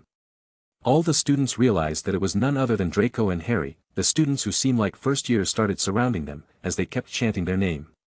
Not knowing what to do, they froze in place. Luckily Pansy and Hermione arrived, as they shooed away the young girls around them and pulled them out of the crowd. Chapter 124. I am not sure if I am ever going to get used to it. Draco said, breathing a sigh of relief as he awkwardly smiled at the girls. Hey, how have you been? Other than you ignoring my letters, I am perfectly fine, Pansy said. What letters? Draco said, confused. I didn't get any. Of course you didn't. Pansy said, I went to your house and took them back. Draco stared at her for a while, wondering why his mother didn't say anything about it. Was it something important? I told you, I'll be busy, didn't I? It's nothing. Pansy snorted as they got out, as their house prefects started gathering them. Draco looked at Harry and Ron, who were being lectured by Hermione as they were trying to explain her about the sealed gate. So what happened? Daphne asked. I'll tell you later. Draco said, your sister. She's okay. Daphne said, nodding. The ceremony worked out fine and she's back to her normal self again. Draco nodded and held her hand as he didn't say anything else and looked forward. Daphne stared at Draco for a while. Holding his hand tightly, she revealed a small but sweet smile. Daphne let go of his hand after continuous stare from Pansy. Draco shook his head and was about to talk to her when he suddenly saw Hermione head towards them. Not wanting to argue, Draco quickly said, what Potter and Weasley said is true and we had no other way. I know contacting the school would be a logical thing to do, but waiting there didn't feel safe, as I found the things over there kinda suspicious. Hermione, who wanted to lecture, turned quiet as she got all of her answers without even asking. A bit annoyed, she snorted and punched Draco on his arms as she mumbled something, again and again. Draco threw Ron's wand towards him and turned towards Pansy and Hermione, trying to soothe their anger. "First years this way," called a familiar voice. Draco and the rest turned and saw the gigantic outline of Hagrid at the other end of the platform, beckoning the terrified-looking new students forward for their traditional journey across the lake. Some students were staring at Draco and Harry time to time, whispering something, while most of them were yawning, from the sleep potion they had eaten early on. "All right, you guys." Hagrid yelled over the heads of the crowd. They waved at him but had no chance to speak to him because the mass of people around them was shunting them away along the platform. They followed the rest of the school along the platform and out onto a rough mud track, where at least 100 stagecoaches awaited the remaining students, each pulled by an invisible horse. Draco could see the Thestrals due to all the murders he committed. Draco finally realized why people seemed to hate them so much. Their whole existence was a reminder that you saw someone die or you killed someone. Draco, ignoring them, climbed inside the coach along with the rest of them. The coach shut itself off and started setting off by itself, bumping and swaying in procession. Due to Draco being present, this year Harry and Ron didn't miss the assembly and could observe the new path to Hogwarts freely, as the boats were an attraction only for the first years to enjoy. The coach smelled faintly of mold and straw. The carriage trundled toward a pair of magnificent wrought iron gates, flanked with stone columns topped with winged boars. The carriage picked up speed on the long, sloping drive up to the castle. Hermione and the girls, including Harry and Ron, were leaning out of the tiny window, watching the many turrets and towers draw nearer, while Draco stayed silent the whole ride, breathing deeply, trying to calm down. Other than Theodore, no one noticed his abnormality, but he stayed silent as he figured the Thestrals might have brought up some bad memories. Theodore could understand Draco a little as he could see them too, but didn't say anything out loud. At last, the carriage swayed to a halt, and all of them got out. Hermione prodded them in the back to make them hurry, and the three of them joined the crowd swarming up the steps, through the giant oak front doors, into the cavernous entrance hall, which was lit with flaming torches and housed a magnificent marble staircase that led to the upper floors. They followed the crowd into the great hall, sitting at the table of their respective houses. Innumerable candles were hovering in midair over 4 long, crowded tables, making the golden plates and goblets sparkle. Overhead, the bewitched ceiling, which always mirrored the sky outside, sparkled with stars. Draco was being peered at by almost everyone in the hall, some looking at him with a sense of respect, while some senior girls were looking at him with a gaze only they could understand. Ignoring them, Draco sat on the empty side of the table where soon, his friends surrounded him gossiping about different things. Draco was now clearly the most famous student of Hogwarts and was a figure of pride for Slytherin, so with this came a lot of people wanting to be his friend and quite a few people who envied him. Now, with him having all the thing a man wants in life, he was a source of envy for most men. Draco was known for his immense wealth, his good looks, his strong magic and heroic action, so he possessed everything a person could ever dream of. Soon a long line of scared-looking first years came filing into the hall. Ginny was among them, easily visible because of her vivid Weasley hair. Ginny, unlike expected, was looking at Draco rather than Harry from time to time. Draco didn't take notice of her as he was busy observing other people. Professor McGonagall, a bespectacled witch with her hair in a tight bun, started placing the famous Hogwarts sorting hat on a stool before the newcomers. Every year, this aged-old hat, patched, frayed, and dirty, sorted new students into the 4 Hogwarts houses: Gryffindor, Hufflepuff, Ravenclaw, and Slytherin. Draco well remembered putting it on, exactly 1 year ago, and waiting, petrified, for its decision as it muttered aloud in his ear. For a few horrible seconds, he had feared that the hat was going to put him in Gryffindor, and the surprise sword attack by the hat, getting all the nostalgic feeling. Draco felt a bit happy and soon started to forget about the Thestrals.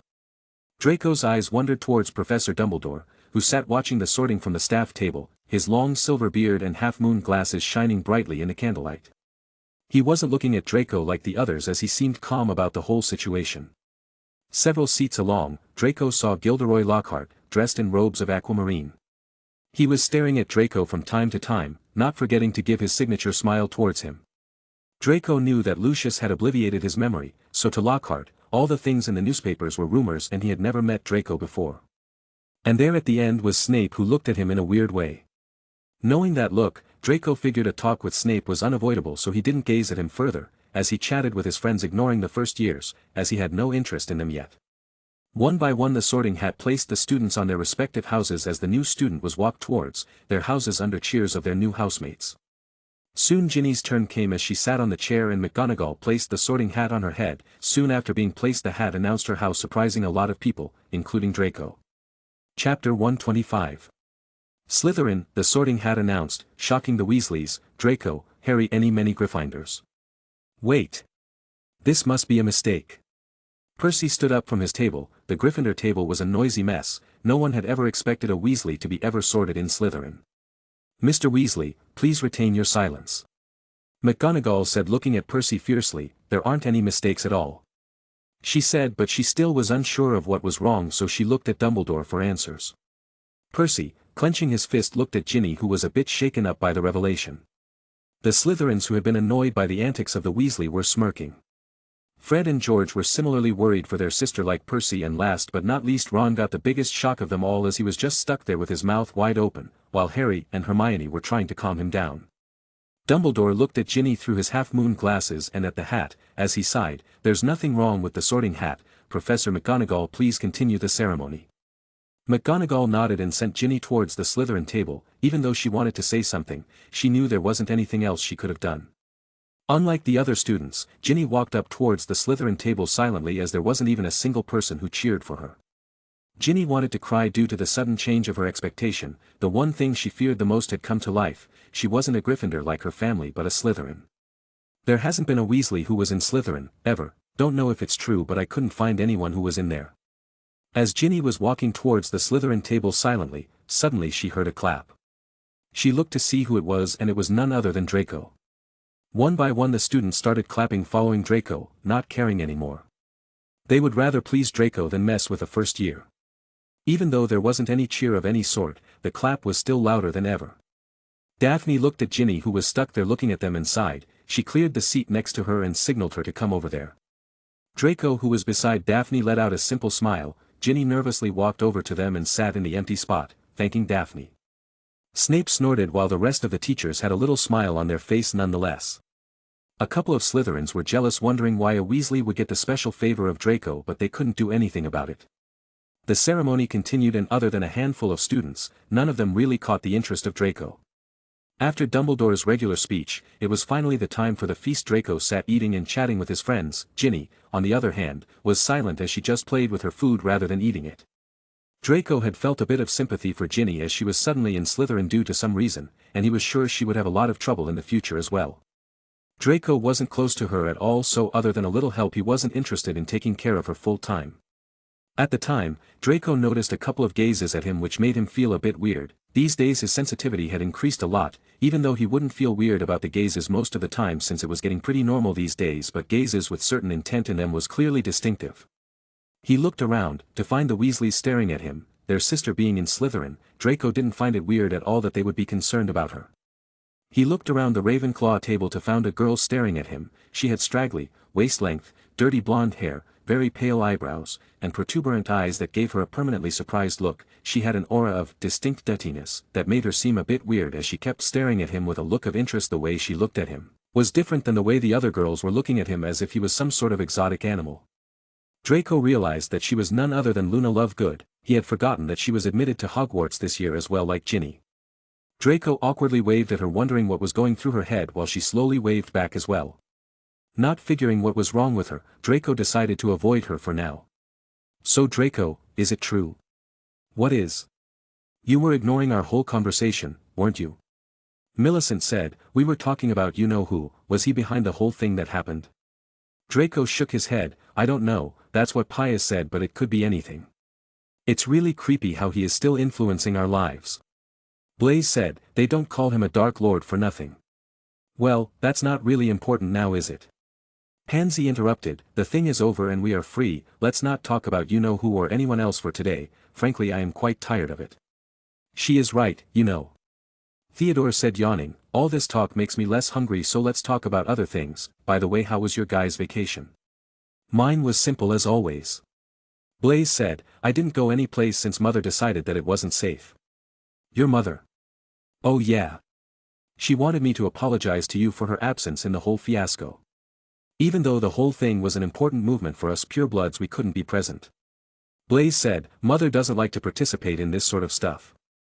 "It's okay," Draco said, shaking his head. "As long as we have your support it's fine, isn't it?" While they were having their conversation, Ginny on the side was kind of surprised they were discussing politics so openly, especially the things with you-know-who. She was already uncomfortable being here with the Slytherin students looking at her weirdly from time to time, and this whole scenario made her even more uncomfortable. "You need to get used to it." Suddenly the girl beside her said. "It's Daphne Greengrass." "Ginevra Weasley, you can call me Ginny," she said awkwardly with a smile. Daphne sipped her glass of juice as she sighed. "It's really interesting that a Weasley would be in Slytherin, even though it's not that surprising at the same time." "What do you mean?" "Well, whether you admit it or not, you're a pureblood, so it's not surprising that you would be in Slytherin, but the fact that there has never been a Weasley in Slytherin before makes it even more fascinating," Daphne said. "That's not what I meant." Ginny shook her head. "I was asking why it was so interesting or fascinating." "Well, a Weasley can finally see our world with their own eyes." Daphne said, a strange smile. "The world that your family claims to hate so much, and now their daughter is a part of that world. Or maybe will you give up and go home?" "That would be really disappointing though." Chapter 126. Daphne left Ginny alone as she turned back towards Draco and started chatting with them. Ginny stayed silent as she looked back at her brothers at the Gryffindor table wondering what she was going to do. The feast was over and as they were about to leave, Professor McGonagall came over towards Draco. "Mr. Black, the headmaster would like to have a word with you." Draco nodded. "Don't wait for me," he said to the others and went with McGonagall following her towards Dumbledore's office. Dumbledore's office was just as Draco remembered. Draco walked in there with McGonagall and inside there was Snape along with Dumbledore waiting for him. "Am I in trouble?" Draco said awkwardly looking at them, as they were staring at him a bit too intensely. He wondered if it was something to do with the car. "Not at all, Mr. Black." Dumbledore said, "Please take a seat, first." Draco nodded and sat in a chair, as he looked at Snape wondering what was going on but the other party just shook his head. "This summer vacation has been a bit too complicated for you," Dumbledore said with a pleasing voice, "so first of all, I'd like to apologize for our absence." "It's fine," Draco said shaking his head, "we already had a lot of people helping me, including the minister and besides I heard that you were looking after Potter as well, so I don't think it really matters." Dumbledore took a deep breath, his gaze not leaving Draco at all. "Mr. Black, you know I'd always thought that things were under my control but these days, I've started realizing that this wasn't the case at all. So let me get this straight, am I here because of Voldemort or am I here to listen to you losing control over things?" Draco said. "Mr. Black," McGonagall wanted to say something but Dumbledore stopped her. "Just suggesting, I can be a very good listener, you know," Draco said with a smile. "Since you've already figured it out, get straight to the point," Snape said. "We want to know about Pius. Haven't you read the papers?" "We have, Mr. Black," Dumbledore said, "but things aren't always what they seem to be and I would rather hear it from you than the newspaper." Draco rolled his eyes. "Was Pius a Voldemort supporter? I don't know. Was he connected with Voldemort? That I don't know. I know what you know, and that's all I know." Dumbledore stared at Draco for a while and sighed. "Let's forget about that for now. I want to talk to your request about you going on a school visit to Durmstrang. May I know, why?" "No specific reasons," Draco said. "I want to check the school my father has been asking to go for ages. Let's just say I want to pick a school right for me." "Mr. Black, you should know that most of the curriculum of both the schools are very similar," Dumbledore said. "There isn't anything that we can't teach that Durmstrang can." "Of course I do know that, but there are a few extra teachings I am interested in, that I am sure Hogwarts wouldn't teach," Draco said, "and besides, I just want to go there to feel the study environment there, so you don't have to worry about me switching schools." Dumbledore could understand a little bit of meaning behind Draco's words but there wasn't really anything he could do right now to stop Draco. He had already figured that something weird was happening but he just couldn't point out what it was. The board, the minister and even Karkaroff was okay with Draco transferring there for a term or two. "You will transfer to Durmstrang in November and return in May, your exams would be held like regular and your finals would be held here at Hogwarts like the previous year," Dumbledore said. "Congratulations in being the first exchange student in years." Dumbledore handed Draco a couple of documents, which he after reading nodded, "Thank you." "No need to thank me, Mr. Black. As for your circumstances I have informed every professor here, so you don't have to worry about it. As for with Mr. Lockhart, those are just rumors," Draco said with a straight face since no one really knows for sure he didn't care much about people's opinion and even if Dumbledore knew that it was a lie, there wasn't anything else can he do, thinking about it, would he really care? Draco thought to himself looking straight at Dumbledore, wondering what was wrong with him to have Lockhart as the defense against the Dark Teacher. For sure he knew about Lockhart but why keep him here still? Was he that desperate for a teacher or did he have other motives? "Is there anything wrong, Mr. Black?" Dumbledore asked. "No, nothing. I hope that things are the way you say it is," Dumbledore said. "It will leave me with a peace of mind. Also congratulations on your first Order of Merlin award. I am sure you will win plenty in the future." "Thank you, but I really hope not. It will save me quite a lot of trouble," Draco said with a smile. "Also, the thing I've mentioned to you before. I am working on it," Dumbledore said. "I've talked with professors, and it really is a good idea but I want to make sure the activities don't hinder the students' schoolwork and besides without you here, wouldn't it be difficult to do so? It's all extra activities and to learn something, as long as the people have a passion for it, I am sure it wouldn't be hard at all and they can learn things without even me being here." Draco said, "And if the club is approved quickly, I still have 2 months to figure things out and manage things accordingly." "I'll be sure to inform you when I've dealt with certain things," Dumbledore said. "That is all for today. I apologize for wasting your time since you might be very tired."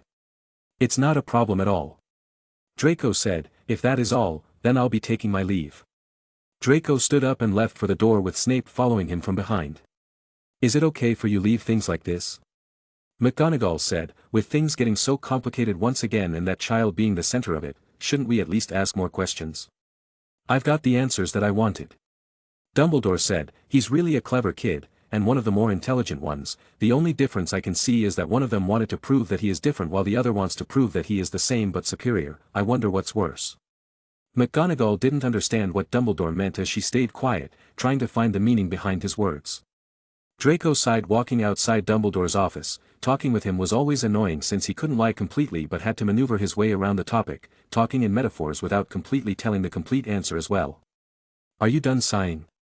Snape said walking behind him. Not really, but do you want to ask me something as well? Draco said looking at Snape. Humph. Your work is done. Snape said, are you sure you want to do this? I am plenty sure. Draco said, I wouldn't ask you for your help if I could do this alone. Chapter 127. Well, at least you've got a little brain inside that head of yours. Snape said passing pages of different documents to Draco, I've investigated all the weird things happening around far north, and it is similar to how you predicted all the stuff to be. Well, it wasn't that hard to guess. Draco said, anything happening around here? No, it seems like they are holding back for some reason since things here are the same as they've always been, not even a single change. That's a relief and a bit suspicious at the same time. Taking help from the ministry would be easier, you know. Snape said, as much as I despise their uselessness, they've still got a ton of dumb wizards, enough to make a difference. But they aren't trustworthy at all. Draco said, Pius didn't come out of the blue, and this is enough to make me not trust them. So you're thinking of handling it all alone, or do you think I will join you on your suicidal missions?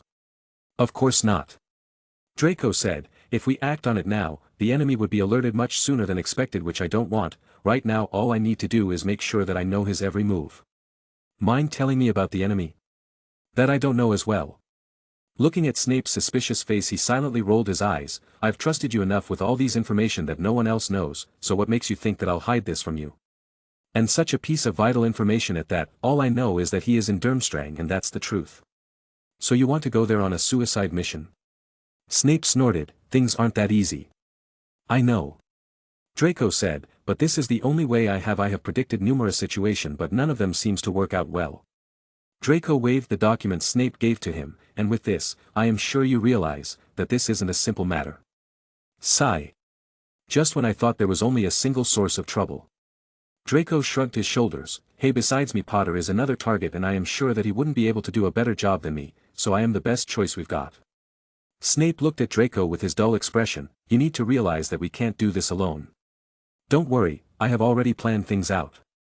Draco said, clutching the paper in his hand. I wonder what your reaction will be when you realize that you're losing at your own game. Leaving Snape, Draco went to the Slytherin common room, and just as expected the place was empty. Draco looked around the dark place as he stretched his arms when he suddenly heard a bit of whimpering. Draco looked around the place only to find Ginny in the corner sobbing. Are you okay? Draco asked, wondering if she got bullied out of her dorm. Ginny hurriedly wiped her tears as she looked back at Draco, wondering who it was. I am fine, she said, standing up and walking away when she suddenly tripped on the carpet. Draco hurriedly caught her, but the position he did got kind of awkward. He was holding her by her waist and his face was way too close to hers, close enough to feel each other's breath. Draco and Ginny hurriedly stood up, as he quickly let go of her. I apologize, that wasn't my intent, Draco said hurriedly, getting a bit flustered. Ginny, seeing that, let out a little giggle. It's okay, she said, but soon her smile faded away again. Did you get kicked out your room or something? Draco asked directly. It might be a bit hard for you to adjust here in Slytherin, but if you need any help, you can come to ask me for help anytime. It's not that. Ginny shook her head, and I can take care of myself. It's just I don't know what to do. Draco understood what she meant. Have you talked with your brothers? He asked. Didn't have the chance to, but Percy told me that he will talk with me tomorrow. Ginny said as she looked at Draco carefully. You are really different from what I imagined you to be. What did you think I was gonna be like? Draco asked, rolling his eyes. A cold-blooded noble who only knows how to control and order people around? Yeah, I mean no. Ginny quickly corrected herself. Even though Draco heard it, he pretended like he didn't. Things aren't going to be easier for you in Slytherin. I don't know what's wrong with that trash of a Sorting Hat, but it keeps messing up people's life. Draco took a big sigh, thinking how much more trouble the Sorting Hat was going to give. Looking at Ginny, he knew that she was the same as the book described her to be, but now she is in Slytherin for God knows what reason. Is it because of my brothers? Ginny asked, suddenly waking Draco from his train of thoughts. A little bit. Well, at least they hate you Weasleys more due to the antics of your twin brothers, but I wouldn't blame them. To be honest, some Slytherin students are too stereotypical to the point where it even surprises me, but well, they are how they are, and they do deserve a couple of pranks here and there. In fact, it's more of a two-way battle, but your brother have the upper hand due to their weird inventions. Draco said. Ginny nodded a little, not sure how to react. Maybe if she was in Gryffindor she wouldn't have to be bothered by all this, but now things were different. What do you think I should do? She asked silently. Draco was surprised that Ginny of all people would ask him for help, but considering the situation she is in and how young she is, it was still understandable. Well, you have two options. One is to fight and adapt to Slytherin, because no matter whether you like it or not, this is your house now and you can't change that, so my suggestion would be to learn to ride the wave than go against it. Ginny looked at Draco, frowning a little while wrinkling her forehead, so Draco quickly corrected himself. I mean, you don't have to go around hating Muggles or Muggleborn, even I don't do that, but you know, try to understand them a little and be friends with them, that's how I managed. Remembering Hermione, Ginny understood a little what Draco meant as she went into a deep thought once again. What's the other option? She asked after a while. The other option is to go back home. I know it sounds cold, but you should know that many wizards learn magic from their home, and as long as you put your heart into it, you shouldn't be less competent than any other wizard. Draco said, looking at Ginny, who looked a bit lost. There's nothing wrong with being in Slytherin though. People's lives are what they make of them. In my experience, we all have light and dark inside of us, and by extension, I believe that every individual would have a bit of each house inside them. We all can be clever in some form, we can be cunning/resourceful, we can be brave, and we can be loyal/hardworking. Just because someone was placed in a certain house does not mean that they could not display characteristics of other houses. What matters is what we choose to act on and how we use our abilities. And being in Slytherin means that you certainly have the talent to be a leader, along with many other qualities. Having a disregard for the rules certainly falls under Slytherin, and I think today's action proves it. You mean those chocolates and the train fiasco? Ginny said, smiling a little. Well, I understand what you mean. It's late now, so I'll head back to my dorm to catch some sleep. You should too. Draco said, smiling back. Welcome to Slytherin. Chapter 128. Welcome to Slytherin. Thanks. Ginny said with a bright smile. You can call me Ginny, by the way. Call me Draco. Draco said, looking at her, wondering what was the cause of her sudden emotion change. Good night. Ginny quickly said as she rushed back to the girls' dormitory. Draco sighed, as he went back to his dorm where Theodore was already asleep. Draco sat down on his bed and looked at the document that Snape gave him. The whole document showed places where wizards started gathering around for an unknown reason. Some disappeared and some left everything, their family, their job, and went on to an unknown place. Draco was sure that these wizards were none other than some puppets of Ryan. Ryan challenging him without an army would be weird and unusual, especially considering that he had much more time to prepare than Draco, and just as he suspected, he had an army of wizards prepared along with some other magical creatures. Think you're so smart, huh? Draco opened his suitcase and went inside it. He read through the documents quickly again to prepare a decent plan for his next action. According to the information collected by Snape, there has been a couple of changes around different areas. Wizards and witches going missing are only the tips of the iceberg. All of them collecting in a single group at different places, forming bases, making sure the Muggles move far away from them with spells, and last but not least, some werewolves seem to be involved too, as their traces were found nearby. Previously, when all of the commotions took place, Draco made sure to send a letter to Snape, who was in Hogwarts at the time, to help him look for such strange activities. Snape, of course, wasn't willing to, but with Draco using Harry's name as bait, Snape agreed to help him. With Ryan including Harry's name in the newspaper, it made it easier to convince Snape. Draco wasn't completely sure that Snape would do what he was told, but with the document now in his hand, Draco was happy that Snape agreed to help him. Master, we are running out of food. One of the elves came towards Draco, as he bowed down and said, Norberta has been eating a lot than usual, so the food supplies need to be refilled again.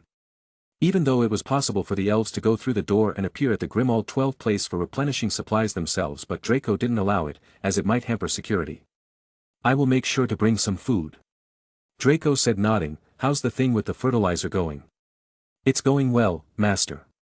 The elf said, we have already managed to secure a batch. Draco nodded. He had previously ordered the elves to start collecting animal feces to come up with a fertilizer that can help his plants grow faster and be healthier. With the enchanted door, it was now possible for Draco to come and go out of Hogwarts without being noticed, which was an extreme advantage for him. Draco then excused the elf, and went inside the door and arrived inside the Black House. "Dobby!" Draco called out. He had to inquire about the stuff that happened today at the train station and to make sure that Dobby wasn't the one who sealed the passage. Moments later, Dobby came out of the kitchen. Dobby didn't expect Master to be home today. Dobby said, bowing, "Is Master here for the supplies?" "Yes and no." Draco said, "Let Creature handle the supplies and you come with me to the living room." Dobby looked confused but still nodded. After informing Creature, he went towards the living room where Draco was already waiting for him. "Dobby, where were you today?" Draco asked directly. Dobby was here the whole day, cleaning and working on managing the supplies. Dobby said, looking a bit surprised, wondering why Draco would ask him that suddenly. "You didn't step outside the house the whole day?" Draco asked again, raising his eyebrows. "Yes, Master." Draco sighed, staying silent for a while. He turned towards Dobby again. "Dobby, you wouldn't lie to me, right? Master gave me freedom and have taken care of me since forever." Dobby said, looking a bit taken back, "I'd rather end my life than betray you, Master." Draco nodded. "Go and help Creature," he said with a cold voice. Dobby, still confused, nodded and left, wondering if he did something wrong. Draco laid back a little, massaging his temples, wondering what was going on. He wasn't that reliant on Dobby, but he trusted the house elf enough to know that it wouldn't lie to him, no matter what. Especially Dobby, who was easy to read, didn't seem that suspicious to Draco. Who could it be? Draco thought to himself. According to the information collected by Snape, there wasn't any suspicious activity happening around London, so the chances of Ryan being behind it was very low, and again, considering the first target of the passage wasn't Draco but Harry and Ron, made the situation even weirder and confusing. After the supply was collected, Draco took it back inside the suitcase and arrived inside Hogwarts again. He looked at Theodore, who was still asleep, as he laid back in his bed wondering what he was going to do. The next day, Draco, Theodore, Daphne, and Pansy went to eat breakfast in the Great Hall. Ginny was nowhere to be seen, so were her brothers, who weren't at the table along with Harry. The 4 long house tables were laden with tureens of porridge, plates of kippers, mountains of toast, and dishes of eggs and bacon, beneath the enchanted ceiling, today, a dull, cloudy grey. Hermione came toward the Slytherin table and greeted them, "Good morning." "So where are the Weasleys and Potters?" Theodore asked, looking back at the Gryffindor table and at Hermione. Everyone was clear from his voice that Theodore didn't like the Weasleys. Ron said they were going to talk to their sister and convince her to leave Hogwarts. Hermione said, sighing. With Ron's hatred for Slytherin, his reaction wasn't surprising at all, but I am more concerned for Ginny. "Humph. It's not like we Slytherins like the Weasleys." Pansy snorted. "Besides, do we really have to talk about her, when her staying at Hogwarts had nothing to do with us? But it is really sad." Daphne said, "I wanted to see what kind of new drama would the Weasleys brew, knowing that their sister is in Slytherin. Too bad, it looks like the girl can't even follow her fate. It's just like Draco said, the hat ruins everything and everyone." Hermione said. She was now beginning to realize how bad these weird tradition of Hogwarts, which seemed to really affect everyone, was. From her perspective, if Draco was in any other house, they could have all been friends without fighting each other, and now Ginny, who was now put in this weird predicament, was all due to the Sorting Hat. "It's not the hat's faults actually," Draco said. "While I indeed still believe in what I said before, but I have come to realize that all the houses are what you make of it. For years, Slytherin has been known to be creepy and full of dark wizards, but the school never removed Slytherin from being one of the houses, since all of the principals knew that this all had nothing to do with being a Slytherin at all, but rather the students' own bad choices." All of them turned silent, listening to Draco as he turned his head towards Hermione. "So aren't you going to help her?" Chapter 129. Me? Hermione asked, confused. "It's not that I don't want to, but Ron seemed mad and so insistent that I gave up, since I don't feel like it's my place to talk anymore." "It's not the Hermione I know," Draco said. "The Hermione I know would help Ginny, since she knew that her brother was in the wrong and was trying to force his sister out of Hogwarts for just being a Slytherin. It's not about family or friend, it's about right and wrong." "You are right," Hermione said, standing up. "Thanks," she said, suddenly running outside the hall with a determined face. "Why are you so insistent on helping her?" Pansy asked, pouting. "You know, during that sorting ceremony, the hat nearly placed me in Gryffindor. At the time many thoughts ran through my head, about what I was going to do," Draco said, surprising everyone since they never heard this story before. "Even though both mine and Ginny's problem are different, I can at least relate to her a bit, and besides, what's wrong with helping someone who's in the same house as us? Yeah, especially someone cute. Last time I saw her, she was looking at Potter with worship. You were jealous, weren't you? Theodore said, grinning only to get kicked under the table by Daphne and Pansy. So when are you going? Pansy asked. Isn't that why Dumbledore called you yesterday? Draco nodded. 2 months from now, he said vaguely. What are you talking about? Daphne asked. Nothing. Draco shook his head. Daphne and Theodore were about to ask him what was he going on about when Snape came along the table handing out course schedules. Draco took his and saw that they had double herbology with the Ravenclaws first. Talking about Ravenclaw, what's going on with you and Cho? Draco asked, looking at Theodore. I don't know. Theodore said, we've been talking for a while again after the incident, but we still haven't talked face to face. He said, looking back at the Ravenclaw's table. She's such a two-face. Do you still like her after what happened last year? Pansy snorted. She was so quick to judge Draco. Draco stopped her before she finished as Theodore took a huge sigh. That's why I don't know. He said, I can understand her point of view in this as well, since her and we were never that close of a friend, her sticking out for us would be difficult, but at the same time thinking about how she quickly decided to turn her back on us, make me dislike her a bit.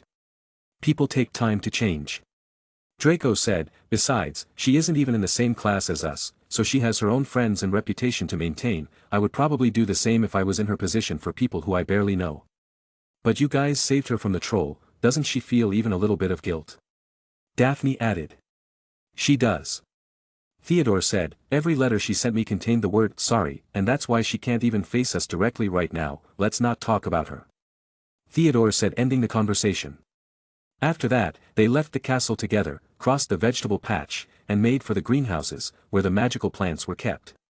As they neared the greenhouses, they saw the rest of the class standing outside, waiting for Professor Sprout. They had only just joined them when she came striding into view across the lawn, accompanied by Gilderoy Lockhart. Professor Sprout's arms were full of bandages, and with another twinge of guilt, Draco spotted the whomping willow in the distance, several of its branches now in slings. Professor Sprout was a squat little witch who wore a patched hat over her flyaway hair. There was usually a large amount of earth on her clothes, and her fingernails would have made Narcissa and many other noble Draco knew disgusted. Gilderoy Lockhart, however, was immaculate in sweeping robes of turquoise, his golden hair shining under a perfectly positioned turquoise hat with gold trimming. Oh, hello there, he called, beaming around at the assembled students. Just been showing Professor Sprout the right way to doctor a whomping willow. But I don't want you running away with the idea that I'm better at herbology than she is. I just happen to have met several of these exotic plants on my travels. Greenhouse 3 today, chaps, said Professor Sprout, who was looking distinctly disgruntled, not at all her usual cheerful self.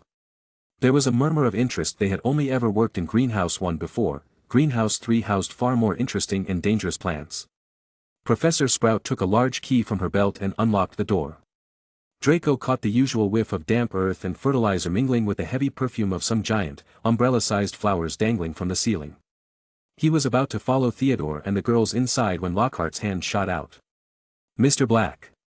I've been wanting a word. You don't mind if he's a couple of minutes late, do you, Professor Sprout? Judging by Professor Sprout's scowl, she did mind, but Lockhart said, that's the ticket, and closed the greenhouse door in her face. Pansy and Daphne were worried that Draco might again blow up Lockhart in a fit of rage, but looking at Draco's calm face they couldn't say anything, as Theodore pushed them inside, nodding at Draco, signaling him to not do anything stupid. Draco, said Lockhart, his large white teeth gleaming in the sunlight as he shook his head. Draco, Draco, Draco. I can call you that, right? Completely nonplussed, Draco said nothing as he stood there looking at Lockhart, wondering what an amazing job of obliviation was done. According to Lucius, he had asked help from an acquaintance who is a known obliviator who works for the ministry to obliviate him. All these rumors about you and me, I hope you aren't upset. Lockhart said, keeping his signature smile, don't know when I've been more shocked, these reporters talking about you and me fighting when obviously you are completely fine. What can I say, fame does bring all the goods but the bads as well. It was remarkable how he could show every one of those brilliant teeth even when he wasn't talking, and how he didn't even flinch a little while bragging. Being in the newspaper once gives you a taste for publicity, doesn't it, said Lockhart. Gave you the bug. You got onto the front page of the paper and you couldn't wait to do it again. Of course, I am to blame for all this, as I have heard before that you were one of the people who really adore me. What gave you that idea? Draco was cut off before he could even finish his sentence. Draco, said Lockhart, reaching out and grasping his shoulder. I understand. Natural to want a bit more once you've had that first taste, and I blame myself for giving you that because it was bound to go to your head, but see here, young man, you can't go around fighting dark wizards all the time. Just calm down, all right? Plenty of time for all that when you're older. Yes, I know what you're thinking. It's all right for him, he's an internationally famous wizard already. But when I was 12, I was just as much of a nobody as you are now. In fact, I'd say I was even more of a nobody. I mean, a few people have heard of you, haven't they? All that business with that old bloke Pius, claiming to be the follower of he who must not be named. He glanced at Draco's face with a bit of envy, but he quickly hid it. I know, it's not quite as good as winning Witch Weekly's Most Charming Smile award 5 times in a row, as I have, but it's a start, Draco, it's a start. Chapter 130. Draco was frowning, looking at Lockhart, cursing the obliviator in his head who seemed to have put in some unnecessary plotline between him and Lockhart. Admire my ass. Draco thought to himself. Every person in that bookshop knows that Draco wouldn't hesitate to blow up Lockhart just for touching him, and now he was treating him as his underling of some sort. Draco wanted to use a spell on Lockhart to get rid of this annoying conversation, but he couldn't because they were in Hogwarts ground, so he just sat there silently glaring at Lockhart. Remember, you can come to me for advice anytime, and since I am your defense against the Dark Teacher, I will make sure to teach you everything I know, since a special young man like you needs proper counseling and guidance. He said, giving Draco a hearty wink, and strode off. Draco stood stunned for a few seconds, wondering how a man could come up with such bluffs. Then, remembering he was supposed to be in the greenhouse, he opened the door and slid inside. Professor Sprout was standing behind a trestle bench in the center of the greenhouse. About 20 pairs of different colored ear muffs were lying on the bench. When Draco had taken his place between Daphne and Pansy, she said, "We'll be repotting mandrakes today. Now, who can tell me the properties of the mandrake?" To nobody's surprise, Theodore's hand was first into the air. Mandrake, or mandragora, is a powerful restorative, said Theodore, sounding as usual. Due to the influence of Draco, he had gotten good with botany as well and knew quite a lot about magical plants. It is used to return people who have been transfigured or cursed to their original state. Excellent. 10 points to Slytherin, said Professor Sprout. The mandrake forms an essential part of most antidotes. It is also, however, dangerous. Who can tell me why? The cry of the mandrake is fatal to anyone who hears it. This time Draco answered lazily. Precisely. Take another 10 points, said Professor Sprout. Now, the mandrakes we have here are still very young. She pointed to a row of deep trays as she spoke, and everyone shuffled forward for a better look. 100 or so tufty little plants, purplish-green in color, were growing there in rows. They looked quite unremarkable to Ravenclaw and Slytherin students, who didn't have the slightest idea what Draco meant by the cry of the mandrake. Everyone take a pair of earmuffs, said Professor Sprout. There was a scramble as everyone tried to seize a pair that wasn't pink and fluffy. When I tell you to put them on, make sure your ears are completely covered, said Professor Sprout. When it is safe to remove them, I will give you the thumbs up. Right, earmuffs on. Draco snapped the earmuffs over his ears. They shut out sound completely. Professor Sprout put the pink, fluffy pair over her own ears, rolled up the sleeves of her robes, grasped one of the tufty plants firmly, and pulled hard. The students let out a gasp of surprise that no one could hear, due to the mandrake's shriek. Instead of roots, a small, muddy, and extremely ugly baby popped out of the earth. The leaves were growing right out of his head. He had pale green, mottled skin, and was clearly bawling at the top of his lungs. Draco frowned as he looked at the mandrake, as he had previously handled a couple of mandrakes himself and knew how annoying they could be. Luckily most of his mandrakes were young and weren't fatal, but he still remembered the first time he handled a mandrake, where he nearly went deaf. Professor Sprout took a large plant pot from under the table and plunged the mandrake into it, burying him in dark, damp compost until only the tufted leaves were visible.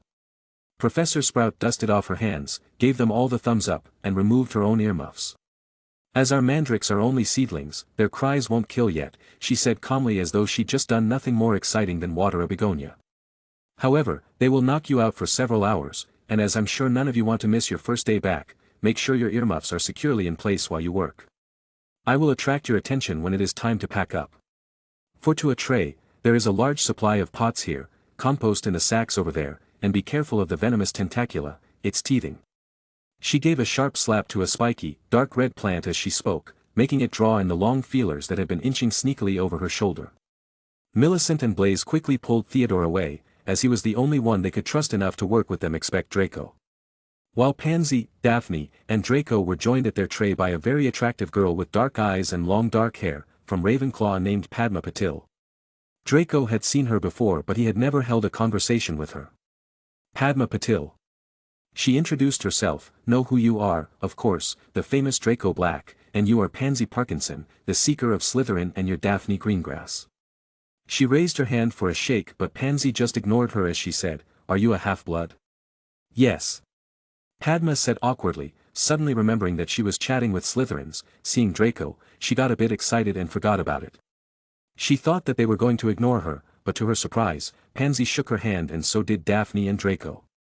Draco sighed looking at Pansy, even though she wasn't rude to Muggle-born wizards anymore but she still hated acting friendly with them, especially people she had never talked to before. Draco smiled awkwardly at Padma, saying hello. That Lockhart's something, isn't he? Said Padma happily as they began filling their plant pots with dragon dung compost. Awfully brave. Have you read his books? I'd have died of fear if I'd been cornered in a telephone booth by a werewolf, but he stayed cool and, zap, just fantastic. But of course, you aren't lesser than him, considering your age, I am sure you'd be greater than him. She continued looking at Draco. Draco didn't want to say anything else about Lockhart and neither did Pansy and Daphne, so after a bit of pleasantry, they didn't talk much as their earmuffs were back on and they needed to concentrate on the mandrakes. Professor Sprout had made it look extremely easy, but it wasn't. The mandrakes didn't like coming out of the earth but didn't want to go back into it either. They squirmed, kicked, flailed their sharp little fists, and gnashed their teeth. Even Draco struggled as this was more about technique and experience which Draco didn't have. He usually used magic to deal with these sort of stuff but it wasn't possible to do so in the middle of the class, but being more used to it than the others Draco managed to squash a particularly fat one into a pot within minutes. By the end of the class, everyone was sweaty, aching, and covered in earth. Only Theodore and Draco looked decent enough to carry on. Everyone traipsed back to the castle for a quick wash and then the Slytherins hurried off to Transfiguration. Professor McGonagall's classes were always hard work, especially considering that Transfiguration were one of his weak subjects. Today's work was to turn a beetle into a button but since Draco wasn't allowed to use magic, he couldn't do anything but just sit there looking at others trying their best to figure things out. People who didn't know about Draco's wand being gone were wondering why he wasn't doing his work but looking at McGonagall's who didn't seem annoyed or surprised by it, they ignored it as well. Chapter 131. After Transfiguration they went down to lunch. Draco finally saw Ginny who was sitting at the Slytherins' table alone as he looked at Hermione, Harry, and Ron who were sitting awkwardly at the Gryffindors' table not talking with each other. Draco guessed that they might have gotten into a fight but he had no interest in bugging them about it, so he sat at the empty side of the Slytherin table with Pansy and the rest while eating their lunch. Ginny suddenly stood up from her chair and came towards them. She looked at Draco and said, "Thank you," as she walked outside of the hall. Draco wanted to ask her what happened but Ginny had already run off. Pansy and Daphne looked at Draco wanting some answers but Draco just shook his head, implying that he doesn't know. Not believing Draco in the least, they sat there glaring at him. "Okay, stop it," Draco said, "I seriously don't know what happened. Maybe it's the thing we discussed in the morning," Draco said looking back at the Gryffindors' table for Hermione but she too was long gone with only Harry and Ron eating together. "So what do you think happened?" Pansy said, looking at her, "It seems she will stay in Hogwarts." "Really, I think she might not." Daphne said, "Maybe the thank you was the last appreciation for Draco before she leaves Hogwarts forever."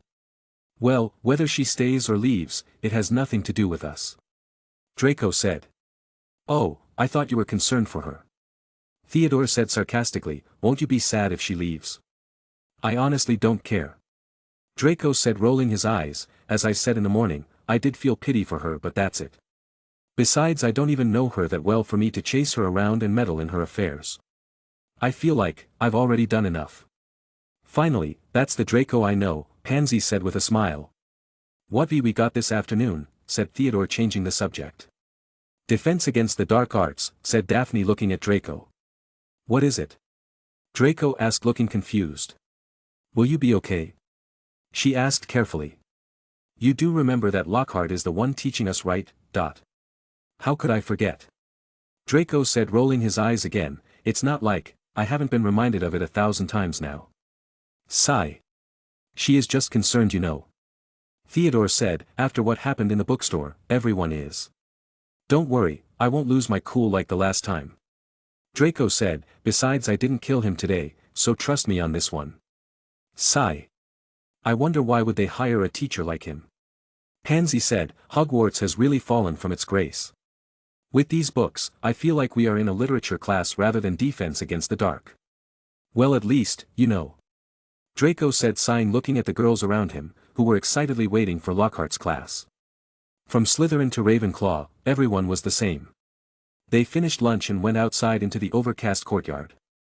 Draco, Theodore, and Daphne were discussing some potions while Pansy, on the other hand, was talking about Quidditch with the seniors who were discussing their schedules for practice for several minutes before Draco became aware that he was being closely watched.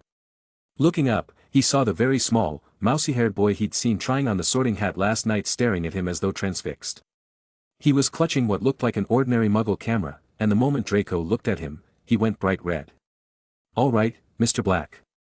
I'm Colin Creevey, he said breathlessly, taking a tentative step forward. I'm in Gryffindor. D'you think, would it be all right if, can I have a picture, he said, raising the camera hopefully. A picture? Draco repeated blankly. So I can prove I've met you, said Colin Creevey eagerly, edging further forward. Looks like you got yourself a fanboy. Theodore said laughing.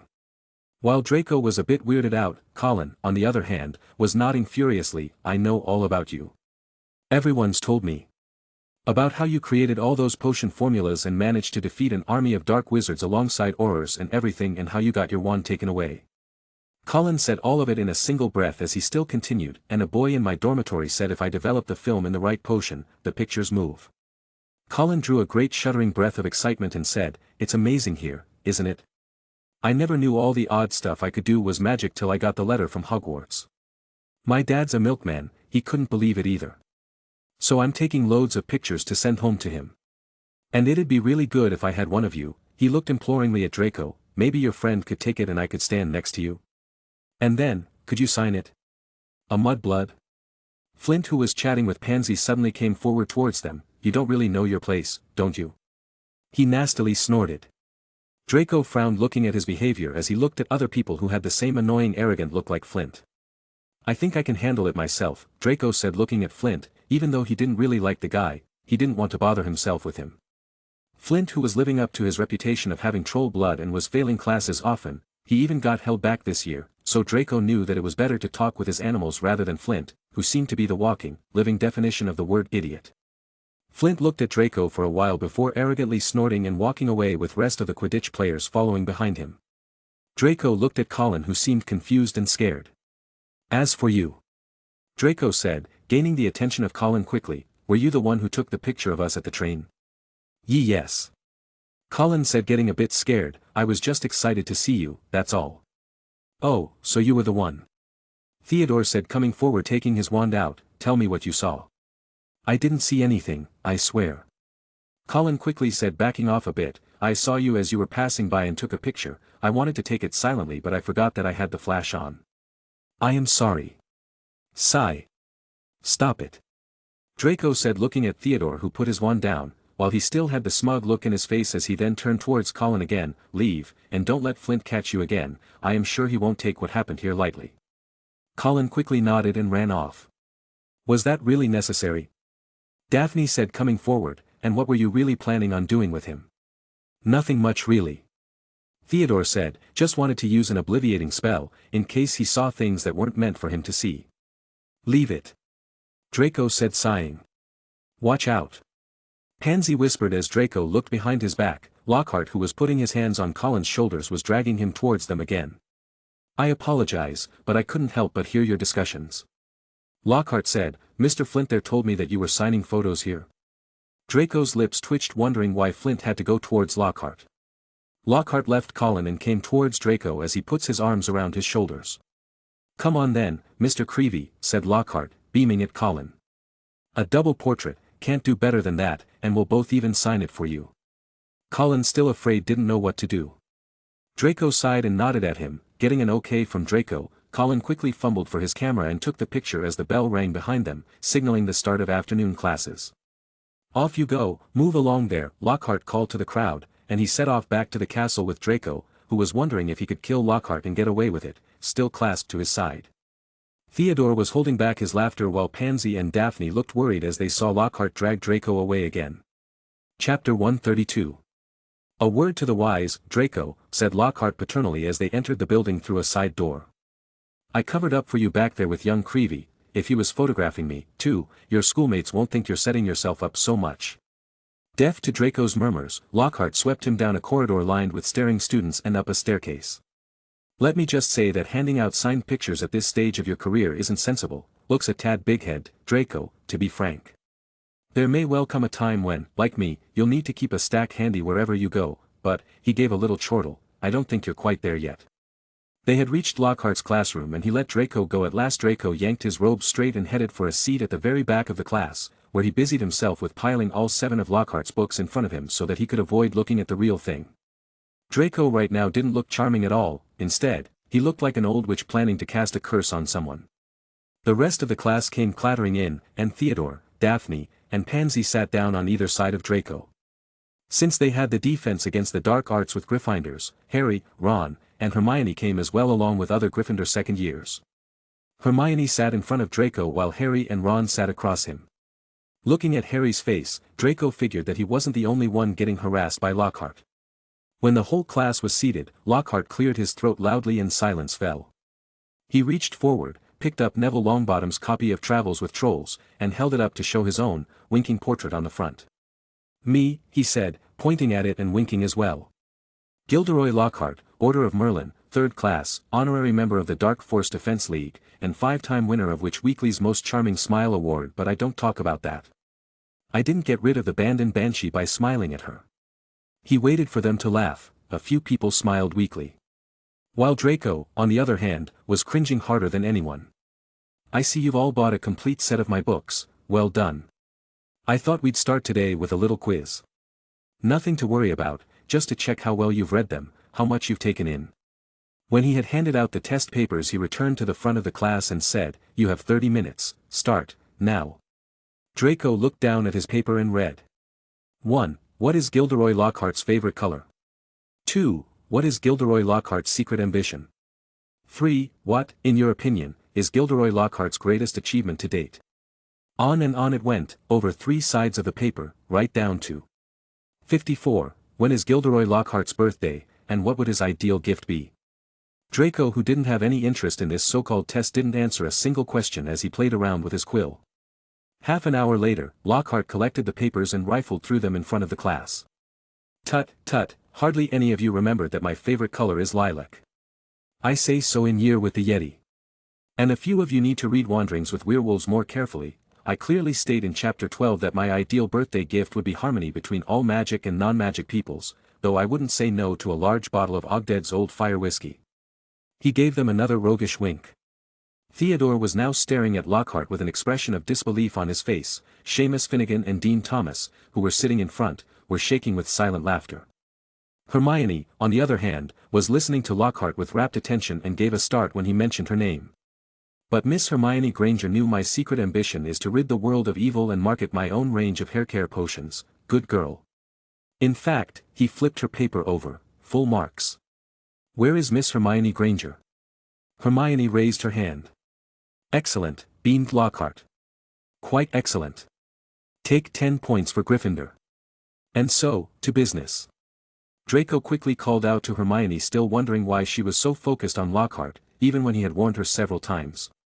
Don't think too much about it.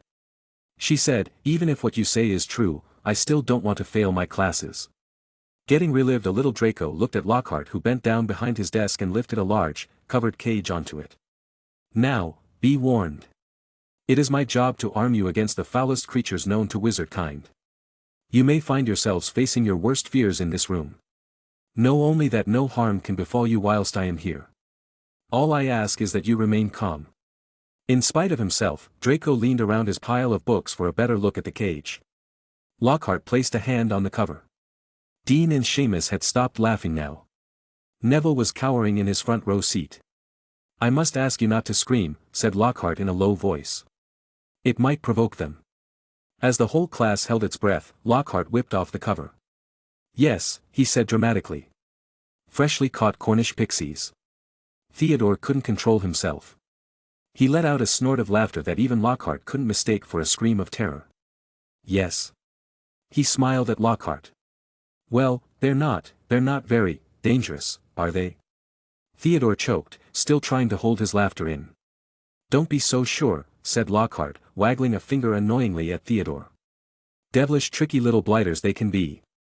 The pixies were electric blue and about 8 inches high, with pointed faces and voices so shrill it was like listening to a lot of budgies arguing. The moment the cover had been removed, they had started jabbering and rocketing around, rattling the bars and making bizarre faces at the people nearest them. Right, then, Lockhart said loudly. Let's see what you make of them. And he opened the cage. It was pandemonium. The pixies shot in every direction like rockets. 2 of them seized Neville by the ears and lifted him into the air. Several shot straight through the window, showering the back row with broken glass. The rest proceeded to wreck the classroom more effectively than a rampaging rhino. They grabbed ink bottles and sprayed the class with them, shredded books and papers, tore pictures from the walls, upended the wastebasket, grabbed bags and books and threw them out of the smashed window. Within minutes, half the class was sheltering under desks and Neville was swinging from the iron chandelier in the ceiling. Come on now, round them up, they're only pixies, Lockhart shouted. He rolled up his sleeves, brandished his wand, and bellowed, Pescapixie Pesternami. It had absolutely no effect. One of the pixies seized his wand and threw it out of the window, too. Lockhart gulped and dived under his own desk, narrowly avoiding being squashed by Neville, who fell a second later as the chandelier gave way. Draco had enough of it as he stood up, grabbing Daphne's wand. Sectum Sempra. Draco chanted and in a single blow half of the pixies were cut in half. Not wanting to deal with the rest of them, Draco blasted a hole through the window and the remaining scared pixies quickly ran for their life. Chapter 133. Good job, Draco. Lockhart said coming out from underneath his desk. 20 points to Slytherin. Draco was completely annoyed by Lockhart and he couldn't really control his anger anymore. He was looking at Lockhart as if he was going to rip him apart in pieces. Daphne and Pansy looked worriedly at Draco while Theodore, on the other hand, went behind Draco and Bam. Theodore slapped Draco's back as hard as he could, causing Draco to flinch and snap out of his angry state. Draco looked back at Theodore with his lips twitching, wondering whether he should hate him or be thankful that he managed to control him. Everyone in the classroom was busy taking care of themselves as this was nothing less than a traumatic event for them, so they barely had a chance to notice Draco's change, everyone except Ron, Harry, Hermione, Daphne, and Pansy. All of them could feel the sudden change in Draco. Even though nothing around him changed, he still gave the vibe of a completely different person, which gave them a shiver down their spines. But after Theodore slapping his back, he completely returned to his usual self as he stared at Lockhart again. The intensity of anger in his eyes hadn't changed much, but this time they could tell that it was still Draco himself. I've had it with you. Draco said, looking back at Lockhart gripping Daphne's wand tightly. I have already controlled myself way too much. Darth Draco, it's okay, I know you're probably scared due to the incident, so let's all calm down, okay? Lockhart said, waving his hand as quickly as he could, making sure Draco doesn't do anything irrational, even though he liked to bluff and believe that the story about Draco's was overly exaggerated like his was, but he wasn't willing to take that chance. Also, Draco, you aren't allowed to use magic, remember? I'll let that one slide since it was necessary, but the other. The other what? Draco said, narrowing his eyes. Lockhart flinched a little, not being able to maintain the gaze with Draco.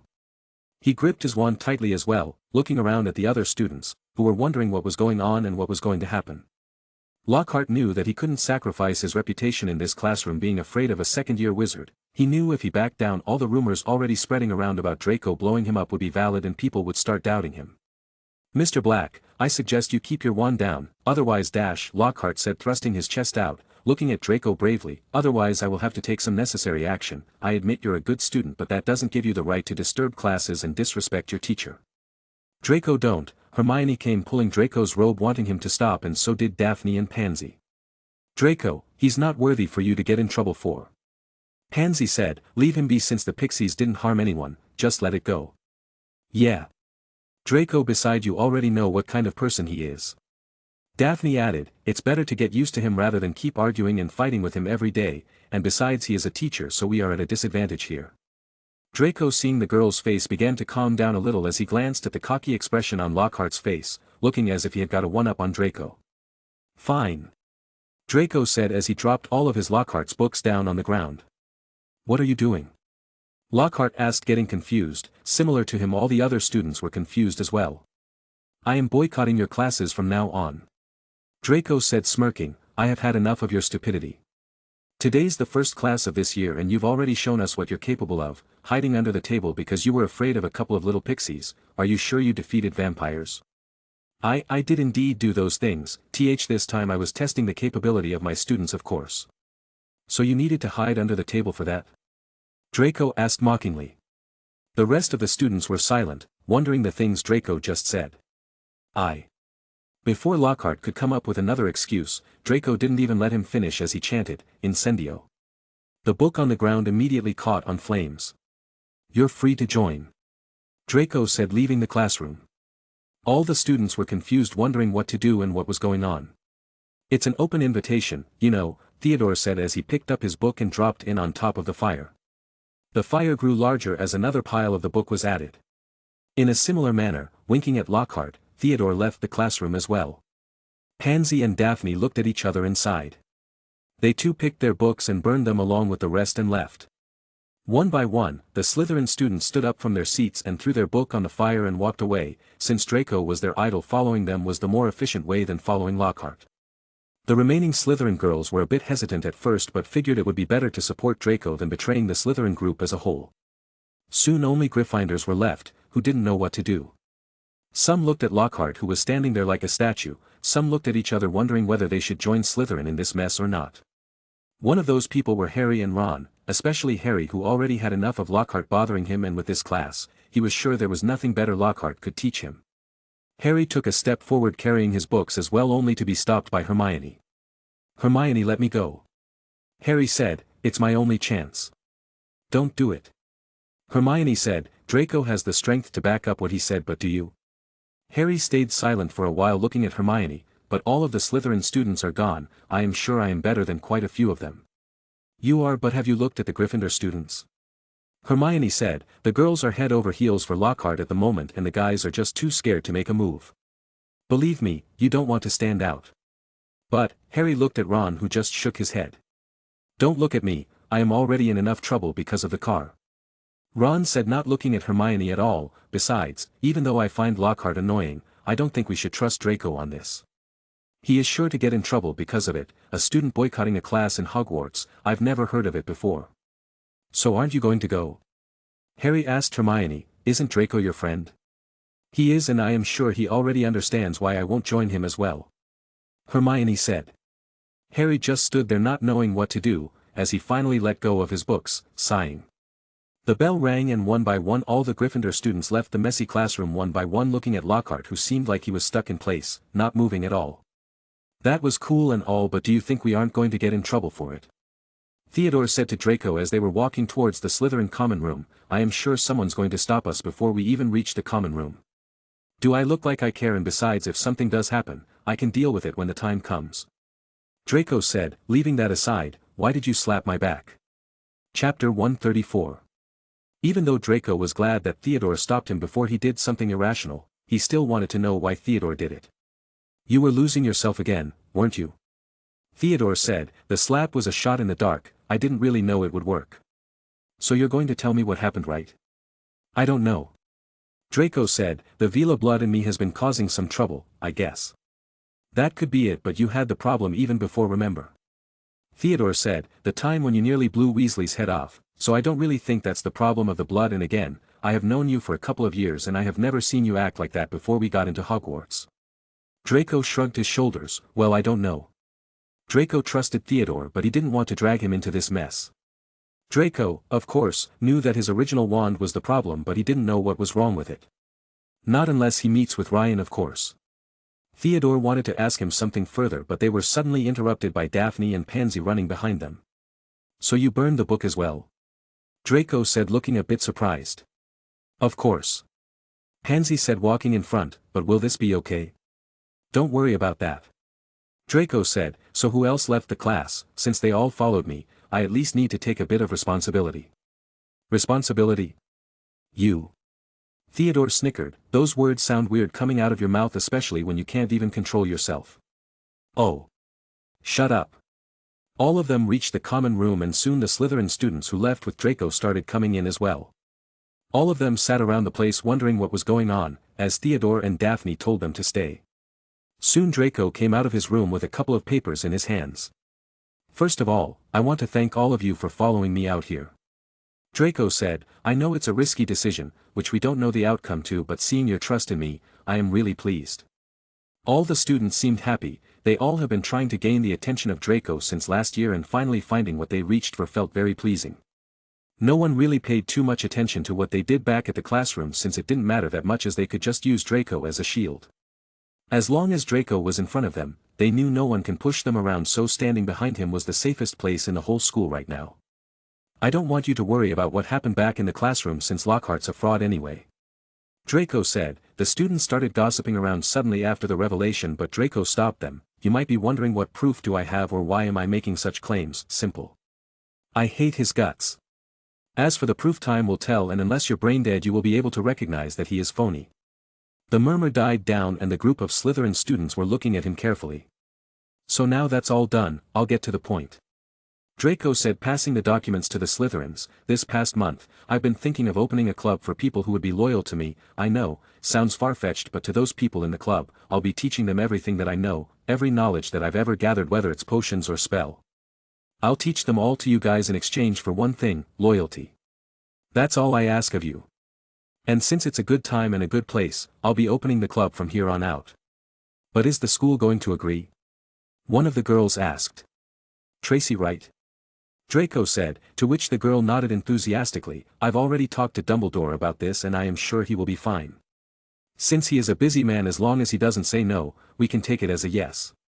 The club activities will take place instead of the defense against the dark class, where I will personally teach you some things, as for the most part, you practicing the spell will be the thing that will really matter." The girls and the boys nodded, agreeing to what Draco said. "Since you'll be the first members of my club, I won't ask you to show me your talents, nor will I ask you show me something special. I just want you guys to be the foundation and the core members of the club. As I said, I value loyalty more than anything, so as long as you're willing to follow me, you're welcome to the club, but if not, please go back to Lockhart's class, as I will have no use for you." The words might have sounded harsh to some people, but for the Slytherins, that was the sign of power. Respect belongs to the one who's strong enough to fight for it, and Draco being the strongest of all, there wasn't any further explanation required. "So if you're willing, please raise your hand." One by one the students raised their hands, people including Theodore, Pansy, and Daphne, who were smiling looking at him. It was night time, and without anyone noticing, Lockhart snuck out of the castle as he ran towards the forbidden forest without anyone noticing. "That little filthy garbage, how dare he!" Lockhart snarled, punching a nearby tree in anger only to jump from the pain of hitting it. "Fool, have you done what I've asked of you?" Suddenly a voice called out of nowhere. Lockhart, a bit surprised from the voice, jumped again, but he seemed calm and not afraid. "Yes, master." Lockhart quickly kneeled on the ground facing towards the direction of the voice. "Has your memories regained completely?" "Yes, master. I got it back just an hour ago," Lockhart said again, "but I still can't remember who was the one who kidnapped me and tried to mess with my memories." "That doesn't matter," the voice called out. "Since you have your memories back, you know your purpose, don't you?" "Yes, master," Lockhart said quickly, as if he was afraid the man would kill him immediately if he hesitated. "I need time to work on it, but I guarantee you that the massacre would start soon. Better not take long," the voice said. "If not, you know what will happen to you, don't you?" "Yes, master. I swear I'll be good." "Good," the voice said. Suddenly an old diary fell out of nowhere. "Take this. This is all it will take to make you strong and invincible, and you can finally get revenge for the humiliation that you've suffered." Lockhart picked up the diary as he nodded his head as quickly as he could. The next day, nothing happened. There were no calls from Dumbledore, and other than McGonagall looking at them a bit different, things moved the same as it always did. Snape didn't have any problem with the boycott. Instead, he seemed more than happy to finally get his house away from Lockhart, and as for Lockhart himself, there weren't any signs of him in the hall, or anywhere for that matter. Draco woke up in the morning a bit late today. All of his friends were already down the hall, so he slowly dressed up and walked out of his room only to find Ginny heading out as well. "Good morning," Draco said. Ginny for some reason looked a bit nervous but still responded, "Good morning." Chapter 135. Good morning. "So assuming you're here, means you got a pass from your brothers or what?" "Well, not really. Ginny said, Mom and Dad sent me a letter, saying they were okay with me being in Slytherin and they would be proud of me wherever I was, and they said the same things you told me as well, but Percy and Ron seem to have some problems with it. I am sorry, I talked a bit too much. It's okay. Draco shook his head. You're heading towards the hall, aren't you? Let's go together then. I am sorry, I have some extra work to do, so I'll be off then. Ginny nervously shook her head. She was about to leave but she suddenly stopped and turned around again. By the way, are those rumors about you true? What rumors? The one where you declared that you won't attend Lockhart's classes anymore. Rumors do spread fast around Hogwarts, huh? Draco said, sighing. Yeah, it's true, and don't worry about it, nothing's going to happen if that's what you're concerned about. Draco was sure where this conversation was leading up to, so he decided to get straight to the point. Are you sure? She asked as if she wanted some reassurance. Yeah. Well, see you later then. Saying that, she stormed off. Draco didn't know what was going on with her but he chose to ignore it. Down in the hall, everyone was looking at Draco differently. The teachers weren't present in the hall at the time but you could tell by everyone's look that something was going down. Ignoring all their gazes, Draco walked towards the Slytherin table and sat beside Theodore and Daphne. You don't seem concerned. Theodore said, looking at Draco who was fixing himself a good sandwich. Everyone already knows about the fiasco that went down yesterday. I know, I met Ginny in the common room and she knew about it too. Draco said without a worry in the world. Besides, I knew it was going to happen sooner or later. I am surprised it took this long. By the way, where are the professors? They were here at the beginning but left after an owl came for them. Pansy answered instead of Theodore. McGonagall didn't look pleased with it at all. Draco nodded, taking a huge bite of his sandwich, when suddenly Hermione came from behind, knocking him on the head. Ouch! What was that for? Draco said, looking back, rubbing his head. Why did you have to do it? Hermione said, folding her arms. You know, I heard Lockhart filed a complaint against you with the school board. Oh. Where did you get that information? Draco was interested in how Hermione managed to get that sort of information when even he hadn't heard of it. I was walking towards the hall with Harry and Ron when Harry was suddenly dragged away by Lockhart into his office. She said, in there Harry found a letter which was written by Lockhart complaining about your actions in the classroom yesterday, wanting you to be expelled from Hogwarts. Harry said that he sent the letter away right in front of him. Cool. Cool. That's all you have to say, you're getting expelled for God's sake. Hermione said, getting a bit angry. Don't worry about it. Draco said, rolling his eyes, if he wants a fight then I'll give him one, and besides half of the members of the school board will support me, so you really don't have to worry so much. But.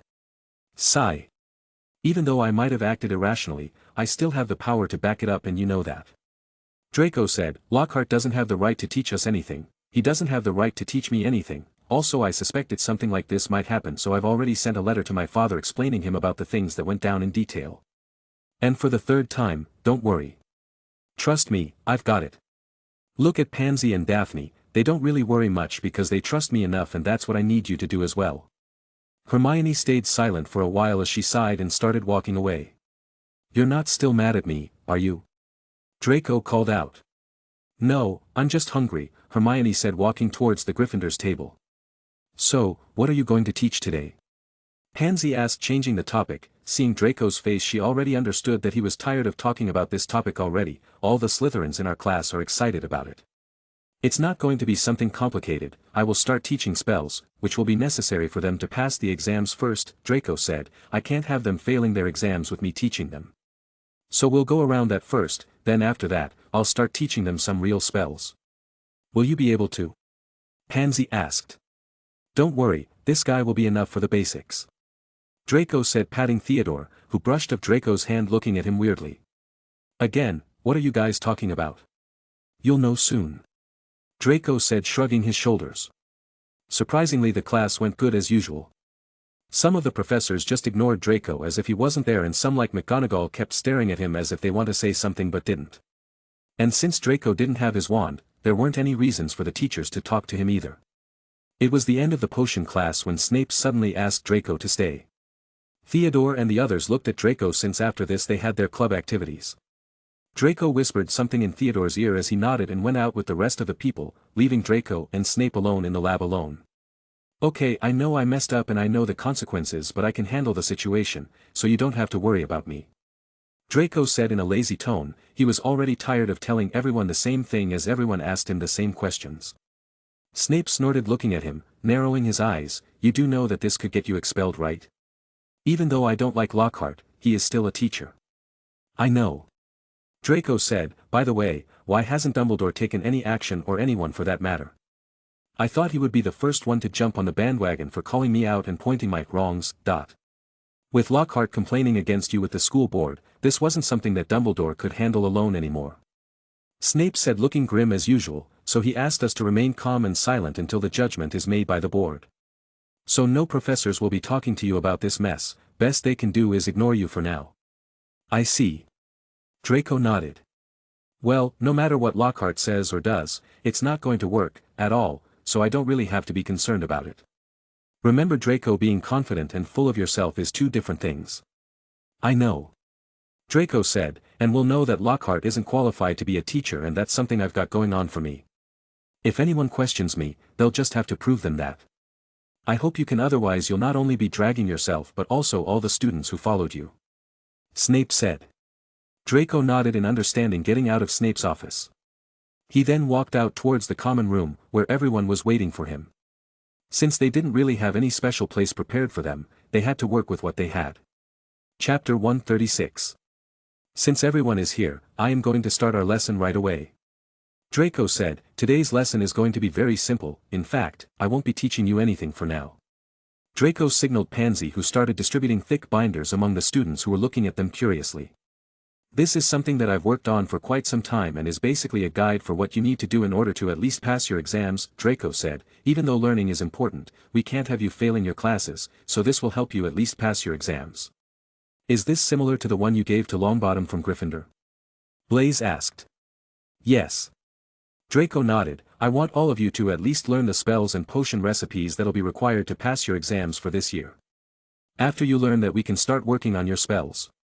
Consider this as a test. If within 2 weeks you can learn all the stuff written on there for your second year, then you can consider yourself worthy enough to be in this club. Otherwise, just know that you'll be dragging others down with you.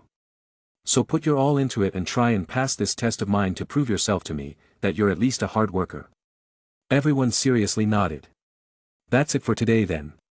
Draco said, waving his hand around. Go ahead and start studying, and if you run across any problem you can ask me or Theodore. The week passed by quickly without much disturbance from anyone. McGonagall and the other professor eased up on the situation and weren't hard on Draco anymore either. Draco didn't even saw Lockhart around the school anymore, neither was he present in the hall. Draco felt that Lockhart was hiding from him, but he didn't have any proof to back it up either. Draco wouldn't really care about Lockhart too much, but his action these days seemed too suspicious even for him. According to Hermione and Ginny, who were still attending Lockhart classes, Lockhart had been teaching them seriously. Not only was he not teaching them stuff about himself, but with that included he still taught magic properly. According to Hermione, the spells that he taught were described in detail at the same level as his. Draco found it incredibly suspicious that Lockhart was suddenly teaching them magic and was moving according to the schedule. However, for an adult wizard teaching a bunch of second-year students some spell wasn't a hard thing at all. Lockhart could be easily faking it, since with the whole school board observing them, he had to act seriously if he wanted to keep his reputation intact. Today was Saturday morning. Harry was awakened by Oliver Wood to come to inform him about the Quidditch practice today. Harry, waking up, went down the spiral staircase to the common room, his Nimbus 2000 on his shoulder. He had just reached the portrait hole when there was a clatter behind him and Colin Creevey came dashing down the spiral staircase, his camera swinging madly around his neck and something clutched in his hand. I heard someone saying your name on the stairs, Harry. Look what I've got here. I've had it developed. I wanted to show you. Harry looked bemusedly at the photograph Colin was brandishing under his nose. A moving, black and white Lockhart was tugging hard on an arm Harry recognized as his own. He was pleased to see that his photographic self was putting up a good fight and refusing to be dragged into view. As Harry watched, Lockhart gave up and slumped, panting, against the white edge of the picture. Will you sign it? Said Colin eagerly. No, said Harry flatly, glancing around to check that the room was really deserted. Sorry, Colin, I'm in a hurry. Besides, I don't understand your fascination with me since there is already someone way popular than me at school. You mean Mr. Black? Colin said, frowning a little. I picked the wrong timing. I think I may have pissed him off. Mr. Black wouldn't even hesitate to beat up Lockhart, so for me going near him would be asking for a death wish. Harry scoffed, seeing the difference in treatment between them two.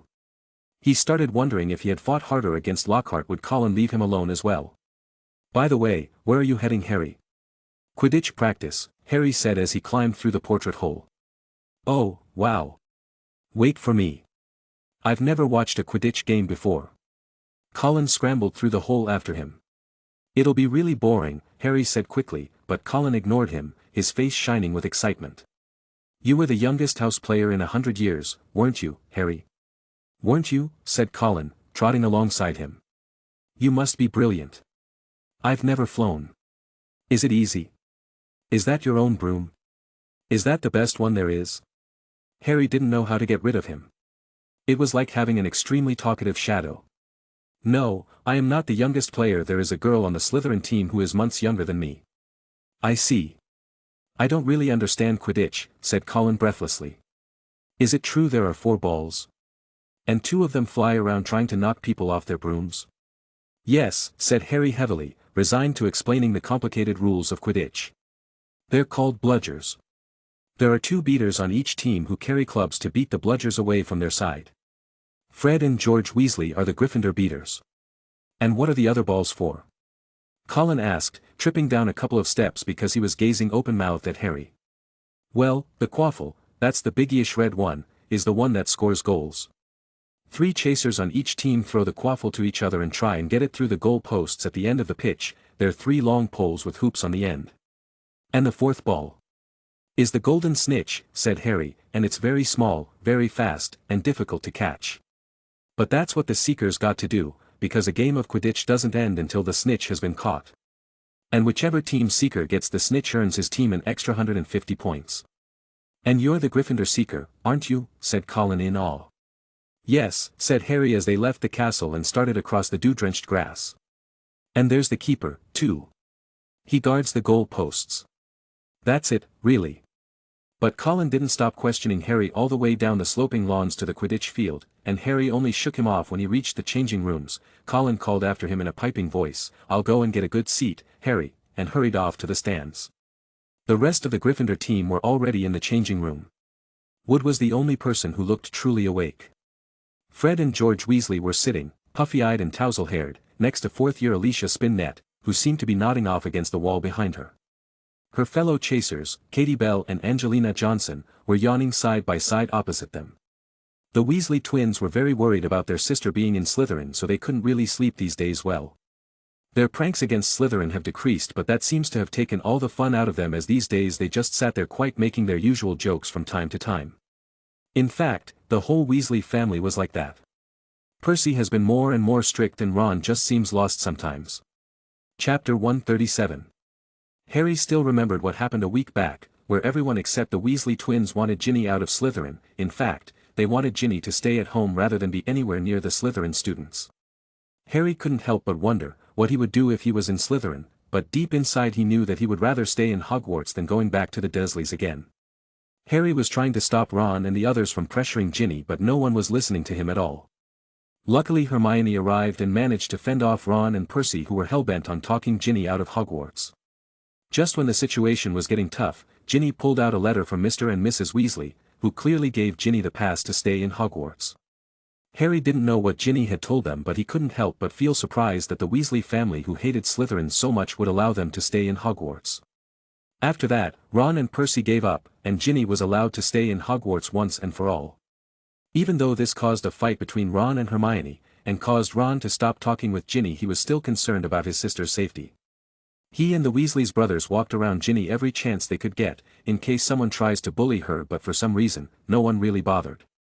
Harry, who was dragged by Ron in one of those missions, was surprised that Ginny was not getting bullied, but she had even managed to make friends in Slytherin instead.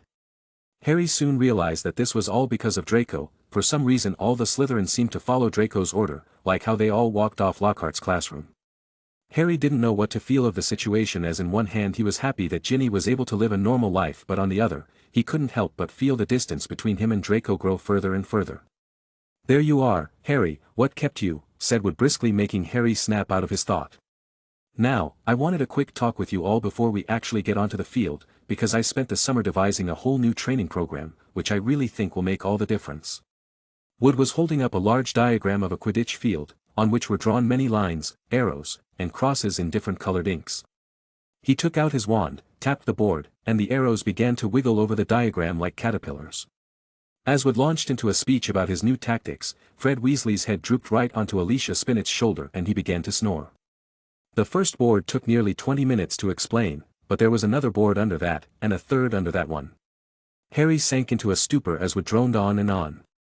"So," said Wood, at long last, jerking Harry from a wistful fantasy about what he could be eating for breakfast at this very moment up at the castle. "Is that clear? Any questions?" "I've got a question, Oliver," said George, who had woken with a start. "Why couldn't you have told us all this yesterday when we were awake?" Wood wasn't pleased. "Now, listen here, you lot," he said, glowering at them all. "We should have won the Quidditch Cup last year. We're easily the best team. But unfortunately, owing to circumstances beyond our control." Harry shifted guiltily in his seat.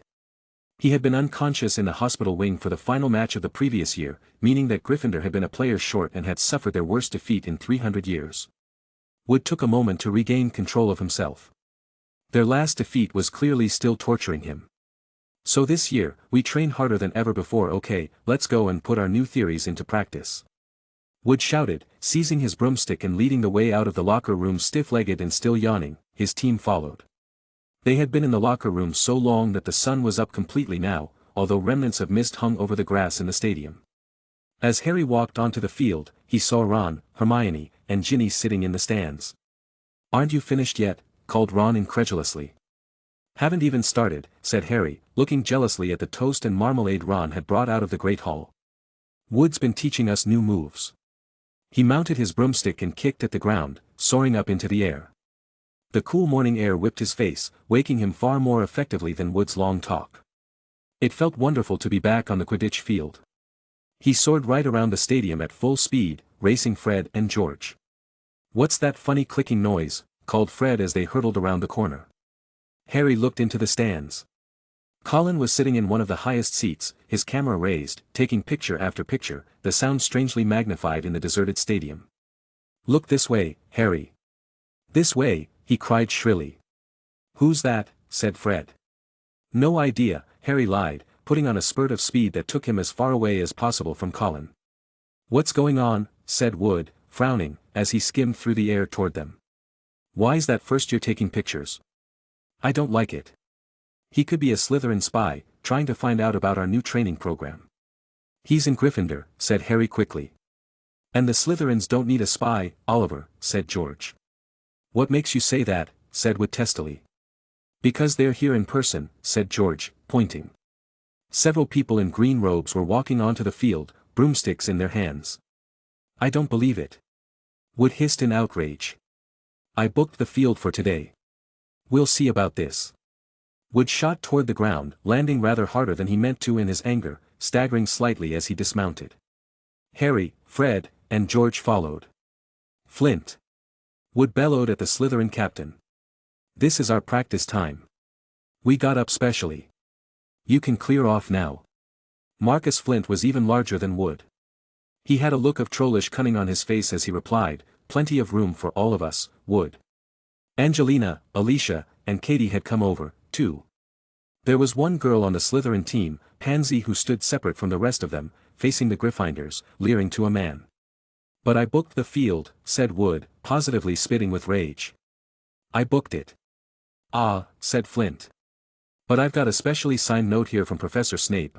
Professor S. Snape, give the Slytherin team permission to practice today on the Quidditch field owing to the need to train their new beater." "You've got a new seeker," said Wood, distracted. "Where?" And from behind the 6 large figures before them came a 7th, smaller boy, smirking all over. His pale, pointed face. Harry recognized him as one of the guys who seemed to follow Draco and was close to him, but couldn't remember his name. Blaise Zabini. Woods recognized the guy. "Yeah, he is our new beater," Flint said, smirking as he let the Gryffindor have the clear picture of their brooms, since last year everyone in Slytherin team had a Nimbus 2000. But there seemed to be 2 new brooms on the field today. Both Pansy and Blaise seemed to have Nimbus 2001, the newer and better version. Harry couldn't help but sweat a little as he started cursing Draco in his mind, thinking he was indirectly involved in this somehow again. Back in the stands, Ron, Hermione, and Ginny noticed something going on. "What's happening there?" Ginny asked, looking a bit concerned. Chapter 138. "I don't know," Hermione said, standing up as she looked at them closely. "Ginny, can you do me a favor and call Draco?" "Draco? Why?" "He's the only one that can handle the Slytherin students off, otherwise we might have to call a teacher," Hermione said, looking at the players who seemed to have a weird vibe around them. "Go quick." Ginny nodded and left the stands while Ron and Hermione went towards them. "Oh, look," said Flint. "A field invasion." Ron and Hermione were crossing the grass to see what was going on. "What's happening?" Ron asked Harry. "Why aren't you playing? And what's he doing here?" He was looking at Blaise, taking in his Slytherin Quidditch robes. "I am the new beater of the team Weasley," Blaise said. Even though Blaise had only gotten into few scruffs with Ron, he still hated him nonetheless. Ron gaped, open-mouthed, at the superb broomsticks in front of him. He looked at Pansy Broom and snorted. "How much money did Black pay you guys to let him on the team, or did you just want to wag your tails in front of him further?"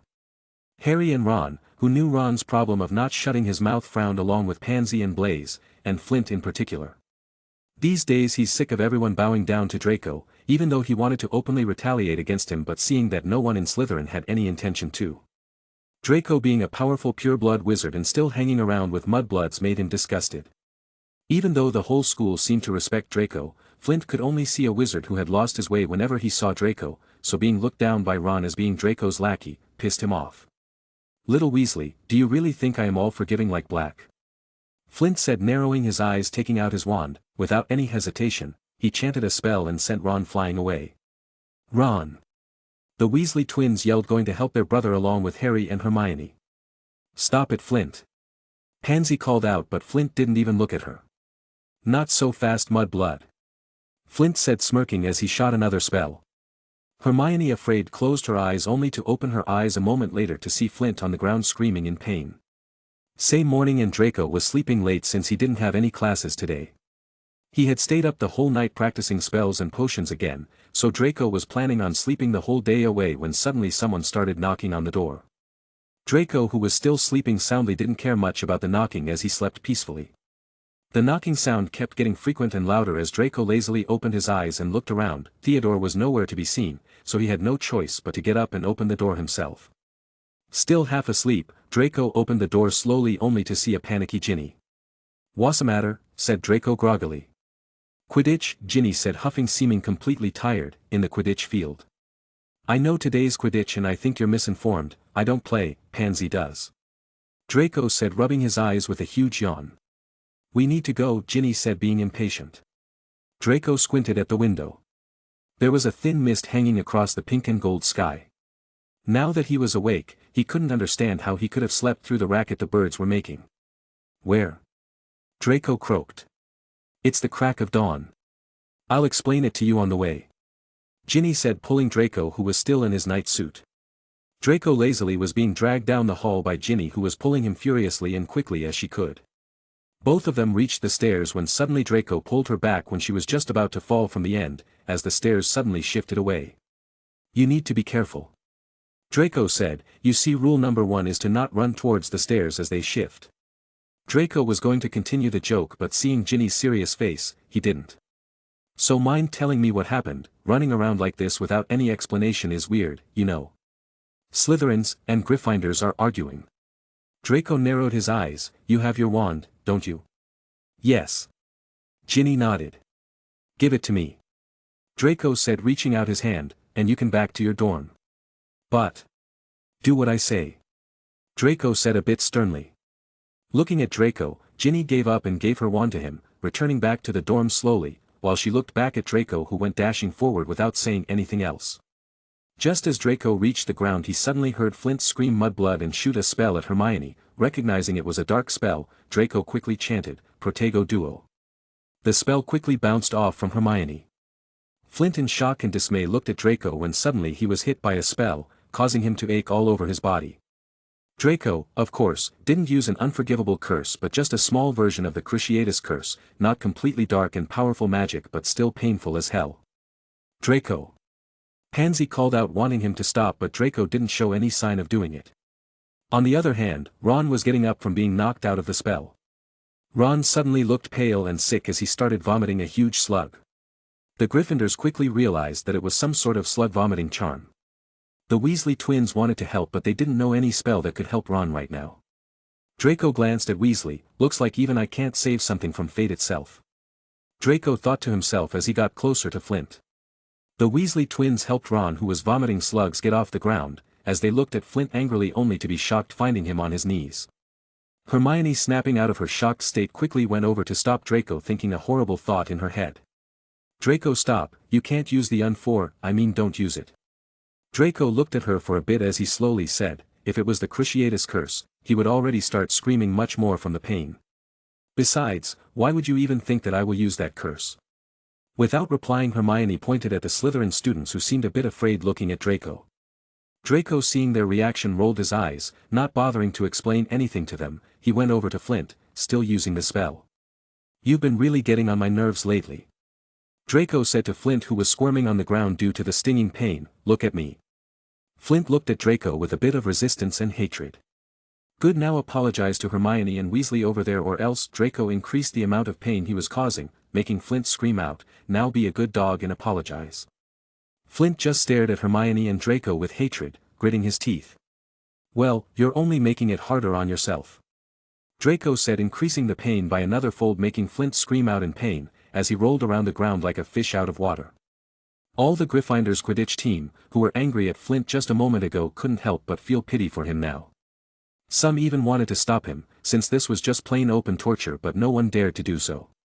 Draco, it's okay. Hermione said trying to stop Draco, I don't need his apologies. But I do. Draco said increasing the level of pain making Flint flinch again. I am sorry, Flint said screaming out. I can't hear you. Draco sadistically smiled as he increased the amount of pain. I am sorry. Flint screamed out not being able to hold any longer. Draco snorted finally letting the spell go. Flint exhausted lied on the ground sweating as he breathed heavily. Draco didn't look at anyone and went straight towards Flint's wand and picked it up. Not so good looking of a wand you have here, Flint. Draco said, I thought after being held back a year, you would learn from your mistakes but I never thought you would come after my friends. Chapter 139. Without blinking an eye, Draco broke Flint's wand, right in front of him. Flint stared at him in horror with his mouth wide open, he wanted to say something but couldn't find any words. The people in the ground were shocked nonetheless, breaking someone's wand was a big deal. People could even get punished for that but what mattered wasn't the law but their wizarding standard. Breaking someone's wand was equivalent to making that person their enemy, in Draco's case, since he was from a higher standing, it was equivalent to excluding him from the group. It was humiliation. Leaving the sophisticated meaning behind the action, it was insulting nonetheless. This is your punishment. Draco said throwing the broken wand towards Flint, just know, next time you point your wand towards the people I care about, the wand wouldn't be the only thing that'll break. The Slytherin student looked a bit terrified as Draco suddenly stared at them. It's a misunderstanding. Blaise hurriedly spoke wanting to save the rest of the team because he knew that all this trouble started because of him, it was just a simple argument between me and Weasley when suddenly Flint made it a big deal. Honestly, I don't know what his problem really is. Blaise felt no shame and guilt putting all the blame on Flint and neither did any Slytherin students. Since they honestly believed that all of this could have been avoided. Che, really annoying, Draco said throwing Ginny's wand towards Blaise, go and hand it over to Ginny. The Weasley twins and Ron perked up their ears when they heard Ginny's name, but they weren't sure if they should speak as the situation had turned completely weird. Blaise quickly nodded and went back inside the castle. Draco looked at Flint who was staring at his broken wand, trying to pick it up again. Draco sneered, oh. How far jealousy can take you. Pansy and Hermione wanted to stop Draco from going any further when suddenly Blaise returned with Professor McGonagall and Snape, dragging him from behind. What is going on here? McGonagall said with a rough tone, never in my life here in Hogwarts, have I seen students fighting each other so openly. Pansy pulled Draco to the side making him stand away from Flint while Draco was trying to figure out how did McGonagall found out about it. No one spoke anything as things were too complicated, at one side the Gryffindors had a grudge against the Slytherins but with Draco, justice was served and they didn't want to really make an enemy out of Draco as for the Slytherins, they respected Draco too much to stand against him. McGonagall came closer to them, only to find the tired Flint on the ground, who was sitting there silently with his broken wand in hand. She and Snape quickly went over to Flint to check on him. Mr. Flint, are you okay? She asked, but there was no response. Flint didn't even look at her in the eye. Snape glared at Draco, wanting an answer. I didn't do anything. Draco said, just because I am here doesn't mean that. Silent, Mr. Black. McGonagall stood up. When she heard a vomiting noise, she and Snape looked back at Ron to see him vomiting another huge slug on the ground, while Harry patted him on the back, trying to calm him down. Anyone want to explain what is going on here? Snape said, looking at Harry. I specifically remember giving the Slytherin Quidditch team the permission to use the ground today. Oliver, the captain of the Gryffindor team, wanted to say something, but the girls from the Quidditch team stopped him. This was something too complicated to answer. Considering how good at lying the Slytherins are, they will likely fall under the trap or will just end up pushing the blame on one another. Let me guess, you all were fighting over the ground. McGonagall said, that would explain it, but you should all know that these types of childish behavior won't be accepted at Hogwarts, especially you, Mr. Black. I thought you'll be sensible than the rest of them. I don't even have a wand, remember. Draco said, waving his empty hands. Then, do care to explain, why are you here? Especially in that attire. Draco looked down and realized that he was still in his night suit, and was standing there with messy hair. I wanted some morning exercise. Draco said, thinking of a random excuse. Since it is very early in the morning, I thought no one would notice. And how about the condition of Mr. Flint and Mr. Weasley over there? McGonagall said sarcastically, do care to explain that as well? That I don't know. Draco lazily shrugged his shoulders. They were already like this before I even came here. The Gryffindors couldn't help but feel amazed at how shameless the great Draco Black was. The way he didn't even have any problem blaming others was the most shameless thing they had ever seen, especially coming from someone like Draco, but they realized that this shamelessness has shifted the blame towards other people, while Draco was just standing there like an innocent bystander. McGonagall didn't believe Draco at all, whereas Snape stared at Pansy, wanting the answer. Flint fell off his broom, causing him to break his wand. At the same time, he accidentally shot out a weird spell which hit Mr. Weasley over there, causing him to start vomiting those slugs. And we were sending Blaze to call for help when you came here with him. Ms. Granger, is it true? McGonagall asked Hermione, who hurriedly nodded. Yes, Professor, it was an accident. McGonagall wasn't still believing her and was still suspecting Draco.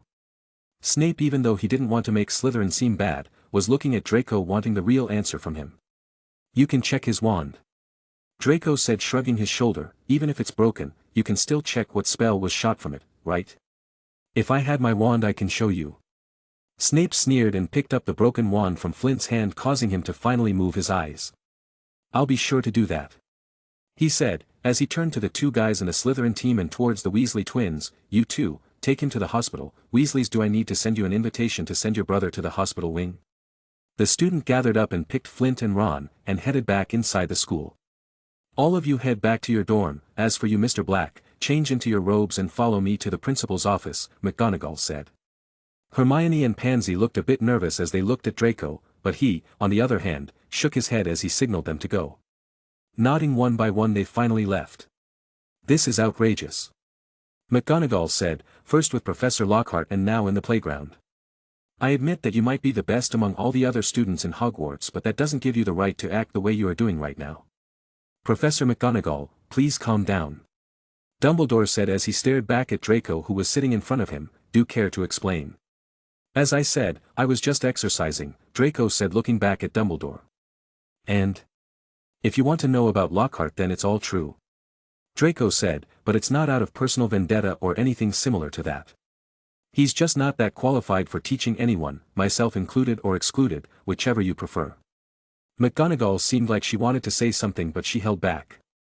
She really believed in Dumbledore's judgment and was sure that Dumbledore wouldn't accept anyone out of the blue to be a teacher if he thought the person wasn't qualified, but on the other hand, she had been keeping an eye on Lockhart since the incident, but she couldn't help but find some truth in Draco's word as well. Chapter 140. And what makes you say that? Dumbledore asked. As far as I know, he has already started with the curriculum. His storybooks, you mean? Draco said. Nothing but a waste of paper, I would say.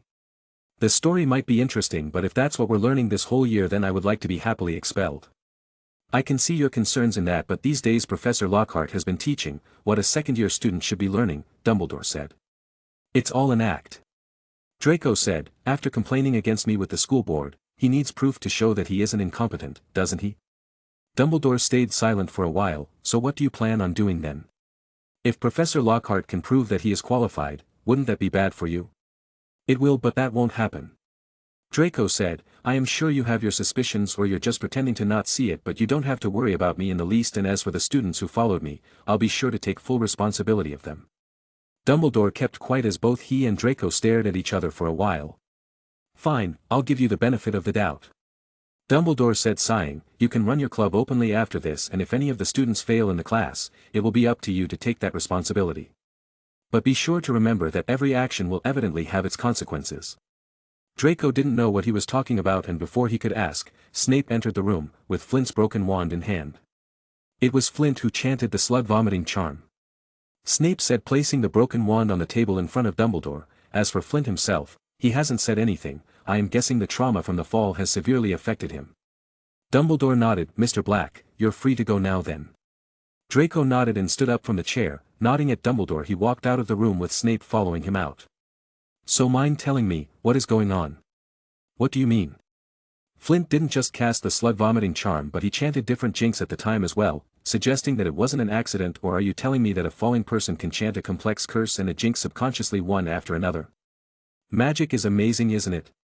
Draco said, averting the topic. Some people say that they awaken magic when they are put in a dangerous position, but after they learn the same magic as they get older, the magic doesn't work in the same way and they get killed if they don't have any wand to defend themselves with. What are you going on about? Nothing much, just a couple of experiments that I've been performing. Draco said, and before Snape could say something else he passed him a pouch. Snape caught the pouch and looked at Draco. I need you to take care of it. Draco said, it's pretty much useless right now, so traveling with it will be pointless, and I don't want it to fall under dirty hands if something goes wrong. I'll be taking my leave now, I still have to catch up on my sleep. Yawning, Draco quickly entered the dorm, leaving Snape alone. Snape sneered as he looked at the pouch, and just as he suspected, it was the Philosopher's Stone. Inside the dorm, Pansy, Daphne, Ginny, and Hermione were in the living room. Draco nonchalantly entered the room as he sat in the chair opposite of them. The girls looked at him anxiously. What happened? Pansy asked. I am getting expelled. Draco said, sighing, I'll leave Hogwarts today. How can they? Daphne suddenly stood up. Yeah, I mean, even if you were doing something extreme, it was Flint's fault, to begin with. Hermione said, you were protecting me, I am sure if we explained that to Dumbledore, he would understand. While the girls were getting nervous, they suddenly heard Draco scream in pain, OW. Stop pinching me. Pansy let go of Draco's cheek as she looked at the girls. If he was really getting expelled, do you think he would be so sad and dramatic about it? Thinking for a while, the girls realized that they were getting fooled by Draco as they angrily looked at him. Okay. Okay. Calm down, I'm not getting expelled, and as for the incident, it's better if we don't talk about it. Draco said, we all know that he deserved it. Ginny, who was already filled with information, agreed with Draco, but Hermione wasn't having it. But that doesn't mean you should break his wand. She said, every time you do extreme things, first on the train and now this. Don't get burdened by it. Draco said, he had it coming, and besides, what he said was the final trigger for me. Just think of it as me doing it for myself than for you. But I would have still done the same if I had found out about it later on. Draco said, you might be upset at me, which I totally understand, but you and I both know that it will not change me. Sigh. I'll forgive you one last time. Hermione said, but just know that I can fight my fights by myself. Draco nodded, smiling. I've got good news though, the club got accepted, so you can join in as well. Really? Hermione asked, getting a bit excited. So have you planned what it's going to be and how we are going to do it? Don't worry, this year is just the beginning, so we don't have to go full on for the club, and I'll be really busy, so let's take it slow. Can I join? Ginny, who was silent, asked. She was really interested in joining the club ever since she heard the students talk about it, and now it is open, so she really wanted to join as soon as she could. Sorry, one of the criteria is being a second year, since most first year don't even know what magic is. Draco said, but don't worry, if you work hard enough you can join in next year. Ginny was a bit upset when she heard the first sentence, but after hearing the second she nodded, getting determined. As Draco was about to say something else, Theodore walked in the room covered in dust. Where have you been? Don't ask. Theodore said, I am going to take a shower. Pretty sure you'll need to use a couple of spells for that. Draco said to Theodore as he tiredly walked inside the room. What's up with him? Pansy said. Oh. I nearly forgot we need to help Ron. Hermione said, I completely forgot about it due to your joke. Didn't he move to the hospital wing? Draco said, I am sure, Madame Pomfrey could take care of that. No, he was too embarrassed to go there. He kept vomiting slugs on the way. Hermione said, I looked into the spells but I can't help him. Please. I am sure you know the cure to the stuff. He's with Harry at Hagrid's. I thought you weren't talking to him. Yeah. I see, that's how it is. Draco said, fakely pouting, he gets forgiven for trying to do what I did and I get a final warning. Where is the justice in that? Hey, are you really trying to make me say sorry? Hermione said, you know that I didn't mean it in the wrong way, right? You seemed pretty serious to me, right, Pansy? Yes. Pansy nodded, going along with what Draco said. Fine, don't help me then. Hermione went away fuming as she closed the door. Draco and the others laughed. By the way, you got back your wand, right? He asked after a while. Yes. Ginny nodded, waving her wand. It's a really good wand. Draco said, it gave me a lot of resistance while using it. Ginny, not understanding, still nodded. Where are you going? Daphne asked, seeing Draco stand up. I need to have a talk with Hagrid and this feels like a good opportunity. Draco said, leaving, make sure to save me some food in the hall. Chapter 141. Draco, with his suitcase in hand, was within 20 feet of Hagrid's house when the front door opened, but it wasn't Hagrid who emerged. Gilderoy Lockhart, wearing robes of palest mauve today, came striding out. Draco stood there watching him, with mild annoyance. It's a simple matter if you know what you're doing. Lockhart was saying loudly to Hagrid. If you need help, you know where I am. I'll let you have a copy of my book. I'm surprised you haven't already got one. I'll sign one tonight and send it over. And you, Ron, I already used the spell, so you should be okay.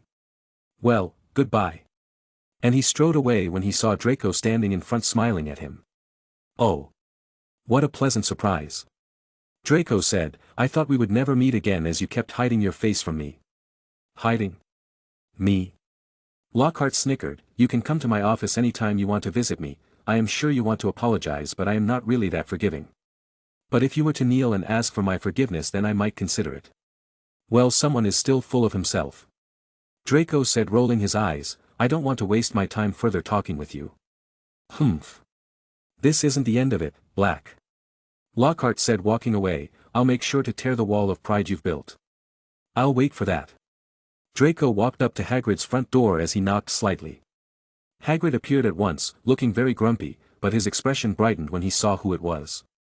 Been wondering when you'd come to here. Hermione said you'd come. Come in, thought you might have been Professor Lockhart back again.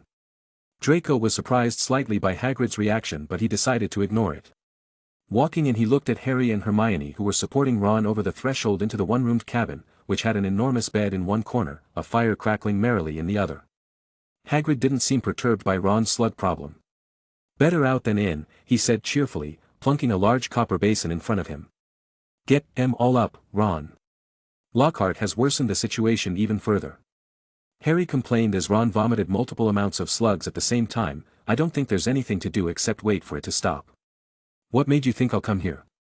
Draco asked Hermione. You always do, Hermione said, smiling a little, but she quickly frowned as Ron vomited another batch of slugs.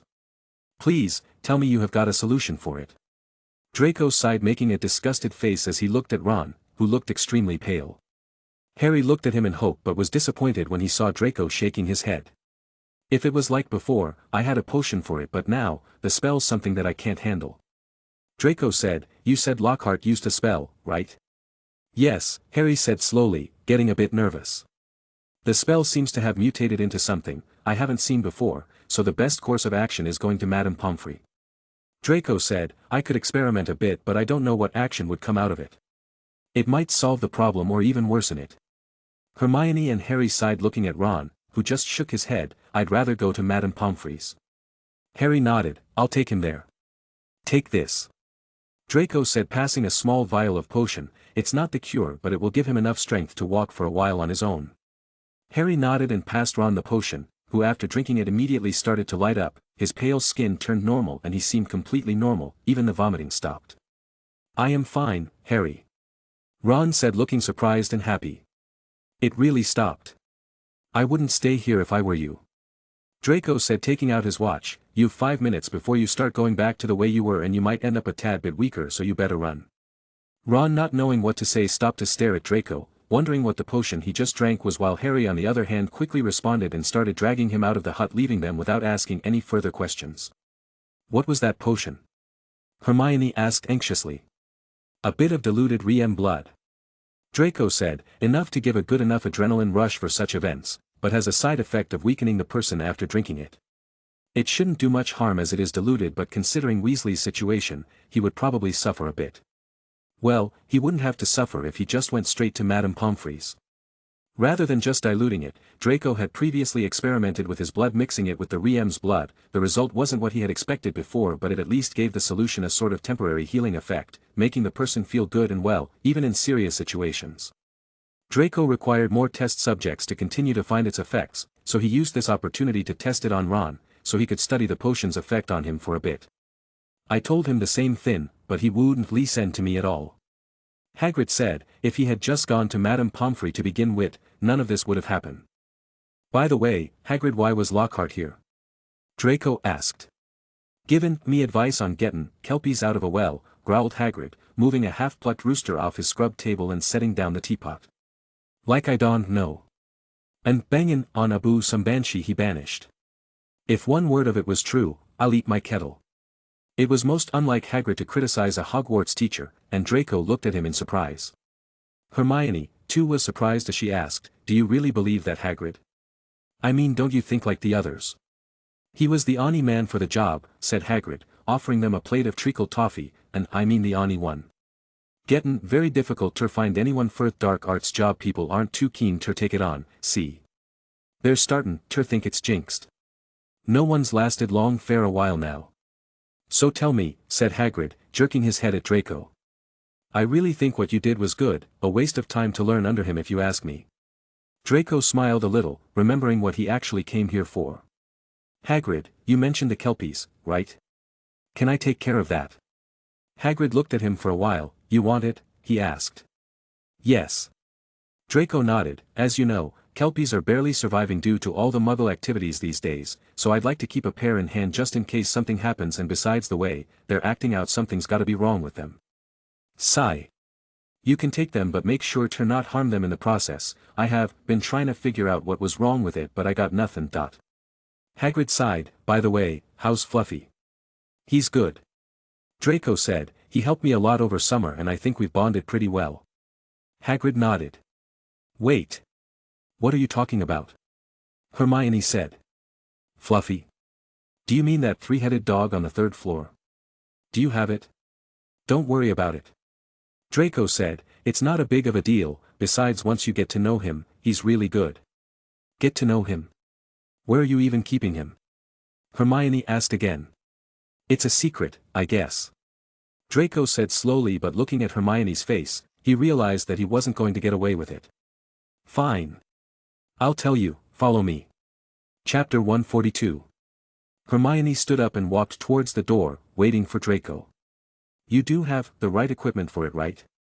Hagrid asked. It's really dangerous to try to control them. I am barely able to keep them under control myself. I do have the things ready, and I am sure they have some sort of problems, otherwise they wouldn't act out like they are doing.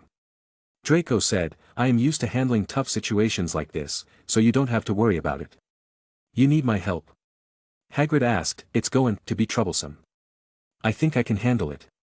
Draco said, walking out of Hagrid's hut. See you later, Hagrid. See ya, be careful around them. See you, Hagrid. So are you going to explain? Hermione asked Draco, as they were heading out towards the well. Well, help me with the catching the kelpies first, Draco said. Trust me, seeing is better than me telling you the whole thing. Hermione nodded. The kelpie well was a bit far from Hagrid's house, but wasn't too near the dark forest as well. Both of them reached there pretty quickly. Draco looked around and placed his suitcase on the ground. Draco opened the suitcase and from within pulled out a small bag. Hermione was surprised seeing Draco put his whole hand down the suitcase. She wanted to say something but didn't, as she quietly muttered about the suitcase being a magical one infused with an expandable charm. Draco pulled out 3 potions from the bag as he walked near the well. He took one of the dark potions and spilled it all in the well. Hermione came over and looked over to see the whole well brightly lit up in a green tint as the light slowly dimmed away. As I suspected. Draco murmured. Why? What's wrong? Someone had dropped a batch of potions in the well. I don't know what kind, but looking at it, there's no way to figure it out. Draco said, it's probably been going on for a while. Who would do that? Hermione asked. I don't know. Draco shrugged, the teachers wouldn't do it, so we have no one to blame but the students. Someone must be practicing potions, and since they couldn't get a hang of it, they threw away the useless batch of potions in the well. Why not just throw it normally? Hermione said, why go through all this trouble? Just a wave of the wand and the problem could be solved. I think someone did it on purpose. Unless, the person doesn't know magic. Draco said, cutting off Hermione. Who doesn't know magic in Hogwarts? Hermione asked, looking at Draco weirdly. I know only one, Filch. That finally makes sense. Hermione said, opening her mouth in a bit of a surprise, no wonder, I never saw him use magic. But why would anyone allow a muggle in Hogwarts? He's a squib, not a muggle. Draco said, they are born into a wizarding family but haven't got any magic powers. Kind of the opposite of muggle-born wizards, but squibs are quite unusual and rare. He looked at Hermione seriously, it's best not to mention it to anyone as it's a huge insult to them and Filch would probably get you in trouble for it if he hears you mentioning that word. Now you know, why he's always that grumpy among us who know how to do magic. Hermione, who was still not that used to all the wizarding politics, nodded, keeping it in her mind. But if that's the case, why would he be doing potions? That's something only he knows, Draco said, taking the other 2 potions and mixing them together. The potion turned light blue. Draco took out his wand and tapped on it with a spell, turning the color of the potion to clear liquid. Satisfyingly nodding, he dumped the potion into the well. As he sat down resting against the wall. We have to leave it for at least half an hour. Was it a purifying potion? Hermione asked, sitting down as well. I had been planning on trying it, but the ingredients are too expensive to buy. If you want, I can lend you some. Lend? Pretty sure you wouldn't take it if I give it to you. Draco said, shrugging, so just consider it as lending. I'll think about it. Hermione said, standing up, stay right here, I'll be back in a while. Draco nodded as Hermione went towards the castle and came back with a book in her hand a while later. What's that? Draco asked. Fantastic Beasts and Where to Find Them.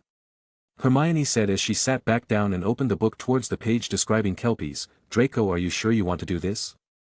It says here that kelpies are a shape-shifting water demon.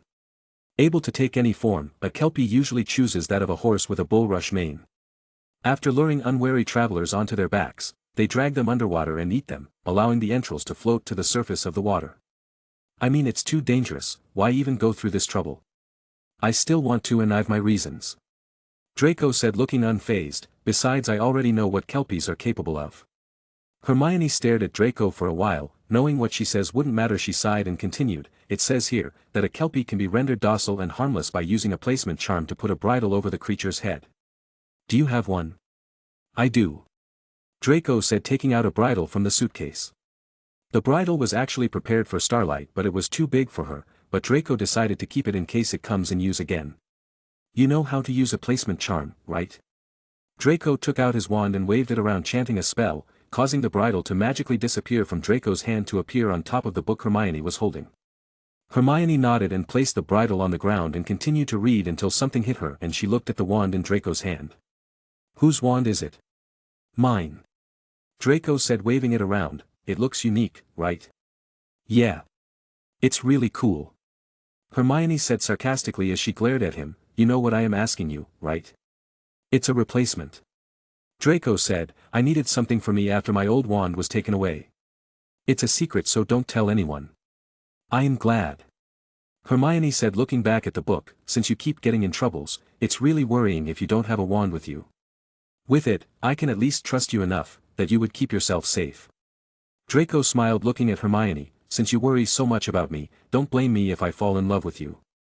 Love, Hermione suddenly blushed as she turned to look at Draco, who was staring deeply at her. Hermione was speechless and Draco kept staring at her.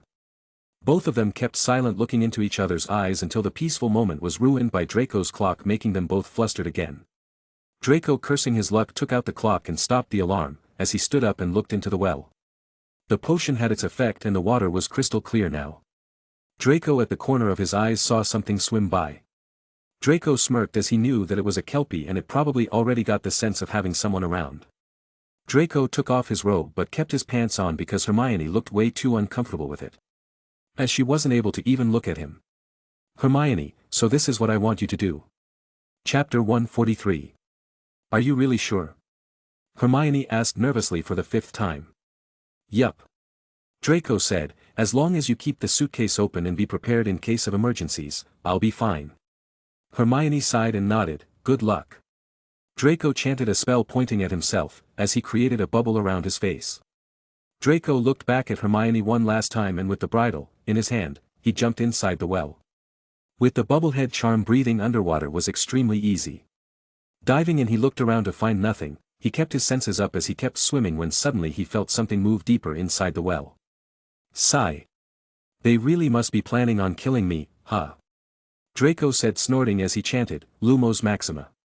Draco's wand grew very bright, as he started swimming deeper. The deeper he went the wider the well got and before he reached the end of the well, he was already deep inside of what looked like a water castle. There were pillars and broken statues all over the place. His eyes fell on the darker area only to realize that the place kept going deeper. What is this place? Draco muttered, not expecting there to be such a thing inside the well. The place reminded him of the many secret rooms in Hogwarts. I wonder how many more are there. Draco pondered when suddenly at the corner of his eyes, Draco saw something move behind one of the huge pillars but before he turned over, the thing had already disappeared. Draco carefully looked around those pillars one by one, his breathing getting a bit heavy. Draco tried to calm down and feel the movement around him. Fighting underwater was very different from what he had expected, the limit in his movement caused him to slow down and his efficiency dropped down a lot as well. Draco felt something behind him as he quickly turned around to find a horse-shaped creature coming towards him at a full speed. Not so quick. Draco snorted as he quickly used a stunning spell at the horse which it managed to dodge easily. Draco seeing the kelpie dodging wasn't nervous at all, instead, he was smiling. Without any delay, Draco quickly used the placement charm shifting the bridle from his hand to the horse's mouth. The horse tried to shook the bridle off of it but failed as it started transforming into something else, a Scottish lock. Draco's smile soon faded away as the kelpie who had just transformed was too close to him. Draco tried to dodge but the kelpie got hold of him and with him holding on, the kelpie started diving in towards the deeper part uncontrollably trying to shake the bridle off of it. Draco who barely managed to dodge grabbed on the kelpie's hair as the kelpie kept diving deeper and deeper into what seemed like an endless pit. Getting a hold of things, Draco looked around to finally find the reins attached to the bridle. Taking his chances, Draco quickly grabbed on the reins and using it, he climbed on the back of the kelpie and pulled back. The kelpie who kept struggling as it kept diving felt something on its back but before it could do anything it had to forcefully stop as Draco kept pulling its head back with the rein. It struggled again and again but Draco didn't let go. After not being able to do anything it let out a cry. Draco felt the kelpie giving up, as he relaxed until out of nowhere another kelpie came towards him, pushing him off the back. Draco knowing the situation wasn't in his favor anymore quickly used an explosion spell, pointing at what seemed like a statue blowing it away. The statue broke off and started sinking and without thinking anything Draco held onto it, sinking deeper and deeper as the kelpies kept chasing him. After what felt like an eternity, the statue landed on the floor crashing. Draco used a protection spell to get off but the impact still managed to get to him, as he was thrown a bit far away. Trying to swim a bit he used a spell again making the place brighter. He swam around the place finding a couple of dead kelpies around the floor, the bodies still looked a bit fresh so he figured the toxicity of the potion had caused them to die. The place was more like a small hall and wasn't as big and wide as Draco expected it to be. He looked around for a while only to realize that he was surrounded by 4 huge statues when he looked up. The Founders? Draco said to himself as he looked around carefully. Draco was certain that they were the Founders as he had seen them in a couple of books he had read, and Hogwarts literally had their statues and paintings all over the place, especially the entrance which contained giant statues of the Founders. But among the 4 only one of them caught the eye of Draco, the statue of Rowena Ravenclaw. The statue was very similar to the others but the thing that caught Draco's eye was the diadem on her head which had a huge pearl on top of it. Unlike the other statues which were made of stone, the pearl seemed real as it still shined brightly and the condition down here hadn't even affected it. Draco wanted to swim closer to inspect it but his eyes quickly turned towards the 2 kelpies who were swimming furiously towards him. Trying to prepare for battle he looked around, to find something unusual on the ground. It was a small nest filled with eggs. Draco was now clear as to why both of these kelpies were so hostile against him being there and it not wanting to obey Draco. Draco snickered as he quickly pulled the whole nest towards him. Achio! The nest flew over to Draco's hand. There were 7 eggs in the whole nest which barely fit into his arms. Seeing its eggs being taken, the kelpies let out a weird noise, moving quickly. Knowing his job was done here, Draco smiled and pointed his wand up. The 2 kelpies came closer and prepared to attack him from 2 sides. Just as they were about to get close to him, Draco chanted, Ascendio. Outside, Hermione was getting worried about Draco as it had already been a half an hour since he was gone. She was already thinking of calling Hagrid or a professor to help when out of nowhere, Draco came flying out of the well, quickly jumping inside the suitcase, and soon 2 huge creatures jumped out of the well as well and followed him inside the suitcase. All this happened so quick, that Hermione barely had enough time to react. After coming to her senses, she looked around and pondered for a while, as she hesitantly jumped inside the suitcase as well. Inside, Draco quickly placed the landing location into another lake he had created the day before and dived into it again. The air in his bubble mask was running out due to all the fiasco and it was getting harder and harder to breathe. Seeing the kelpie following him, Draco smiled as he put the nest gently on the ground in front of the kelpies and slowly backed away. The kelpies swam near their eggs, checking on them to see if they were okay. One of the kelpies, which Draco figured was the male, looked at Draco with hostility. Draco stayed calm and stayed where he was. He wanted kelpies to like him and not hate him since they were basically going to live with him now and he needed them. Draco had already made up his mind on using these beasts to help him on his quest, so he had already planned on collecting several of them, the kelpies being one of the very few. The kelpies were very useful, especially in water. Draco didn't think that he would ever have to fight underwater, but in case he did, kelpies were the best choice to help him assist in it. Its incredible speed and shape-shifting power made it be one of the best assistants in underwater fights. Draco knew if he managed to control and train these kelpies properly, he could create a good fighting strategy underwater. Chapter 144. The kelpie started moving closer towards him, and without hesitating much, Draco moved closer as well. Draco still held his wand tightly in case something went wrong. Moving closer to each other, Draco stretched his arms forward, which increased the vigilance of the kelpie, but Draco didn't back off. Reaching his hands forwards, he reached it towards the bridle, opening it. The bridle loosened up and fell on the ground. The kelpie stared at Draco for a while, and with what seemed like an understanding among the two, the kelpie nodded and swam back towards its egg. Draco sighed in relief as he started swimming up as well, removing the air bubble mask, taking deep breaths. He swam to the edge and climbed up, laying on the ground. All this chasing around made him super tired, but he knew that it was worth it. Not holding back, he let out a burst of small laughter in happiness as his plan was successful. He was cheering himself up until out of nowhere he heard a loud scream. Hermione! Draco stood up immediately and started running towards the voice. Hermione landed inside the suitcase in a forest of some sort. She had some suspicions about Draco's suitcase being a magical one with some extension charm added to it, but now looking at it, she realized that it was far from being simple. The place had its own sky, and from the looks of it, it was way bigger than she could imagine it to be. It was like the suitcase held a small world of its own. Draco! She called out, finally remembering her true purpose of being here. She started looking around the place as she suddenly heard something moving along with the trees. Draco, is that you? She called out, but there was no answer. She readied her wand as she kept following the sound. Following it, she reached the end of the forest, but there wasn't a single being in sight. She walked out of the place looking around when suddenly she saw something a bit far away. She quickly rushed over to find that it wasn't Draco but a group of birds-like creatures. Fire drakes. Hermione quickly recognized those creatures due to the spark coming out of their tail.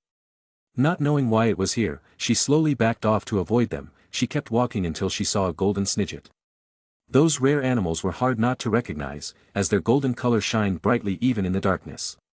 Being impressed, she walked closer to the bird, but the snidget, sensing her, flew away. Hermione was a bit disappointed, but she suddenly turned towards the tree, which was filled with moving creatures. Walking closer towards it, she saw some bowtruckles, struggling to hide as she kept approaching them. She was walking closer towards them when she suddenly felt something behind her back. She quickly turned to find it was a dragon standing behind her. Hermione was so surprised by it that she couldn't help but yell and run away from it. She blindly ran for some time, breathing heavily. She stopped to look back and sighed in relief, knowing that the dragon was not chasing her. What is up with the place? She complained as she couldn't wait to meet Draco and ask for answers. She walked around the place calling him out when suddenly she saw another creature that caught her interest. Unlike the other creatures who were running amok in this place, this one was in a magical cage of some sort. The creature looked like a piece of cloth floating around in the place, calmly. She felt something in her heart as she couldn't help but want to move closer to the creature. It felt like the creature was calling out to her. The creature moved towards her as well. The only thing that was separating both of them was the barrier, which the creature seemed to not be able to cross through. Taking her chances, Hermione moved her hand through the barrier and it passed through. The barrier allowed any being to come and go, other than the creature locked in itself, so Hermione was easily able to pass through. Hermione hypnotically reached out to the creature through the barrier when out of nowhere, the creature grabbed her hand and started pulling her in. Snapping out of her daze, she struggled to pull back, but the creature in front of her was way stronger than she anticipated it to be. She pulled harder, but the creature was dragging her in slowly. Not knowing what to do, she shot a couple of spells towards the creature but nothing seemed to work. When all hope seemed lost, suddenly she felt something pull behind her from the back. She looked back to see a unicorn. Hermione recognized the unicorn as the same one she had seen before in the Forbidden Forest before. With the help of a unicorn, Hermione had a much easier time holding back, but it was still hard to completely take her hand back. Expecto Patronum. Hermione heard Draco's voice. A mist of light came out of Draco's wand. Even though the spell seemed weak, it was more than enough for the creature to let go Hermione's hand in shock, as it flew further away. Starlight completely pulled Hermione behind from her robe, with Draco rushing towards her. Draco quickly came over and hugged Hermione as he checked on her one by one. "Are you okay?" Seeing Draco's panicked face, she felt a bit warm inside, which helped her calm down a lot. "What is that?" she asked. "A lethifold," Draco said, looking at the creature. "Why did you cross the line?" "It's inside a barrier for a reason, you know." "I don't know," Hermione said, shaking her head. "It felt like it was calling out to me, and before I knew it, it had already got a hold of me." "Interesting. I never thought it was capable of doing so." Draco thought to himself, since it hasn't fed on humans for some time, it may be tempted after seeing Hermione, but a lethifold luring someone is unheard of. I guess more research is necessary on its behavior. "Draco!" Hermione called out, seeing Draco in a daze again. "Are you all right?" "Yeah," Draco said, snapping out of his thoughts. "What about the Kelpies?" "Let's just say that we are in peace now." "That's all good. So do you mind putting a shirt back on?" Hermione said, looking away. Draco quickly stood up and used a spell to dry his pants, as he snatched his shirt from the ground, which Hermione was carrying, and quickly wore it. Due to Hermione's scream, he had panicked and forgotten the fact that he was still half naked. "It's okay, you can look now," Draco said. Hermione nodded and looked back up. Draco helped her get up from the ground as he walked towards Starlight. "Good job, buddy." Draco patted Starlight, as it neighed in comfort. Hermione looked at both of them as she said, "Isn't it the unicorn that we found at the Forbidden Forest? I thought Hagrid released it." "Well, yeah, but we made a certain decision, so he's here with me." Draco said, "You can come over. You're already familiar with him, aren't you?" "He's Starlight, by the way." Hermione went towards Starlight and patted him. "Starlight, right? Thank you for saving me." Unicorns are more susceptible towards females, so Starlight had no problem interacting with Hermione. Draco smiled, looking at them, as he climbed on the back of Starlight. "Since you're already here, let me show you around," Draco said, reaching his hand forward. Hermione, thinking for a moment, took his hand and sat behind Draco. "So mind telling me what this place is?" Draco signaled Starlight as he began to move around at a decent pace. "Well, where do I start?" Chapter 145. I really can't stop getting surprised, Hermione said, looking around the place carefully as Starlight slowly walked around. "Ever since I was introduced to the magical world, every day has just been full of curiosity and surprises. I don't think I'll ever stop being impressed with magic, like there's so much to learn." Draco looked at Hermione with a soft gaze, as it was really rare for the proud and competitive Hermione to really show her feeling around others, especially things relating to magic. Feeling Draco's gaze, Hermione looked back at him. "What is it?" "Nothing." Draco shook his head. Hermione shook her head as she started talking again after a while. "I understand the purpose of this suitcase, but I still don't get why you need all this." "What do you mean?"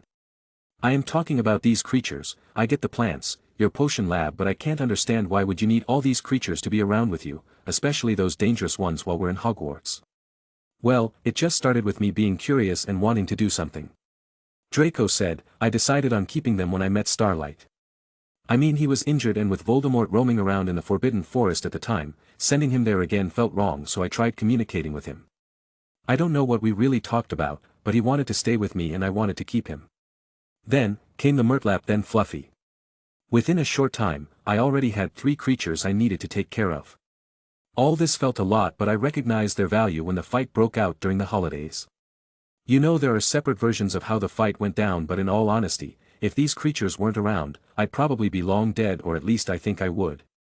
Hermione carefully listened to Draco as he continued after a moment of silence. After that, I guess I grew fonder of them.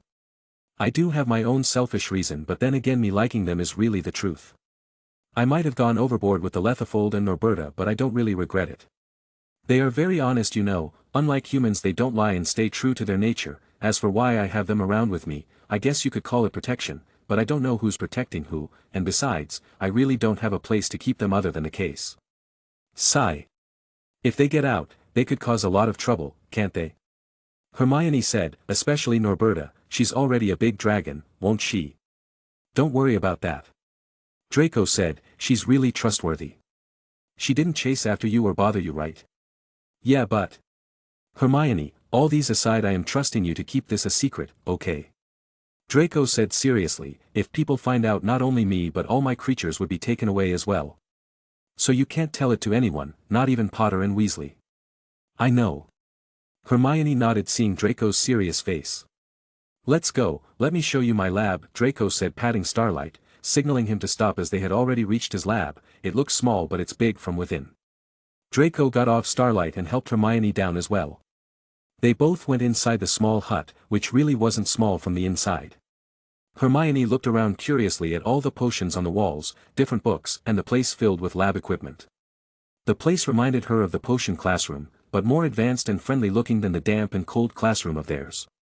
Draco took out his wand and waved it around, chanting spells, cleaning the place off. Sorry, it's a bit dirty here. I don't allow the elves in and I don't really clean around that much. Hermione shook her head, specifying she was fine with it as she went towards the potion shelf. What are these blood potions? Oh, those are my experiments, you don't really want to touch them. Draco lied with a straight face as he sat on one of the chairs preparing himself a cup of tea. Hermione, looking around, went over to the bookshelves. She picked up the books one by one. The books here were mostly related to potions, while some were about formations and alchemy. She casually picked a book and opened it. She had never seen the book before, nor did she know about the title. Looking at the title of the book, it seemed to be about alchemy, but she put it away quickly as the front page of the book had, "Property of Black Family," written on it with huge letters. She knew that Pureblood family had their own hidden secret magic and stuff, and it was considered rude to read them without the owner's permission. Even though she knew Draco would likely not mind it, she still wanted to respect his private matters. Want some tea? Draco asked, looking at Hermione. No, thanks. She replied as she looked back, but her gaze wasn't on Draco but the egg that was at the corner of the room. What is that? Draco looked in the direction Hermione was looking at to find the egg. An egg, he replied. I can see that too. Hermione said, rolling her eyes. I was asking about the egg. Is it another creature? Well, sort of, it's a hybrid egg. Hybrid? Hermione walked closer towards the reddish golden egg. Isn't that illegal? It is. Draco said, don't look at me like that, I didn't breed it. I just bought it. Do you know what creature is inside it? Hermione asked. Well, I know it's a mixture of a different creature, mostly from the serpent family, but I am having my doubts. Draco said, at first, I thought it was a successful hybrid, but it's been a month and I haven't seen any changes in it. Then why did you buy it then? Hermione said, even though I don't know much about them, I at least know that most hybrids don't survive, and even if they do, they don't last long. I felt something at the time. Draco said, shaking his head as he approached the egg and started tapping on it. You could call it a gut feeling, I guess. But now, I don't feel anything. Either the egg stopped developing the way I wanted it to, or I was wrong from the beginning. Hermione suddenly noticed something as she pulled Draco's hand. What happened? Hermione didn't say anything and pointed at the egg, which now had red smudges on top of it. Draco looked back at his hand, which was bloody. Draco pulled his robe back to see a cut on his arms which was causing the bleeding. He realized that it could have had happened when he crash-landed with the statue in the well. It's not a big deal, Draco said, pointing his wand at the wound. Farilla. The cut immediately was bandaged up within seconds. If Theodore was here, he could have healed those small cuts easily. Draco said, I guess I need to focus on healing spells as well. Sigh. I thought you said everything went fine with the Kelpies. Hermione said, looking a bit annoyed, what really happened down there? Oh. Something unexpected. As Draco was about to complete his words, he suddenly started hearing a familiar tone of heartbeats. He quickly turned to look at the egg, which seemed alive again. Draco couldn't help but stare at the egg, which seemed dead ever since he bought it here, but now it started giving him the same familiar feeling as before. The feeling that it was alive. He looked at the blood on the top of the egg, which was disappearing at a fast pace, with his eyes wide open. Maybe. Chapter 146. Maybe what? Hermione asked, looking at Draco, who seemed to be in a daze. Her voice woke him up as he looked back at her. Nothing. Where was I? Oh yes, the Kelpies. Draco said, ignoring Hermione's suspicious gaze. The well was something out of the ordinary. What was there?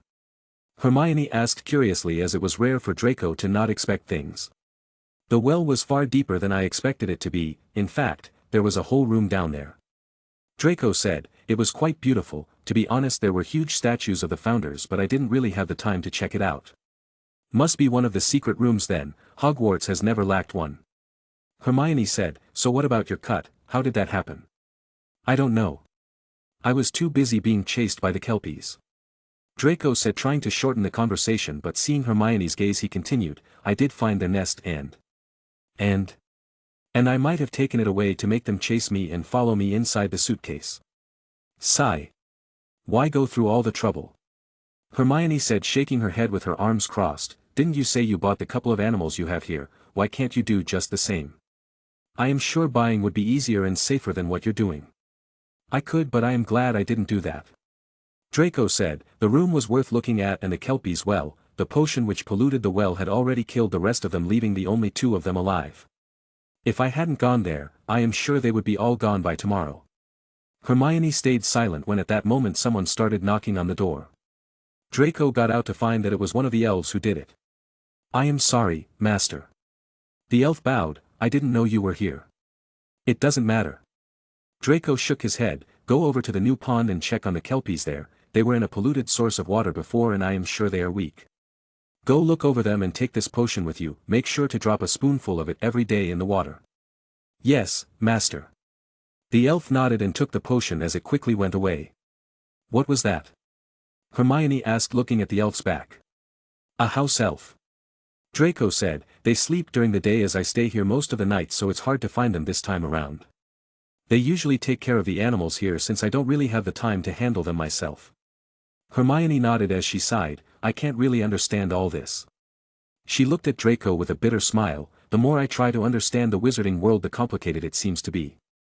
The studying and me trying to better my spells aren't really working wonders. I don't know why, but I tend to freeze up every time something bad's going to happen. I am good at spells, I know I am, but what's the point in learning it, if I can't use it when I am in trouble? Draco walked up to Hermione and pulled her into a gentle hug.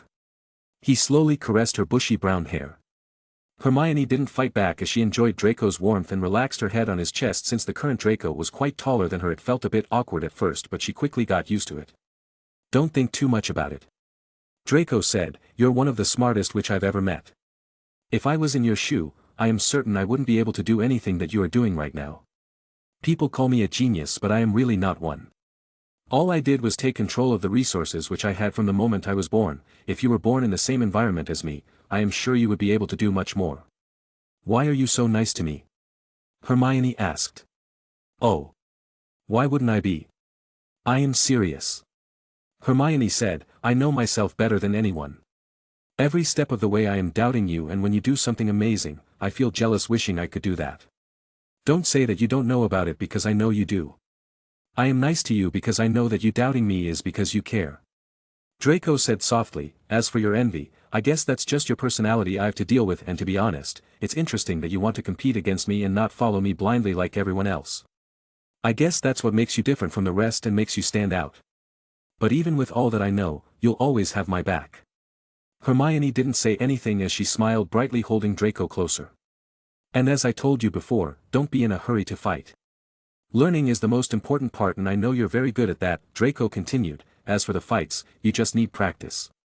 Like take me for example, I have been practicing magic from a young age, especially dueling, which has made me adjusted enough to think straight in a time of need. Dueling, huh? We should involve that in our club, Hermione said. You could teach me and the others how to fight. Yeah, about that, Draco went on to explain Hermione about him leaving for Drumstrang after 2 months and how he wouldn't be able to stay here and teach them. Is it necessary for you to go there? Yes, there are a lot of questions that I want the answers to. Draco said as he looked at Hermione, who wasn't giving him the doubtful questioning look as always. Aren't you going to ask what answers am I looking for? Would you tell me if I ask? You are the one who's always telling me to trust you, and that's what I am doing right now. Hermione said as she looked up at Draco. Just don't break it, okay? Okay. Draco smiled as he slowly brought his face close to her and kissed her forehead, which made Hermione blush as she quickly pulled back from the hug and started to go on her way about how they needed to get out of the suitcase, in case someone finds it. Draco just laughed and followed along, as both of them got out of the suitcase. Getting out, Draco saw Hermione, who looked shocked and was silent as he was getting out of the suitcase. He looked around to find that he was no longer outside but indoors and inside a very familiar place. This, Hermione spoke looking at Theodore, who was in front from them, trying to think of an excuse for the whole coming out the suitcase thing. Draco and Theodore looked at each other and laughed. Hermione, who quickly understood the situation, glared at the two of them and went outside the room muttering about how she wasn't the only one who knew. You seem busy. Theodore said with a smirk. What were you doing? I could ask you the same question. Draco said, jumping out of the case. Where were you all morning? I found a secret passage by accident and was dealing with it. Theodore said, a waste of time, I tell you. The passage was blocked halfway through. I am pretty certain there is a secret room behind it. Oh, what a coincidence. You found a secret room too? Yeah, inside the well. Draco said, I am certain, one would never have guessed that there was such a place deep beneath it. Why would you? Chapter 147. Why would you? Don't tell it was for the Kelpies. It was, wasn't it? Theodore sighed as he couldn't really understand his friend's obsession with magical creatures. He was sure if Draco had this hobby, sooner the troll that chased them around before would be in his suitcase right now. By the way, you should consider yourself lucky that you didn't share the same punishment as me. Why, what happened? Filch happened. Theodore said with an annoyed look on his face. I was getting out of the passage when Filch found me all dirty and muddy. He took me to the office and started going on this crazy rant about me dirtying the school ground. You should be thankful, I found your case and bought it here as Filch was just about to take it away. Yeah. Draco waved his hands around lazily. Even if Filch really found his secret, there was nothing he could do about it. Just a simple memory charm and Filch would forget about the entire incident, and there wasn't anything he could do to fight back at all. Humph. But I did manage to find something interesting. What is it? Draco asked. Theodore didn't say anything and gave him a large, glossy, purple envelope with silver lettering on the front which read. Quick Spell. A correspondence course in beginner's magic. Intrigued, Draco flicked the envelope open and pulled out the sheaf of parchment inside. More curly silver writing on the front page said. Feel out of step in the world of modern magic? Find yourself making excuses not to perform simple spells? Ever been taunted for your woeful wand work? There is an answer. Quickspell is an all-new, fail-safe, quick-result, easy-learn course. Hundreds of witches and wizards have benefited from the Quickspell method. Madam Z. Nettles of Topsham writes. I had no memory for incantations and my potions were a family joke. Now, after a Quickspell course, I am the center of attention at parties and friends beg for the recipe of my scintillation solution. Warlock D. J. Prod of Didsbury says. My wife used to sneer at my feeble charms, but 1 month into your fabulous Quickspell course and I succeeded in turning her into a yak. Thank you, Quickspell. Draco put down the envelope knowing it was a normal wizarding advertisement for a correspondence course in beginner's magic run by the Quickspell Company, called Quickspell. The course is designed to help adult witches and wizards brush up on their magical skills. The course has been proven to be quite useful for wizards and witches who really aren't too bright, but for squib like Filch it was quite useless. Interesting, isn't it? Theodore smirked as he threw a book in Draco's hand. The book seemed to be pretty old just looking at it, and the writing seemed to be handwritten. Just reading the title of the book he could figure out that the book was about potions, and a very interesting sort of potions. The book claimed that these potions would be able to make even a muggle into a full-fledged wizard. Draco knew about this type of fake books which were sold all over the black markets. It featured the same style of book, old and handwritten, to fool gullible people into thinking they could make someone wizards. The book's target audience was always squibs and muggle-born wizards who wanted to make their friends or family members wizards. Draco turned a couple of pages of the books, reading through the content quickly as he snorted in disdain. All the recipes mentioned in the potion book were full of shit. Draco was sure even a wizard in their first year could come up with a better book than this crap. The recipes mentioned in the books were all random and worthless. While most of them would just result in a failed potion, there were still some of them that were totally poisonous. Selling this book to someone was equal to trying to murder them. Now I understand. What? The reason I went to check on the Kelpies was because of them suddenly acting out, and when I looked into it, I found out that someone had been dumping some useless potion in the well. Draco said, it caused the death of all the Kelpies in the well, except for 2 who luckily survived them. So you doubt Filch is behind it? I thought so, but now I am sure.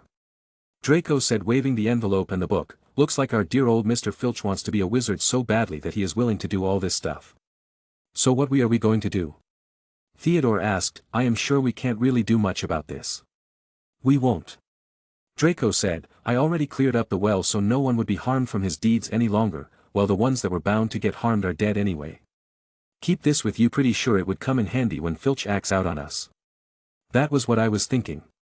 Theodore said, taking back the envelope and the book, it's like our free pass and we won't have to use magic on him as well. I thought it was his desperate attempt to be a wizard, but who knew he was going crazy about this? Men do crazy things. Draco said, laying on the bed, especially when they realize they can be something more than just normal.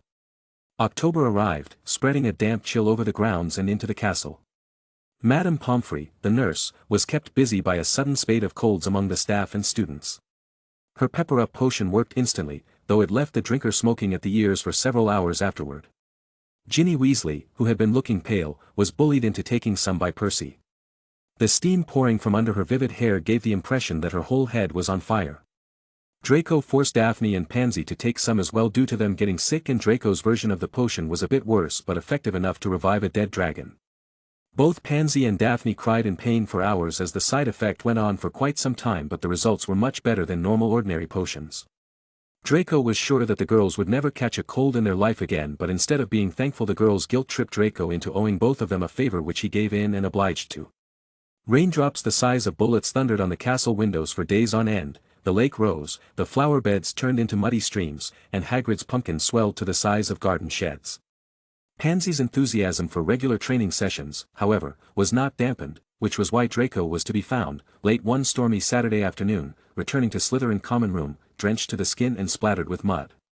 Since the previous incident, Flint looked lost and hopeless whenever he was seen, and he even quit the Quidditch team soon after. People believed the humiliation was the cause of it, but no one ever knows for sure, as he stopped talking to his friends as well. Snape wanted Draco to be the new captain, as it was partially his fault that Flint became weird, but both of them knew that was impossible due to schedules, as Draco was moving away to Durmstrang the next month. Since the position of captain was empty, Draco pushed Pansy in the captain's position, and with Snape practically forcing him, Draco had to coach the Slytherin Quidditch team as long as he was here. Pansy, who was even better than Draco, needed not so much of a guidance on flying, but she still needed to learn leadership. So Pansy got in charge of the training session for the Quidditch team, and Draco became the strategist for the team. For Slytherins who usually play with brute force, being in a strategized formation was quite difficult for them. But with work and a lot of patience they came around and allowed themselves to use their brains for once. Chapter 148. Even aside from the rain and wind, it hadn't been a very happy practice session. First, the teammates were excited about Draco being the next captain, well, some of them at least, but since they found out Pansy was being the one, they felt wronged, especially the older students who had been waiting for their chance. After they learned about Draco's strategies, they felt pretty good about it, so they agreed on letting Pansy be the captain, but they never knew the fiery and simple chaser would turn out to be such a devil. Training went on no matter what weather it was or who was injured. The only thing that keeping motivated in this stage was seeing the Gryffindor team working just as hard. Draco learned a lot and had many successful experiments of his own as well. As suspected, Draco's theory was correct, and the egg seemed to absorb his blood for some reason. Draco had collected a lot of his blood over the years, but even then all of his stocks were nearly finished, as the vampire of an egg kept absorbing it like it was nothing. Draco thought about using other types of blood, including animals, but decided against it as the egg seemed responsive to only him and his gut told him not to do so. Luckily, the egg seemed more responsive and alive. Draco was sure it would hatch any day now, which made him a bit more relieved. The Kelpies, on the other hand, were now perfectly healthy and fine. They are getting a bit used to Draco, but they are not really close yet. Draco hasn't ridden on it, and neither has the Kelpies tried to eat him. Both of them are in the midst of understanding each other and respecting each other's space. So to increase their trust, Draco has been spending a lot of time underwater as well. Within this month, Eleanor sent Draco a letter as well, talking about her time there and how boring it was for her to stay in the palace all day long. Apparently, she did got some punishment for acting out and couldn't send a letter to him, and she did as soon as she was free. Also within this month, one of her brothers, the one who acted during the fight, came back again secretly and managed to convince some vampires to leave with him. Ella and her sister think they are planning a rebellion, but they haven't done anything yet, which is causing them to have more suspicions. The letter ended with a shy "miss you," which made Draco chuckle a little. Draco quickly wrote a reply and sent one back with the bat that came along with it, telling her not to worry much about it and about how he was going to Durmstrang after a month, telling her to not contact him during those periods. "Are you sure about this, Draco?" Pansy and Hermione said at the same time, looking at Draco. "I am." Draco said, "As I said, don't worry about it. I've got everything in control." "Easy for you to say that to us when in fact you never even knew about this meeting." Daphne said, "Please take this a bit seriously." "I will. You need any help?" Theodore said. "In the name of Merlin, will you all calm down?" Draco said, standing up, "You guys are starting to freak me out as well. In fact, I did know about this meeting, just this morning, but hey, I still knew, and Father has already informed me that more than half of the school board members are on my side. As long as I can come up with a good reason for what I did, they will all support me." The four of the awkwardly smiled, but Draco could still see their doubts. Sigh. "Don't follow me," Draco said, getting a bit frustrated as he got out of the common room heading towards Dumbledore's office. On the way there, almost all the students were collected throughout the passageway looking at Draco as if he was going in on a war of some sort. The news about today's meeting with the school board regarding Draco and Lockhart was known by all, and everyone was excited, wanting to see what kind of outcome will all this result to. Some older students, especially girls, were looking at Draco in disdain, as they were hardcore Lockhart supporters, but the support for Draco didn't die out in comparison at all. Instead, in some way Draco still managed to overwhelm the supporters of Lockhart. There were still many students who were neutral since they didn't know Draco that well, and Lockhart's new teaching methods were good enough for them, so they couldn't bother choosing a side. "Good luck," Draco heard Harry say as he looked over at Harry and Ron. Ron, who had survived his experiment, was a very useful sacrifice as it helped Draco learn a lot of the REM blood potion. Ron suffered for a week due to his immunity and body being completely depleted of energy, which was one of the side effects of the potion, and the slug puking didn't help his cause either. But it wasn't all for vain, as the potion helped him recover well, and he could see that Ron was much healthier than before, not a big change but enough to make a difference. Of course, the difference wasn't noticeable, but for Draco, who was closely observing Ron like a lab rat, it was more than enough. Draco nodded at them and headed towards the principal's office, where Snape was waiting for him outside. "You're late."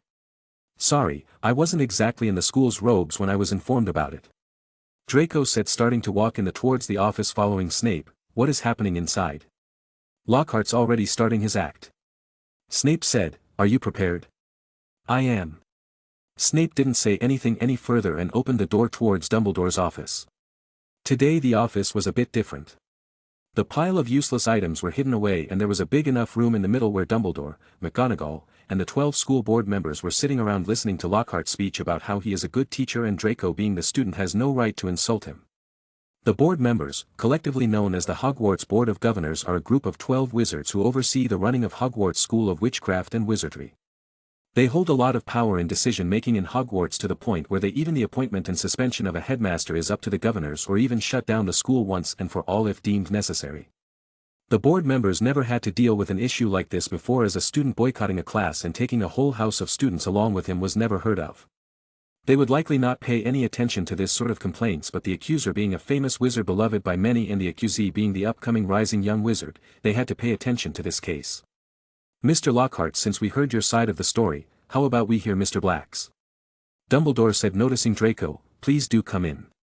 Draco, walking in, noticed some acquaintances in the school board along with his father. "Good evening," he said casually as he stood in front of them along with Lockhart, who was staring daggers at him.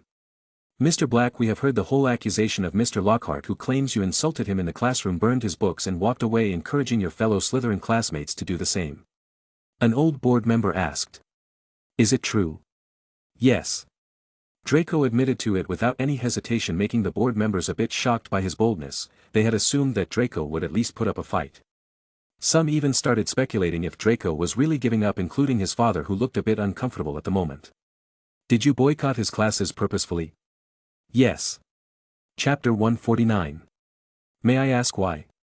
Well, releasing pixies on the first day of the class for the students to fight against and using these weird questions as a test was enough to prove to me that he wasn't worthy of being a teacher. Draco said, passing the test question they got on the first day to the board members and the professors. Also, you might have also looked into our curriculum to know that the book Lockhart suggested has nothing to do with defense against the dark. The board members, including the professors, started frowning, looking at the question about the test, which was all related to Lockhart's personal life, and not one question had anything to do with defense against the dark.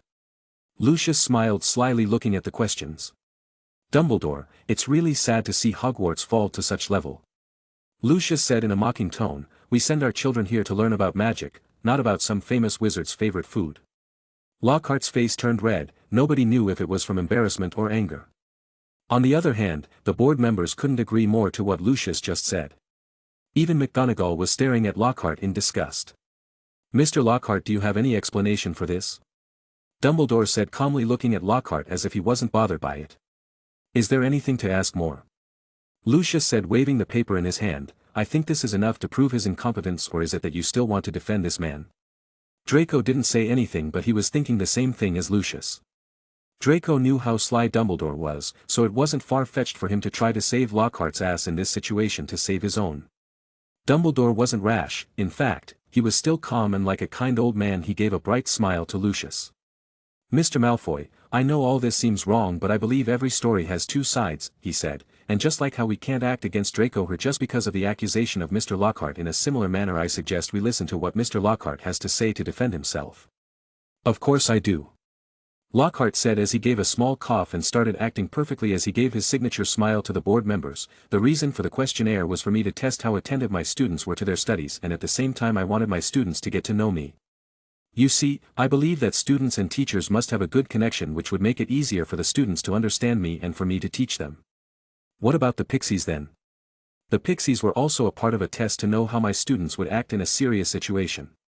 Lockhart continued with a righteous tone, as far as I know, this is why we study defense against the dark, to defend against an unknown threat. And also I can assure you that I had everything under control. Sure you did. Draco said sarcastically, pretty sure you could have saved us all after you got out from underneath the table.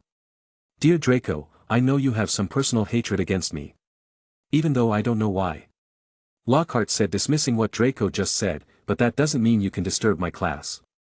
If you had just stayed a moment longer without acting out, I am sure you would have known the truth. The board members were in a bit of a scuffle right now. From one perspective Draco seemed right, but on the other hand, they couldn't really disagree with Lockhart. Especially considering someone like Draco, who was getting a bit infamous for his impulsive, rash behaviors. There was silence for a while as no one really said anything. Everyone kept their quiet as the old board member spoke out. I think there might have been a misunderstanding between the two of you. Since it's an easy fix, how about we just solve it here and just go about our way without creating more problems? I'd love that. Lockhart was quick to speak first. I am willing to accept all the second-year Slytherin students back in my class as well, but I need an apology from Draco over here. As you know, I am a very respected wizard in our community and I have never been insulted like this before. Even if it might be a misunderstanding, the thing Draco has done has caused a stain in my reputation. Mr. Lockhart, the old man hesitated. He didn't know much about Draco, but the way he carried himself was enough to show that he wasn't the kind to give apologies. Something told him that it wasn't going to end well as he saw Draco's eyebrows pulled down. It's just an apology that I am asking, not something outrageous. Lockhart said in a justified tone, as a teacher, I feel like I deserve it. There was silence again as the people in the room heard Draco take a deep breath as he turned towards Lockhart. Fine, I'll give you an apology. The old board member was happy for a moment until he heard Draco's next words, but only if you accept my challenge in a duel and win against me. Ha, do you think you can defeat me in a duel? Lockhart gave out a burst of hearty laughter. I guess the compliments in the newspaper has gone over your head. You dare. Fine, I shall humor you. Lockhart said, also let me add something more on the stake. If I lose the duel against you, I will leave Hogwarts. Mr. Black and Mr. Lockhart, this isn't really necessary, is it? A board member said, wiping sweat from his forehead. Of course it is. Draco said, a duel would be the quickest way to prove our point. If I lose against him I can admit the fact that I am weak and irrational, but if I win it proves that Lockhart isn't worthy of teaching us. But as I have heard before, you don't even have a wand with you, right? Lockhart said, sneering as he ignored the board member, you wouldn't be using excuses now, would you? Who says I need my own wand to defeat you? Draco said in an arrogant manner, I could borrow one from any random wizard and I still will win. So what do you think, Lucius? Dumbledore said, since both of them are agreeing to it, why not go ahead and do it? Lucius didn't look at Dumbledore as he stayed silent, wondering what Draco was thinking. The board members looked at him as well. Since Draco was his son they couldn't make any random decisions. Sigh. I agree with it. Lucius raised his hands. Seeing that the ones who were supporters of Lucius quickly did so as well, along with a few other board members. The old man sighed, since more than half of us agree with the duel, then let's carry on with it. Mr. Black and Mr. Lockhart, we agree to your proposal of duel. The old man said, the duel will be held a week later in Hogwarts. As for your conditions, we agree to it as well. If that's it then I shall take my leave, Draco said, nodding at Lucius, I hope to see you again next week. The board members nodded as Draco went out of the office. As he was going down he was suddenly surrounded by a crowd of people looking at him, with the question, what happened, written all over their faces. Sigh. I'll make this quick. Draco said, rubbing his forehead, Lockhart and I have agreed on a duel and we've agreed on some conditions. Now if your curiosity is over, I will go back to the common room. Draco walked through the crowd of gasping students, not looking back. Chapter 150. Ready? Pansy asked. Yup. Draco said, walking towards the Quidditch ground, which was now being used as a duel arena for today's match. Theodore, Daphne, and Pansy were with him as they began walking towards the field. You should all go now. Good luck. Theodore and the rest nodded and left towards the stand to watch the match. The news of their duel was leaked by none other than Draco himself. He wanted to kill two birds with one stone, one to make sure Ryan hears his new victory again and the other to humiliate Lockhart enough in the public to make sure he would never be able to release another book again.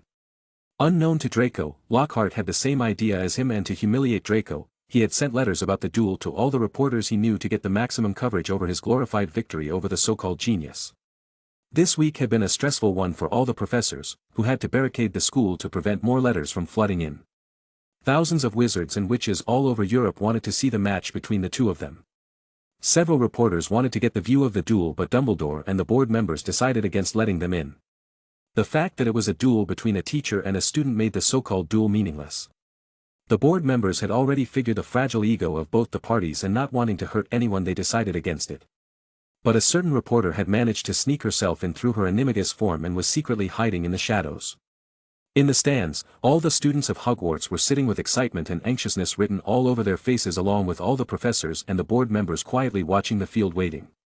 The students were allowed to watch the duel, considering how they were going to find about it anyway, and Lockhart himself started advertising the duel to the students, so the professor had a hard time telling no to them. Hermione, Harry, and Ron sat together with all the Gryffindors, with Hermione praying for Draco's win. Don't worry, Hermione. Harry said, looking at Hermione, who hadn't spoken to them since the morning. She looked even more nervous than the people who were actually going to duel. We all know what Lockhart is like, and we also know that Draco is good enough, so winning for him isn't that hard at all. Hermione didn't say anything as she quietly nodded her head in response. Even if Lockhart was the same as everyone said he was, the fact that he was still an adult wizard was out there. Harry sighed and looked at Ron, who shrugged his shoulder, not knowing what to say. In fact, Harry was excited about the duel as well, since he had never seen a proper one before and only heard about it. The only information he knew about dueling was connected with Draco, who was known to be a very good duelist. Harry didn't know what was wrong with Lockhart to accept the duel proposal, but when he thought about the arrogant Lockhart, he wasn't actually surprised that Lockhart would accept it. Dumbledore stood up from his stand and, putting his wand on his throat, he yelled, "Silence!" The whole crowd of people who were busy chattering became silent and looked towards Dumbledore. Today we are here to witness the duel between a fellow student and a known professor. Dumbledore said in his usual wise tone, to be honest, in the history of Hogwarts this has never happened before, and neither do I condone it, but some issues have come along the way and this was the only way we could think of to solve it. But I do want you all to know that this is never the solution for this problem, and after this event, such a thing will be forever banned from Hogwarts. The student body remained silent, some didn't know why this was a serious matter but the rest knew. Dumbledore and the other professors wanted to use this opportunity to make sure these incidents do not happen in the future again. A student challenging a professor to a duel every time they thought they were being treated unfairly would result in a devastating situation, so after consulting with the board members all of them agreed on banning duels between a student and teacher in Hogwarts. Dumbledore was sure that this wouldn't happen in the future as most students weren't gutsy enough to do so, but he wanted to prevent it in case an undeterminable factor like Draco pops up in the future again. Now that's done, let us enjoy today's duel. Dumbledore continued, we wanted this duel to be private, but since it's not, we hope you all learned something from it. As dueling isn't a part of our school's curriculum, some of you might have never even heard of it. So I hope you will take this as an opportunity to learn what a wizard dueling is. Learn the benefits and the dangers of it, but also keep in mind that the dangers outweighs the benefit. Giving his be good and righteous speech, Dumbledore sat back down, and then the old board member who was on the field got towards the center. Mr. Lockhart and Mr. Black, please come towards the arena, he announced. Lockhart and Draco both came from different sides walking towards the center arena, which was prepared just for today. Lockhart was wearing a bright suit which was laced with different shiny pieces of jewelry all over the place. Whereas Draco, on the other hand, was in a plain dark wizarding suit. Cheers surrounded the place as both of them stood next to each other on the stage. Before we start the duel, let me give a brief summary of the rules in case any of you forgot. The old man said as the cheers died down, first, since there are no seconds in this duel, another party interfering with this duel is completely forbidden. Second, only magical means may be used to fight an opponent, and that there is to be no physical contact. Third, remember this isn't a duel to the death, so harming the other party seriously is forbidden. Since we are all done with the rules, let's begin the match. Wait. Lockhart said, he doesn't have a wand, does he? We have allowed Mr. Black to use his ancestor's wand today for the duel. The old man replied. Draco lazily took out his wand from his suit's pocket and waved it around. With the help of his father, he was able to use his actual wand in the fight by claiming it to be his ancestor's wand, which wasn't completely a lie. Lockhart nodded righteously. Draco looked at him disgust, wondering how can someone act constantly throughout their life to the point where it's even hard to separate the real them. Then let the match begin. The old man announced and backed off. Good luck. Hermione whispered from the stage.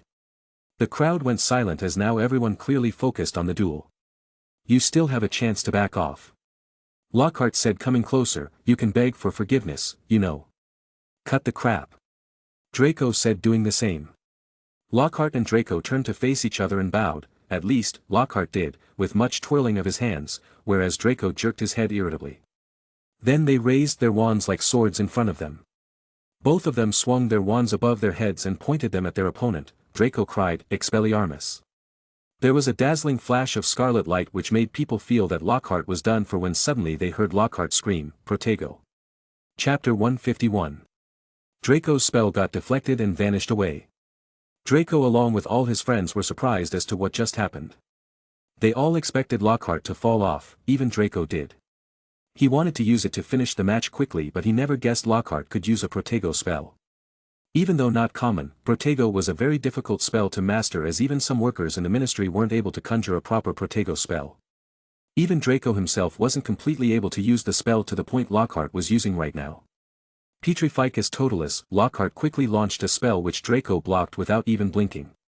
Draco today had to be very specific in his choices of spells, as he couldn't openly use dark spells in front of the board members and the whole school, but that didn't mean he was running out of powerful spells. Incarcerus. Relatio. Expulso. Stupefy. No one knew how many spells were used till now, but it continued on and on. It was a back and forth of shooting spells and protecting and reflecting it. What is going on? Pansy muttered. Looks like something is wrong, or we really did underestimate Lockhart. Feeling the gazes of Daphne and Pansy, Theodore quickly stated, I am sure something is wrong, though. He shouldn't be able to last this long. I wonder what is going on. The boy really does have a lot of potentials. The board members were discussing things with Lucius. Lucius, your son is really something. To be able to use so many of these spells so accurately, I believe he is destined for something big. It's an honor. Lucius said, smiling, but on the inside, he was really worrying. The back and forth spell war might seem simple to some, but he knows how much power was being used in each spell, and every time the next spell was being, it was turning more and more dangerous and serious. Lucius was getting on the edge of the seat as Draco and both Lockhart had now started using curses on one another. Everyone on the stands were the same, they could feel the intensity of the battle going strong. Even Dumbledore was ready with his wand to stop the fight immediately if it gets out of hand, which didn't seem far off from happening. Enough. Draco said, frowning as he used the arrow spell, conjuring a lot of arrows mid-air and dropping it all down on Lockhart. Lockhart, who was already sweating, quickly covered himself with a Portigo spell as the arrow kept coming one by one. While he was busy defending, Draco didn't show any mercy and quickly used another spell, Confringo. The spell wasn't aimed towards Lockhart but towards the ground near him.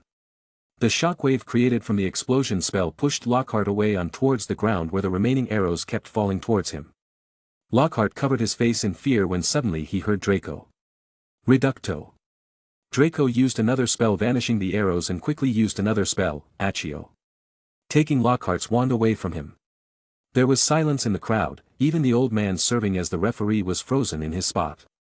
Draco turned towards him and said, "I win." To which the old man nodded subconsciously and announced, "The winner of this duel is Draco Black." The crowd cheered, his friends, Hermione, everyone clapped the loudest, cheering his name. Dumbledore along with the rest of the board members whispered something to each other as he finally stood up again. "I want to congratulate Mr. Black in his win," he said. "What an achievement indeed. I am sure not even some adult wizards his age would be able to comprehend magic to the limit he has. The duel is over and the winner is decided, but the result is something that must be discussed. So I ask all of you to leave the arena and go over to the hall where a banquet will be held in order to congratulate Mr. Black on his win." Draco didn't quite understand what he meant as he looked at his father, who nodded at him. Understanding that Lucius wanted to handle the situation, he nodded back and waved towards the crowd at his friends and the members of his club who now had more respect for him. Draco looked back at Lockhart, who was now unconscious on the ground due to the shock. No one knew what Draco was thinking, but he didn't continue much further and started moving off the arena, throwing Lockhart's wand back to him, and soon all the people followed him towards the hall. Dumbledore and the board members went towards his office while Professor Flitwick carried Lockhart towards the infirmary to treat him. In the hall, everyone was cheering for Draco, raising their cups in his honor. The feast which was prepared were similar to the ones they would get on the regular but was a little bit extravagant. Draco thanked all the people and all of them were quick to dig into the feast. "What's wrong, Draco?" Blaise asked, confused as to why Draco didn't look happy even after his victory.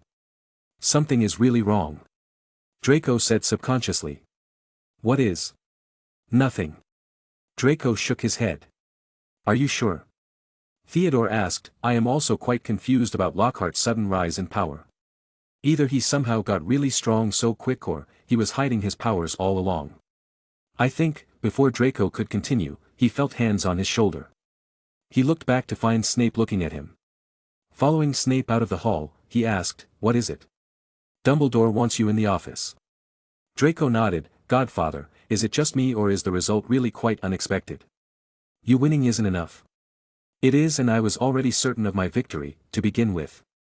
Draco said the arrogant words casually, "But I am surprised Lockhart lasted so long." "Don't be." Snape said, "I have seen Lockhart in Dumbledore's office quite a few times this whole month. He was probably training him." "Dumbledore? Why?" Draco was confused. Why would the greatest wizard of our generation teach someone like Lockhart personally? "That I am not aware of, but you do know our situation, right?" Snape said. "The one about the empty teacher's seat for defense against the dark?" "Yes." Snape said, snorting. "Hogwarts is desperate for a defense against the dark teacher, to the point where Dumbledore took the responsibility for Lockhart himself." "So Dumbledore wants to protect Lockhart to save himself?" "That's a guess," Snape said as he ended their conversation. They had arrived in the principal's office as they knocked and got in. Dumbledore was alone in his office. The board members who had busy schedules were already gone along with his father. "Congratulations again, Mr. Black, in your win," Dumbledore said humbly. "Please take a seat." Draco didn't say anything back and just nodded.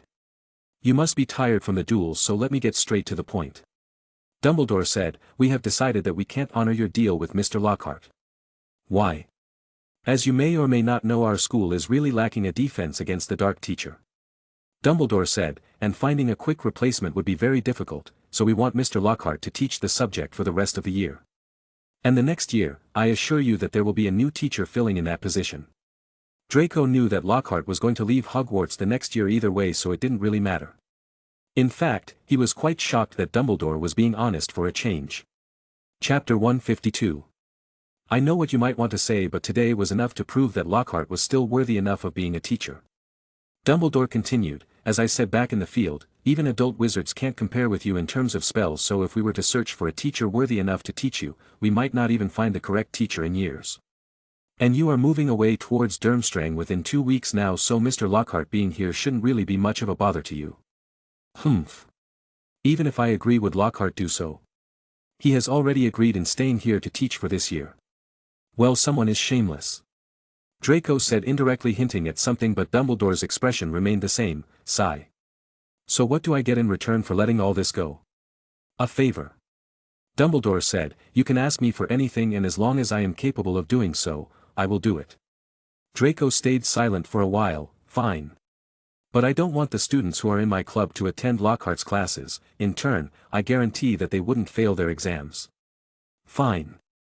Dumbledore nodded, sighing. Draco, please do understand that there are certain things I have to do. The same as you, I might say. Draco didn't want to continue the chat, so he stood up and said, since I have nothing to ask you now, I will take my leave, but I will surely ask you for something in the future. Harry, late one stormy Saturday afternoon a few days before Halloween, was returning to Gryffindor Tower after practice, drenched to the skin and splattered with mud. He squelched along the deserted corridor. He came across somebody who looked just as preoccupied as he was. Nearly headless Nick, the ghost of Gryffindor Tower, who was staring morosely out of a window, muttering under his breath, "Don't fulfill their requirements, half an inch, if that." "Hello, Nick," said Harry. "Hello, hello," said nearly headless Nick, starting and looking around. He wore a dashing, plumed hat on his long curly hair, and a tunic with a ruff, which concealed the fact that his neck was almost completely severed. He was pale as smoke, and Harry could see right through him to the dark sky and torrential rain outside. "You look troubled, young Potter," said Nick, folding a transparent letter as he spoke and tucking it inside his doublet. "So do you," said Harry. "Ah," nearly headless Nick waved an elegant hand, "a matter of no importance. It's not as though I really wanted to join, thought I'd apply, but apparently I don't fulfill requirements." In spite of his airy tone, there was a look of great bitterness on his face. "But you would think, wouldn't you," he erupted suddenly, pulling the letter back out of his pocket, "that getting hit 45 times in the neck with a blunt axe would qualify you to join the Headless Hunt?" "Oh, yes," said Harry, who was obviously supposed to agree. "I mean, nobody wishes more than I do that it had all been quick and clean, and my head had come off properly. I mean, it would have saved me a great deal of pain and ridicule." However, nearly headless Nick shook his letter open and read furiously. "We can only accept huntsmen whose heads have parted company with their bodies. You will appreciate that it would be impossible otherwise for members to participate in hunt activities such as horseback head juggling and head polo. It is with the greatest regret, therefore, that I must inform you that you do not fulfill our requirements. With very best wishes, Sir Patrick Delaney Podmore." Fuming, nearly headless Nick stuffed the letter away. "Half an inch of skin and sinew holding my neck on, Harry. Most people would think that's good and beheaded, but oh, no, it's not enough for Sir Properly Decapitated Podmore." Nearly headless Nick took several deep breaths and then said, in a far calmer tone, "So, what's bothering you? Anything I can do?" "No," said Harry. "Not unless you know where we can get 7 free Nimbus 2001s for our match against Sly." The rest of Harry's sentence was drowned out by a high-pitched mewling from somewhere near his ankles. He looked down and found himself gazing into a pair of lamp-like yellow eyes. It was Mrs. Norris, the skeletal grey cat who was used by the caretaker, Argus Filch, as a sort of deputy in his endless battle against students. "You'd better get out of here, Harry," said Nick quickly.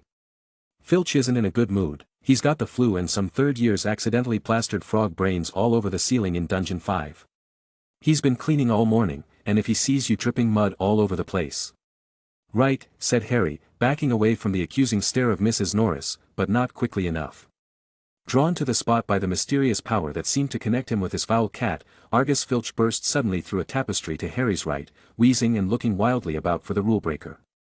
There was a thick tartan scarf bound around his head, and his nose was unusually purple. "Filth," he shouted, his jowls aquiver, his eyes popping alarmingly as he pointed at the muddy puddle that had dripped from Harry's Quidditch robes. "Mess and muck everywhere. I've had enough of it, I tell you. Follow me, Potter."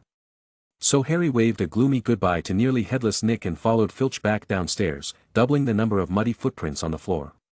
Harry had never been inside Filch's office before. It was a place most students avoided. The room was dingy and windowless, lit by a single oil lamp dangling from the low ceiling. A faint smell of fried fish lingered about the place. Wooden filing cabinets stood around the walls. From their labels, Harry could see that they contained details of every pupil Filch had ever punished. Fred and George Weasley had an entire drawer to themselves. A highly polished collection of chains and manacles hung on the wall behind Filch's desk. It was common knowledge that he was always begging Dumbledore to let him suspend students by their ankles from the ceiling. Filch grabbed a quill from a pot on his desk and began shuffling around looking for parchment. Dung, he muttered furiously, great sizzling dragon bogies, frog brains, rat intestines, I've had enough of it, make an example, where's the form, yes. He retrieved a large roll of parchment from his desk drawer and stretched it out in front of him, dipping his long black quill into the ink pot. Name, Harry Potter. Crime. It was only a bit of mud, said Harry. It's only a bit of mud to you, boy, but to me, it's an extra hour scrubbing, shouted Filch, a drip shivering unpleasantly at the end of his bulbous nose. Crime, befouling the castle, suggested Sentence. Dabbing at his streaming nose, Filch squinted unpleasantly at Harry who waited with bated breath for his sentence to fall. But as Filch lowered his quill, there was a great bang on the ceiling of the office, which made the oil lamp rattle. Peeves! Filch roared, flinging down his quill in a transport of rage. I'll have you this time, I'll have you. And without a backward glance at Harry, Filch ran flat-footed from the office, Mrs. Norris streaking alongside him. Peeves was the school poltergeist, a grinning, airborne menace who lived to cause havoc and distress. Harry didn't much like Peeves, but couldn't help feeling grateful for his timing. Hopefully, whatever Peeves had done, and it sounded as though he'd wrecked something very big this time, would distract Filch from Harry. Chapter 153. Thinking that he should probably wait for Filch to come back, Harry sank into a moth-eaten chair next to the desk. There was only one thing on it apart from his half-completed form, a piece of large, glossy jewel. Harry picked it up knowing what exactly it was, a piece of Lockhart's clothing he wore that day in the fight. He picked it up remembering the scene, which couldn't help but made him feel a bit depressed. Draco, who was already a known genius, was way too powerful than he expected him to be. He had indeed heard all the rumors and read all the newspapers, but seeing those power displayed right in front of him was something extravagant. And that wasn't it at all. Lockhart, who he thought was a weak no-good wizard, was far better than him. Seeing someone like Lockhart so strong made him feel very weak. He felt lost. Even though he knew there wasn't any good coming off of comparing himself with someone like Draco or an adult wizard like Lockhart, he knew what he was doing wasn't enough. Harry remembered Dumbledore telling him the fact that Voldemort was still out there, which made him feel more scared. He didn't want to rely on others every time something happened. Even though he was young didn't mean he wasn't allowed to get strong. Draco was a living example of it. Maybe, if Draco was in my place just as Harry was getting lost in his thought, he suddenly heard shuffling footsteps outside which told him Filch was coming back. Not wanting to get in trouble for it, Harry threw the piece of jewel back onto the desk just as the door opened. Filch was looking triumphant. That vanishing cabinet was extremely valuable, he was saying gleefully to Mrs. Norris. We'll have Peeves out this time, my sweet. His eyes fell on Harry and then darted to the table, which, Harry realized was too late. The jewel was lying 2 feet away from where it had started. Filch's pasty face went brick red. Harry braced himself for a tidal wave of fury. Filch hobbled across to his desk, but unlike what he expected, Filch went for the purple envelope which was far from the table and snatched it up, and threw it into a drawer. Did you read? He sputtered. No, Harry said quickly. Filch's knobbly hands were twisting together. If I thought you'd read my private, not that it's mine, for a friend, be that as it may, however. Harry was staring at him, alarmed. Filch had never looked madder. His eyes were popping, a tick was going in one of his poachy cheeks, and the tartan scarf didn't help. Very well, go, and don't breathe a word. Not that, however, if you didn't read, go now, I have to write up Peeves' report, go. Amazed at his luck, Harry sped out of the office, up to the corridor, and back upstairs. To escape from Filch's office without punishment was probably some kind of school record. Harry! Did it work? Nearly headless Nick came gliding out of a classroom. Behind him, Harry could see the wreckage of a large black and gold cabinet that appeared to have been dropped from a great height. I persuaded Peeves to crash it right over Filch's office, said Nick eagerly. Thought it might distract him. Was that you? Said Harry gratefully. Yeah, it worked, I didn't even get detention. Thanks, Nick. They set off up the corridor together. Nearly headless Nick, Harry noticed, was still holding Sir Patrick's rejection letter. I wish there was something I could do for you about the headless hunt, Harry said. Nearly headless Nick stopped in his tracks and Harry walked right through him. He wished he hadn't, it was like stepping through an icy shower. But there is something you could do for me, said Nick excitedly. Harry, would I be asking too much? But no, you wouldn't want. What is it? Said Harry. Well, this Halloween will be my 500th death day, said nearly headless Nick, drawing himself up and looking dignified. Oh, said Harry, not sure whether he should look sorry or happy about this. Right. I'm holding a party down in one of the roomier dungeons. Friends will be coming from all over the country. It would be such an honor if you would attend. Mr. Weasley and Miss Granger would be most welcome, too, of course, but I dare say you'd rather go to the school feast. He watched Harry on tenterhooks. No, said Harry quickly, I'll come. My dear boy. Harry Potter, at my death day party. And, he hesitated, looking excited, do you think you could possibly mention to Sir Patrick how very frightening and impressive you find me? Of course, said Harry. Nearly headless Nick beamed at him. A death day party, said Hermione keenly when Harry had changed at last and joined her and Ron in the common room. I bet there aren't many living people who can say they've been to one of those, it'll be fascinating. Why would anyone want to celebrate the day they died, said Ron, who was halfway through his potions homework and grumpy. Sounds dead depressing to me. Hey Harry, can I bring Draco and the others as well? Why? Ron said looking back at her. I mean, isn't it boring to bring someone to such a party? We don't even know how they are celebrating it. Hermione knew that Draco was leaving for Durmstrang after Halloween. It was a secret so she couldn't mention it to Ron and Harry. Since the party was going to be held just the night before, Hermione wanted Draco to be there as they weren't going to meet again for another 6 months. Maybe it was a bit selfish for her to ask Draco that, but since they didn't have much time left, she wanted to at least celebrate Halloween with him. Sure, it wouldn't be a problem, I suppose. Harry agreed to it. I am sure Nick would be delighted to have him there as well. Especially since he is quite famous after the duel and all. The rain was still lashing the windows, which were now inky black, but inside all looked bright and cheerful. The firelight glowed over the countless squashy armchairs where people sat reading, talking, doing homework or, in the case of Fred and George Weasley, trying to find out what would happen if you fed a filibuster firework to a salamander. Fred had rescued the brilliant orange, fire-dwelling lizard from a care of magical creatures class, and it was now smoldering gently on a table surrounded by a knot of curious people. Harry was at the point of telling Ron and Hermione about Filch when the salamander suddenly whizzed into the air, emitting loud sparks and bangs as it whirled wildly around the room. The sight of Percy bellowing himself hoarse at Fred and George, the spectacular display of tangerine stars showering from the salamander's mouth, and its escape into the fire, with accompanying explosions, drove both Filch and the envelope from Harry's mind. So you're going away, huh? Theodore said lazily as he had already expected it. You knew. Draco said as he looked at Theodore. Not all the stuff, but I knew you were hiding something. Theodore said, and you're really not that good at hiding things. So you aren't mad? Nope. I guess a bit of trust can't hurt, especially when you went through such a long route just so you could hide it from us. Theodore said, I am just happy you told it a week before you're leaving. So what's going to happen to the club? Daphne asked as the members of the club sitting around looked curiously at Draco as well. Chapter 154. It's going to continue. Draco said, I have fought Lockhart to get this club going, so don't disappoint me.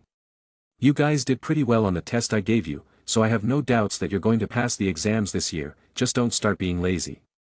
In my absence, Theodore would be teaching you basic spells and potions. You shouldn't worry about him not being good enough. Also, I'll be back within 6 months, so I need to see your progress. The club members nodded eagerly, waiting to prove themselves when suddenly there was a knock on the door. Blaise got up from his seat and opened the door, coming back with Hermione. A death day party? Draco asked Hermione as both of them headed out of the Slytherin common room. He remembered about the party and wasn't really sure if he wanted to go there, but looking at Hermione's face, he knew he couldn't say no. Sure, I guess. It would be much more memorable. I know, right? Hermione's face gleamed as Draco agreed, you can bring Theodore's and the others as well. I will ask them to. Draco said, nodding, so is that it? Yeah. By the way, how are the Kelpies doing? They are great. Draco said, suddenly reaching for his pocket. Oh. I almost forgot. Take this. What is it? Hermione said, taking what was in Draco's hand. Opening her palm, she saw a hand-sized flat-faced stick figure made of bark and twigs. Is that a bowtruckle? Draco said, casually gesturing Hermione to keep her voice down as he carefully looked around. I want to give her to you. I haven't named her yet, you should come up with a name for her. Why? Hermione asked, looking at the bowtruckle on her hand, which had similar expression as her right now. Who knows, it might come in handy. Draco said, shrugging. They can pick locks easily, and as I said, it might come in handy when you need it too. Draco, I can't really take it, Hermione said, shaking her head. Even though she looked reluctant, her face said otherwise. I mean, I don't even know what to feed her. Just consider it my early Christmas gift. You wouldn't reject that now, would you? Draco said, as for feeding it, you don't have to worry much as they live off of insects. They are quite adept in finding food for themselves, you know. After insisting a couple of times, Hermione finally agreed to keep the creature with her as they went about their separate ways. Hermione tried to hide it, but she seemed quite excited to own a creature of her own. Draco was already planning on giving a bowtruckle to Hermione, as they can be really good companions, and due to their compact size, they can easily live in the open while still remaining hidden. Among his friends, Draco was worried about Hermione the most, as she was from a completely different and an enemy house. All of his friends were from Slytherin, so they could stick together in a time of need, but it was different for Hermione. As far as he knew her, she wouldn't even ask for help from others most of the time. So mind telling me the complete reason? As Draco was lost in his own thought, he heard Theodore from behind. What are you talking about? What do you think? I thought you were fine with it. I am. Theodore said, sitting by the window across Draco, but you can't expect me to not have any questions, right? Back there I was just making sure Pansy and Daphne wouldn't worry. Sigh. What do you want to know? I want to make sure you're not going to Durmstrang for what happened back then with Pius, right? Part of it. Draco said honestly, as there was no point in lying. Then mind telling me, why are you trying to go there alone? Theodore said, furrowing his eyebrows. You do know, last time we barely got out of the situation alive, right? Because I need someone in Hogwarts. Draco said, looking through the window. The enemy already knows about me. So I need someone to keep an eye out on things here. I don't know what kind of enemy we have, so I can't be sure whether he wouldn't use dirty tactics on me, like using my friends as bait. So you expect me to wait here and do nothing? Theodore frowned. I have some account to settle with the person behind on all this, on my own as well. Yes, at least for now. Draco said, but rest assured, if everything goes according to the plan, you will join in on the fun.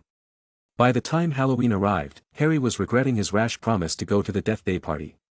The rest of the school was happily anticipating their Halloween feast. The Great Hall had been decorated with the usual live bats, Hagrid's vast pumpkins had been carved into lanterns large enough for 3 men to sit in, and there were rumors that Dumbledore had booked a troupe of dancing skeletons for the entertainment. A promise is a promise, Hermione reminded Harry bossily.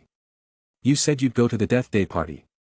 Since Hermione had already informed Draco about the party and he had agreed to it, there was no way she wasn't going to go to the party now.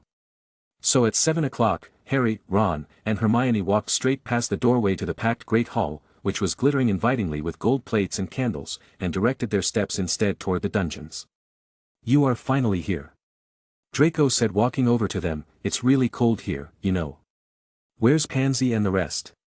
Hermione asked, as she couldn't see the usual suspects here. Busy with their own stuff.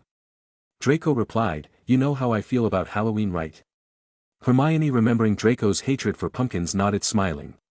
Draco didn't really invite Pansy and the others to begin with, as this was too dreary for them.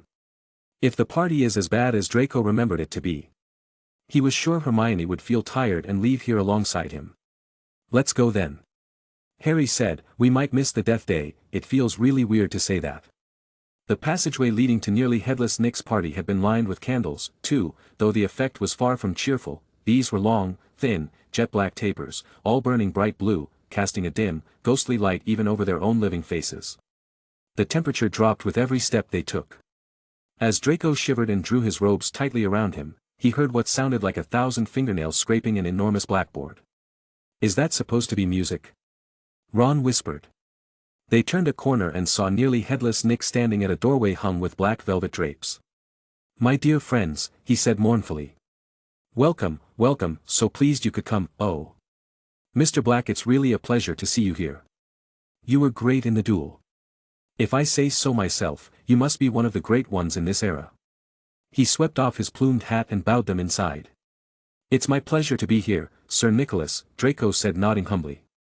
It was an incredible sight. The dungeon was full of hundreds of pearly white, translucent people, mostly drifting around a crowded dance floor, waltzing to the dreadful, quavering sound of 30 musical saws, played by an orchestra on a raised, black-draped platform. A chandelier overhead blazed midnight blue with 1,000 more black candles. Their breath rose in a mist before them. It was like stepping into a freezer. "Shall we have a look around?" Harry suggested, wanting to warm up his feet. "Careful not to walk through anyone," said Ron nervously, and they set off around the edge of the dance floor. Chapter 155. They passed a group of gloomy nuns, a ragged man wearing chains, and the fat friar, a cheerful Hufflepuff ghost, who was talking to a knight with an arrow sticking out of his forehead. Draco wasn't surprised to see that the Bloody Baron, a gaunt, staring Slytherin ghost covered in silver bloodstains, was being given a wide berth by the other ghosts. Both of them made eye contact with each other and nodded in greeting. "Oh, no," said Hermione, stopping abruptly. Turn back, I don't want to talk to Moaning Myrtle." "Who?" said Harry as they backtracked quickly. "She haunts one of the toilets in the girls' bathroom on the first floor," said Hermione. "She haunts a toilet?" "Yes. It's been out of order all year because she keeps having tantrums and flooding the place. I never went in there anyway if I could avoid it. It's awful trying to have a pee with her wailing at you." "Look, food," said Ron. On the other side of the dungeon was a long table, also covered in black velvet. They approached it eagerly but next moment had stopped in their tracks, horrified. The smell was quite disgusting. Large, rotten fish was laid on handsome silver platters, cakes, burned charcoal black, were heaped on salvers. There was a great maggoty haggis, a slab of cheese covered in furry green mold and, in pride of place, an enormous grey cake in the shape of a tombstone, with tar-like icing forming the words. "Sir Nicholas de Mimsy-Porpington. Died October 31, 1492. Draco watched, lazily, as a portly ghost approached the table, crouched low, and walked through it, his mouth held wide so that it passed through one of the stinking salmon. "Can you taste it if you walk through it?" Harry asked him. "Almost," said the ghost sadly, and he drifted away. "I expect they've let it rot to give it a stronger flavor," said Hermione knowledgeably, pinching her nose and leaning closer to look at the putrid haggis. "It's more of a feeling actually." Draco commented, "Spirits, or ghost, are attracted to the rotten feeling as it gives off a negative aura in the air. Which correlates with the spirits. Can we move?" "I feel sick," said Ron. They had barely turned around, however, when a little man swooped suddenly from under the table and came to a halt in midair before them. "Hello, Peeves," said Harry cautiously. Unlike the ghosts around them, Peeves the poltergeist was the very reverse of pale and transparent. He was wearing a bright orange party hat, a revolving bow tie, and a broad grin on his wide, wicked face. "Nibbles," he said sweetly, offering them a bowl of peanuts covered in fungus. "No thanks," said Hermione. "Heard you talking about poor Myrtle," said Peeves, his eyes dancing. "Rude you was about poor Myrtle." He took a deep breath and bellowed, "Oh why? Myrtle." "Oh, no, Peeves, don't tell her what I said, she'll be really upset," Hermione whispered frantically. "I didn't mean it, I don't mind her, hello, Myrtle." The squat ghost of a girl had glided over. She had the glummest face Draco had ever seen, half hidden behind lank hair and thick, pearly spectacles. "What?" she said sulkily. "How are you, Myrtle?" said Hermione in a falsely bright voice. "It's nice to see you out of the toilet." Draco was amused on the side as it was quite rare to see Hermione acting fake. He wondered how weird Myrtle might be to make even Hermione act awkward. Myrtle sniffed. "Miss Granger was just talking about you," said Peeves slyly in Myrtle's ear. "Just saying. Just saying, how nice you look tonight," said Hermione, glaring at Peeves. Myrtle eyed Hermione suspiciously. "You're making fun of me," she said, silver tears welling rapidly in her small, see-through eyes. "No, honestly, didn't I just say how nice Myrtle's looking," said Hermione, nudging Draco painfully in the ribs who was gleaming at her. "Oh, yeah, she was telling us how nice you were," Draco said with a weird tone. "Don't lie to me," Myrtle gasped, tears now flooding down her face, while Peeves chuckled happily over her shoulder. "D'you think I don't know what people call me behind my back? Fat Myrtle. Ugly Myrtle. Miserable, moaning, moping Myrtle. You've forgotten Pimply," Peeves hissed in her ear. Moaning Myrtle burst into anguished sobs and fled from the dungeon. Peeves shot after her, pelting her with moldy peanuts, yelling, "Pimply! Pimply!" "Oh, dear," said Hermione sadly. Nearly headless Nick now drifted toward them through the crowd. "Enjoying yourselves?" "Oh, yes," they lied. "Not a bad turnout," said nearly headless Nick proudly. "The Wailing Widow came all the way up from Kent. It's nearly time for my speech. I'd better go and warn the orchestra." The orchestra, however, stopped playing at that very moment. They and everyone else in the dungeon fell silent, looking around in excitement, as a hunting horn sounded. "Oh, here we go," said nearly headless Nick bitterly. Through the dungeon wall burst a dozen ghost horses, each ridden by a headless horseman. The assembly clapped wildly. The golden trio claps started to clap, too, but stopped quickly at the sight of Nick's face. On the other hand, Draco was just there wondering how bored all these ghosts must be. The horses galloped into the middle of the dance floor and halted, rearing and plunging. At the front of the pack was a large ghost who held his bearded head under his arm, from which position he was blowing the horn. The ghost leaped down, lifted his head high in the air so he could see over the crowd, everyone laughed, and strode over to nearly headless Nick, squashing his head back onto his neck. "Nick," he roared. "How are you? Head still hanging in there?" He gave a hearty guffaw and clapped nearly headless Nick on the shoulder. "Welcome, Patrick," said Nick stiffly. "Live, UNS," said Sir Patrick, spotting Draco, Harry, Ron, and Hermione and giving a huge, fake jump of astonishment, so that his head fell off again. The crowd howled with laughter. "Very amusing," said nearly headless Nick darkly. "Don't mind Nick," shouted Sir Patrick's head from the floor. "Still upset we won't let him join the hunt. But I mean to say, look at the fellow."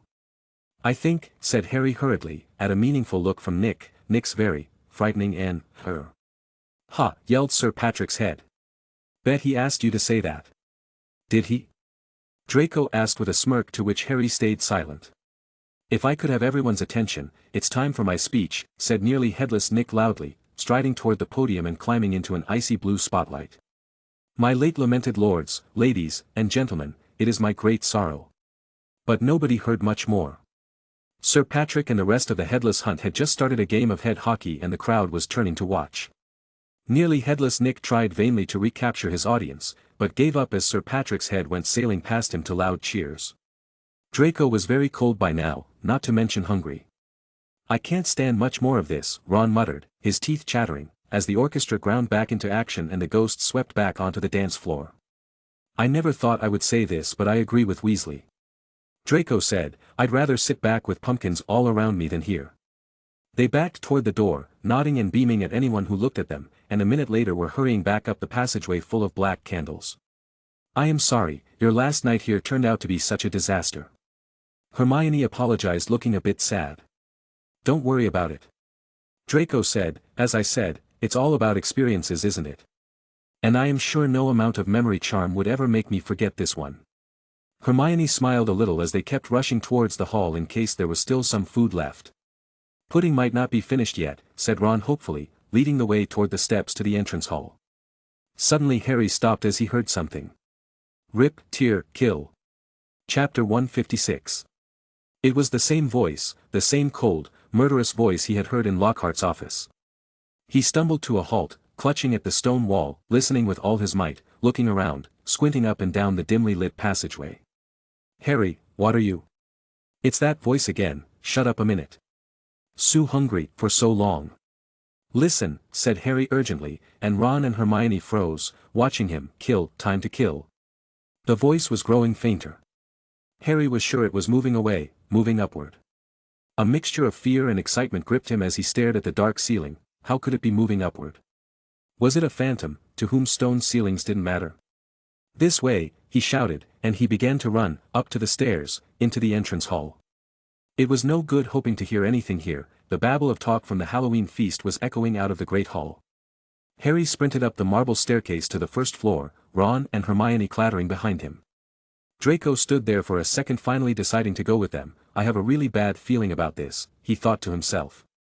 "Harry, what are we?" "Shoo." Harry strained his ears. Distantly, from the floor above, and growing fainter still, he heard the voice, "I smell blood, I smell blood." His stomach lurched. "It's going to kill someone," he shouted, and ignoring Ron's and Hermione's bewildered faces, He ran up the next flight of steps 3 at a time, trying to listen over his own pounding footsteps. Harry hurtled around the whole of the second floor, Ron and Hermione panting behind him, not stopping until they turned a corner into the last, deserted passage. "Harry, what was that all about?" said Ron, wiping the sweat off his face. "I couldn't hear anything." But Hermione gave a sudden gasp, pointing down the corridor. "Look!" Something was shining on the wall ahead. They approached slowly, squinting through the darkness. Foot-high words had been daubed on the wall between 2 windows, shimmering in the light cast by the flaming torches. "The Chamber of Secrets has been opened. Enemies of the air, beware." "What's that thing, hanging underneath?" said Ron, a slight quiver in his voice. As they edged nearer, Harry almost slipped. There was a large puddle of water on the floor. Ron and Hermione grabbed him, and they inched toward the message, eyes fixed on a dark shadow beneath it. All 3 of them realized what it was at once, and leaped backward with a splash. Mrs. Norris, the caretaker's cat, was hanging by her tail from the torch bracket. She was stiff as a board, her eyes wide and staring. For a few seconds, they didn't move. Then Ron said, "Let's get out of here." "Shouldn't we try and help?" Harry began awkwardly. "Trust me," said Ron. "We don't want to be found here." But it was too late. A rumble, as though of distant thunder, told them that the feast had just ended. From either end of the corridor where they stood came the sound of hundreds of feet climbing the stairs, and the loud, happy talk of well-fed people. Next moment, students were crashing into the passage from both ends. The chatter, the bustle, the noise died suddenly as the people in front spotted the hanging cat. Harry, Ron, and Hermione stood alone, in the middle of the corridor, as silence fell among the mass of students pressing forward to see the grisly sight. Then someone shouted through the quiet. "Enemies of the air, beware. You'll be next, mudbloods." It was Flint. He had pushed to the front of the crowd, his cold eyes alive, his usually bloodless face flushed, as he grinned at the sight of the hanging, immobile cat. Harry, who was feeling pity for him, was now completely disgusted looking at the sight of Flint, who looked hungry for revenge. "What's going on here? What's going on?" Attracted no doubt by Flint's shout, Argus Filch came shouldering his way through the crowd. Then he saw Mrs. Norris and fell back, clutching his face in horror. "My cat! My cat! What's happened to Mrs. Norris?" he shrieked. And his popping eyes fell on Harry. "You," he screeched. "You! You've murdered my cat. You've killed her. I'll kill you. I'll move." A demanding voice came from behind him as Filch looked back to see Draco, who had just arrived at the scene. You are involved as well," he said, walking towards Draco. "Argus." Dumbledore had arrived on the scene, followed by a number of other teachers. In seconds, he had swept past Harry, Ron, and Hermione and detached Mrs. Norris from the torch bracket. "Come with me, Argus," he said to Filch. "You, too, Mr. Potter, Mr. Weasley, Miss Granger, and you too, Mr. Black." Lockhart, who had healed in the past few days, stepped forward eagerly. "My office is nearest, Headmaster, just upstairs, please feel free." "Thank you, Gilderoy," said Dumbledore. The silent crowd parted to let them pass. Lockhart, looking excited and important, hurried after Dumbledore, so did Professors McGonagall and Snape. Draco, who was studying the scene, sighed and left, nodding at Theodore and the rest as well. "Couldn't help but get in trouble even on your last day, huh?" Theodore muttered silently. As they entered Lockhart's darkened office, there was a flurry of movement across the walls. Draco saw several of the Lockharts in the pictures dodging out of sight, their hair in rollers. The real Lockhart lit the candles on his desk and stood back. Dumbledore lay Mrs. Norris on the polished surface and began to examine her. Harry, Ron, and Hermione exchanged tense looks and sank into chairs outside the pool of candlelight, watching. The tip of Dumbledore's long, crooked nose was barely an inch from Mrs. Norris's fur. He was looking at her closely through his half-moon spectacles, his long fingers gently prodding and poking. Professor McGonagall was bent almost as close, her eyes narrowed. Snape loomed behind them, half in shadow, wearing a most peculiar expression. It was as though he was trying hard not to smile. And Lockhart was hovering around all of them, making suggestions. "It was definitely a curse that killed her, probably the transmogrifian torture. I've seen it used many times, so unlucky I wasn't there. I know the very counter-curse that would have saved her." Apparently, after Lockhart losing the battle with Draco, he fell back into his old ways. Though he didn't confront Draco head-on, seeing his excited face all around made Draco more and more uncomfortable. Lockhart's comments were punctuated by Filch's dry, racking sobs. He was slumped in a chair by the desk, unable to look at Mrs. Norris, his face in his hands. Much as he detested Filch, Harry couldn't help feeling a bit sorry for him, though not nearly as sorry as he felt for himself. If Dumbledore believed Filch, he would be expelled for sure. Dumbledore was now muttering strange words under his breath and tapping Mrs. Norris with his wand, but nothing happened. She continued to look as though she had been recently stuffed. "I remember something very similar happening in Ouagadougou," said Lockhart, "a series of attacks, the full stories in my autobiography. I was able to provide the townsfolk with various amulets, which cleared the matter up at once." The photographs of Lockhart on the walls were all nodding in agreement as he talked. One of them had forgotten to remove his hairnet. "It isn't dead, genius." Draco called out, "I can smell the dark magic from far away. If it was dead, it would reek of death, not dark magic." Lockhart stopped abruptly in the middle of counting the number of murders he had prevented. "What do you think about it, Mr. Black?"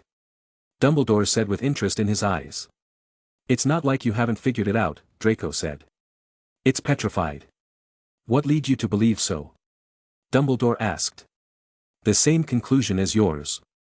"Not dead," choked Filch, looking through his fingers at Mrs. Norris. "But why is she all stiff and frozen?" Chapter 157. "As Mr. Black said, she has been petrified," said Dumbledore. "But how, I cannot say." "Ask him," shrieked Filch, turning his blotched and tear-stained face to Harry. "No second year could have done this," said Dumbledore firmly. "It would take dark magic of the most advanced." He did it. Filch spat, his poachy face purpling. "You saw what he wrote on the wall?" "He found, in my office, he knows I'm a, Filch's face worked horribly. "He knows I'm a squib," he finished.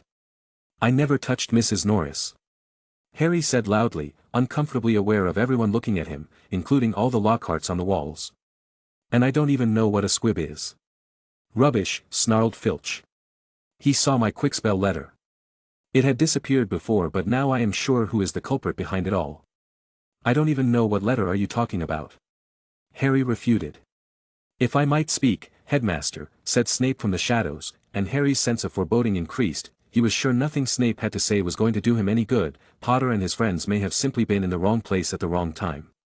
Harry was shocked. He didn't know why Snape would try to help him, but then he remembered Draco, who was along with them.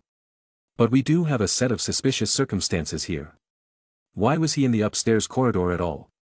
Why wasn't he at the Halloween feast?" Lockhart out of everyone called out with a nasty voice, staring at Draco. Harry, Ron, and Hermione all launched into an explanation about the Death Day party. "There were hundreds of ghosts, they'll tell you we were there." "But why not join the feast afterward?" said Lockhart, his black eyes glittering in the candlelight. "Why go up to that corridor?" Ron and Hermione looked at Harry. Because, Harry said, his heart thumping very fast. Something told him it would sound very far-fetched if he told them he had been led there by a bodiless voice no one but he could hear. "Because we were tired and wanted to go to bed," he said. "Without any supper," said Lockhart, a triumphant smile flickering across his face. "I didn't think ghosts provided food fit for living people at their parties." "We weren't hungry," said Ron loudly as his stomach gave a huge rumble. Lockhart's nasty smile widened. "I suggest, Headmaster, that they are not being entirely truthful," he said. "It might be a good idea if he were deprived of certain privileges until he is ready to tell us the whole story. To be honest, it's not like they haven't got someone in their group who is very proficient in magic." "Just say it straight, Lockhart. You are trying to blame me, aren't you?" Draco said, frowning. "It's true, if I wanted to I could easily do so, but why would I go this roundabout way of getting myself blamed for it? Do you really consider me that stupid? On the other hand, you look too eager to blame me." Draco's voice got slower and slower as his eyes gleamed with light, as if he had finally figured something out. "The sudden rise in power and the Chamber of Secret correlates to one thing, Tom Riddle's diary." Draco didn't know how Lockhart got his hand on it, but he was now certain who possessed it. "Mr. Black, Lockhart, just keep quiet for once," said Professor McGonagall sharply, "and Lockhart, I see no reason to deprive them of their privileges. This cat wasn't hit over the head and there is no evidence at all that they had done anything wrong." Dumbledore was giving Draco a searching look. His twinkling light blue gaze made Draco feel as though he were being x-rayed, but he stayed silent as he stared back at him. "Innocent until proven guilty, Lockhart," he said firmly. Lockhart looked furious. So did Filch. "My cat has been petrified," he shrieked, his eyes popping. "I want to see some punishment." We will be able to cure her, Argus, said Dumbledore patiently. Professor Sprout recently managed to procure some mandrakes. As soon as they have reached their full size, I will have a potion made that will revive Mrs. Norris. I'll make it, Lockhart butted in again, looking away from Draco. I must have done it 100 times. I could whip up a mandrake restorative draft in my sleep. Excuse me, said Snape icily. But I believe I am the potions master at this school. There was a very awkward pause. You may all go. I believe Mr. Black has some work to do tomorrow morning. Dumbledore said to Draco, Harry, Ron, and Hermione. They went, as quickly as they could without actually running, while Hermione nodded at Draco as she slowly left alongside Harry and Ron as well. When they were a floor up from Lockhart's office, they turned into an empty classroom and closed the door quietly behind them. Harry squinted at his friends' darkened faces. "Do you think I should have told them about that voice I heard?" "No," said Ron, without hesitation. Hearing voices no one else can hear isn't a good sign, even in the wizarding world. Something in Ron's voice made Harry ask, "You do believe me, don't you?" "Course I do," said Ron quickly. "But, you must admit it's weird." "I know it's weird," said Harry. "The whole thing's weird. What was that writing on the wall about?" "The chamber has been opened, what's that supposed to mean?" "I don't know." Draco firmly answered the questioning look of Pansy. "How come?" Pansy asked again, "You know pretty much everything. So what makes this one so different?" "Pansy, I think he really doesn't know." Daphne backed up Draco to protect him but couldn't help but look back with doubt clearly written on her face. "Right?" Sigh. "The chamber is an old myth in Hogwarts." Draco said sighing, "It's just that, a myth." "Then who could do such a thing?" Pansy asked with nervousness in her voice, "I mean that writing. Maybe it's just someone with a grudge against the cat." Theodore said suddenly, "I mean, who doesn't hate that cat, right? Stop worrying about the cat." Draco said, shaking his head, "I am leaving tomorrow morning, so I need to have some word with you guys." Pansy and Daphne nodded as they circled around the common room and chatted for a while. Soon both Theodore, Daphne, and Pansy fell asleep. Taking his chances, Draco looked around and slowly, without trying to make much noise, sneaked out the door. He was carefully walking towards Lockhart's office when he suddenly felt someone behind his back. Suspecting it might be the creature from the chamber, the basilisk. Draco kept his eyes closed and turned back, pointing his wand towards the other direction, trying to feel things with his senses. "It's me, idiot." Draco heard a familiar voice as he relaxed and opened his eyes. "Go back, Theodore. Not until you tell me why you're acting all sneaky." Theodore came forward with a questioning gaze. Sigh. "You know curiosity killed the cat, right? Maybe, in this case, petrified it, but I guess it wouldn't be so bad if someone was at least aware of the situation." Draco said in a whispered tone, "Follow me and be quiet." "It is about the chamber, isn't it?" Theodore murmured, "Do you know what happened?" "That's what I am trying to find out." Draco said, "Shoo. Someone's in there." To reach Lockhart's office, they had to go through the first floor corridor, which happened to be the scene of the incident. And in there was someone, none other than Filch, trying to wipe off the writing from the wall with a bottle of Mrs. Scour's all-purpose magical mess remover, but it wasn't working at all.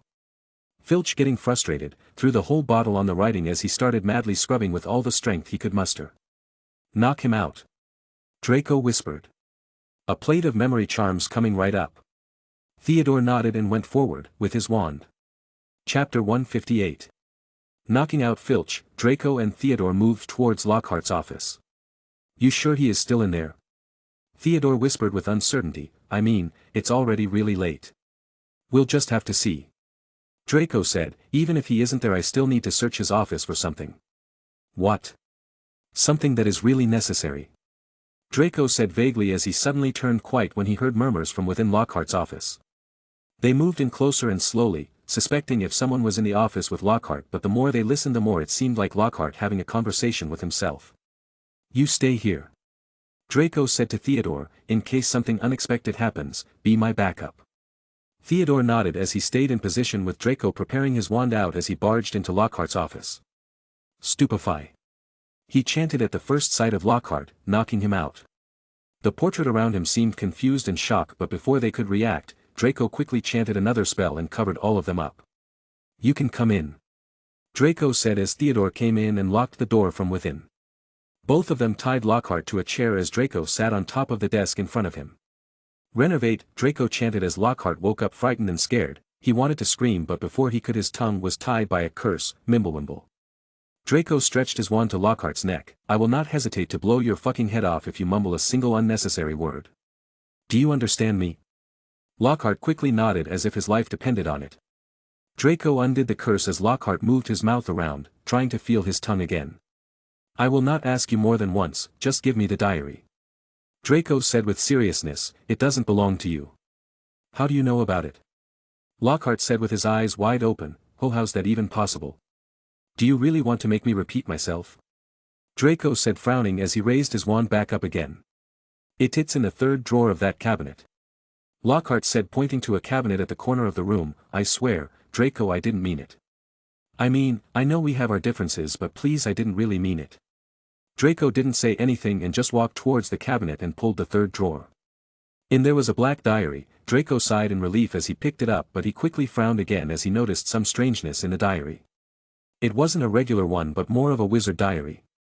As far as Draco knew Voldemort's or Tom Riddle's diary was a regular muggle diary which was later bewitched with magic.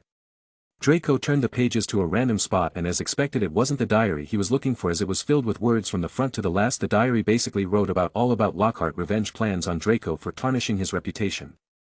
From different ways of capturing himself to making him confess his wrongs with memory spells. After losing the match, Lockhart had now already lost a lot of respect in the wizarding community. Though his hardcore fans defended him claiming Draco being too strong and abnormal, but still losing to a wizard who was still 12 was still a very shameful thing for someone who claims to be the strongest. The reported reader wrote the whole duel in an exaggerated way, bashing Lockhart to full. Draco didn't know what was going on between Lockhart and Rita, but from the looks of whatever it wasn't really good for Lockhart as his reputation took even a deeper dive than before after the news came out. From what Draco had heard, even his old fans were now asking for a refund on the books they bought before because it was too unbelievable to them. So now finding this sort of diary from Lockhart wasn't really too surprising but Draco was far from pleased.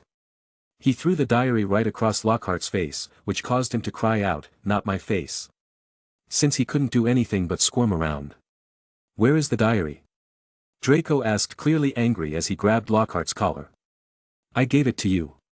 Lockhart said nearly crying. Does this look like a joke to you? Draco said as he released his collar and pointed his wand towards the chair, Incendio. The chair quickly caught on fire as Lockhart began panicking but before he knew, he couldn't speak again as his tongue was tied up. The fire easily started spreading towards his robe and the rope Lockhart was tied in, as Lockhart kept squirming and mumbling words with nothing but fear in his eyes. Give me the diary or I'll burn you to death. Draco said as he watched Lockhart wail in pain as his clothes began to catch on fire too. Theodore who was watching from the side sighed and released a spell, Aguamenti. Clear water sprouted from his wand putting the fire out. You're losing it again. He said looking at Draco, I don't know what kind of diary you want from him but killing him isn't really a choice here. Everyone was silent for a while, and the only thing they could hear was Lockhart breathing heavily. Draco didn't say anything back to Theodore as he went closer to Lockhart who was now drenched from head to toe. I am not really losing it right now but I guess I really am blaming my mistakes on others. Draco said taking a deep breath, you know I could have prevented all these stupid things but then again I kept underestimating fate, who knew no matter what I did, these things were bound to happen sooner or later. I kept the elf in check, I did the same with my father as well. I thought I changed everything for good but in the end, I am still a slave to fate. Draco walked around Lockhart, I know you might just be an innocent victim in all this but I can't help but be angry, Lockhart, as you said we both have our grievances but I tell you this, that cursed diary isn't going to help you in this. Though I don't really know when all this started with you but I now know that everything that happened wasn't completely your fault, you were just another victim to his sick games. I know I overreacted at times and made you suffer humiliation which you might not have deserved but that diary isn't going to help you solve all this. Lockhart, I promise you this, as long as you give me that diary back I will help you get back on track again. Hell, I will even help you be a better wizard but you need to get away from that corruption first. Draco removed the curse, let me help you. I really don't know what you're talking about. Lockhart said in an unusually serious tone, I really don't. If I knew, I would have given you what you wanted by now. So you're telling me that you suddenly being strong enough to duel with me in a couple of months is a coincidence? Are you seriously asking me to believe that you were willing to stay in this school for no purpose even after being humiliated after the duel? Draco said frowning, Lockhart, you've seen me angry and you've seen my lenient side but please don't test my patience. Chapter 159. I don't know. I don't fucking know. Lockhart screamed angrily with frustration clearly on his tone. His voice got hoarser and slower as he kept going. I don't know if you are a curse to me, but ever since I met you that day everything has been going shit for me. You want to know what I am doing here? I have been asking myself that all morning. You don't have your memories, Draco muttered as he kept staring at Lockhart, realizing what was going on. I woke up today not remembering shit. These 4 months have been empty to me, as if someone else was living as me. And after waking up, the first thing I find is my reputation. My entire career that I built with care and hard work has now disappeared. I woke up to barrages of insults from people who once used to love me, but now it's all gone, all gone. And the reason for it? Me clashing with the young wizarding prodigy, which I don't even recall why. Lockhart said in a frustrated tone, the facade he used to show now all gone. I don't know what fucking diary you're looking for when I don't even remember why I even agreed to teach here in the first place. The only way I am even putting all these pieces together was through my diary and newspaper clippings, but they aren't useful either. Sigh. Do it. Draco said to Theodore, turning back. At least, give him some decent memories to replace the bad ones. Theodore lazily nodded and turned his wand towards Lockhart, while Draco fixed the mess around the place. Are you sure you don't want to look further? Theodore asked, getting out of Lockhart's room. It's pointless. Draco said, looking at his pocket watch as he shook his head. I don't even have time now. So what's this all about? Theodore said, mind filling me in? Sigh. It's related to Voldemort. So he finally comes, huh? Inside a dark room, a boy in his late teens was sitting by the fireplace in a wheelchair. Beside him a grown hairy man was kneeling down to him like a faithful servant. To think he will go further to mock me again. He really knows how to get under one's skin, I'll give him that at least. The boy crumbled the newspaper in his hand and threw it into the fire. Yes, master. The man said faithfully, I heard Karkaroff talking about picking the boy up from Hogwarts yesterday. Call me Ryan. The boy said, smiling a little, you've been faithful to me ever since I came here and have been serving me well. Silas, I assure you that no one is worthy other than you. Yes, Moss, I mean Ryan. The man said awkwardly with a sleazy smile. Nonetheless, I have been following you for so long, anything other than master just sounds weird to me now. It's fine. Ryan said, waving his hands, so who is going to pick up our dear friend from Hogwarts? Previously only I was supposed to go, but now with the whole duel thing with Lockhart, Karkaroff wants to go bring the genius himself here to make sure he stays here in Durmstrang. Genius? Ryan gave a burst of hearty laughter, which ended in an arrogant sneer. Good, do everything according to the plan and not mess it up. Remember, as I said, don't act against him in any way. You know me, master. I am not like the others. Silas said, smiling, I can assure you that there will be no problems. Well, get ready to leave then. Ryan said, don't waste any time. Yes, master. Silas nodded, standing up as he walked away. Finally we are going to meet. Ryan spoke to himself in a hushed tone as he suddenly began to violently cough. Covering his mouth, he looked at his hands, which was covered in blood. I must say you have a really good timing, or else I might have to look for you myself. So you're telling me that a bewitched diary that Voldemort once possessed was given to your father and is now lost in Hogwarts? Theodore said with a really annoyed tone. Furthermore, the fucking thing has a mind of its own and can release a basilisk inside the Chamber of Secrets. Yup. That's why I need you to solve this case for me. Draco said, looking outside the window at the rising sun, or at least protect everyone till I get back here. How do I look for the culprit then? Theodore said, rubbing the back of his head, I mean, I am sure they won't certainly show themselves to me. It will be difficult, but just look for someone who is acting a bit different than their usual self.